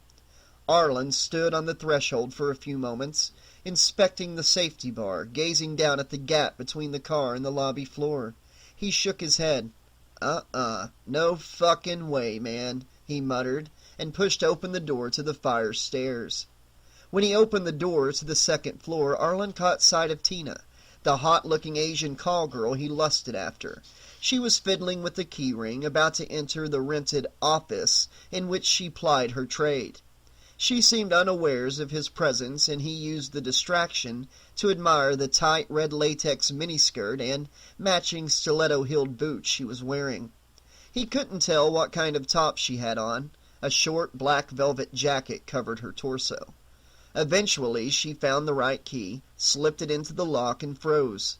It was like she could tell she was being watched. She turned, teeth bared in a confrontational snarl, only to rearrange it into a friendly smile as she recognized her silent observer. "Hi, Arlen," she said brightly. He smiled sheepishly and stepped in from the fire stair landing. "Hey, Tina, just getting in?" "Getting back, actually," she said. "Just stepped out for a bite. Of food, I mean." She winked, then gestured at his clothes. "You working at a hospital now?" He looked down at the scrubs, then smiled. "No, it's a long story." "I'm sure it's fascinating," she said, although her tone of voice told him she was only being polite. She wasn't really interested in hearing it. "And have you taken up exercising?" she asked, pointing to the fire stairs. "Or do you just like sneaking up on people?" "Neither one, actually," he said awkwardly. "I had a bad experience with an elevator lately." Her eyes widened and her hands flew up to the sides of her face. "Oh my God, that's right!" She pointed at him. "You're one of those people who was on the elevator at the tower. I saw you on the news." He nodded. "That's me." "Oh, you poor guy," she said. "I would have been shitting bricks if it happened to me. You know what I'm saying? You must have been so scared." He shrugged, trying to play it cool. "I didn't really have a chance to get scared." "I bet you haven't had a chance to relax either," she said. "Yeah, there's been a lot more excitement lately than what I'm normally used to, man. I figured I'd maybe take the night off, you know. I think the laundromat can get by without me for one evening." Another shrug, followed by a lopsided grin. "But hey, you know me. Usually I'm rush, rush, rush, always on the go." She sidled up close to him. "Well, if you ever feel like slowing down for a little while and relaxing with somebody," she said in a throaty whisper, "you know where to find me." She smiled slyly. "You know, I've never done anybody famous before." "So I guess that makes me your first, huh?" he replied, trying to match her seductive tone of voice. To his ears, though, it sounded like he'd just finished gargling with broken glass. Nevertheless, he closed his eyes and leaned forward to kiss her full lips. Hey, he figured, after the trauma I've suffered, what's wrong with getting a free taste? But she suddenly pulled away, and he would have wound up sucking lead-based paint if he hadn't opened his eyes in time. "Oh, shit," Tina said, looking at her watch. "My 6 o'clock appointment's coming, and I'm not even dressed yet." She smiled apologetically. "Sorry, Arlen, I've got to get ready." He returned the smile, although this was a far weaker version. "Hey, I understand. You're a pretty busy person yourself." "Oh?" She raised an inquisitive eyebrow. "You know that for a fact?" He blushed and shook his head. "Not for a fact, no." He glanced at his feet, unable now to look her in the eye. "You just, look like the busy type." That was a bald-faced lie, and both of them knew there was only one way he could be aware of the size of her clientele and how many appointments she had in the course of an evening. "Have you liked what you've been seeing?" she asked playfully. He laughed nervously. "You're, well, it's kind of hard to miss. I mean, you could always close the curtains or maybe, turn out the lights." "I like it with the lights on," she said with a smile. "But you know that already, don't you, you naughty boy?" She tapped him on the nose and opened the apartment door. Maybe you should come by for a visit later. There's a Japanese schoolgirl I know who's planning to drop by. You might have seen her hanging around before." "Maybe," he admitted. She leaned close to his ear. "I hear she loves to meet people who are famous." "What?" he croaked, his throat suddenly feeling very tight. "When?" "Say around 9. She wiggled her eyebrows and grinned. See you then. And with that she stepped inside and closed the door. See ya, he whispered.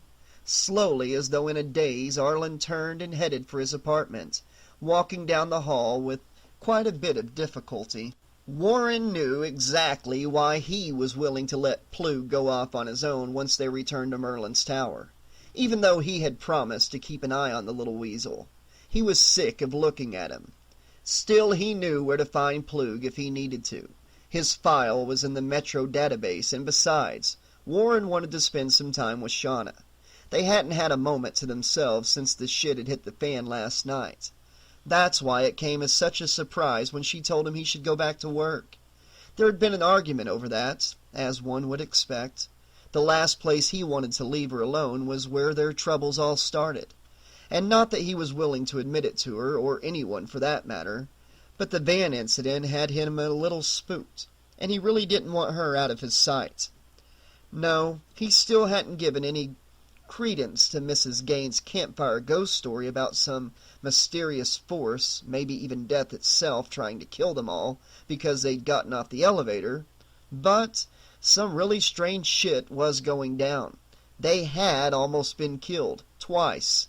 He didn't have a fucking clue how to even begin explaining it. It was Shauna who had the last word, though. She'd sternly reminded him about his commitment to Danny Lariva, to finding the child's killer, and that he still had a suspect to track down. And with Isabel now laid up in the hospital, he'd almost have to work twice as hard. So Shauna had given him a push back toward the parking garage and told him to get going. All she planned to do, she explained, was talk to her bosses and find out how the disaster was affecting the show and her job going forward. Then she was going to drive home to her apartment in Henderson and hug her kitties. Well, he knew better than to try and force the issue, so he did what he was told. Before he headed back to his desk at Homicide, though, there was the matter of ditching the emergency room togs and putting on some real clothes, and that meant a quick trip to his apartment. An hour and a half later he was sitting in the squad room, going over the medical examiner's report that had just been dropped off. There wasn't anything in its pages that he hadn't expected to see.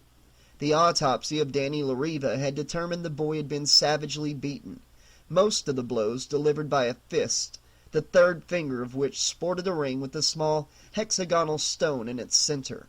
The shape of the gem was tattooed on the boy's skin. The ultimate cause of death was an intracerebral hemorrhage, bleeding inside the brain. Warren tossed the report down and opened another folder that had been deposited on his desk. Haslinger and McBride had taken the reins on the case while he and Izzy had been otherwise preoccupied, and they'd done quite a bit of follow-up. He skimmed over their summation of their stakeout of Carolina Lariva's apartment building. Diaz had never shown up. Their second canvassing of the neighborhoods, and a list containing Carolina's telephone logs, known as LUDs or local usage details. One number in particular caught Warren's eye, and he thumbed through his notebook to see if he had anything that matched up. There it was, the number for Diaz's cousin on Ogden Avenue, the same cousin who'd claimed he didn't have no idea where to find his elusive family member. "Son of a bitch," Warren muttered. He stood up, ready to go running out the door, when a photograph mixed in with the paperwork drew his attention. A wallet-sized snapshot of Carolina, Danny, and Diaz that looked like it had been taken in one of those 4 for $1 photo booths you see in a pharmacy. A note paper clipped to it explained the picture had been provided by Carolina. In it, the trio were crammed tightly together, with Danny kneeling in front and the adults sitting behind him. Diaz had his left hand resting on the boy's shoulder, and Warren's lips drew back in a feral snarl as he looked closely at the ring the man wore on his third finger, a ring with a hexagonal stone in its center. "Cock-sucking bastard," Warren hissed. He turned and ran from the squad room, grabbing a two-way hand radio from a rack on the wall near the door as he went, so he'd be able to call into the house if he needed assistance.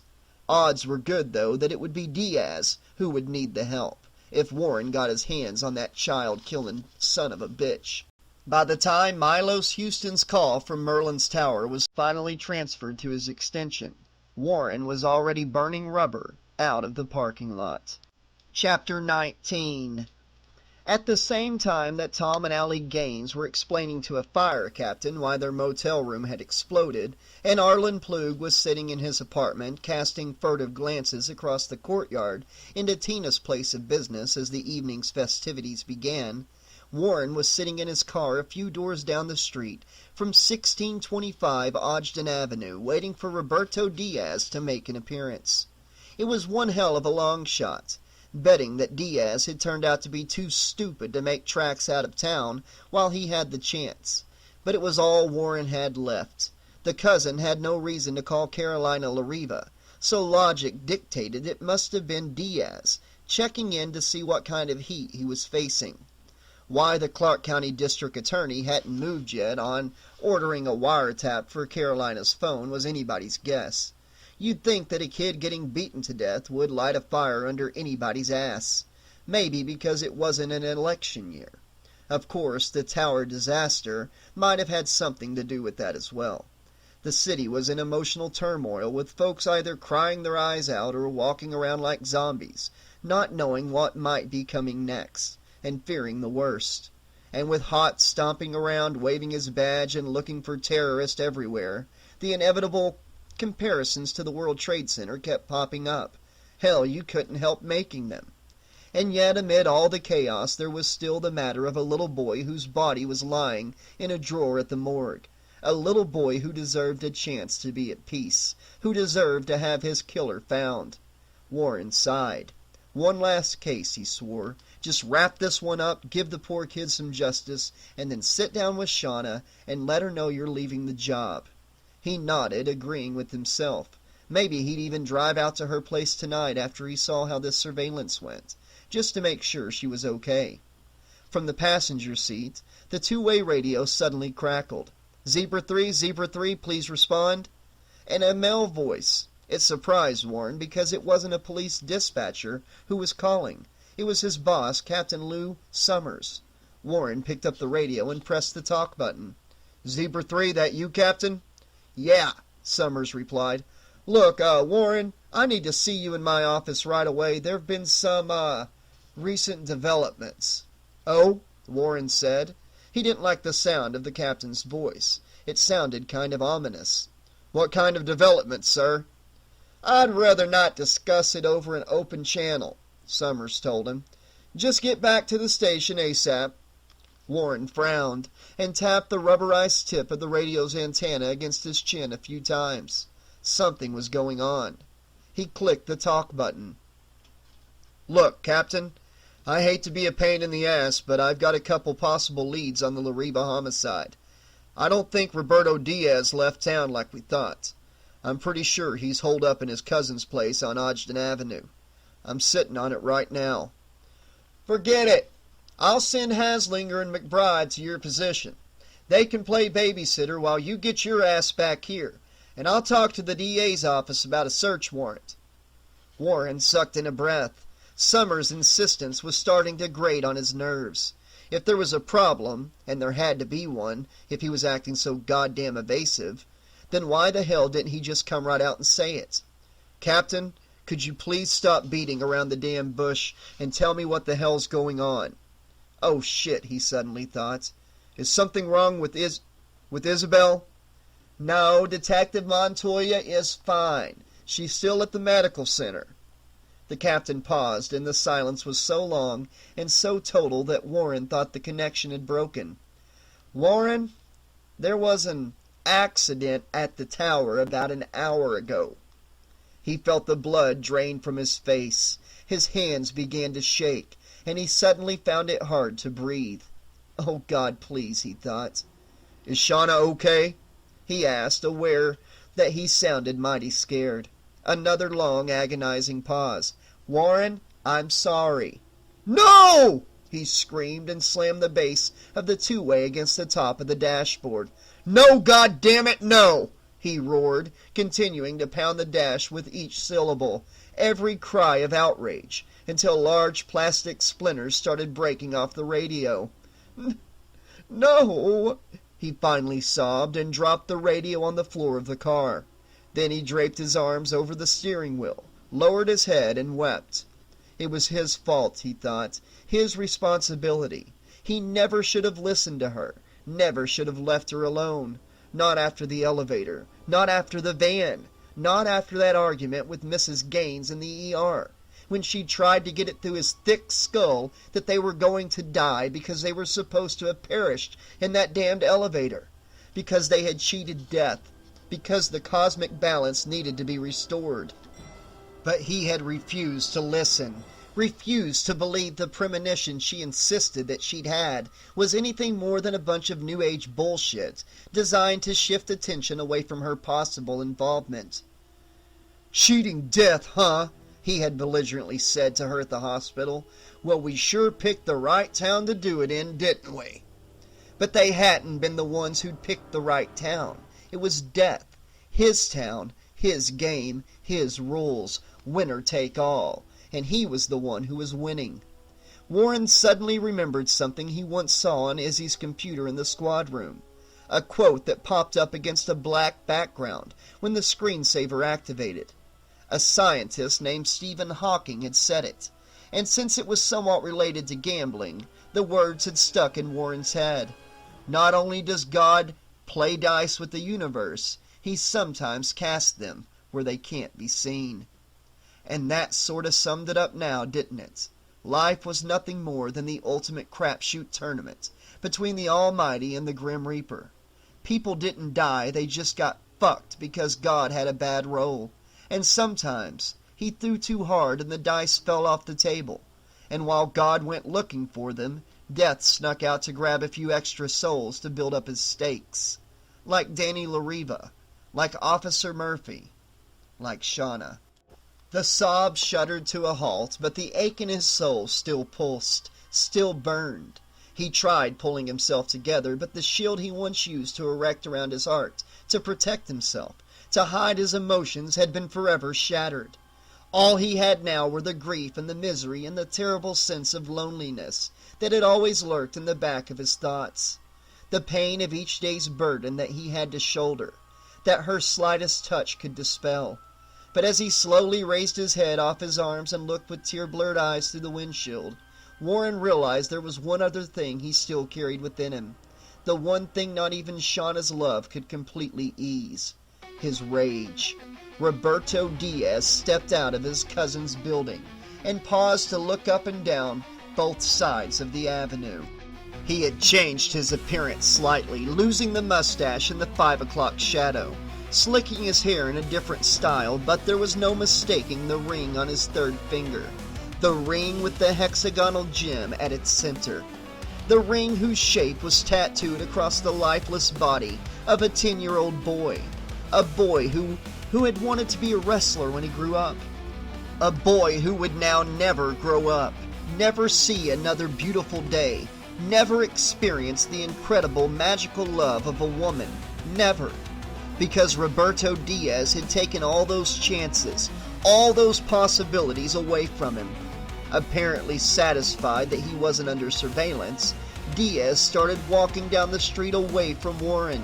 Where he was going, why he'd chosen this moment to come out of hiding, didn't matter. Maybe God just felt like throwing Warren a bone after taking so much away from him. What mattered is that Shauna had wanted Danny LaRiva's killer brought to justice, and that's exactly what Warren planned on doing. And if God were smart, he'd go looking for his dice before things got ugly. Warren climbed out of the car and jogged down the street after his suspect. The wind had started whipping up for some reason. He didn't remember hearing any forecast about high winds tonight. And scraps of garbage and loose sheets of newspaper swirled and danced around him in the stiff breeze. He quickened his pace, then slowed, when he closed in within a few yards of the fugitive. "Roberto Diaz!" he shouted. Diaz turned, and Warren held out his gold detective shield. "Las Vegas homicide. I wanted to talk to you." Where the gun came from, he didn't have time to assess. Maybe the guy had it stuck down the front of his pants. All he knew was that suddenly Diaz had a .38 in his left hand, and he was swinging it around to fire. Warren dived to his left between two parked cars as 3 rounds tore into the pavement where he'd been standing. Another 2 ricocheted off the trunk of the car in front of him. He pulled his 9mm from its shoulder holster and slowly peered around the car's right turn signal, in time to see Diaz running away. People on the sidewalk scattered as they caught sight of the gun he was waving around. Warren went tearing down the street after him, yelling at the bystanders to get the hell out of the way. It wasn't until he was halfway down the block that he realized he'd left the 2-way radio in the car, and by then it was far too late to turn around and go back for it. He'd have to make this caller without calling for backup. For a heavy man, Diaz could move pretty fast. Apparently, a lot of what passed for fat on first glance was actually muscle. Still, it was clear he didn't exercise that muscle too often, because he was quickly getting winded. Obviously, he was better at the 100-yard dash than a 50-meter race. Warren started closing the gap. Diaz turned and fired. And Warren hit the deck, crashing into the side of a fruit stand that stood outside a small supermarket. Limes, a few papayas, and a handful of green plantains rained down on his head. But the downpour of fruit didn't prevent him from seeing Diaz duck into an alley near the corner of Cervantes Street. By the time he reached the mouth of the alley, Diaz was gone. But gone didn't necessarily mean he'd already made it to the other end and split. There was always the chance he could be hiding somewhere, reloading that .38 while he waited in ambush for his pursuer. Cautiously, Warren moved in, trying to make as little noise as possible. That proved to be more difficult than he would have liked. Puddles of stagnant water were everywhere, and the alley was a minefield of broken glass bottles, rusted cans and pipes, cardboard boxes, and strangely enough, an assortment of discarded children's toys. One toy in particular caught Warren's eye, a 6-inch doll, or what the kids referred to as an action figure, of a man in bright red and yellow tights, t-shirt and matching bandana. He walked farther into the alley and looked up.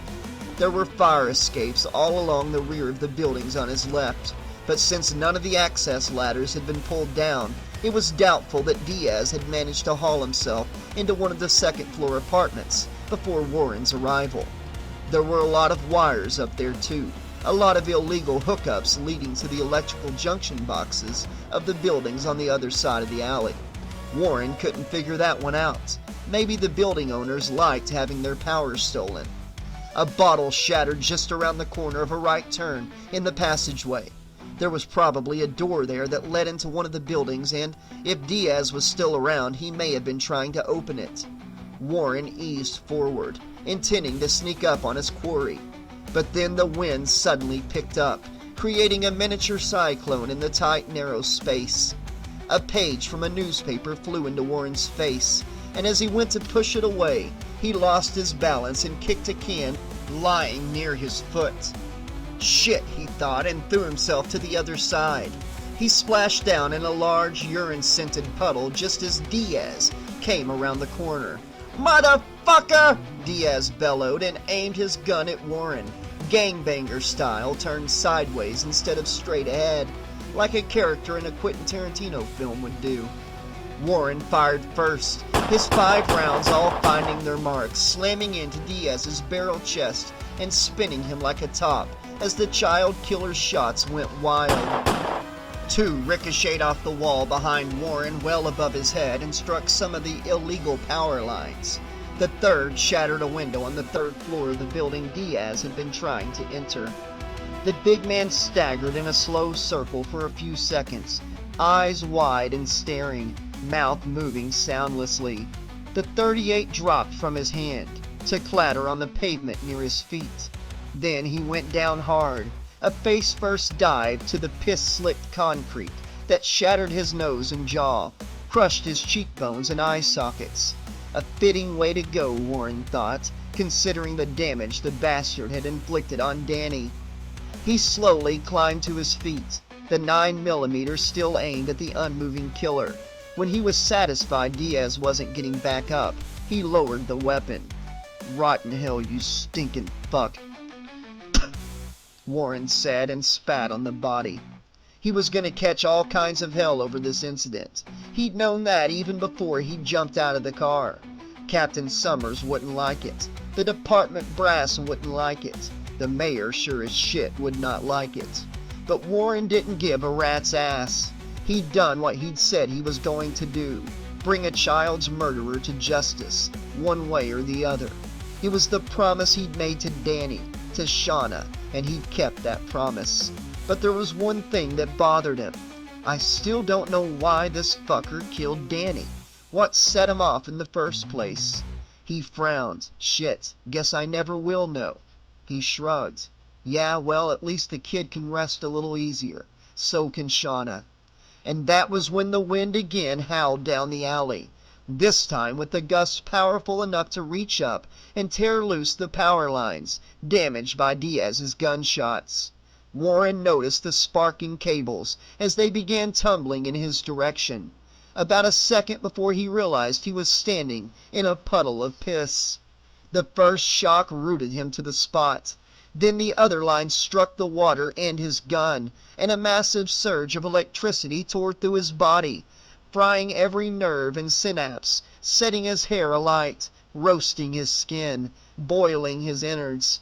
His clothes burst into flame, the coarse smell of fibers mingling in the now gentle desert breeze with the overwhelming stench of burning meat. Lights flickered and died on both sides of the alley, just before the power finally, mercifully shut off. He was dead long before his blackened corpse crumpled to the pavement. Death is a part of life. Warren Ackerman must have heard that old cliché spoken 100 times, if not more, during his time on the Las Vegas Metropolitan Police Department.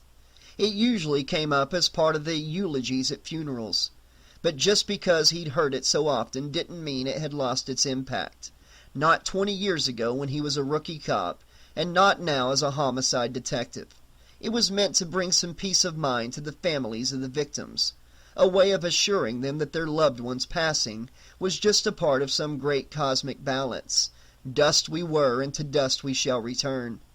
To Warren, however, it only meant they'd been cheated of their chance to live a full life, and he had no doubt that phrase would be dragged out once more for his dubious benefit. Thankfully, he wouldn't be around to hear it. As the light faded from his eyes, as the alley in which he lay and the pain that seized his body slowly became distant memories, Warren stared into the darkness, into the tunnel that now seemed to infinitely stretch out before him.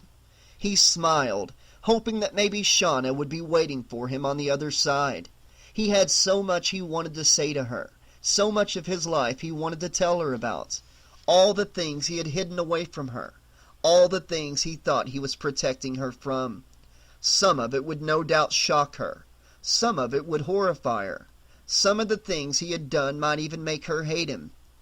For a while, maybe, but in the end they'd work things out. They always had. They always would. Because no matter how bad things got, Shauna had been the one good thing in an otherwise miserable life, filled with murder and violence and anger and grief. A light in the dark, showing him the way out. And he had been her rock, her strength, her soulmate, an island of sanity in a crazy world. They were meant to be together, always. Warren truly believed that. Just another way of restoring the cosmic balance was all it was. And not even the ghoulish prick Death could argue with that logic. The darkness grew, and Warren could feel a light breeze blowing.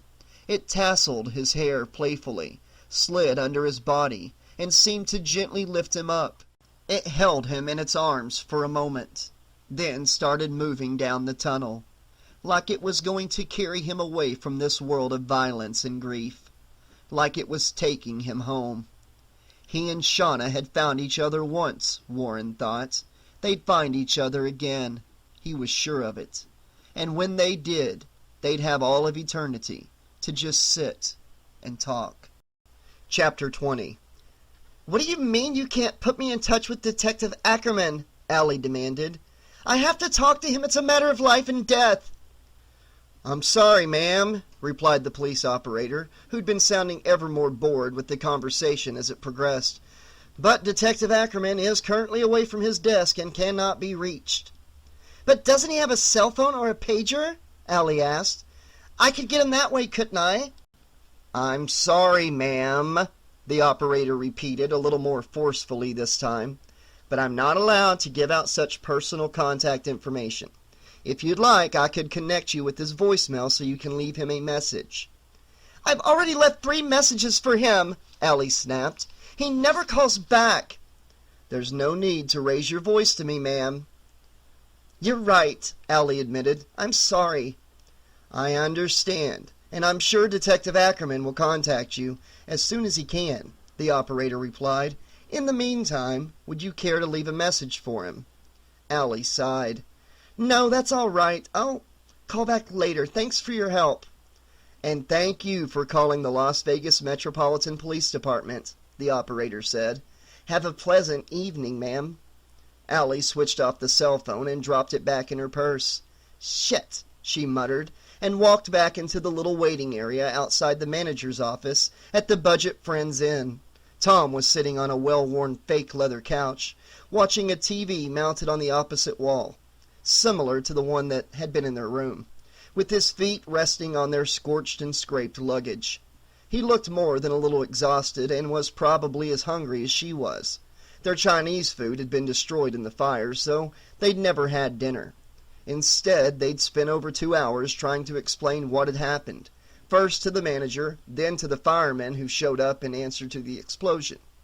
Saying their room had blown up because of a series of unfortunate events probably sounded like a bunch of crap to them. Their angry expressions had certainly given that impression. But Allie had thought it'd be for the best if she didn't try going into the whole notion that perhaps she and her husband were being stalked by the Grim Reaper. About the only thing that had gone right for them was that super Nazi hots hadn't shown up to accuse her of accidentally detonating the terrorist bomb she'd no doubt been assembling to continue her reign of terror against the good citizens of Las Vegas. No luck, huh? Tom asked. He's away from his desk, Allie replied, using the index and middle fingers of both hands to fashion quotation marks. He's been away from his fucking desk all afternoon, she shrugged. I don't know, maybe that ride in the runaway van put the fear of God in him, and he's locked up in the John with the crazy shits or something. Tom chuckled. Or maybe he's just spending a little quality time with his dancer girlfriend, he commented with a sly grin. Allie frowned. Hey, don't think for a minute I didn't notice you checking her out when you thought I wasn't looking. He shrugged. Okay, so I'm busted.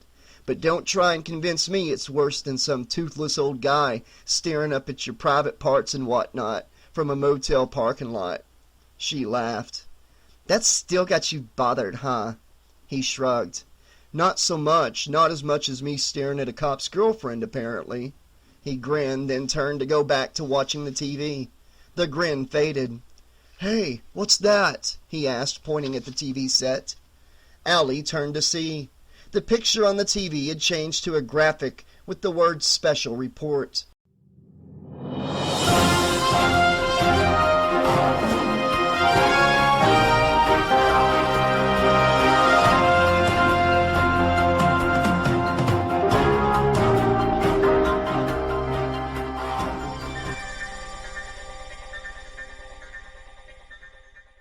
It was quickly replaced with a camera shot of an anchorman sitting at a big news desk in a studio. He was in his late 40s with graying hair and a dark suit. A grim expression was etched on his face as he stared into the camera, making the wrinkles at the corners of his eyes look even more pronounced. Good evening, he began. Late this afternoon, tragedy struck once more at Merlin's Tower, scene of what some have come to call the strip mall disaster, since an observation elevator broke loose and plummeted over 100 stories onto Las Vegas Boulevard shortly after 2 a.m. Oh, Jesus, what now? Allie whispered, her lips trembling slightly. The anchorman paused and looked gravely at the camera. A warning to our viewers. The footage we're about to show you was taken by a guest of the hotel with a portable video camera and was received only a short time ago by station management. It is of an extremely graphic nature and has not been edited. If there are any small children in the room, or if you have a delicate condition, you may wish to look away. The picture switched to a jerky handheld shot of the interior of the Towers Casino. There was a large crowd gathered in the center of the vast room, looking in the direction of a mega jackpot slot machine. The camera's operator began weaving his way through the masses, and the picture jerked and swayed.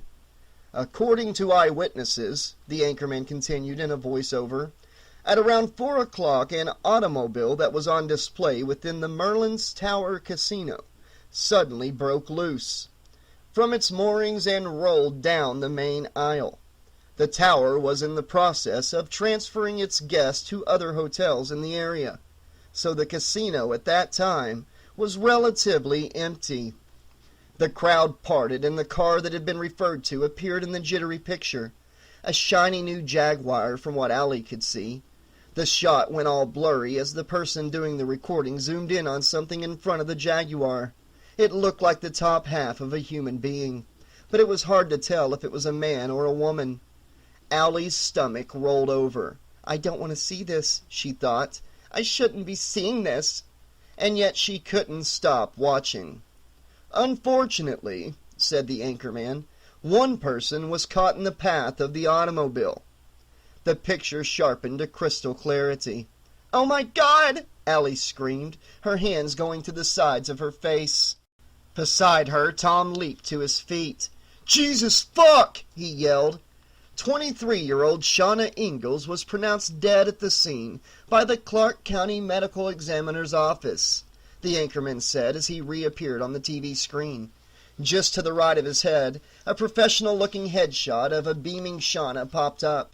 The hotel had probably provided the station with it. Ingalls was a dancer at Magapalooza, the show currently running at the Tower. At this time, both hotel management and the show's producer have declined to comment, pending an investigation. Allie fell to her knees. No! She wailed, tears streaming down her cheeks. No, no, no, no, no, no! Tom knelt beside her and gently placed his hands on her shoulders. I knew it, she moaned. I knew it was true. I said it was going to kill everybody, and I was right. God damn it, I was right. Easy, Allie, Tom said soothingly. Just take it easy, babe. She shrugged him off. No, she snapped. Don't you see? It's going to kill all of us. Shauna was just the first. What? Tom asked. What's going to kill us? Death! She roared. It's death, and it's coming after us because we wouldn't stay on that fucking elevator like we were supposed to. She grabbed him by the shirt and shook him. Don't you get it, Tom? Don't you understand? We were supposed to die in that elevator, but we got out because of that premonition I had. Oh, God. So what are you saying? He asked, clearly not getting it. We cheated death, and now he's trying to make up for it? Yes! She shrieked. That's exactly what I mean. He frowned, then shook his head. Oh, that's just nuts, babe. He gestured at the TV. I mean, that thing with Ackerman's girlfriend was an accident. The guy just said so. Really? She said with a snarl. Like the traffic light killing Officer Murphy was an accident? Or the van almost plowing into a tanker truck? Or the shower trying to drown me? Or the blow dryer? Or the doors locking by themselves? Jesus Christ, Tom, wake the fuck up! Do you really think all of this shit we've been going through since the elevator crashed is just some big coincidence? She could see him trying to work it all out in his head, trying to connect the pieces of the puzzle in order to see the bigger picture. Yes, she knew it sounded crazy, and she'd only half believed herself up until she heard the report about Shauna. But the evidence was right there for anybody who really wanted to see it. And then she could practically see the light bulb switch over on top of Tom's head as his eyes grew wide and all the pieces finally came together. Shit, he muttered. Yeah, shit, she agreed. Jesus, Allie, he said. What are we going to do? She sniffed loudly and wiped her eyes on the sleeve of the gray sweatshirt she was wearing, then reached into her purse to pull out her cell phone. She dragged her runny nose across the heel of her hand, then punched in the number 411. Information, the female operator said when the call went through. City enlisting? Yes, Allie said. In Las Vegas, I need the number for an Arlen Plug. Oh, yeah, thought Arlen with a grin. This is exactly what I needed. He lay back on the bed, eyes closed, his breath heaving into and out of his lungs with sharp, labored pants, and reveled in the moment. A moment that seemed as though it might last forever. He certainly hoped it would. Never in his life had he felt so totally relaxed. Well, maybe not totally relaxed, at least one part of him was tense. But it was a good kind of tense, the best kind. Tina was a dark-haired enchantress, a high priestess of the tantric arts, a veritable sexual goddess, and his body was the willing altar on which she practiced her strange and wonderful rituals. In fact, she was so good, so skilled in her carnal arts that it seemed a damn shame she didn't have a church or temple named after her. The things she could do with those healing hands, that serpentine tongue, well, in Arlen's opinion, it was as close to a religious experience as he was ever going to get in his lifetime.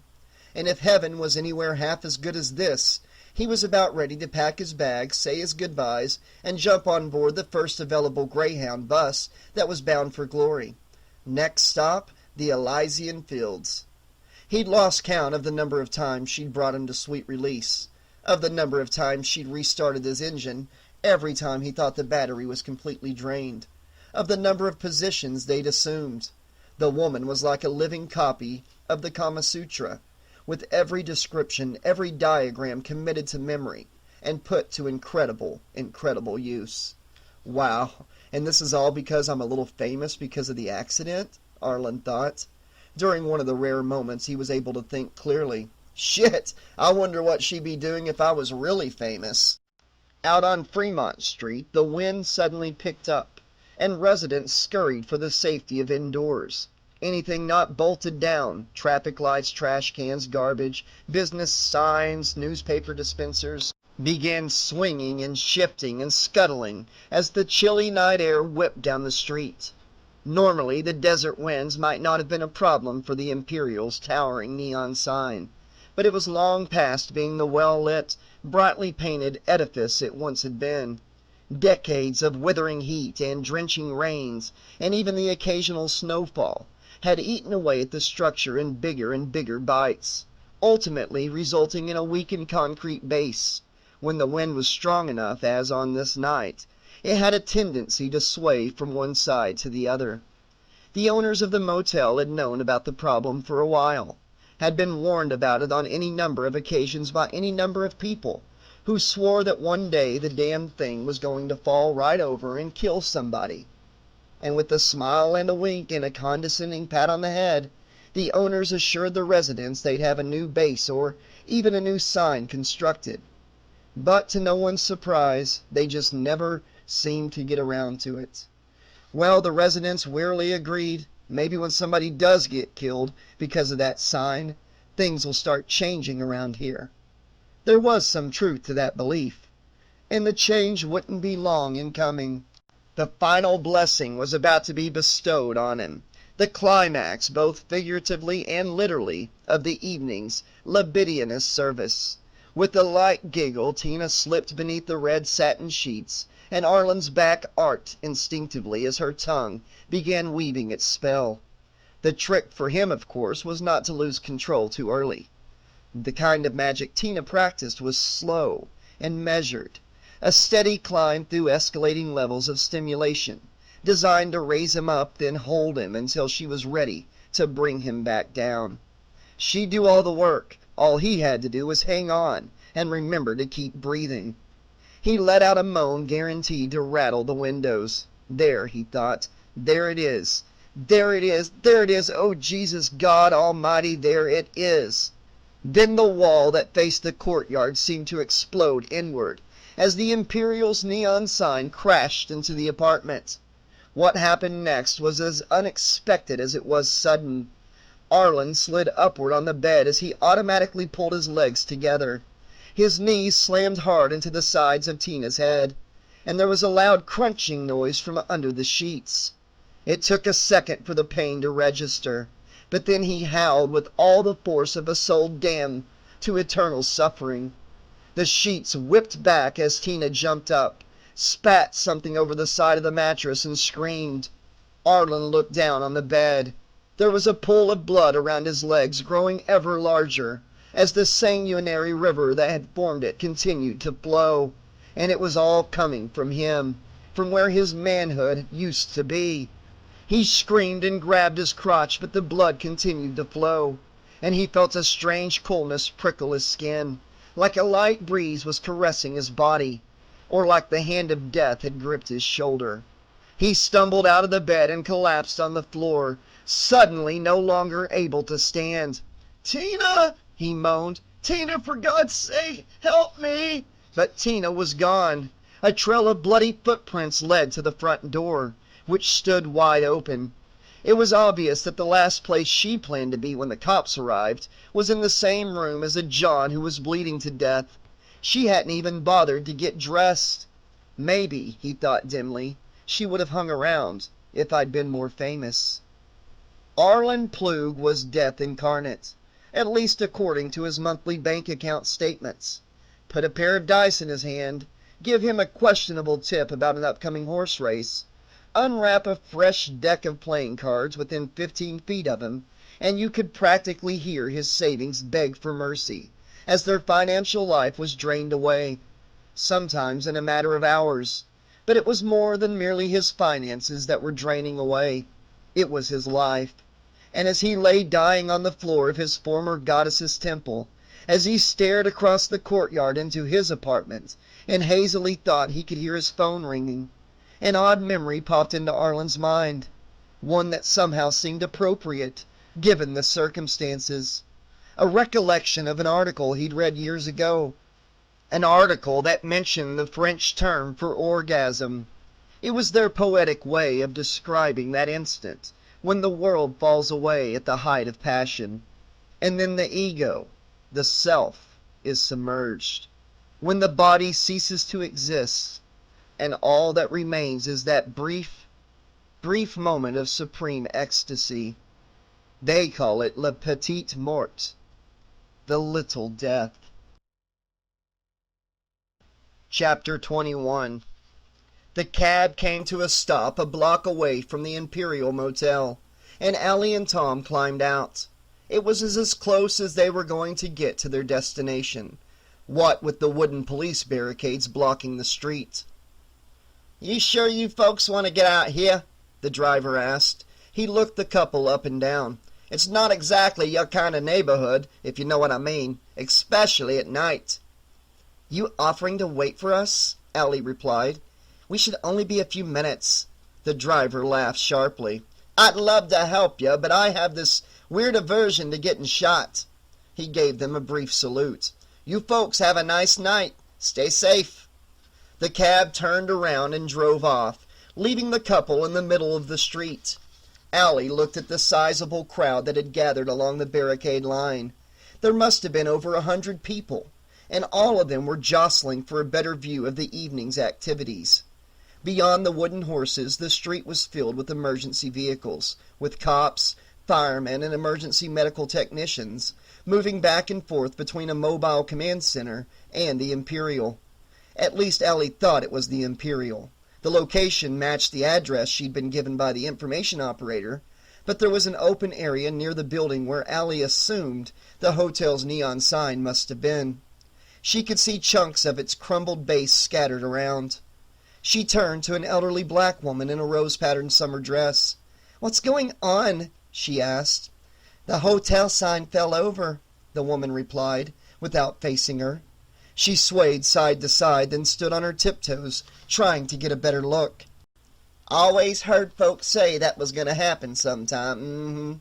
It's just a miracle it didn't fall in the street and kill a bunch of people." "Was anybody killed?" Allie asked. The woman shrugged. "Don't rightly know. but I don't think you could have survived something like that. She gestured toward the vacant area formerly occupied by the sign. Come crashing down without somebody getting hurt.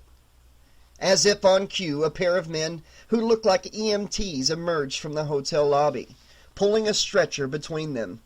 But if the body bag on that stretcher was any indication, they were more likely from the coroner's office than a hospital, and their patient's next stop was the morgue, not the ER.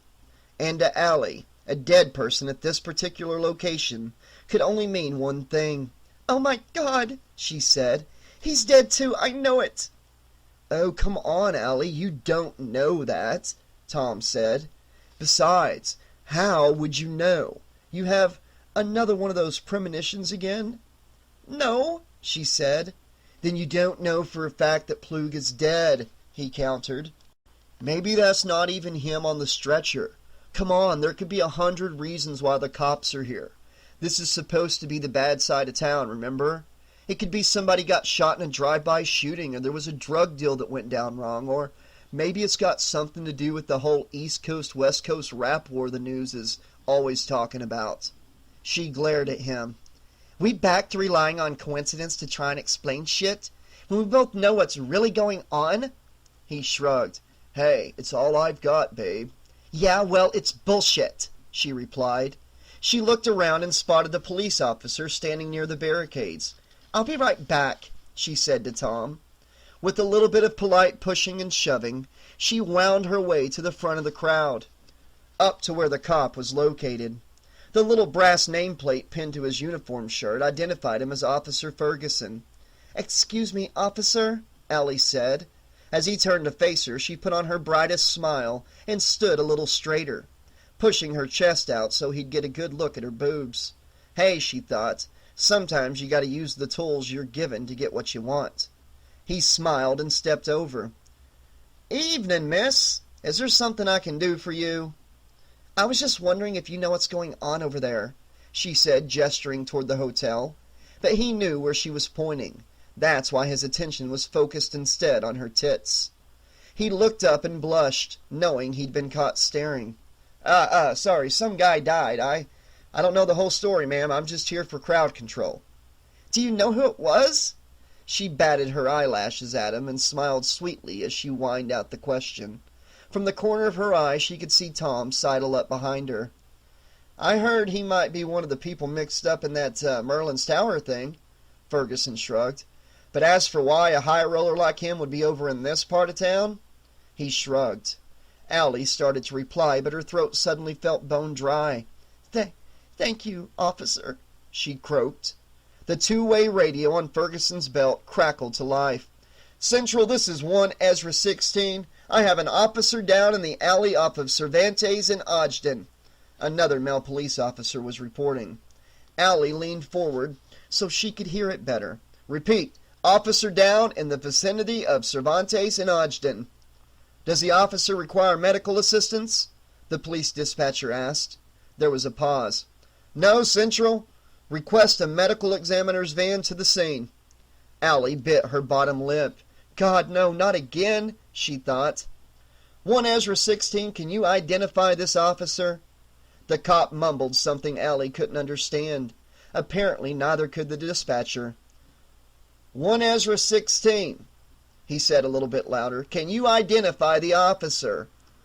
Allie heard the cop say. I can't be sure, Central. His body's burned up something awful, but I believe it's Detective Ackerman. A boulder settled in Allie's stomach.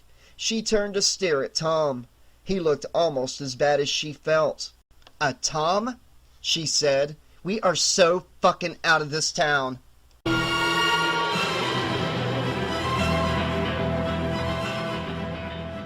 She never really talked about it. Hadn't even really thought about it in a few years. Well, not until she'd gotten to Vegas. But Annie Goodwin knew what it was like to die. She hadn't cared much for the experience and didn't have any immediate plans to repeat it. Not for another 60 or 70 years if she had her way. Of course, as it had been so brutally made clear to her over the course of a single day, what she wanted and what the universe had planned for her were two totally different things. all part of the cosmic balance Detective Ackerman had mentioned to her, before his life and Shauna's and Plug's had been taken to help adjust the weights on the scale. At this point, all she could do was hope that Death might get bored chasing after her and Tom and go bother somebody else.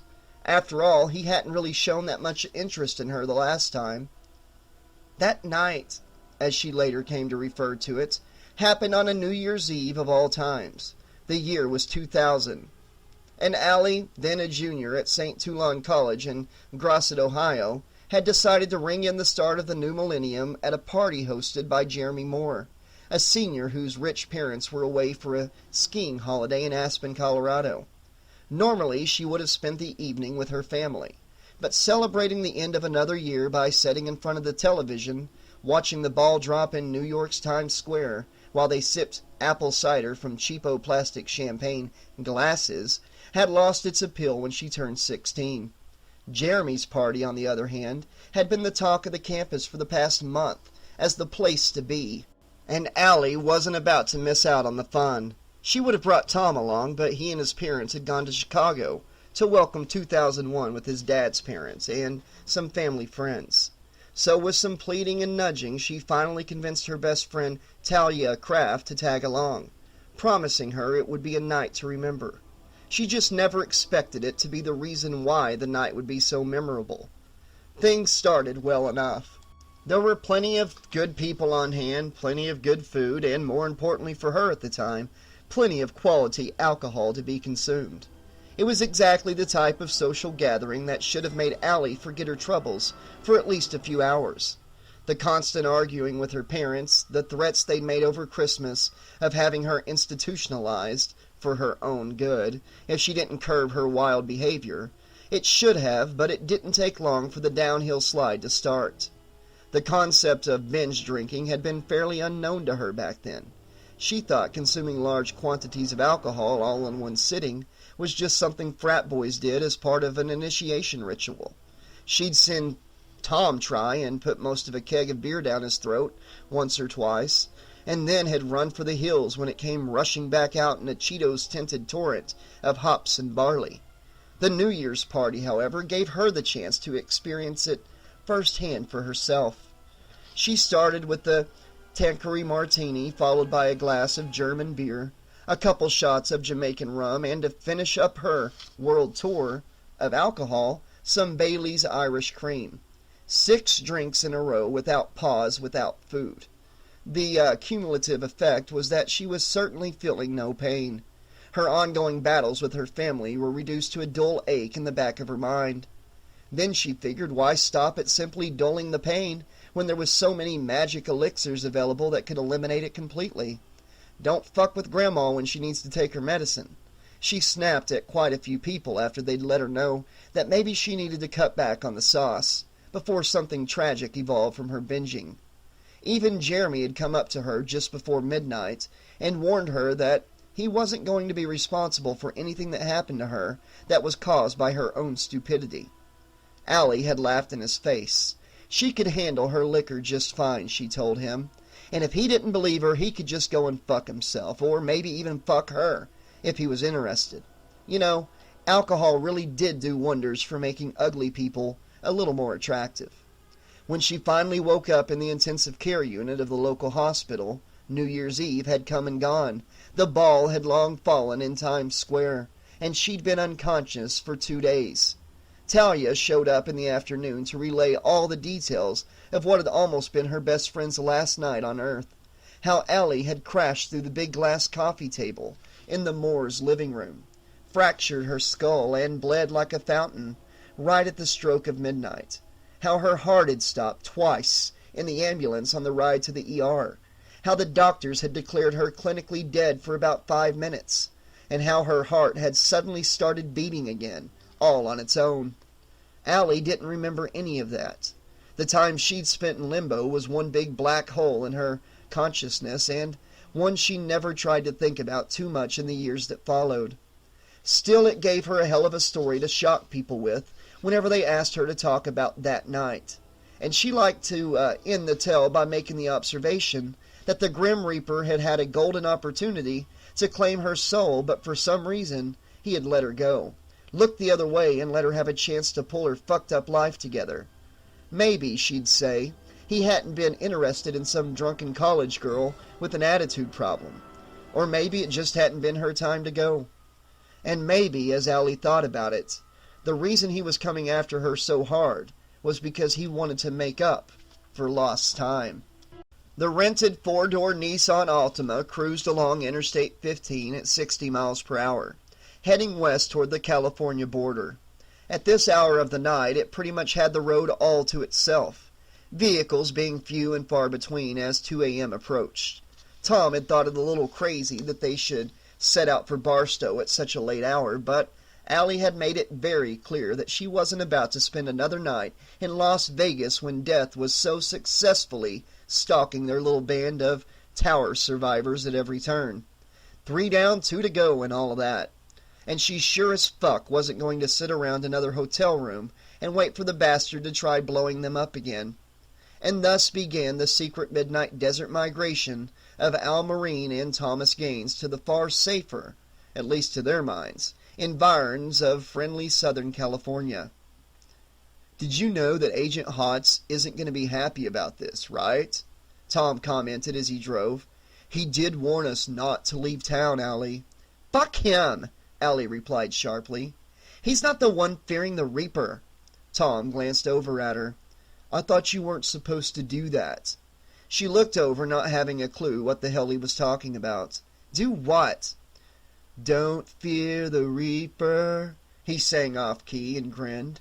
She shook her head. "Asshole," she said, then turned away so he couldn't see her smile. She'd walked right into that one, hadn't she? Well, that was all right. At least he hadn't launched into a rendition of "We Gotta Get Out of This Place." She had had enough of that particular song to last her a lifetime. If she never heard it again, even as a karaoke number in a bar, she'd consider herself one happy girl. "So how's it feel being a fugitive?" Tom asked. I figure once Hotz learns we've been busted ourselves out, he's going to put out some kind of APB to have our asses dragged back to Vegas." "Let him," Allie said. She grunted.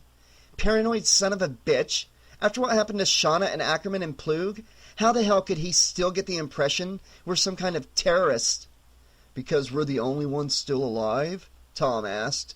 "Because we took off after he warned us not to? Because we're heading for the California border in the middle of the night?" He looked over and shrugged when he saw her annoyed frown. "Hey, you asked, babe."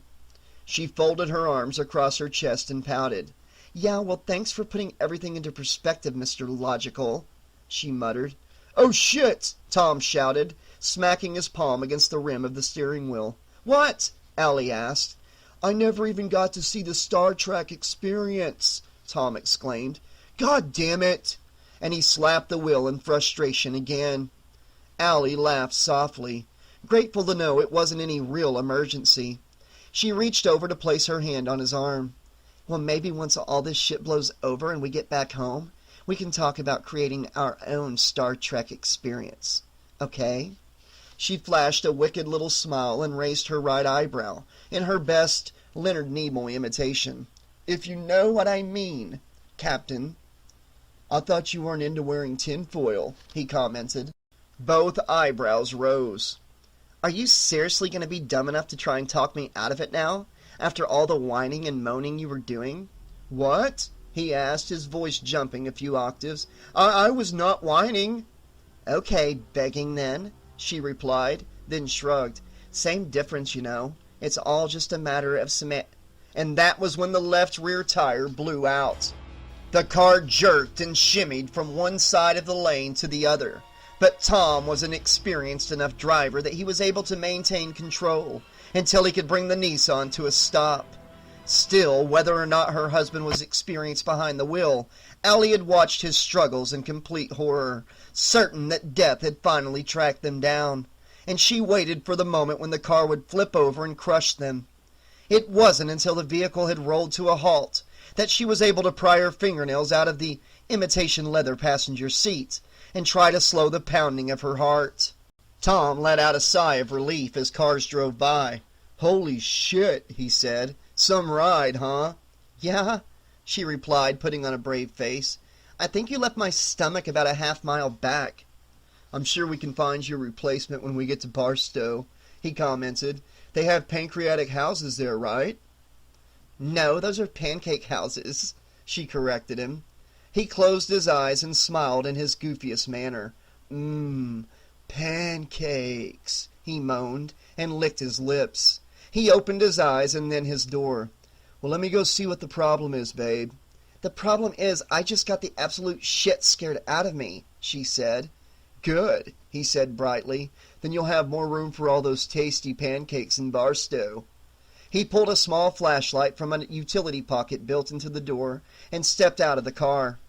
Allie followed suit, feeling a sudden urge to stretch her legs and maybe find a way to calm down. Maybe, she thought, I just want to put a little distance between me and the Deathmobile for a few minutes before we get going again. She nodded, agreeing with herself. It sounded like a good plan. Tires blown, Tom said from the other side of the Nissan. She strolled over to find him crouching by the left rear tire. Clasping her hands behind her back, she leaned over the left corner of the trunk to inspect the damage, as Tom held up the flashlight and poked at it with his index finger. The tire was a shredded mass of rubber strips wrapped around a steel rim. It wasn't just blown, she thought. The damn thing looked shredded. What could they have possibly driven over to cause that much of a mess? Could the Reaper have set one of those road spikes the cops used to stop cars? Suggested the little voice in the back of her head. Maybe you should go back and check. Shut up, she told it. I'm scared enough already. I don't need you adding to it. Can you fix it? Tom asked. Me? I'm kidding, babe. Well, can you fix it? She asked Tom. He shook his head. No, I'll just get the spare out of the trunk. 10 minutes tops and we'll be out of here. He stood up. I'm going to need you to hold the flashlight, though. Yay me, she said, hiding behind a smile. I get to be helpful. Tom walked back to the driver's door and leaned in to pop the trunk release.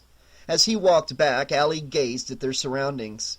It was pitch black all around, an eerily quiet desert landscape, full of strange silhouettes, void of any sort of illumination except for what the stars provided.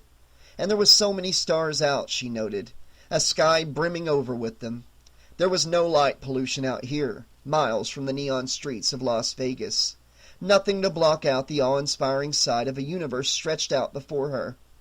But having no artificial lighting available also posed something of a problem for the potential driver stranded out in the middle of nowhere. It meant that other approaching drivers might not be able to see them, standing on the roadway until it was far too late. Tom opened the trunk and pulled out the spare tire. He rolled it back to the side of the car, then went back for the jack. Tom, are we on the road or the shoulder? Allie asked. She looked up and down the highway. From what she could tell, they'd come to rest on the downward side of a bend in the road. That meant they were in a blind spot. Her husband waved around the flashlight, aiming the beam at the ground. The shoulder, I think, he replied. It's kind of hard to tell. You gonna give me a hand? Sure, she responded slowly. She looked back at the curve once more, then turned her attention to holding the flashlight. Tom used the jack to raise the car, then he set about removing the blown tire. On the run and stuck in the middle of nowhere, he said pleasantly as he worked. Not exactly how I pictured us spending our honeymoon. He looked up and grinned broadly. Allie couldn't help but laugh. It all sounded so ridiculous when you stepped back to look at everything that they'd been through in less than a week. It was like they were stuck in some reality show from hell, with the grand prize being that they'd be allowed to keep on living. Well, as gruesome as it sounded, they'd managed to outlive the other unwilling contestants, more by luck than any real skill, so that must mean they'd won, right? A cold wind blew and chilled her spine. Sure hope we don't get picked up for a second season, she thought with a grin. And that was when she heard the music, a familiar throbbing bass line that echoed across the desert, that called to her from inside the car. The huskily delivered lyrics seemed to speak directly to her. They talked about being young and pretty and dying before your time was due. A chill ran through Allie's body again. She'd never turned the radio on the entire time they'd been on the road. There was no way it would be playing, and yet it was, but it wouldn't for long. She stepped around the rear of the car and stomped toward the passenger door. "Hey, Allie, what are you doing?" Tom said from the darkness. He sounded annoyed. "I need the freaking light over here if you expect me to finish changing the tire." She was just turning back to rejoin him when she saw the headlights. They were big and round and bright as twin suns, and there was no doubt in her mind that they belonged to some massive 18-wheeler speeding through the Nevada night. That was okay, though, as Tom had assured her they were parked on the breakdown shoulder, off the highway and out of the truck's path. There was no reason to worry. But then the jack holding up the Nissan suddenly collapsed, and the car slammed down. Instinctively, Tom jumped back to get away from it and landed right in the roadway. "Tom!" Allie screamed, running toward him as the semi roared around the curve.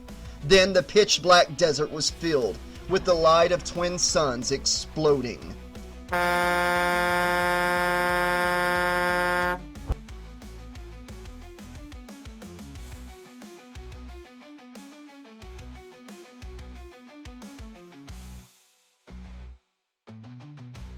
Epilogue.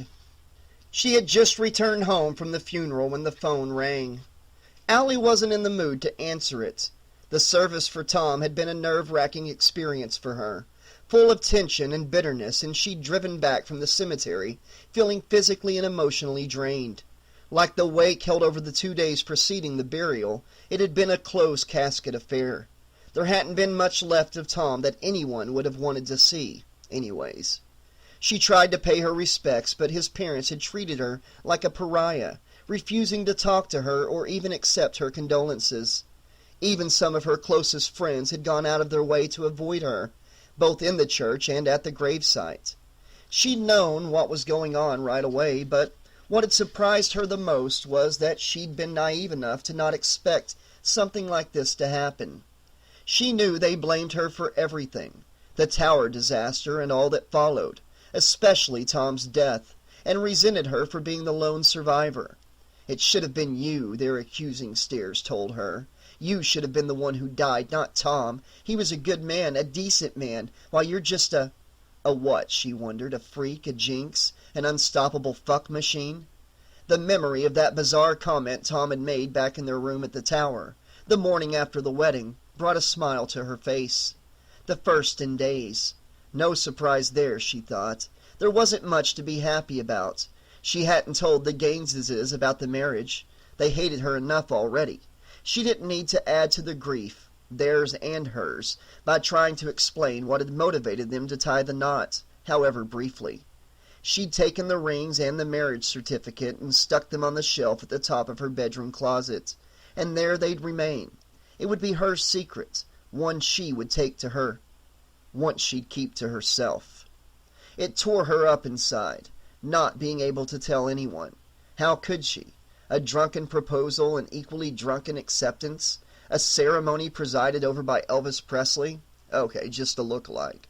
It was a cheap and tawdry thing to do, a poorly thought-out action that seemed like it had been borrowed straight from the pages of a bad romance novel, one that could have been a potential embarrassment to both of their families.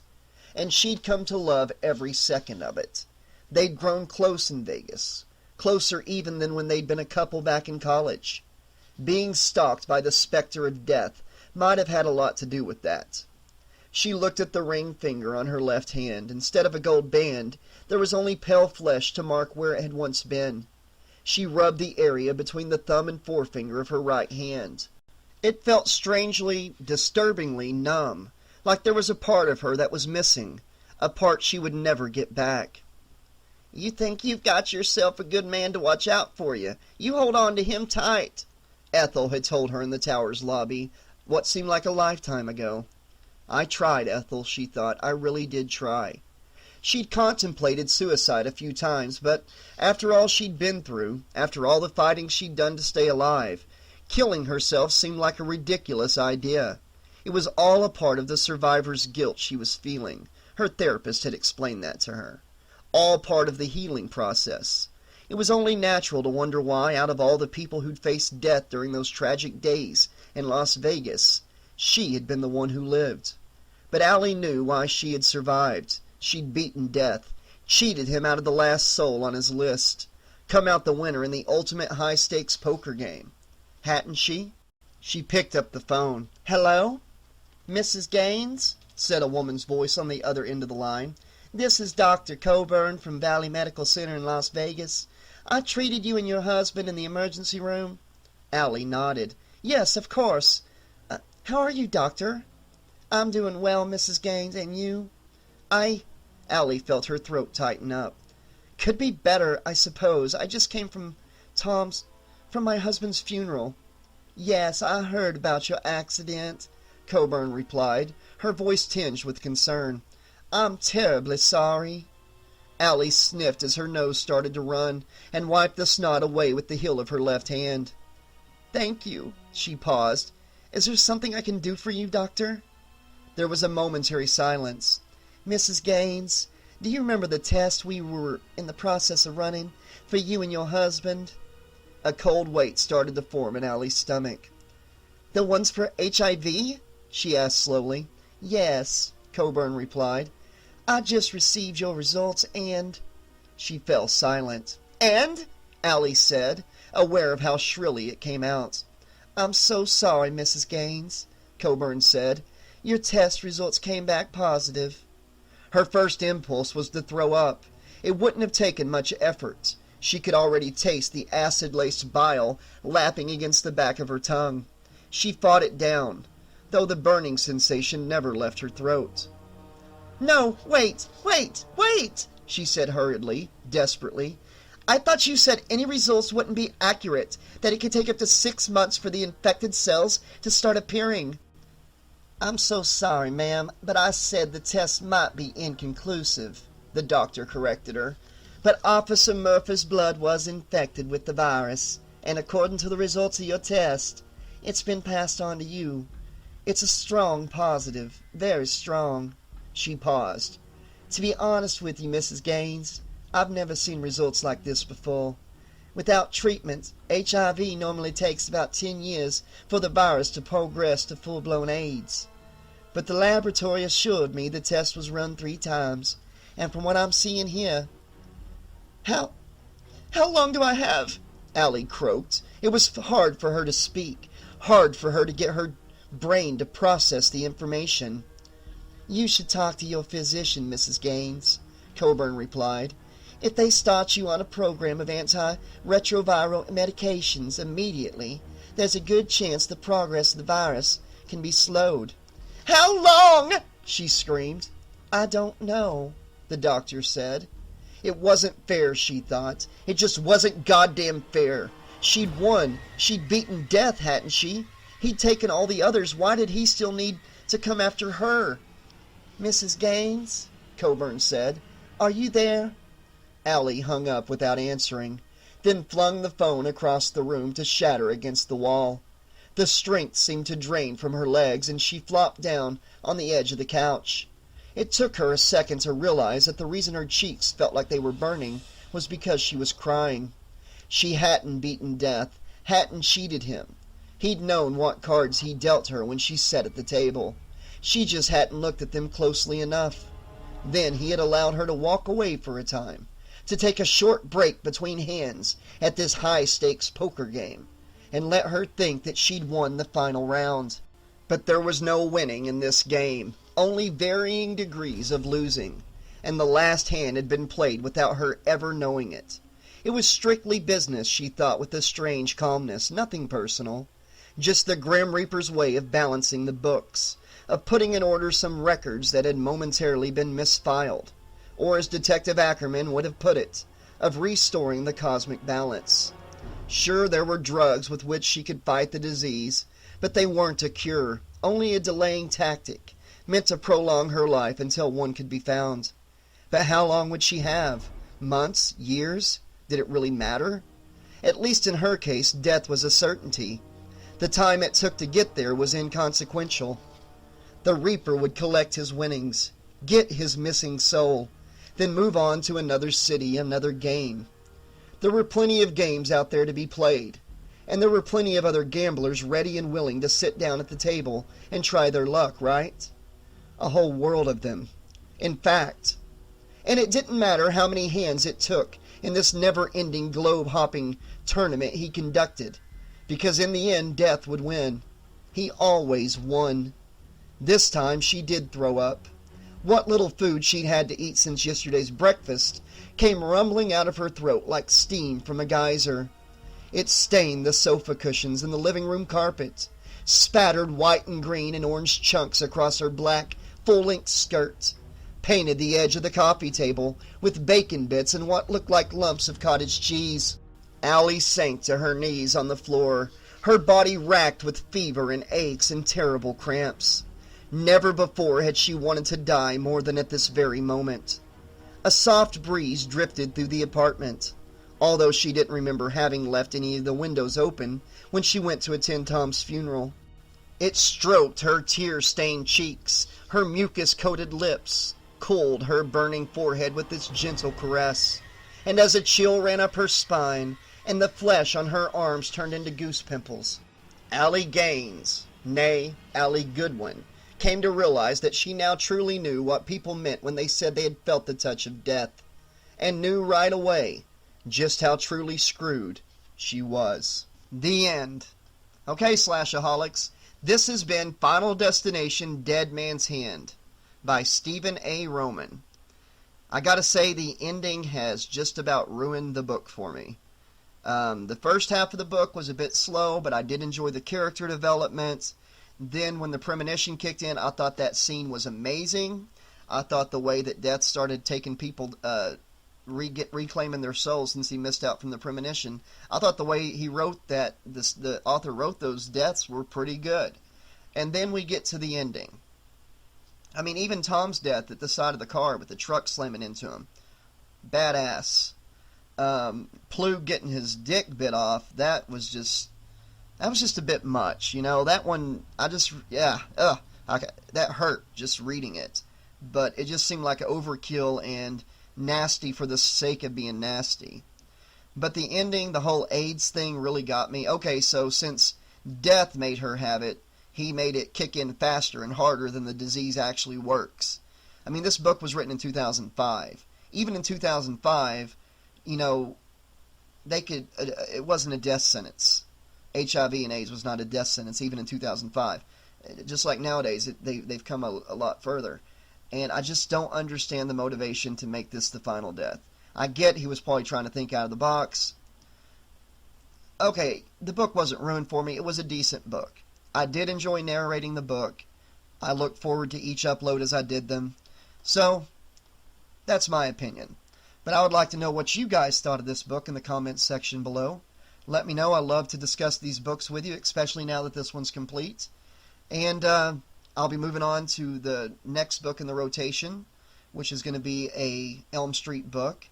But once I get back around in the rotation, the Final Destination, I'll be doing Looks Could Kill. I heard that one's got a pretty interesting plot where Death is actually a character in the book. That's going to be interesting to check out. Can't wait for that one. Looking forward to it. Tonight's upload and this unabridged audiobook, if you're listening to that version, was brought to you by our patrons, our sponsors over on Patreon. Carl Eakins, Catherine McClear, Sean Campbell, and Cecilia Spears. And if you would like to help this channel grow and get some great rewards for doing so, you can do it for as low as $5 a month. Become a patron, click the Patreon link in the description below, and become a patron sponsor of the 80s Slasher Librarian. And until next time, guys, this has been your friendly neighborhood 80s Slasher Librarian, losing his voice and saying, thanks for listening, and I'll see you soon. In the darkness, lurking away, nightmares calling every day, pages torn with blood and fear. Trust the voice you gotta hear.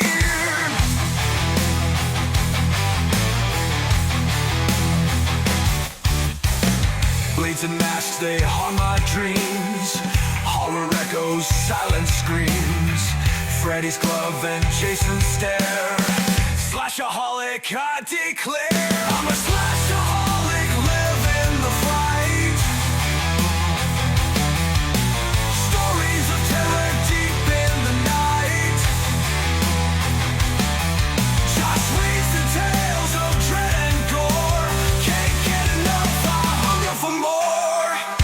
Chucky laughs and starts to play. Michael's shadow creeping in gray. Ghostface whispers hellish schemes. Josh's voice in twisted themes. Each dog chapter chills my spine. Fiction's fiendish dance divine.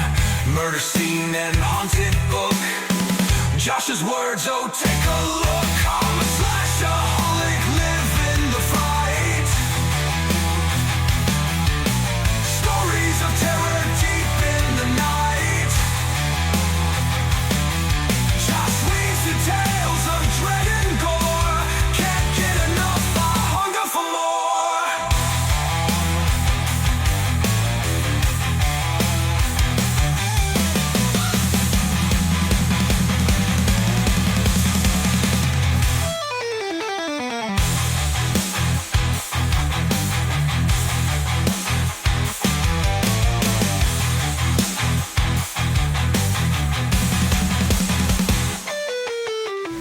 Chucky laughs and starts to play.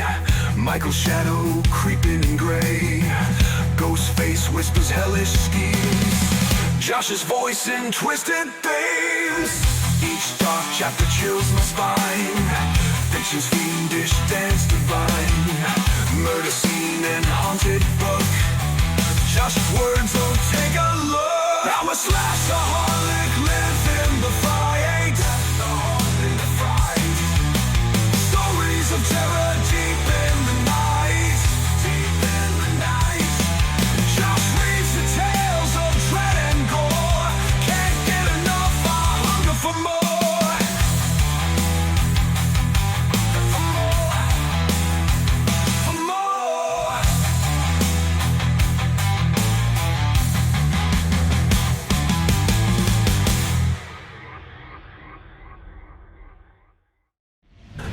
Final destination's near. Every death's a newfound fear.